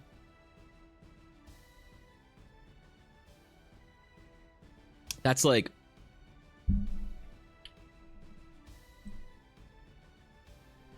That's like a little bit lower, I feel like, than you could have wreaked absolute chaos, but level 4, yeah, I guess. Well, Pathfinder too. Do you think entities in Pathfinder level 4 or level 5 is like more interesting than those levels in D&D? Because I've heard a lot of D&D players complaining that like level 3 is great. You get level 3, fuck yeah, but then for the next like 4 levels in 5th ed, it's just like kind of boring. After you stream, so Tim, I am normally live at 10 a.m. Pacific or Mountain Time, 9 a.m. Pacific, every weekday basically. Right now, I'm doing long streams into the evenings because I'm on my subathon, and I'm actually going to be doing. I haven't announced this like formally yet, but I'm going to be doing sporadic weekly streams in the evenings from now on as well.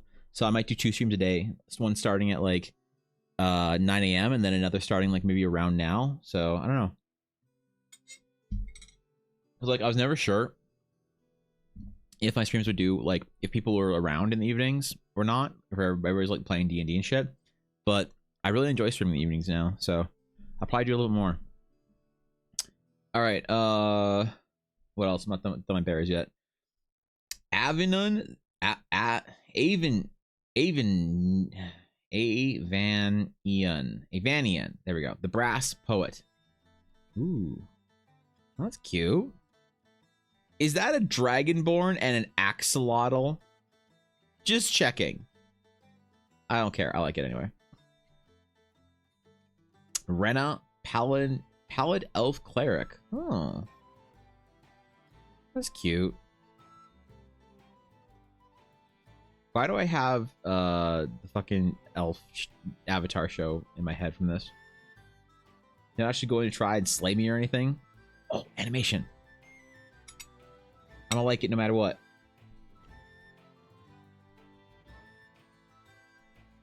In the basement of that cabin is a princess. What? You're here to slay her? What? If you don't, be the end of the world.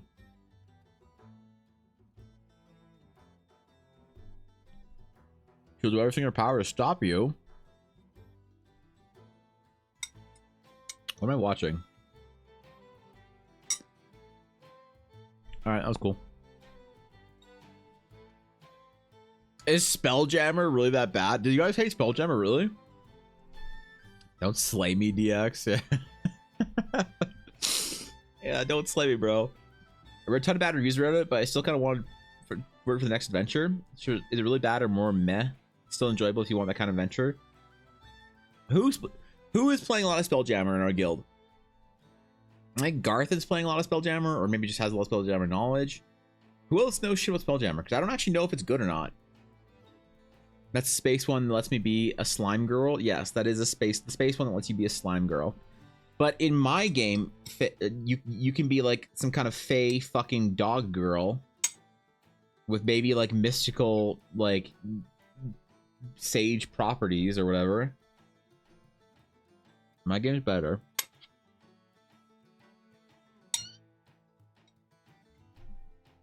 I had so much fun tonight, Fishy. Thanks for playing with me. Does this make any sense? Or what makes sense?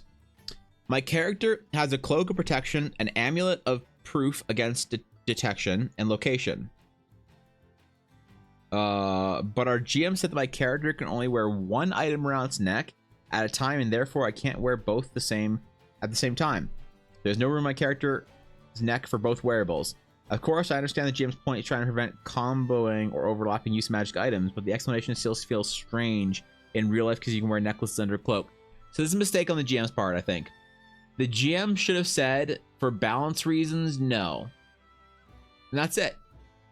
I think that's perfectly. If you don't want it for balance reasons, don't try and rationalize it. If it's the game part of it, just say like, no, it's imbalanced. And players are like, but I can do it. Like, I don't care.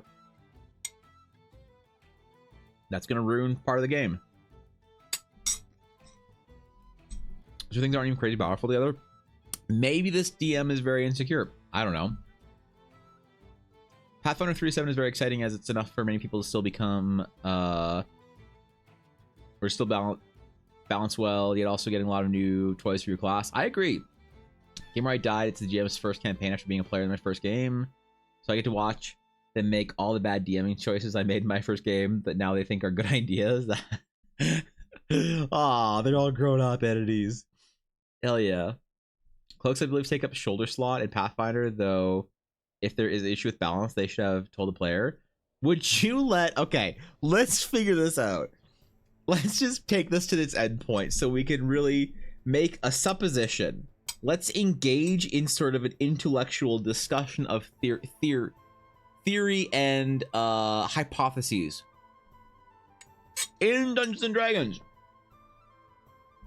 you can attune normally to 3 magical items that require attunement. We know this. This is fact. This is accepted. Okay? Would you allow in your game someone to attune to 3 cloaks? Yes or no? Because I get it. You only want to have 1 per like slot or whatever. But there's nothing really stopping you from putting 2 cloaks on. You know? And if they're magical or whatever, now you could say maybe if the cloak needs to be seen, like it's a cloak of stealth that hides you. It's like some Harry Potter shit. That might be rare. I bet you can wear multiple necklaces. What do you mean? Your neck's full. That is a dumb that is a dumb explanation. All right. Twitch explode there for a second. Everything cut up. 3 comment. I probably just said you were correct and smart. I think that's the general gist of what I felt about your opinion. I think attunement means you have to be wearing them. Really? You don't have to wear the item for attunement? I always think that's kind of a given, right? Unless it's not an item that you wear. You just have to keep on you. If someone was attuned to 3 cloaks, would you make them wear all 3 cloaks? Sir, you may wear 3 cloaks, but you are warm as fuck. Think you need to at least be in physical contact with them 24 hours to lose attunement? Oh. Let them wear 3 cloaks. Roll against heat / exhaustion 1 point per 1 point per in-game hour. Yes, exactly. You're cool with NPCs asking you why you're wearing 3 cloaks all the time. I'm going to wear 3 cloaks in my game. All right, fine. Everyone is going to ask you why you're wearing 3 cloaks. Bro, why is every NPC asking me why I'm wearing 3 cloaks? It gets so annoying. Because everyone thinks it's dumb. Right? Where'd my dog go? Oh. Right? Dude, are you okay? It's July. What do people think of this? The rules call for common sense when it comes to how many items you can effectively wear. So 2 pairs of boots, that doesn't work unless you have 4 feet. But necklace and a cloak, of course you can wear those together. I think we're gonna talk about the clothes. Alright. Alright. Probably DM from older editions of the equipment slots for boots, gauntlets, gloves, etc. I miss that. Surprising how pleasantly permissive those rules are. Is there any limit on how many magic rings can be worn? What are good magic rings that don't require attunement? How does feel combat in 5e? We're in a 5e game with experienced players, and that's my current problem. I have a Drake Warden, an Artificer, Hexblade, and a Forge Cleric. The Drake Warden has his dragon, the Artificer has his cannon, the Hexblade summons elementals, and the Forge Cleric animates a coffin he carries around. So at any given time, there can be 8 of them plus whatever enemies I have out. Combat this way takes a few hours, as each player essentially has 2 creatures they're controlling. Anyone know a clever way to speed up encounters? I feel like at this point I have to have initiate timers. I'll update how things go next session. If I had 4 players like that, I'd just split them into 4 different D&D games. You're the DM, don't put those all in the game at once. That's true. That's true. I guess as a DM, if your players are asking if they can wear multiple cloaks, you've kind of fucked up already. Unless you give it to the group and the person's just like, I take the first magic cloak. And they're like, great. All right, guys, we killed the next boss. We get the second magic item in the game. We have the cloak of protection. We need the cloak of Nightwalker. Who wants the Nightwalker? I would like the Nightwalker. You got the cloak of protection. I don't care. All right. Sure. They are rather warm. They are rather warm. If you think about it, there is a benefit on stacking cloaks and stuff. Imagine adventures in like 7 pairs of pants, 3 different cloaks, 5 shirts, and 9 sets of gloves. Adventurers Guild would look so much more interesting. That's true. You're not wrong. Boss and minions encounters maybe where you take averages instead of rolling, or roll with mild variance for groups instead of individually. Yeah. Wait, I'm waiting. Oh! What is your sweet spot for number of players and why? You too focus on belts to realize the untapped potential? What have I missed? 4 layers of cloaks? I mean, I have... Okay, hold on. How many cloaks does Ella have? Open recent. Where's Ella Blackwood? Ella Blackwood sketch. So Ella has... Okay, so Ella has 1... She has...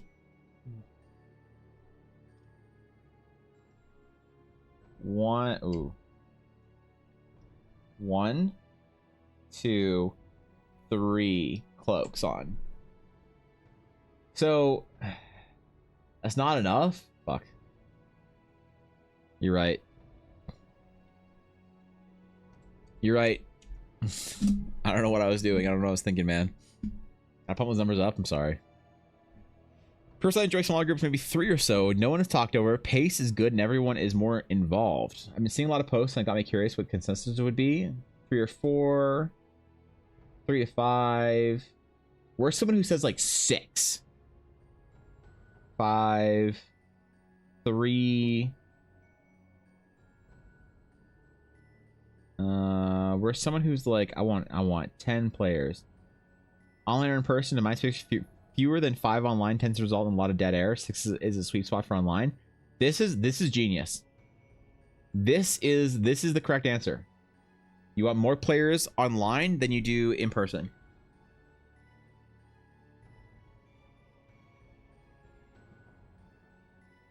The only person I like or know who loves big fuck you tables, really? I like a big table. I like a big table. I like big tables, thick tables, vascular tables.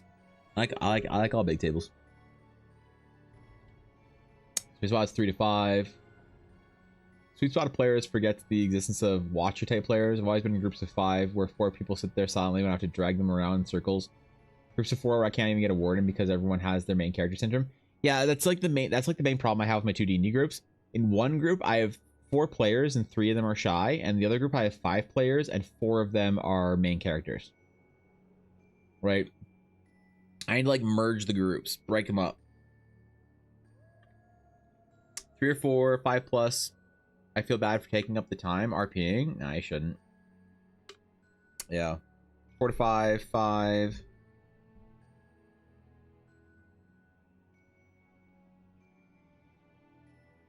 Okay, I thought I heard the dog.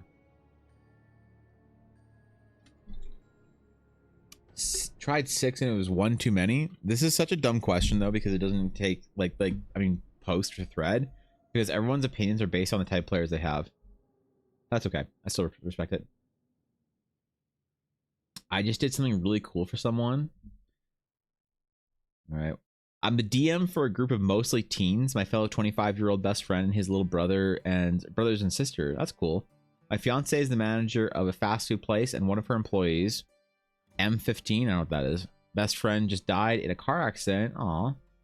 This poor kid is a big socially awkward nerd like most of us and doesn't really have any other friends, so my heart goes out to him. He told me he's always wanted to play D&D, though, but didn't have a group, so I talked to his mom and asked if she'd be okay with him playing on Sundays with us, and she said yes! Pog! Yesterday I bought him a player's handbook, wrapped it in brown paper, and put it in a box that my crafty fiance rigged to have glitter pop out when opened. Decorated, that would be awful. I would hate that. Decorated the box with mysterious arcane symbols and gave the box to his mom and told her to leave it outside his bedroom door. Written on the brown paper says, "You have been extended an exclusive invitation to my name's Dungeons and Dragons Club. Bring this invitation to my address at 3 p.m. on Sunday to accept. Hopefully you'll make some friends with us, get a little escapism." That's cute. What's the update? He's already texted me that he'd love to join, and he's been sending me lots of ideas for his dwarf ranger. Uh-oh, kick him out. I'm sending him details of the campaign, setting ideas for how to introduce his character to the group. Super excited for his first session. Also, I feel like all the comments are about the glitter. That's what I fucking said. Oh, male 15. Thank you. Thank you, Faye. It would make more magical. I'd take it back now, but what is done is done. Yeah, that's even what my main reaction to this was about the fucking glitter. Oh, that's cute, man. That's nice. That's wholesome. I like that. Art Forever One. The Forever One. Why does this guy look so tired, man? Nice rendering. That's good. The Dungeon Scribe. I know the Dungeon Scribe. 56,000 karma. Why, I'm acquainted with the Dungeon Scribe. That's cute. I have 132 IQ on the international IQ test. Probably the most accurate online test. How high is your IQ? I don't know. This is the D&D subreddit. Probably pretty low. How many damage spells is too much for a sorcerer? No one cares about sorcerers though, so. Moroth, the Dragonborn Hexblade Paladin. How do you Hexblade Paladin, man? Get out of here with that nerd shit. Do you guys like Dragonborn? I hate Dragonborn. I think the Dragonborn design in D&D looks so fucking stupid. I hate it with a passion. But I don't know if it's one of those things that I'm weird for or if people love.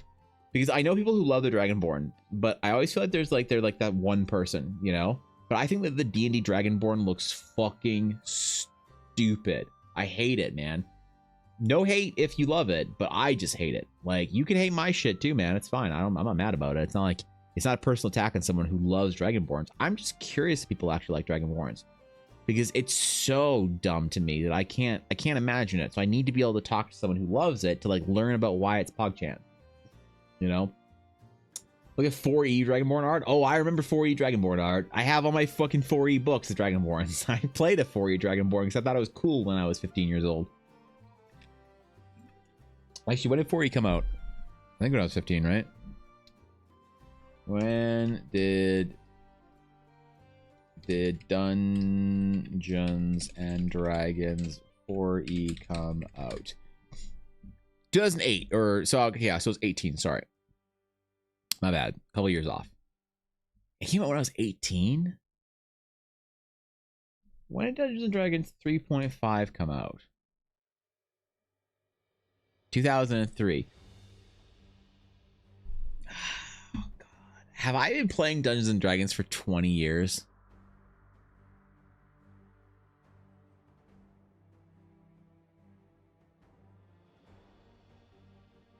And I'm 33. Holy shit. I'm 33, bro. I turned 33 this year in April. Why do people like the Dragonborn designs though, Faye? Don't like it, but I love little dragon kobolds. That's fair. Yeah. Boomer.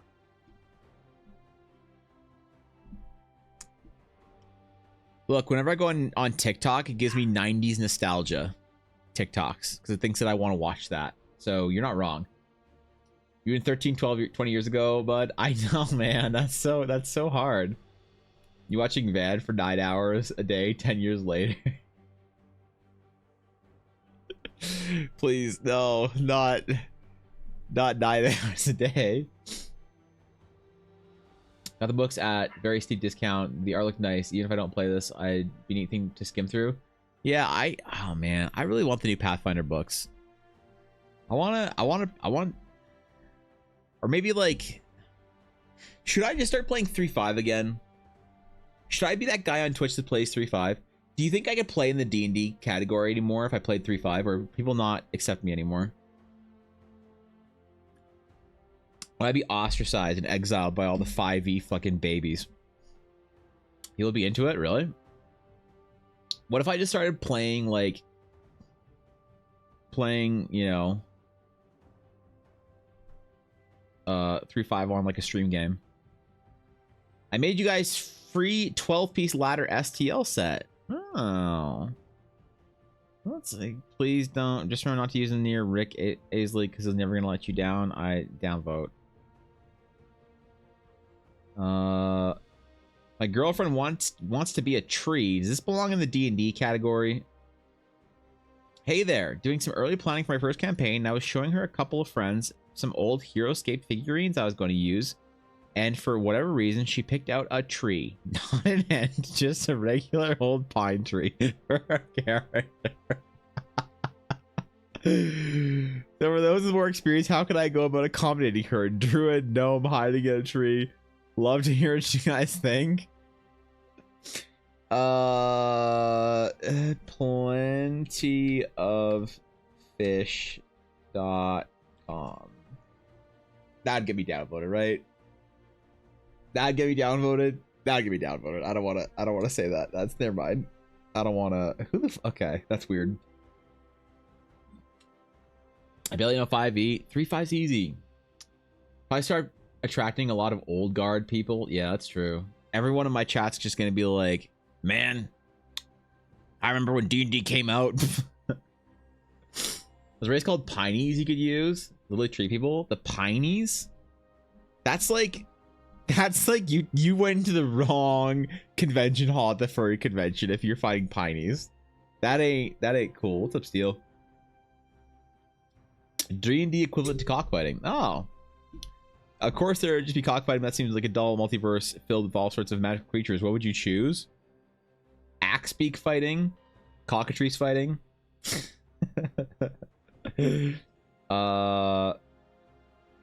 What else? Is that it? They're just talking about cockatrice fighting. Go hire the wizard to create the first owlbear. Familiar. Bear owl. 12 people get into a pit, followed by one pissed off cockatrice. Last person left unpetrified wins. Cockatrice petrification only lasts a day, so it's mostly non-lethal. That's cool. Gnome Fight Club appears for me. There is no Gnome Fight Club. There is Gnome Fight Club. Yes. Wait, Treant versus zombies. Abyssal chicken. Male winged rodents. Okay. All right. Relax. Relax. I have will probably be my last DD session for years to come. And I don't know how I feel. What? I started DD back in 1994. Second edition was in full swing. I got drafted to be the DM and have been the and have pretty much been the DM ever since then. Any advice for older folks who had to give up for one reason or another? Let's see. Maybe I should read this. I see dozens of players come and go. I've helped people get started, founded groups, joined groups, left groups, transitioned between editions, and had party. My world almanac. Wait, what? The world file I keep my master notes in past 200 pages.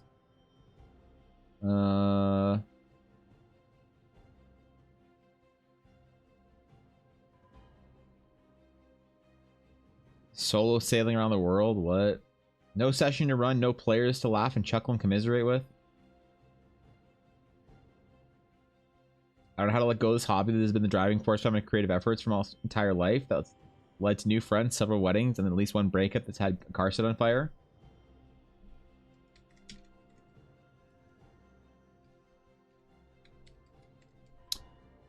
This would be tasteless, right?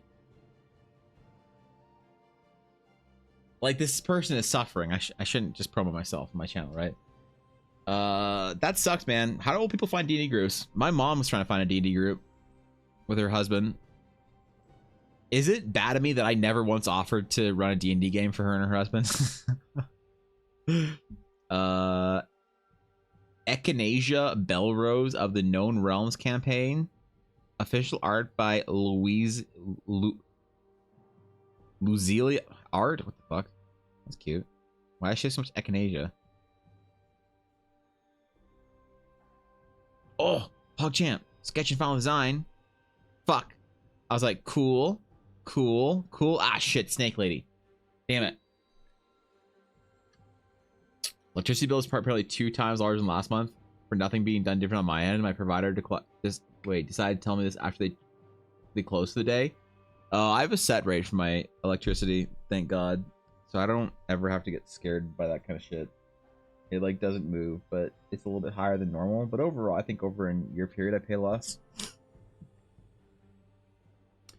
Run a D&D game for her and her husband, but only if you also invite your father and related parties. That would be fucking hilarious. I'm like, I will run a D&D game for you, but only for you and your husband if my father and his wife can come. Dude, my parents hadn't been in the same room for probably, I don't know, like what, 6-7 years? Maybe longer? I don't know, actually. You can tell me it was 10 and I'd be like, okay. You can tell me it was 5 and I'd be like, okay. But they were when my brother's wife had her baby shower, and it was hilarious. All right, I thought it was hilarious. Okay, cause man, I am there just to watch the world burn. So they didn't fight or anything, but it was just like there was just like this metallic tension in the air you could taste. It was funny. These are cool. Ooh, nighttime. DM Power Word killed level 6 barbarian character and now he's mad. Okay, this I need to read. This I need to read. Okay. Now I know from the title it seems bad, but I was playing a game this evening with some friends and we were dropping off enchanting supplies at a magical school. Think Hogwarts, but wizard, druid, sorcerers, and warlocks. Got it. Magical supplies dropping off at Hogwarts. Anyway, while being questioned by the clearly kind of bad but non-violent or causing any danger to the party or anyone else, head of the sorcerer's house, a very powerful NPC, the barbarian decided he was gonna punch him He rolled without asking and said, does a 22 hit? The DM said, are you sure? And he said, hell yeah.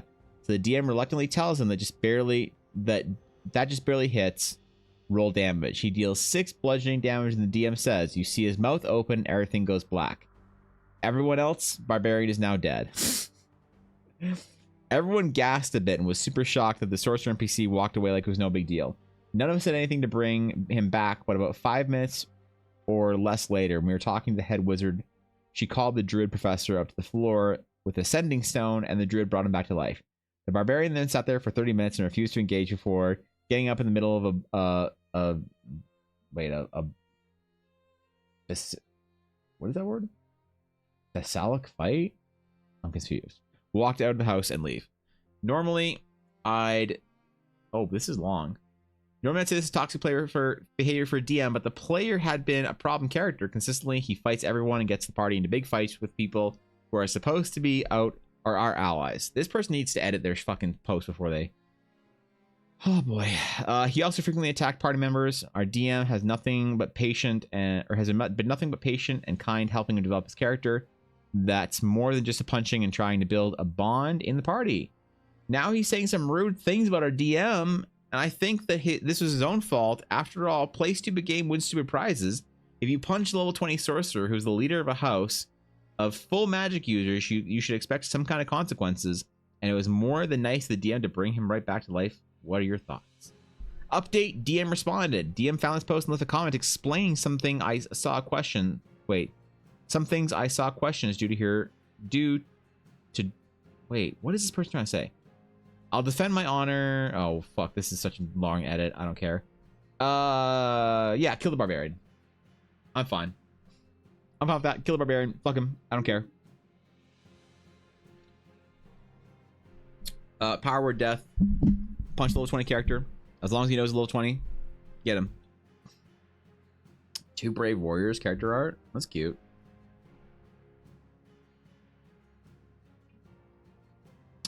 Dark Castle Invasion, an arcane knight. I don't ever want to say anything bad about art because it's like you never know where somebody's at in their journey. But I got problems.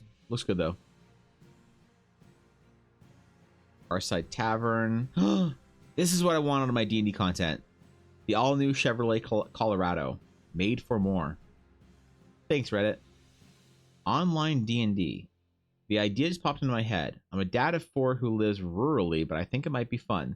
There's nothing nearby, making the time to drive to games would be exceptionally difficult and unreliable. Are there online games? Oh, wow. Oh, sir. Sir. You... Sir, we're going to take you to Swiss Chalet and then teach you about the internet. If this guy knows about Reddit, how does he not know about online D&D? Like, how do you post on Reddit and not also know about online D&D? DM asks, are you sure? You should really rethink your actions. Probably. Just like when I asked Fishy if she really wanted to take the cursed gold. Like, really? r/LFG. Oh my god, this exists. Oh my god. Online 5e Eastern Standard Time.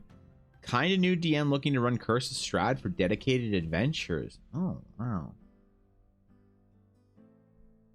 Who I'm looking for, besides just not being a dick and showing common courtesy to your fellow players, the biggest expectation I'm going to have of y'all is this. Please show up. Wow. Here's a little about me. Let's see. Dating apps. Let's go. Like I said, my name is Hal. I'm 18 from Washington. Dick. I've been DMing for roughly 2-ish years now, but only on and off. Though I've been playing 5e basically my whole life. Wow. That's what, your whole life? When did 5e come out? And oh, he's like 18. That makes sense. I should fill out an application one of these.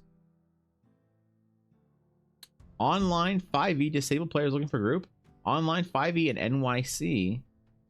Online 5e GMT LGBT plus 18 plus looking for half players to join a homebrew game. Oh man. 5 years is not 9 years old. 5e's, I don't, whatever you're trying to cast voodoo on me, 5e's not 9 years old. Online Worlds of Draenor, LGBTQ plus friendly Mondays. Who like isn't LGBTQ plus friendly? Who's like LGBTQ plus unfriendly? Rage Across the British Isles and Dark Ages Werewolf, the Apocalypse game. Role-playing loving player seeking group to join. Oh. Maybe I should ask them if they want to play my game. Howdy there. Thanks for taking a peek. They started with a howdy. I like them already. Thanks for taking a peek at my post. I'm Sky, but you can also call me Zambi. Oh, I feel like I'm 20 and go by he/they pronouns. I've been playing D&D for around 6 years. It's now, along with smattering of other systems to keep things interesting. If you're 20 years old, you don't know what the fuck you're doing. Get out of here. Sorry, Zambi. I'm only in here for old men with gray beards. That's the only people I want to play D&D with. If you're not old man, if an old man or balding at the very least, you can be young. You can be like 23, but you have to be balding and kind of overweight. You have to look like you play World of Warcraft all day for me to want to play with you. I'm LGBTQ plus friendly, but the gays ain't gonna get my elf boy. All right, relax. LGBTQ plus minus would be a weird tag. Yeah, I don't know. Maybe people just want to, you know, that's fine. Running a sci-fi long-term campaign that needs a player. Looking for any level experienced players. Happy face. Oh, you got a little smiley. Team Druid Circle of Stars. Wait, this is sci-fi, right? Okay. Barbarian Path of the Totem. Artificer Artillerist. Bard College of Glamour. I'm out. I'm out. I'm out. I'm out. I'm out. I'm out. I'm out. If you have some fucking weird boy playing a College of Glamour, get me out of here. Sent an application? All right. Which one should I apply to? Oh, has little blood emojis. This guy plays Metallica in his D&D games. Dungeons & Dragons 5th edition players guide released on July 15th, 2014. Was that 9 years ago? Was 2014 9 years ago? Oh boy, I got married in 2014. I was 24 at one point in time. More than a day. How is the timer still at 10 hours? Because it went up. Because people subbed for some reason. But thankfully, it's below 12 hours now. Because it went. People weren't letting it fall below 12 hours. And now, thank God, it is falling below 12 hours. So, your freshman year of high school in 2014? Jesus. Experience the ultimate horror themed D&D campaign with a whole new twist. Barovia's Curse. Should I try one of these? Should I do an LFG? This campaign is for players that want gritty realism, a fully immersive horror themed campaign. Oh. Enter the dark and sun-shrouded world of Barovia. No thanks. Original puzzles and challenges. An experience you will not regret. This campaign is high RP, medium combat plus puzzles. While I do not mind newer players to D&D, I will warn you this campaign is catered to more advanced players. Strategy, team coordination, and preparation are essential in this campaign due to sandbox narratives. You must have a mic with good audio quality, with minimal distractions. Okay. Why do they not say these more often? It's like you can't have a headset mic, and you can't have your French sister screaming in the at the wall in the background. That's a dig at someone very specific, but he'd think it's hilarious. You can't have your cat constantly on your keyboard so that every third thing you say on Discord is you cursing out your fucking cat. Wow, I can't. This is great. I should spend an entire stream going through LFG. The Whispering Halls tell secrets. Can you keep them? I like the taglines people are using. It's not like, hey nerds, I got a fucking game. You want to play it, you losers? It's like Monster Hearts 2. The Whispering Halls tell secrets. Can you keep them? Monster Hearts 2 is a PBTA game. Oh, I don't have kids, so I can't go to these meetings. Based on messy lives of teenage young adult monsters created by Avery Adler. I don't know who the fuck that is, but he sounds like a fucking nerd. I'm out. Online, offline. Oh, offline. You're making friends offline on the LFG forum. offline 5e Everett / Lake Stevens area. Wisconsin or Washington? It's one of the two. Forever DM wants to be a player. He/him looking for a group. I've been a Forever DM since high school. Oh yeah, this is a D&D player.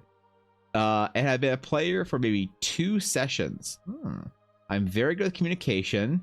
Are you? And scheduling would help. And scheduling, and would love an RP heavy campaign to join. I hope this guy gets his game. He deserves it. If anyone would have me, feel free to leave a comment or send a DM, and I'll get back to you ASAP. I hope. Oh, this guy's looking for an IRL game. I hope this guy finds it. I hope he gets it. That he deserves his IRL game. Washington? Are you sure it's not Wisconsin?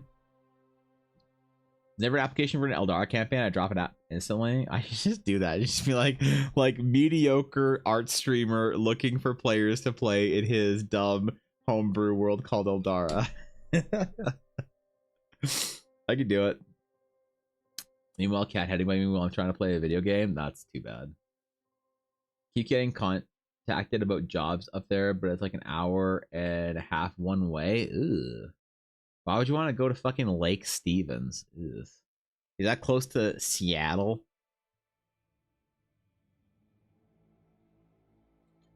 IRL games are easy to set up, but hard to find. And ironically, would love to play. Yeah, IRL is good. I don't have any friends IRL though. I got rid of all my IRL friends. I like. Ooh, what the fuck? There you go.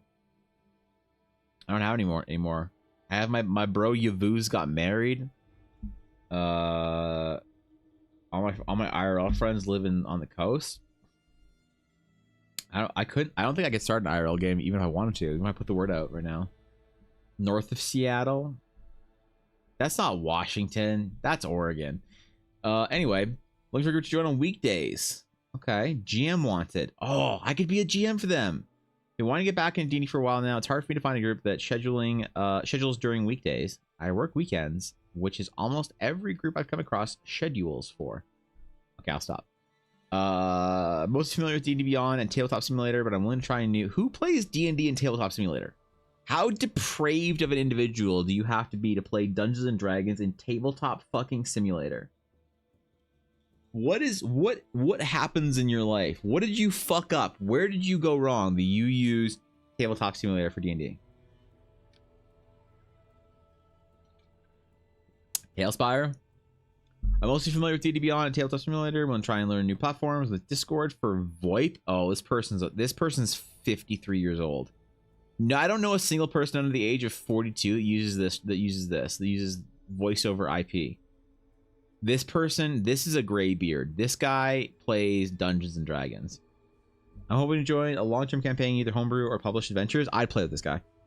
Playing a handful of characters so far. I'm excited to get back into it. Leave a comment with a summary of your campaign. Let's get things rolling. Oh. Online DCC Tailspire 2 more adventures on for Dungeon Crawl class campaign. Online 5e LGBTQ+ friendly 21+ looking for players to pirate theme. Who the fuck would invite someone not over the age of 18? And why do you need to, well, actually 21. This seems weird to me. Say 21+. This seems very weird to me because either you want to be 18+, obviously, because you don't want to play with some fucking teenagers, right? Or you would say 25+, because the difference between an 18-year-old and a 21-year-old doesn't exist. They're both stupid. Like, you're not, I don't look at a 21-year-old and I'm like, wow, you've really matured in the last 3 years. You have finished and accomplished something difficult. You have done amazing things to where you are a brilliant and different person. No, fuck that. No one hits that gap. The gap between relatability from people who are older or younger than the mid-20s spectrum is 24. If you're young, if you're 23, you're like, oh yeah, let's go play parties and do all that shit. If you're 25, you're like, I'm tired and I want to take a nap. So wow, this is such a weirdly obscure number to pick, is 21+. Just for drinking, I guess. Everybody has to be drunk. Apply, do a few questions though. So I'm gonna holler over Discord. Hell yeah, Film Psychology 6403. I hope you get it. I hope you all get it. Y'all seem like decent people. I just hate that relatability. Great. You can hit it by age or by doing something difficult. I don't relate to people who like haven't done something difficult or who aren't like at a certain age. Like I remember a friend of mine, we were in our late 20s. I think I was like 28, 29. I was probably 29, 28 maybe. And my friend was older than me. He was probably in his early 30s at the time. He was probably like 30, 31. And he started dating this girl who was like 21 years old.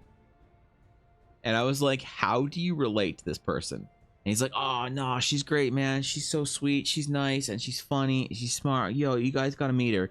And he like wanted to introduce her to Elle and I, because Elle and I were for a lot of our friends, like old friends back in the day, we were the stable couple that they would introduce them to. But like, you see how stable my life is? I have stable, like, married friends.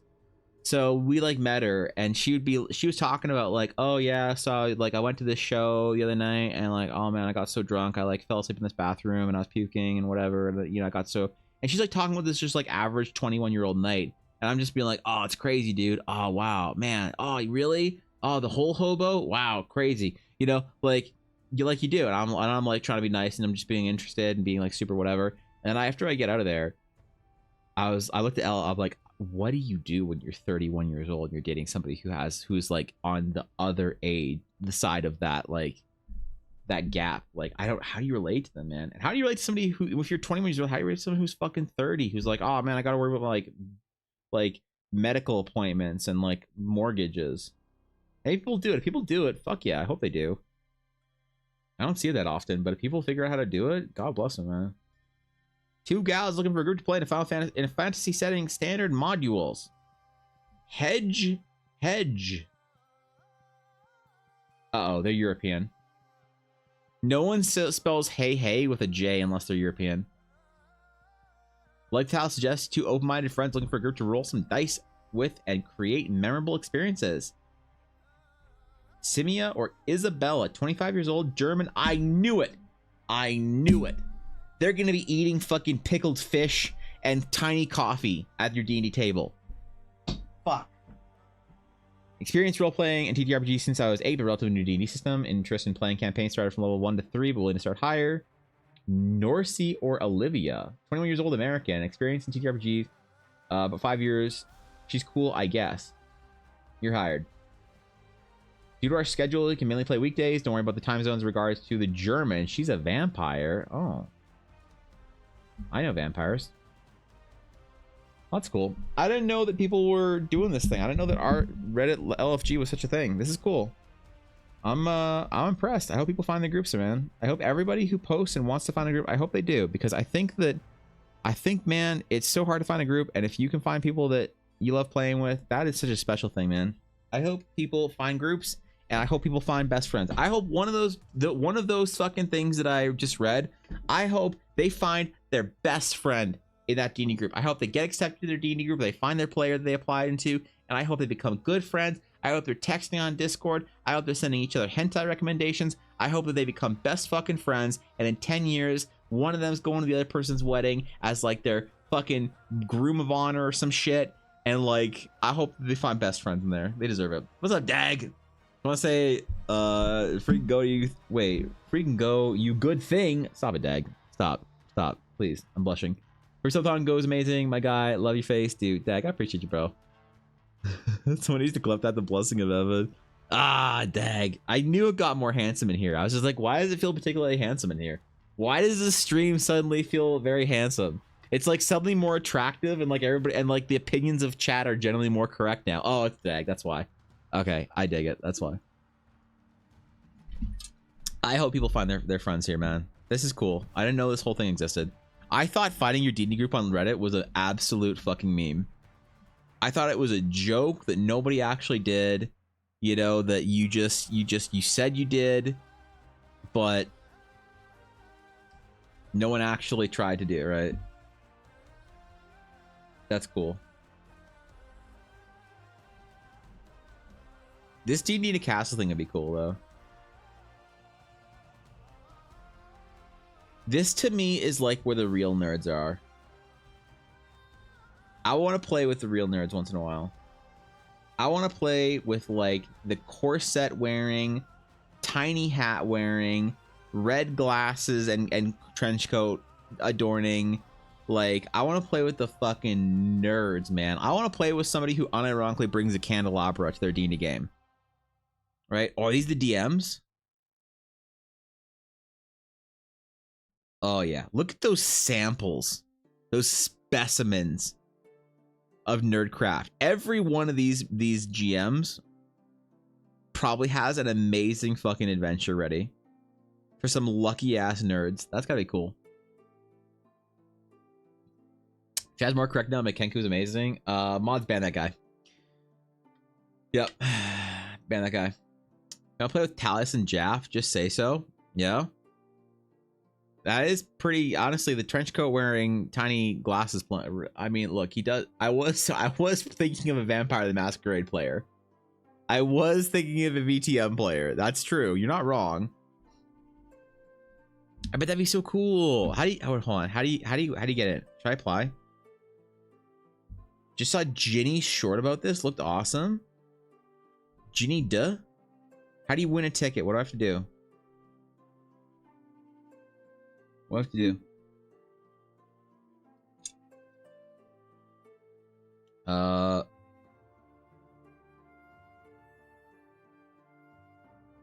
With over 100 D&D players, 13 incredible celebrity dungeon masters guiding them through completely custom campaigns over the course of 4 days, more than 24 hours of D&D. To celebrate this momentous occasion, D&D in a Castle would like to give back to the TTRPG community by offering one lucky player a free ticket to join us at Lumi Castle, UK for our upcoming event in November 10th to 14th. But that's in the UK. If you go to the UK, they're going to make you eat jellied eels. And we can talk shit about our European guild members right now because they're all fucking sleeping. It's like 3 a.m. in anywhere in Europe that matters. They're all asleep, man. Normally in like the AM, I have to be super nice about like our EU brethren because they're all, you know, they're all like, oh, what's up, Evan? Yo, it's like 6 p.m. You know, but right now we can talk shit. We can be like, yo, jellied eels, I ain't going to the UK. Clipped? Tell them. They deserve it. They deserve it, no dub. No, Nos dub? That's that right? Nos dub? They deserve it, Nos. Tell them I don't want nothing to do with their freaky little caviar, their jellied eels. We're gonna look up the 10 worst UK slaps. The top worst UK food. Not foos, food. Top 50 worst rated British food and beverages. English brown ale. No, the Bath Bud. Steamed pudding. Chip butty. Wait, that looks like, wait, that slaps. What the fuck? It's a fry sandwich. Battenberg cake? What's wrong with this cake? Hold on, I need to scroll way the fuck down. What's the worst food? The top 10 worst foods. Fenland celery? What's wrong with celery? Wait. Dundee cake? Alright, here. Top 10 worst reasons why we don't go to the UK. Wait. Oh, next page. Okay. Alright, this L2 is why we're not going. We're not going because of Gentleman's Relish. Okay. Please, man. You can't make it this easy. You can't make it this easy. You can't have me sit here talking shit about UK English food, man. And then the first entry on the page I see is something called Gentleman's Relish. All right. Anchovy paste. Plum pudding? Wait, plum pudding's actually pretty good. Well, fuck that shit. Scottish deep fried pizza? Ugh. Marmite? Is Marmite the one that Dag eats or Vegemite? Aussies eat Vegemite, right? UK eat Marmite. I need to try both of them. I love Dag, actually. Jellied fucking eels. Alright? Jellied eels. Scouse? What the fuck is scouse? Is this like liver or some shit? That looks fine. Vesper? Lillet Blanc, vodka and gin. Mild ale. Ugh. Ordinary bitter. Ugh. Deviled kidneys. The fuck you want to go to the UK for? And play D&D in a castle if they're gonna make you eat gentleman's relish and jellied eels. Alright? You think I want to go to... And look, I'm Ukrainian, man, and if you were like, oh, let's go to Ukraine, I'm like, what, do you want to take your pierogies and instead steam them instead of frying them? You want to eat borscht, but instead take out all the flavor from Polish borscht? What's up, Billy boy? Pie, Susie, Baker's Mash, super pie, afternoon tea, sandwiches and scones. You know what? Afternoon tea slaps. Afternoon tea is pretty good, I will say. Yeah. Was there 2 years never ate any of those at grind time? Oh, you missed out if you didn't eat jelly deals. Maybe we can make D&D in a castle next time, L2. We can go like show up to our D&D group with gentleman's relish. We're just at the table and Ginny D's like, okay, I'm doing my jester. And we're like, it's just sitting there eating jellied eels, just hunched over our gentleman's relish or whatever. Fuck yeah. Eels in a castle, please. Pierogies can be good. Pierogi and all that is good, but it's not, dude. I don't care. I'm Ukrainian. I prefer Polish pierogies. Pierogi is way better than like even like Veneneki, pierogies. I don't know, man. I just want it to be fried. I just prefer it fucking fried than, you know, Ukrainian food's like decent, babka, all that shit. But I'd still take Western European food.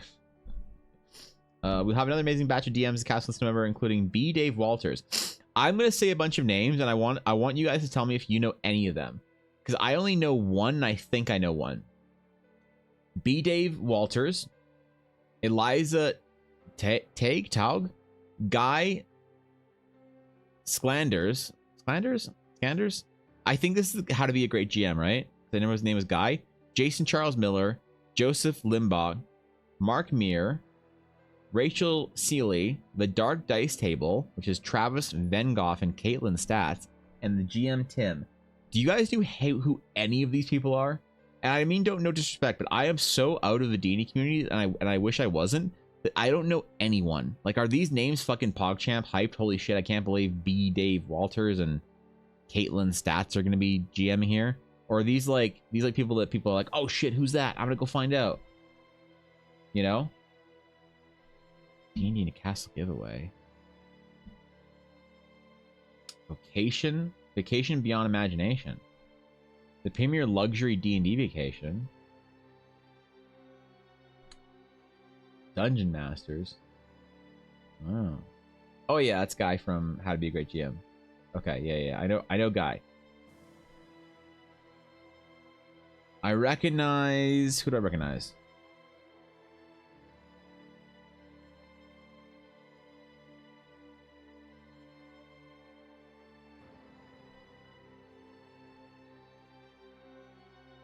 Guy and Ginny, I guess. No clue, I'm too busy being Risk of Rain. Yeah, okay, never mind. Well, I think it's cool. I think D&D Castle would be kind of PogChamp. That'd be fun. I don't know if it's my jam, but I think that's cool.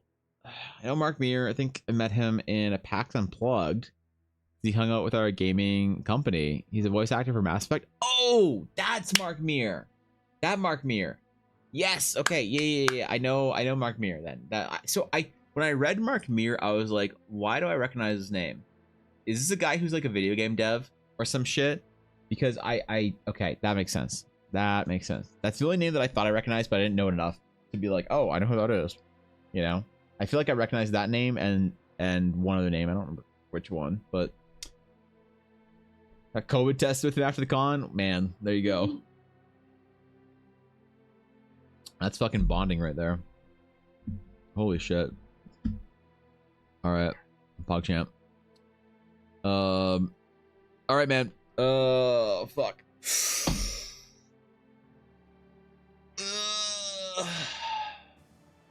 Okay. All right. I think that's it for today. I think that is it for today's stream. That is about as long as I think I can go today. I said that I wouldn't do 12 hours every single day because then it'd be over too fast. So I am going to end stream there. So thank you guys for chilling today. Thanks for everyone who supported the stream, for everyone who subbed or gifted or whatever. Yeah. Thorkin, why are you here now? And shouldn't you be, yeah, oh shit, it's only 7. I thought it was later than that. Anyway, thank you guys for chilling today. I appreciate it. I will be online tomorrow. I did go live early today because I was up early and that was fun. So I might go live early tomorrow. And I don't know. We'll see what happens. I got a couple things I need to do. We need to read Atari's fan fiction for Eldara. We need to... What else do we need to do? We need to do Atari's fanfic. We need to do phase map. We might do doing phase map tomorrow, actually. I don't know. Then I'll get her off my back. I'll be sure. Maybe at 6 a.m. See you there. That's pretty good. More stuff dropping. Steph, thanks for chilling with me today. I know you were... Oh, wait, you were off work today, right, Steph? You're just chilling? Well, either way, thank you guys for hanging out. That was a lot of fun doing the petition to run this through Free Sketch Friday. So Friday's going to be a bit different. I don't know if we're going to do Free Sketch Friday this month. I don't know if we're going to do Free Sketch Friday, to be honest. Because, like, so I have to be, I'm going to be doing something. I have my dad's birthday on Friday, so I can't run the evening on Friday, but I'll still be live probably during the day. I don't know if I'm going to do Free Sketch Friday anymore, or at least for a little bit. The reason is because I wanted to transition to doing character sketches. I feel like doing magic items, basically everyone who wanted a magic item has kind of gotten a magic item, I think. A couple people are the exception, but most people who've wanted something have gotten something, and the interest has kind of declined on doing magic items and locations. So I wanted to do players and characters and NPCs. I feel like that's the ultimate form of what I need to like eventually be able to do quickly. The problem is trying to learn how to do sketching portraits faster for me has been an absolute pain in the ass. It's been a war against myself, and I thought I'd give myself 2 weeks and I'd spend about an hour every single day trying to do portraits, and I did. I had a whole section of like a whole document of portraits the world will never see. And they're just not fucking good, you know? Like for this one today, I had to walk away from this for a little while and come back, and even then this took me like 3 hours. You know? So I don't know what to do. I don't really know what to do about it. I need to get better. I need to get faster, but I don't think I'm there just quite yet. So I don't think we'll do sketch stream on Friday. I don't know what we'll do if I'm live on Friday, because if my subathon ends on Thursday, I'll probably take Friday off. If my subathon doesn't end on Friday, I guess I'm live until next Monday. Just every day, constantly. That'd be awful. Anyway, where's my outro? I had fun playing with Ella today. Maybe I'll get some other friends to play with me this week or next or whatever. Because I really wanted to play. I want to play with Ashy and I want to play with Faye. Those are 2 people that I really, really want to play one-on-one D&D with. And I don't know if I'll get to the subathon, but they're 2 friends that are on my list. But either way, I don't know how you guys feel with these streams, because this is me like being so chilled out. Like this is like a TDC stream, me just streaming in the evenings, but I kind of like it, you know? It's kind of, I don't know, it's fun to just chill and relax and whatever. So I'll see you tomorrow. Thank you all for chilling with me today. Whatever you're doing tonight, I hope you have a great rest of your night. Whatever you're doing tomorrow, I hope you have a great rest of your week if I don't see you, but I hope I see you. Either way, until next time, my friends. Farewell.